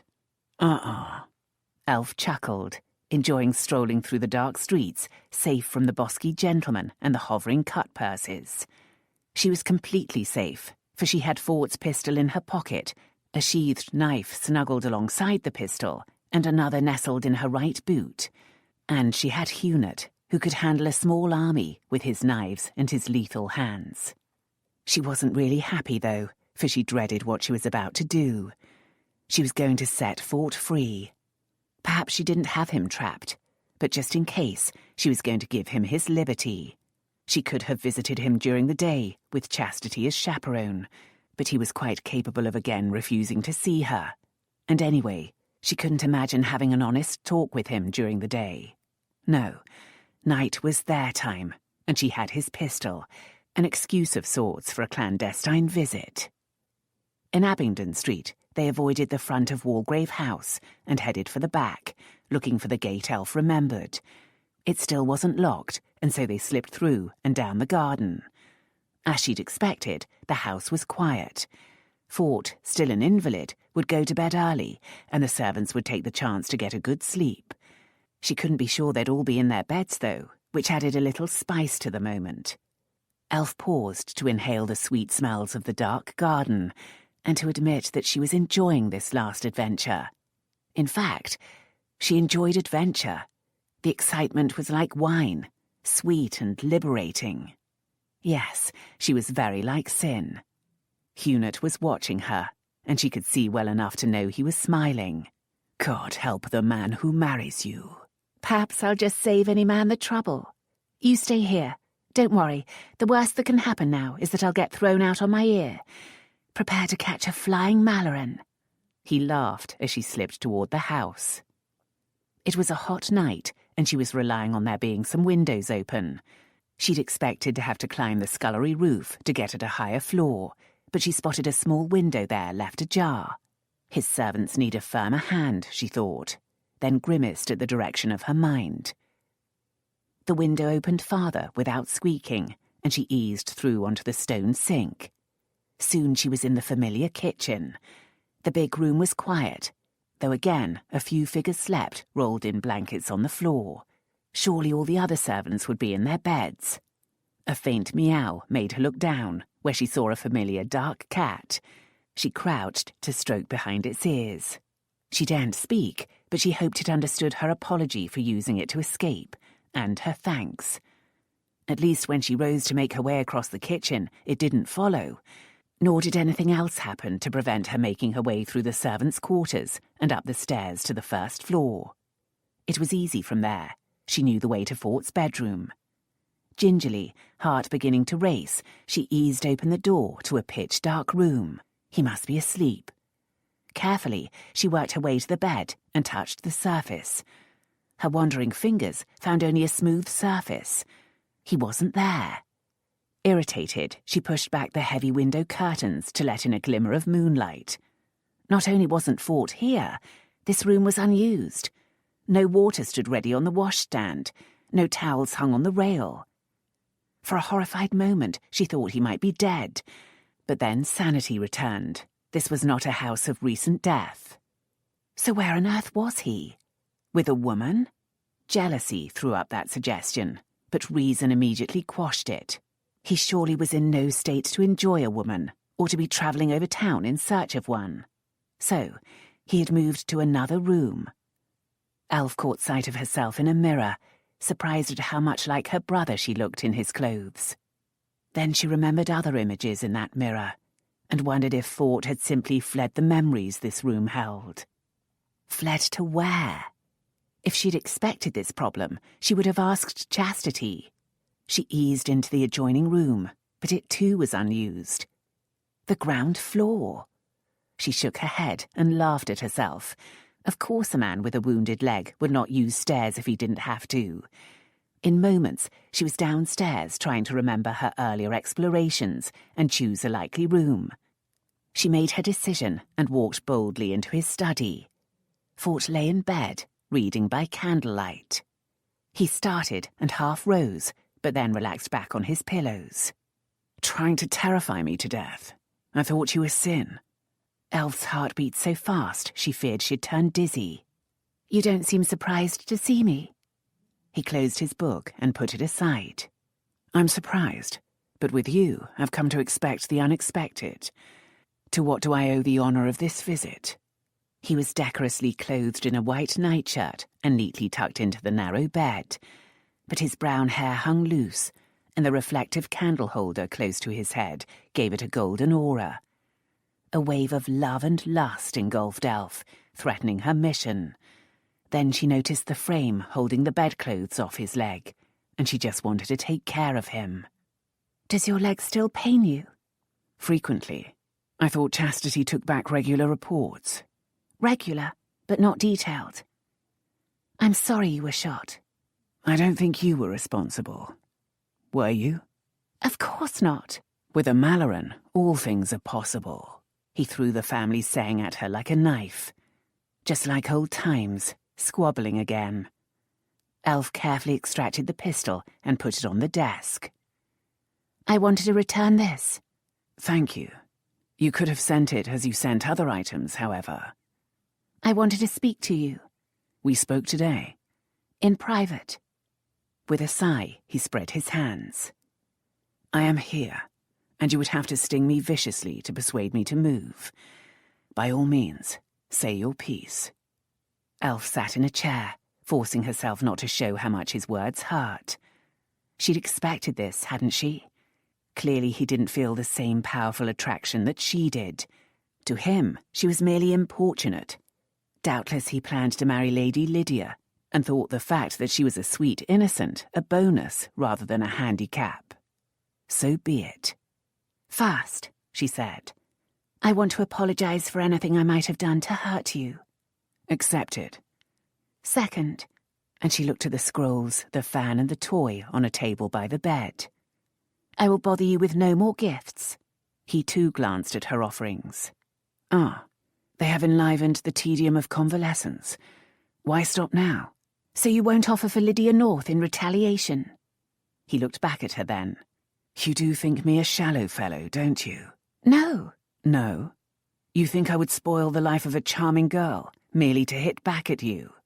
Elf shook her head, trying desperately to understand. You wouldn't spoil her life. You'd make her a wonderful husband. Are you carrying my child? The question caught her unawares, though she'd planned to tell him. She knew she was flushing as she said, No. He leaned back, watching her from beneath lids so low they effectively blocked interpretation. We were lucky then. Yes, very. If he wanted it this way, she could play the game. She crossed her legs as her brother would do. So you have no intention of marrying Lady Lydia? Not in the near future. He shrugged. Next year, or the year after, who knows? She is a delightful young lady. But young. Desist. In a completely different tone, he added, I kissed her today. Elf caught a breath. And escaped uncommitted. A miracle. I'm sure you have been kissed many times, and yet escaped bondage. But then, despite the clothes, I'm not a man. And such matters are much more hazardous for us. Unfair, really, wouldn't you say? They shared a smile that Elf couldn't interpret, yet treasured. They had slid into talking as friends, or even as she might talk with Sin, something she had never experienced with Fort before. We were left alone for a few moments, and I wanted to kiss her. I had already discovered that very proper ladies can be a surprise in these matters. Elf swallowed, knowing she was blushing. She, it turned out, was just as eager to experiment. I started very gently, of course, but at her insistence became a little bolder. She made no objection, but soon pulled back. She didn't like it. Your astonishment is flattering. It wasn't clear, but she did say that she thought she'd wait before permitting other men such liberties. One day, she will make some man a truly remarkable wife. Elf had not intended the question in that one day, but it rang out. He looked at her without any obvious artifice. Elf, I don't know. I don't know anything. I feel as unformed as a babe. It was horribly unsatisfying, but it was honest. So she rose, smoothing down her man's coat.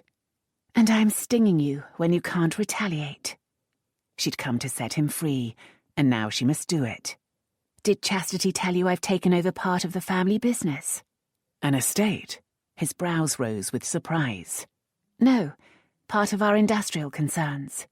I didn't know the Mallorens had concerns, other than making my life a misery. Elf stared at him. How strange. But we don't spread the word, I suppose. Yes, we are busily engaged in many matters to do with industry and trade. I have charge of fabrics of all kinds. It started with silk. A little while later, she stopped.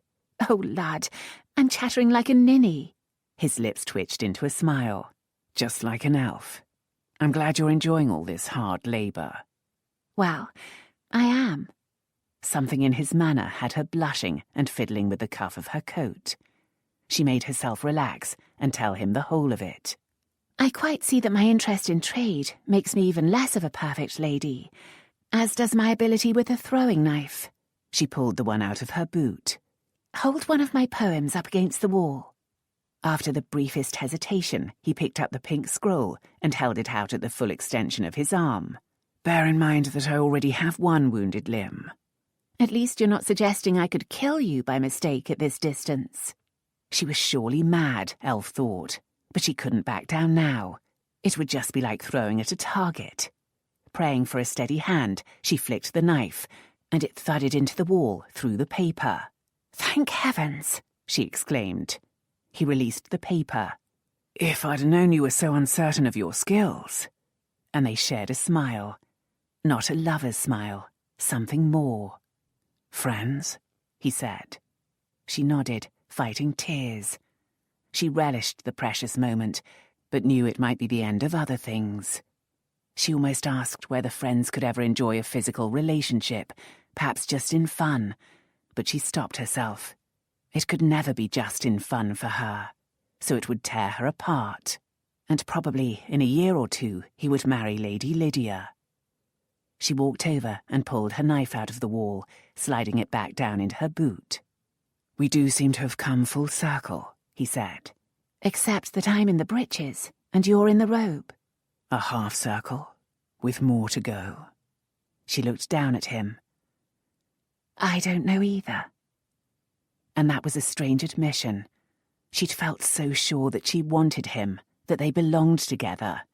Then she'd felt so sure that she could let him go. Now she wasn't sure of anything. He held out a hand. Kiss me, Elf. The Earl of Walgrave has never been kissed by Lady Elfled Malloren. She sat on the edge of his narrow bed. He won't be now. I'm still in disguise of sorts. What is real? What is disguise? Elf looked at him, lying back on his snowy pillows in a pristine white nightgown, his wavy hair loose on his shoulders. She chuckled. What now? He asked resignedly, but with humour in his eyes. It's just that, with me here in men's clothing, I'm sure this looks like one of those scandalous pictures of the amorous suitor about to ravish the trembling maiden. He fluttered his lashes. I'm prepared to scream, sir, but I might permit a kiss. If you scream, they'll probably make me marry you. She leaned forward slowly to put her lips to his. It was true. They had never kissed like this before, in honesty and without urgency. Bracing herself on one arm, she threaded the other hand through his hair, exploring the silky, springy texture of it as she enjoyed the soft firmness of his lips and the familiar taste of his mouth. His hand touched her neck, drawing her gently closer as he deepened it, as his tongue greeted hers in play. Almost she collapsed down on top of him, but she made herself stop. Even if he wanted it, even if he were capable of it, now was not the time. She pulled back, straightened, and stood to give him a formal court bow. Au revoir, Monsieur le Comte. With that, Elf turned and left, before weakness could make her stay. Chapter 20. The box arrived just before Christmas. Elf was in the middle of last-minute preparations for the grand Christmas masquerade they always held at Hrothgar Abbey in mid-December. Servants and family had spent the day outside, gathering traditional greenery. Now they were transforming the great house with it all, creating an indoor forest, a forest twined with scarlet and gold ribbons and hung with mistletoe kissing boughs. Spontaneously, the servants were singing traditional Christmas songs, and she saw some of the younger ones sneaking nuts and oranges. That was allowed on a day like today. Elf put the box aside for a moment to give instructions to the maids hanging the gilded nuts among the boughs on the staircase. A squawk alerted her, and she turned to see Portia, her 5-month-old son on her hip. Redhead Portia was slim and petite, and her son was growing so healthily he seemed almost too much for her to carry. Despite the fact that Elf knew Portia was much stronger than she looked, she reached to take the child. She received a bright smile from both mother and little Francis. She carried the wide-eyed child around the hall, showing him the gilded ornaments and the scarlet ribbons. Elf, said Portia, this package is from Fort. Elf turned back slowly. She'd learned to put him out of her mind, she'd thought. Now immediately her heart raced. Not long after their last meeting, he'd removed to Walgrave Towers in Dorset. At the same time, Sin and Chastity had finally left for Portsmouth, and shortly thereafter sailed. They'd been in Nova Scotia now for months. Their first letter had been enthusiastic, even if Sin had been annoyed to find out halfway through the voyage that his wife was with child and had concealed it from him. Elf's revived pain at saying farewell to Sin had been soothed by time spent at Candleford and the birth of Portia and Bright Sun.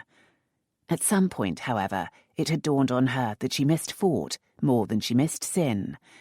That was an ominous sign when Fort had made no attempt to contact her. With Chastity gone, Elf heard little about the Earl of Walgrave. He'd already left the country for Italy when she learned about it. It shouldn't have mattered whether he were 100 miles away or 5, but it did. Elf had been hard-pressed to keep up her cheerful manner, but since she wanted to assure her family that she was completely happy, she did. And she was happy, more or less. Her days were filled with business she enjoyed, including a certain amount of mingling with friends and relatives. She was a wondering and devoted aunt.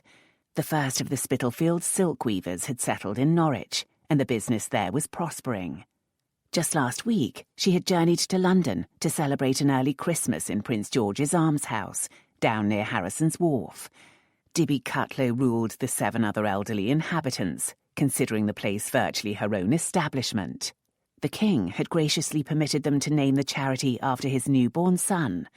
These days, he beamed on all things Malloren. He had been delighted when informed that Portia and Bright's son had been born on the same day as his own. He was already talking of the two being companions in a few years, a suggestion that did not appeal to Portia and Bright at all. Bright had even been heard to mutter that Hrothgar must have had a hand in it. Hrothgar had merely remarked that if they didn't like the situation, they should have planned with greater foresight.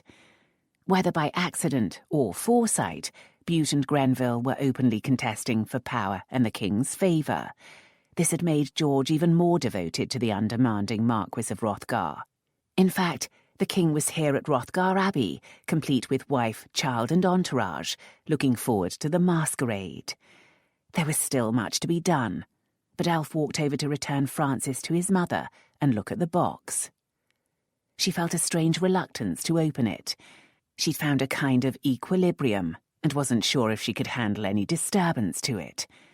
But she commanded a pair of scissors from a maid and snipped the string.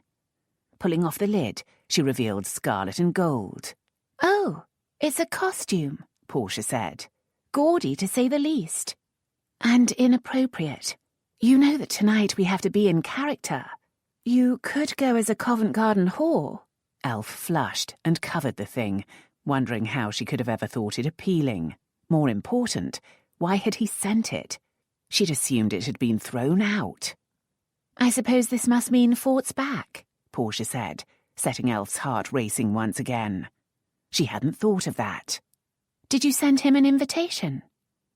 "I'm sure we must have, as a matter of form."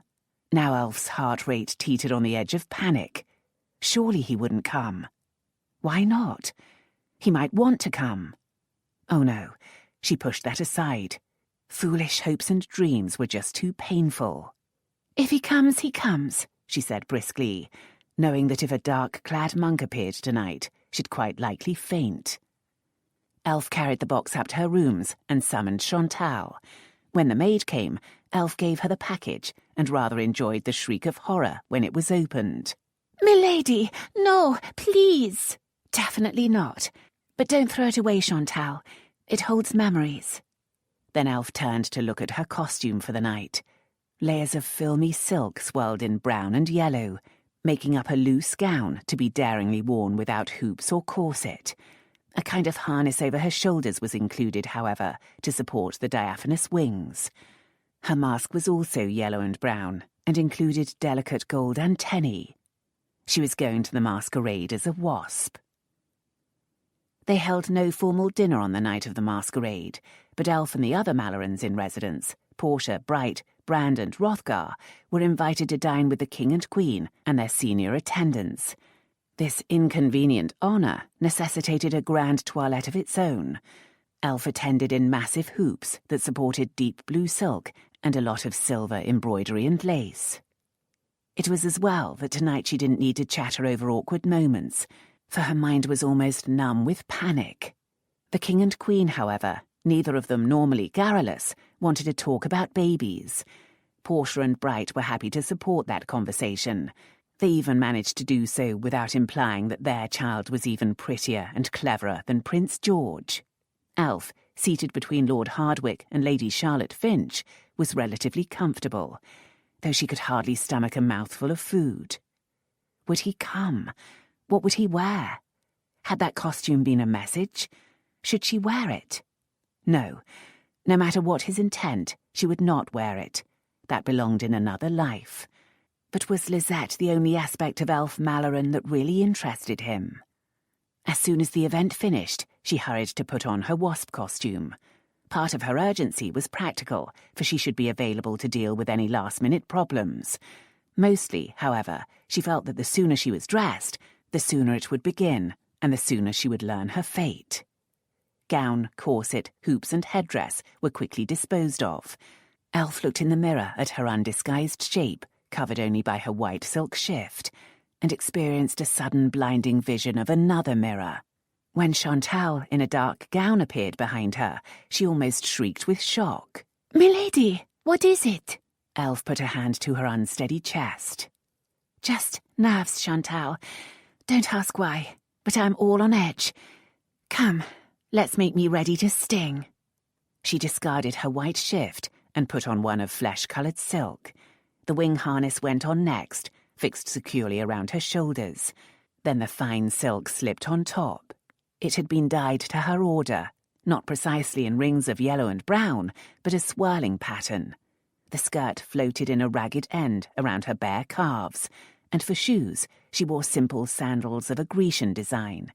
She'd tried on the gown before without any unease, but now, fought in mind, she felt overbold. No lady exposed her figure in public so close to its natural state. Even the most brazen whore wore corset and hoops. She ran her hands dubiously past waist and over hips. Her breasts were so shamelessly round.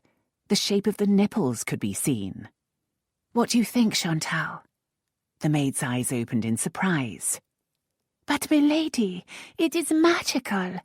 Everyone will be entranced." "You don't think it bold?" The maid firmly turned her from the mirror. "Not at all. There will be others there in classical style, or dressed as fairies. Come, sit, and I will put on the wings and headdress." Remembering the lady at Vauxhall, the one who'd dressed as Titania and had trouble with her wings, Elf had consulted people at the Drury Lane Theatre about the design of hers. She wished to be comfortable. Chantal carefully attached the sparkling shapes of wired gossamer to the harness. Elf felt no additional weight, and when she stood, she was hardly aware of them. Even some dancing steps did not make them wobble or come loose. "Excellent," she declared, and risked another look in the mirror.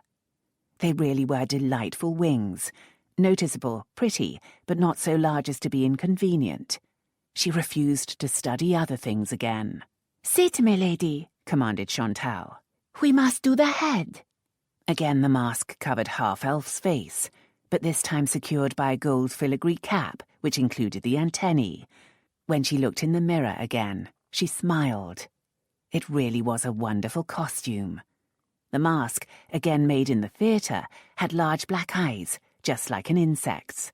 With the antennae and wings, the whole effect, though wildly fanciful, was indubitably wasp-like. And suddenly it was right. This, including the body revealed, was an important part of Elfled Malloren, a part she did not want to deny. "C'est bien," she said softly. "Bien sûr, milady," said Chantal. Of course, everything was in perfect readiness. Elf wandered restlessly through the chain of deserted reception and anterooms, and into the grand ballroom hung with ribbons and greenery. The number of candles in the chandeliers had been reduced in order to give a kind of mystery to the place, but bright lights surrounded one corner, the corner containing the new automaton. Very different from the disastrous one, this was a silver tree with bright enamelled leaves. On every branch sat tiny feathered birds, some in nests, some poised as if ready to fly. At the base, leaning against the trunk, a shepherd and shepherdess sat cheek to cheek. Elf found the switch, and it sprang into life, filling the air with birdsong. The birds all moved, some just to turn a head or open a beak, but a few to stretch and flap their wings. Then the shepherd and shepherdess sprang to life. His hand rose to rest on her shoulder, and both heads turned so that lips gently touched lips. Then they slowly moved back to their original positions, and the whole thing settled back into silence. "Do you think they ever cursed the clockmaker who gave them so short a spring?" Elf swung around to find Fort behind her. For a moment he looked almost distant, but then a smile began and grew until it was controlled. His lids lowered secretively. Elf studied him hungrily, heart pounding. No monk tonight. Was that significant? He still wore black, however, the rich, sleek black of a Renaissance gentleman, puffed in satin, hung with jet. What should she read into that? An assassin, she guessed, wanting to say so much more, but not sure where to start. Not at all. He dug in his short, puffy breeches and produced a small skull. The gloomy Dane. Pure, wonderful mischief twinkled in his eyes, and she bit her lip on a laugh, on joy she could not trust as yet. I do hope you don't see Hrothgar as your wicked uncle. Rather that than peevish Laertes or sententious Polonius. His eyes passed briefly, appreciatively over her. I'm delighted to see you haven't taken yourself to a nunnery, Vesper. Just to good works. Needing to move, Elf walked away from the automaton and caught a glimpse of Portia, dressed as Good Queen Bess, anxiously peeping around the door. Portia hastily disappeared, and Elf heard a masculine laugh, doubtless Bright teasing his wife for being a warrior. Were they all out there, all her protectors, making sure Fort didn't murder her? She took his hand, and with a conspiratorial look, drew him behind a screen of pine boughs. It concealed a side door. She tugged him through it and along a corridor. As busy servants pressed aside to let them pass, he said, "Do I get to ask questions?" Just one. They'd paused at the bottom of some narrow servant stairs. Are you happy? Elf turned. What answer should she give? If she said yes, he might assume that she didn't want to change her situation, didn't want him. But at this point, she could only be honest. Yes, all in all I am. Then she pulled him on up the stairs. At the top, she opened the door into the corridor that led to her rooms. Where are we going? One question, remember? It's just that I left my rapier at home, and I'm in the den of the Mallorens. At least sin is an ocean away. She opened the door to her bedroom. For which I give sincere thanks. He closed the door, but stayed there, against it. I didn't come here to seduce you, Elf. It hurt, so she hit back. I don't expect you to. We've done the penny whore down at the docks, haven't we? He closed his eyes. I see I have much to make up for. Oh, God, her unruly tongue. She took his hand. No, I'm just in a state of nervous insanity. Don't pay any attention to me. He smiled. Impossible. That's an unignorable costume. I've never before thought insects quite so erotic. Glad for a mask to hide her burning cheeks, Elf looked him over in turn. Yours does show your legs to advantage. Lud! She'd finally noticed his codpiece. Discreetly embroidered in black, it had not stood out from his velvet puff breeches in the dim light of the ballroom. Now the long horn-shaped bulge snared her attention. Our forefathers were a boastful lot, weren't they? He commented, and his narrow mask did reveal a flush on his cheeks. Actually, it's rather useful. For example, it disguises the fact that I'm big and hard just looking at you. Satin breeches can be damned embarrassing at times. But informative. She looked at him intently. I've missed you. It's just that I'm not sure who's come back. He took her hand to kiss it. A better man, I think. But yes, you must find out for yourself. Does that preclude a kiss or two? She shook her head.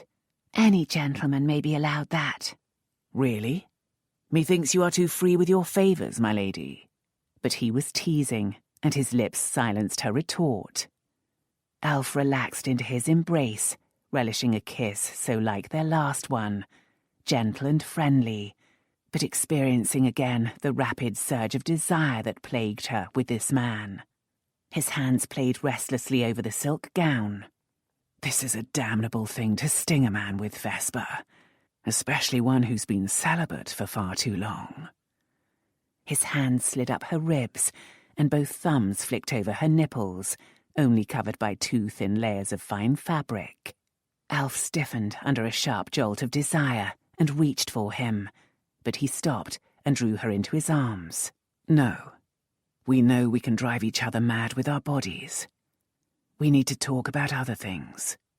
That sounded ominous. Had he come just to tidy up loose ends before pursuing Lydia? Before she could speak, he added, honestly, as ourselves. whoever those selves may be. Then she understood him.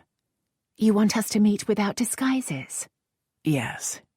Beautiful as you are as Vesper, exciting as you are as Lisette, and charming as you are as a man. When we talk about serious matters, I want it to be us. Naked in the cellars? She'd do it too, if he wanted it, and surely his words were grounds for hope. He laughed, shaking his head. I never have decided if that was the ultimate truth, or just another illusion. No. We presumably are going to live our lives as lord and lady, as elf and fort. We've never met like that, have we? We were Malloren and Ware. She pushed aside delirium to consider it all. He was right. There was more to a life than games and lust. They needed to talk. When? When else but at dawn? At 20 paces? Humour creased his eyes. We'd have to shout. You can choose weapons, though, as long as it isn't knives. Truth. He nodded. And the location? Here, of course. Formidable indeed. I depend on you to defend me from rampaging Mallorens, and to come without seconds. He slipped out of the room, and Elf sat with a thump. He was back, and, she thought, healed. He was capable of laughter and joy in season. But would it be with her? The masquerade was a huge success. The king and queen, presumably by design, were dressed as the shepherd and shepherdess beneath the mechanical tree. When it was formally presented to George as a Christmas gift, he applauded with delight, then kept the lads designated to wind it busy all night. Fort appeared to have left, for which Elf gave thanks. She'd love to dance with him, but she was having trouble enough keeping her mind on practicalities. She just wanted the event over and the arrival of dawn. If she could have wound the spinning earth and sun like a mechanical toy and made it go faster, she would have done. She was pleased Amanda was here with Stephen, for Amanda and Portia were the only two people she felt could begin to understand her feelings. Even Amanda and Portia, however, could not guess what Fort had in mind. At midnight, the masks came off, and disguises were admired over a series of suppers. Elf's wings were much commented upon. She wished she could use them to fly through time. At 2 a.m, as people began to leave or seek their beds, Lord Ferron proposed. At least he had not worn a toga this time, but a more concealing harlequin costume. Elf turned him down gently, wondering if she'd regret it. If Fort intended to put an end to her hopes, she might in time want a poor substitute. She'd discovered that she very much wanted a husband and children. But no, it wouldn't be fair to marry when her heart was set on another. Perhaps in time she'd forget and be able to go to another man heart whole. Elf immersed herself in the business of tidying up the event. She made sure coaches were coming around for neighbouring guests, and that all were supplied with hot bricks for warmth. She found mislaid cloaks, coats and canes, and one broken pearl necklace. She came across a few gentlemen in corners, rather the worse for drink, and arranged for their comfort. She detected some spills and other damage requiring quick care, and set servants to deal with them. She should be growing tired, but she didn't think she'd sleep this night. Occasionally she encountered Hrothgar in similar activities, making sure the event ended as harmoniously as it had begun. Eventually, weary peace settling, he drew her into his study, one of the few rooms kept locked during the masquerade, and poured them both wine. He raised his glass. Magnificent as always, Elf. She mirrored the toast. A true Malloren effort, and the king seems pleased with his gift. Since he's ordered it carried up to his room, it would seem so. Will the poor queen have any sleep tonight? Probably not, she said with a grin. I heard him tell her that he intended to go farther than the shepherd beneath the tree. An education for the winding boys, to be sure. Bay, they wouldn't. Monarchs are strange creatures. But he smiled. Don't worry. I sent the lads to bed hours ago, and put a couple of middle-aged stable boys in their place. Even if George wants to claim his marital rights to the sound of singing birds, he'll not shock those two. He wasn't going to mention it, so she did. Fort's around somewhere. So I understand. He seems much improved. I am delighted. I'm meeting him at dawn. He paused in the act of sipping. I really would rather not have another Earl of Walgrave die here during a masquerade. We're not duelling, Elf said with a laugh. Or at least, not with weapons. Almost anything can be a weapon, my dear. Do try not to reopen his wounds. She turned away and put down her half-empty glass. Bay, I don't know what he wants. He was maddeningly ambiguous. Do you know what you want? She turned back. Oh, yes. I want him, quite desperately, in all meanings of the word. But only if I can make him happy. She rubbed her hands nervously over waspish silk. I suppose I should get out of this costume so Chantal can go to bed. He wants us to meet in normal clothes. Surprisingly wise. Bon chance, my dear. Elf paused at the door and looked back at him. Bay, just for once, will you be frank about something? What do you think about this? I am recognizing that the one area I cannot control is affairs of the heart. But if Walgrave wants to marry you, and you can both be happy in that state, I will be pleased. We did him harm, and it would be right to do him good. I think he'll fit into the Mallorens remarkably well. Oh yes, that is what made him so dangerous. As she opened the door, he added, if he is to be part of the family, see if he'll take over the wine and spirit division. Elf was still laughing as she ran upstairs to her room. Chapter 21. Elf drove a weary Chantal to distraction, trying to choose exactly the right outfit for her crucial meeting. What represented the real Lady Elfled Malloren? She was tempted by her remaining safe gowns, the pales and pastels with pretty little prints. At least they were safe, and perhaps that's how Fort thought of her. After all, apart from that one encounter at Lord Coleport's villa, he'd never seen her in her new wardrobe. Her new clothes, however, were more true to her now. But not a grand gown. That would be inappropriate, besides being unnecessarily uncomfortable during hours of waiting. Milady, why don't you want to dress for your bed? Don't question me, Chantal. I have my reasons. Not the amber again. She didn't want waspish. The cream with black and gold design, the dusky red print, the clear blue just edged with embroidered flowers. In the end, she settled on the green and cream stripe. It was cut in a rather plain form, with closed bodice but skirt open over a leaf green quilted petticoat that took the place of hoops. It was the sort of thing she'd wear for an ordinary day, and green, they said, was the colour of hope. Once into it, she sent Chantal off to bed and sat on a chaise in front of the window, praying for an early dawn. But the earth and sun cannot be hurried, and in late December, the sun will not rise before 8, not even at the command of a Malloren. In the end, she slept, until the glow of sun on her eyes awoke her. She blinked gritty lids, then saw Fort lounging on the padded window seat in front of her. He was dressed casually in buff breeches, long fawn waistcoat, and dark brown coat, what he'd wear for a casual day on one of his estates. "It's a long time since I've watched morning," he said, turning his head to look at the golden sky. "A humbling experience." She sat up, rubbing her eyes. I thought you were just the sort to seek your bed with the dawn. "Only in my wild younger days." He looked back, unreadable. "Do you want to put this off?" Again, that sounded ominous. No, but I'm going to have a drink of water. Do you want some? "No, thank you." As she walked over to the carafe and glass, he added, "I've cheated, in fact, and had breakfast." As she returned to the chaise, he added, "With Hrothgar." Elf sat. I thought he wasn't going to interfere. Perhaps he can't resist. Perhaps he didn't interfere. Elf didn't believe it for a moment. What did you talk about? He thought. About the situation in Portugal and in the West Indies. About the king's art purchases from Italy, and some of my own. Oh, and we discussed suitable disposition of the worthy Roman senators who stand in the hall of Walgrave House. Unless, of course, you have an attachment to them. Elf was startled by the switch in direction, then cautiously hopeful. No.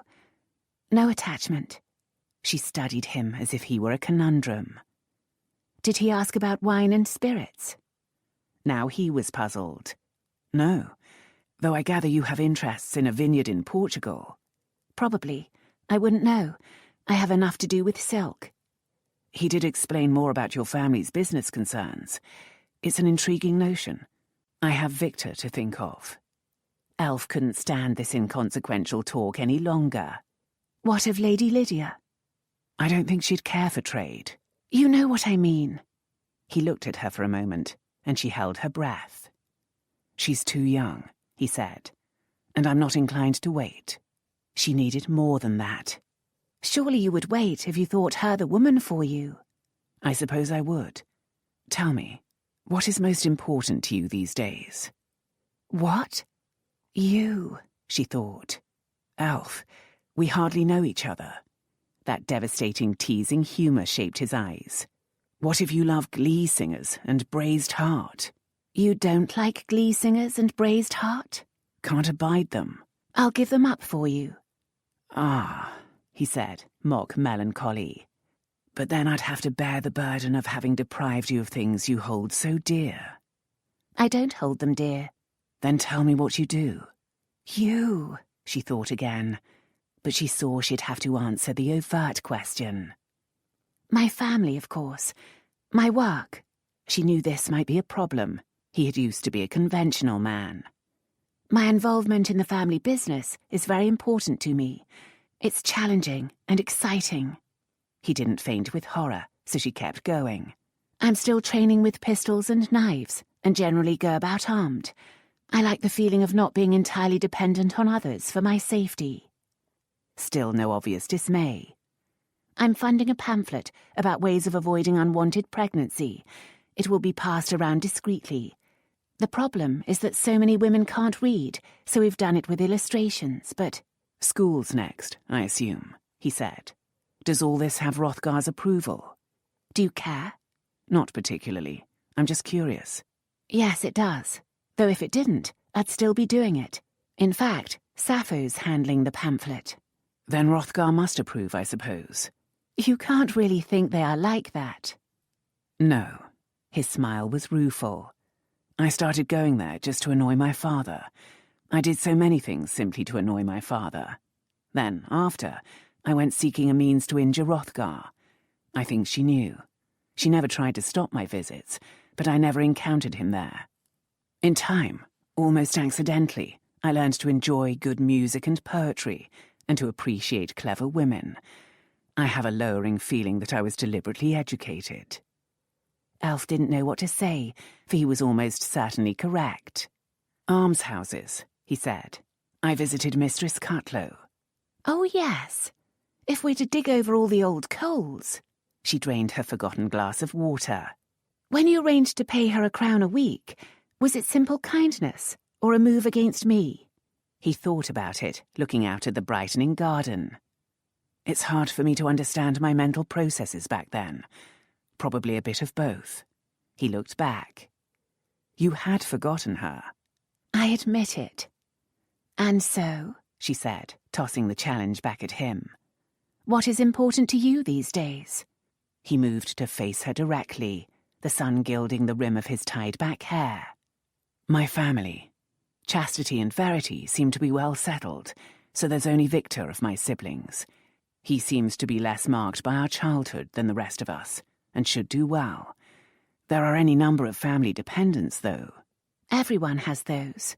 True, but to look after them requires money, as does catching up on all the work on the estates that father neglected. The amounts he spent on royal gifts alone are enough to turn my hair grey. He looked at her. A frugal wife with mercantile interests would not come amiss. Her heart fluttered up to panic speed. Frugal? I'm a Malloren. Then she bit her lip, wondering if she'd leaped too far ahead. He didn't pounce on it. I assume that your portion is grand enough to support your extravagances. Are you saying you won't make me rich? She couldn't stand it. Are you saying you want me to marry you? Silence. Was he going to say no? Then he smiled, but wryly. No man likes to set himself up for disaster, least of all me. I confess, I'm still afraid. But he slipped off the window seat onto one knee. My dearest Elf, after long and careful consideration, I have come to see that you are the only woman who can make my life complete. Will you accept my hand in marriage? She placed her hand in his. Steadier now, they had come to the point. But she frowned. You almost sound reluctant. Do I? I'm sorry. He kissed her hand, but lightly, and looked into her eyes. I'm nervous, frightened even. You are, after all, a Malloren, and I've learned to expect stings. But you are everything I want in a wife. I knew that when I found myself thinking of ways to turn Lydia into you, but I knew I had to untangle myself before I could make a clear-headed decision. If you don't marry me, I doubt I'll marry elsewhere. That's hardly a fair weapon. I hoped we were beyond weapons. Flushing with shame, Elf slid down to the floor and into his arms. You're right. I think I'm nervous too. We've been squabbling far longer than we've been talking rationally. I keep waiting for the answering sting. When did you first think? And sitting there in the brightening day, they relived their encounters, the bitter and the sweet. You know, he said at last, arm comfortably around her, their backs settled against the chaise. You still haven't answered my proposal. Elf dug in her pocket. Give me your left hand. He did so, brows raised, and she slid the wasp ring onto his third finger. Now you are mine, Monsieur le Comte. With a laugh, he captured her left hand, pulled the ring out of his pocket, and slid it onto her finger. Will you make everything into a contest? Oh, probably. She gazed through tears at a beautiful emerald. I knew I was right to wear green. For hope. She looked up at him. I love you quite desperately, Fort, but this frightens me.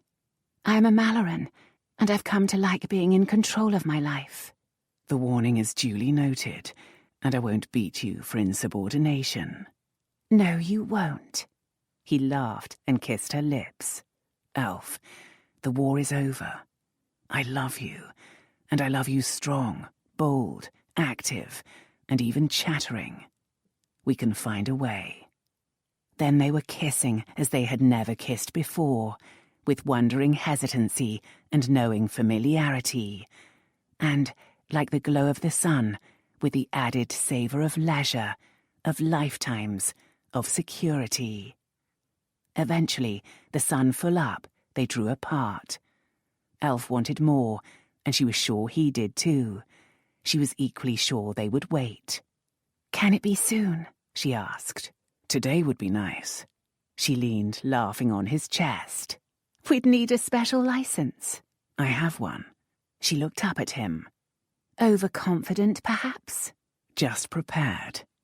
And I told myself that I couldn't feel this intensely about anyone, and it not be reciprocated. I've felt that way for over 6 months. There was a complaint in it, and he responded. If I hadn't been abroad, I'd have come to you sooner, much sooner. You have been a void in my heart. Irresistibly, they sank back into kisses. Today would be nice, she murmured, half over him, his cravat loose in her fingers because she wanted to be skin to skin. He moved her and stood, raising her with him. Then why not? With Mallorens and Wares, surely it is possible. There are still guests, even royalty. We can be as grand as we please, or we can slip down to the village church and be very private. What is your desire, my lady? Warm, blue, laughing eyes, smiling lips. You. Private is tempting, she said, especially as it could be now. But I'm a Malloren. By all means, let us be grand. And grand they were. The king and queen, who had witnessed Sin's wedding the year before, and actually hosted Bright's wedding not long after, were amused to be again involved in a hasty Malloren march. The guests who had stayed were happy to delay a few hours to witness the vows and partake of a grand breakfast made up of rather unusual dishes. It was mostly made up of the leavings of the previous night's supper. Hrothgar, appearing benign, murmured something about funeral baked meats furnishing the wedding feast. Fort and Elf were standing hand in hand, trying to pretend they weren't burning with lust. Did all married couples feel this impatience, she wondered? You see, Fort said, I knew it was Hamlet. Amanda thought it was Romeo and Juliet. Elf thanked a plump dowager for her warm and slightly risque wishes. A foolish story. They were married. The event was almost over. The guests had been fed and were finally leaving. What else was there to do but chatter? Then she said it was Benedict and Beatrice. Closer, but a scrambling plot in that one. They both spoke briefly to a departing couple. Which play do you choose, then? Why not make up one of our own? And a Merry Christmas to you, Sir Charles. Yes, an impulsive wedding does save a great deal of fuss. Bon voyage. Fort turned back to Elf. A light-hearted comedy, I think, with sombre moments at appropriate times, and even elements of farce, but always, always with a happy ending. In iambic pentameters? Elf thought for a moment. Behold brave Fort and lively chattering Elf, waving off guests, but wishing only to be by themselves. Not well scanned, or even very grammatical. Then you do better. Elf had to turn away to kiss goodbye to Aunt Kate. Those evenings at Sappho's must have taught me something, he murmured. Her vows all said, the baked meats all consumed. The bride and groom wish only to be roomed. Elf fought laughter. It might scan better, but it lacks something of elegance. Thank you, Lady Garstang, and a happy Christmas to you, too. The vows all said, the bride and groom thus wedded, they chatter nonsense, impatient to be bedded. You may not have noticed, but it is only just past noon. I noticed, for I have known you in the dark of night, and would now know you in the sunlight bright. And I have stripped you by the candlelight, and... He screwed up his face and laughed. And can't now think of how to make this right. Isn't that what marriage is for? To make this right? I do believe that everyone of importance has left. They looked at one another, suddenly sombre, but sombre in the happiest possible way. Then let's escape, he said, before anyone thinks we want to engage in polite chatter or a game of cards. Feeling like guilty children, they slipped away and ran upstairs hand in hand to her room. By her orders, it was well heated by a leaping fire, and even this early, her bed was turned down invitingly. I never asked if you wanted a wedding journey. He leaned back against the door, as he had the evening before. I must warn you, my fair lady, I have come here to seduce you. I know. You're wearing satin breeches. He laughed, glowing and flushing with it, or perhaps with embarrassed lust. Despite their impatience, it took time to extract her from the layers of formal clothing. It took less time to strip him of his. They stood naked in winter sunlight, and she reached up to tug off his ribbon and set his hair free. There. That is how I like to see you. Though black silk is appealing too. If I please you, I am delighted. He took her hand and twirled her, as if in a dance. Do you realize that I've never seen your naked body before? It is perfect. You're blinded by love, sir. Indeed I am, but it is perfect. Golden hair in interesting places. It flatters the sun. Will you dance in the summer sun for me? Out in the woods, where elves belong. Now she was blushing at the thought. Perhaps. If you dance naked with me. I know a bank whereon the wild thyme blows. Perhaps it was a midsummer night's dream all along. Elf tugged him over and down onto the waiting bed. No, it was always something wicked. Show me something else. Something wonderfully, deliciously wicked. This concludes Something Wicked by Jo Beverley, narrated by Susan Duerden. Copyright 1990.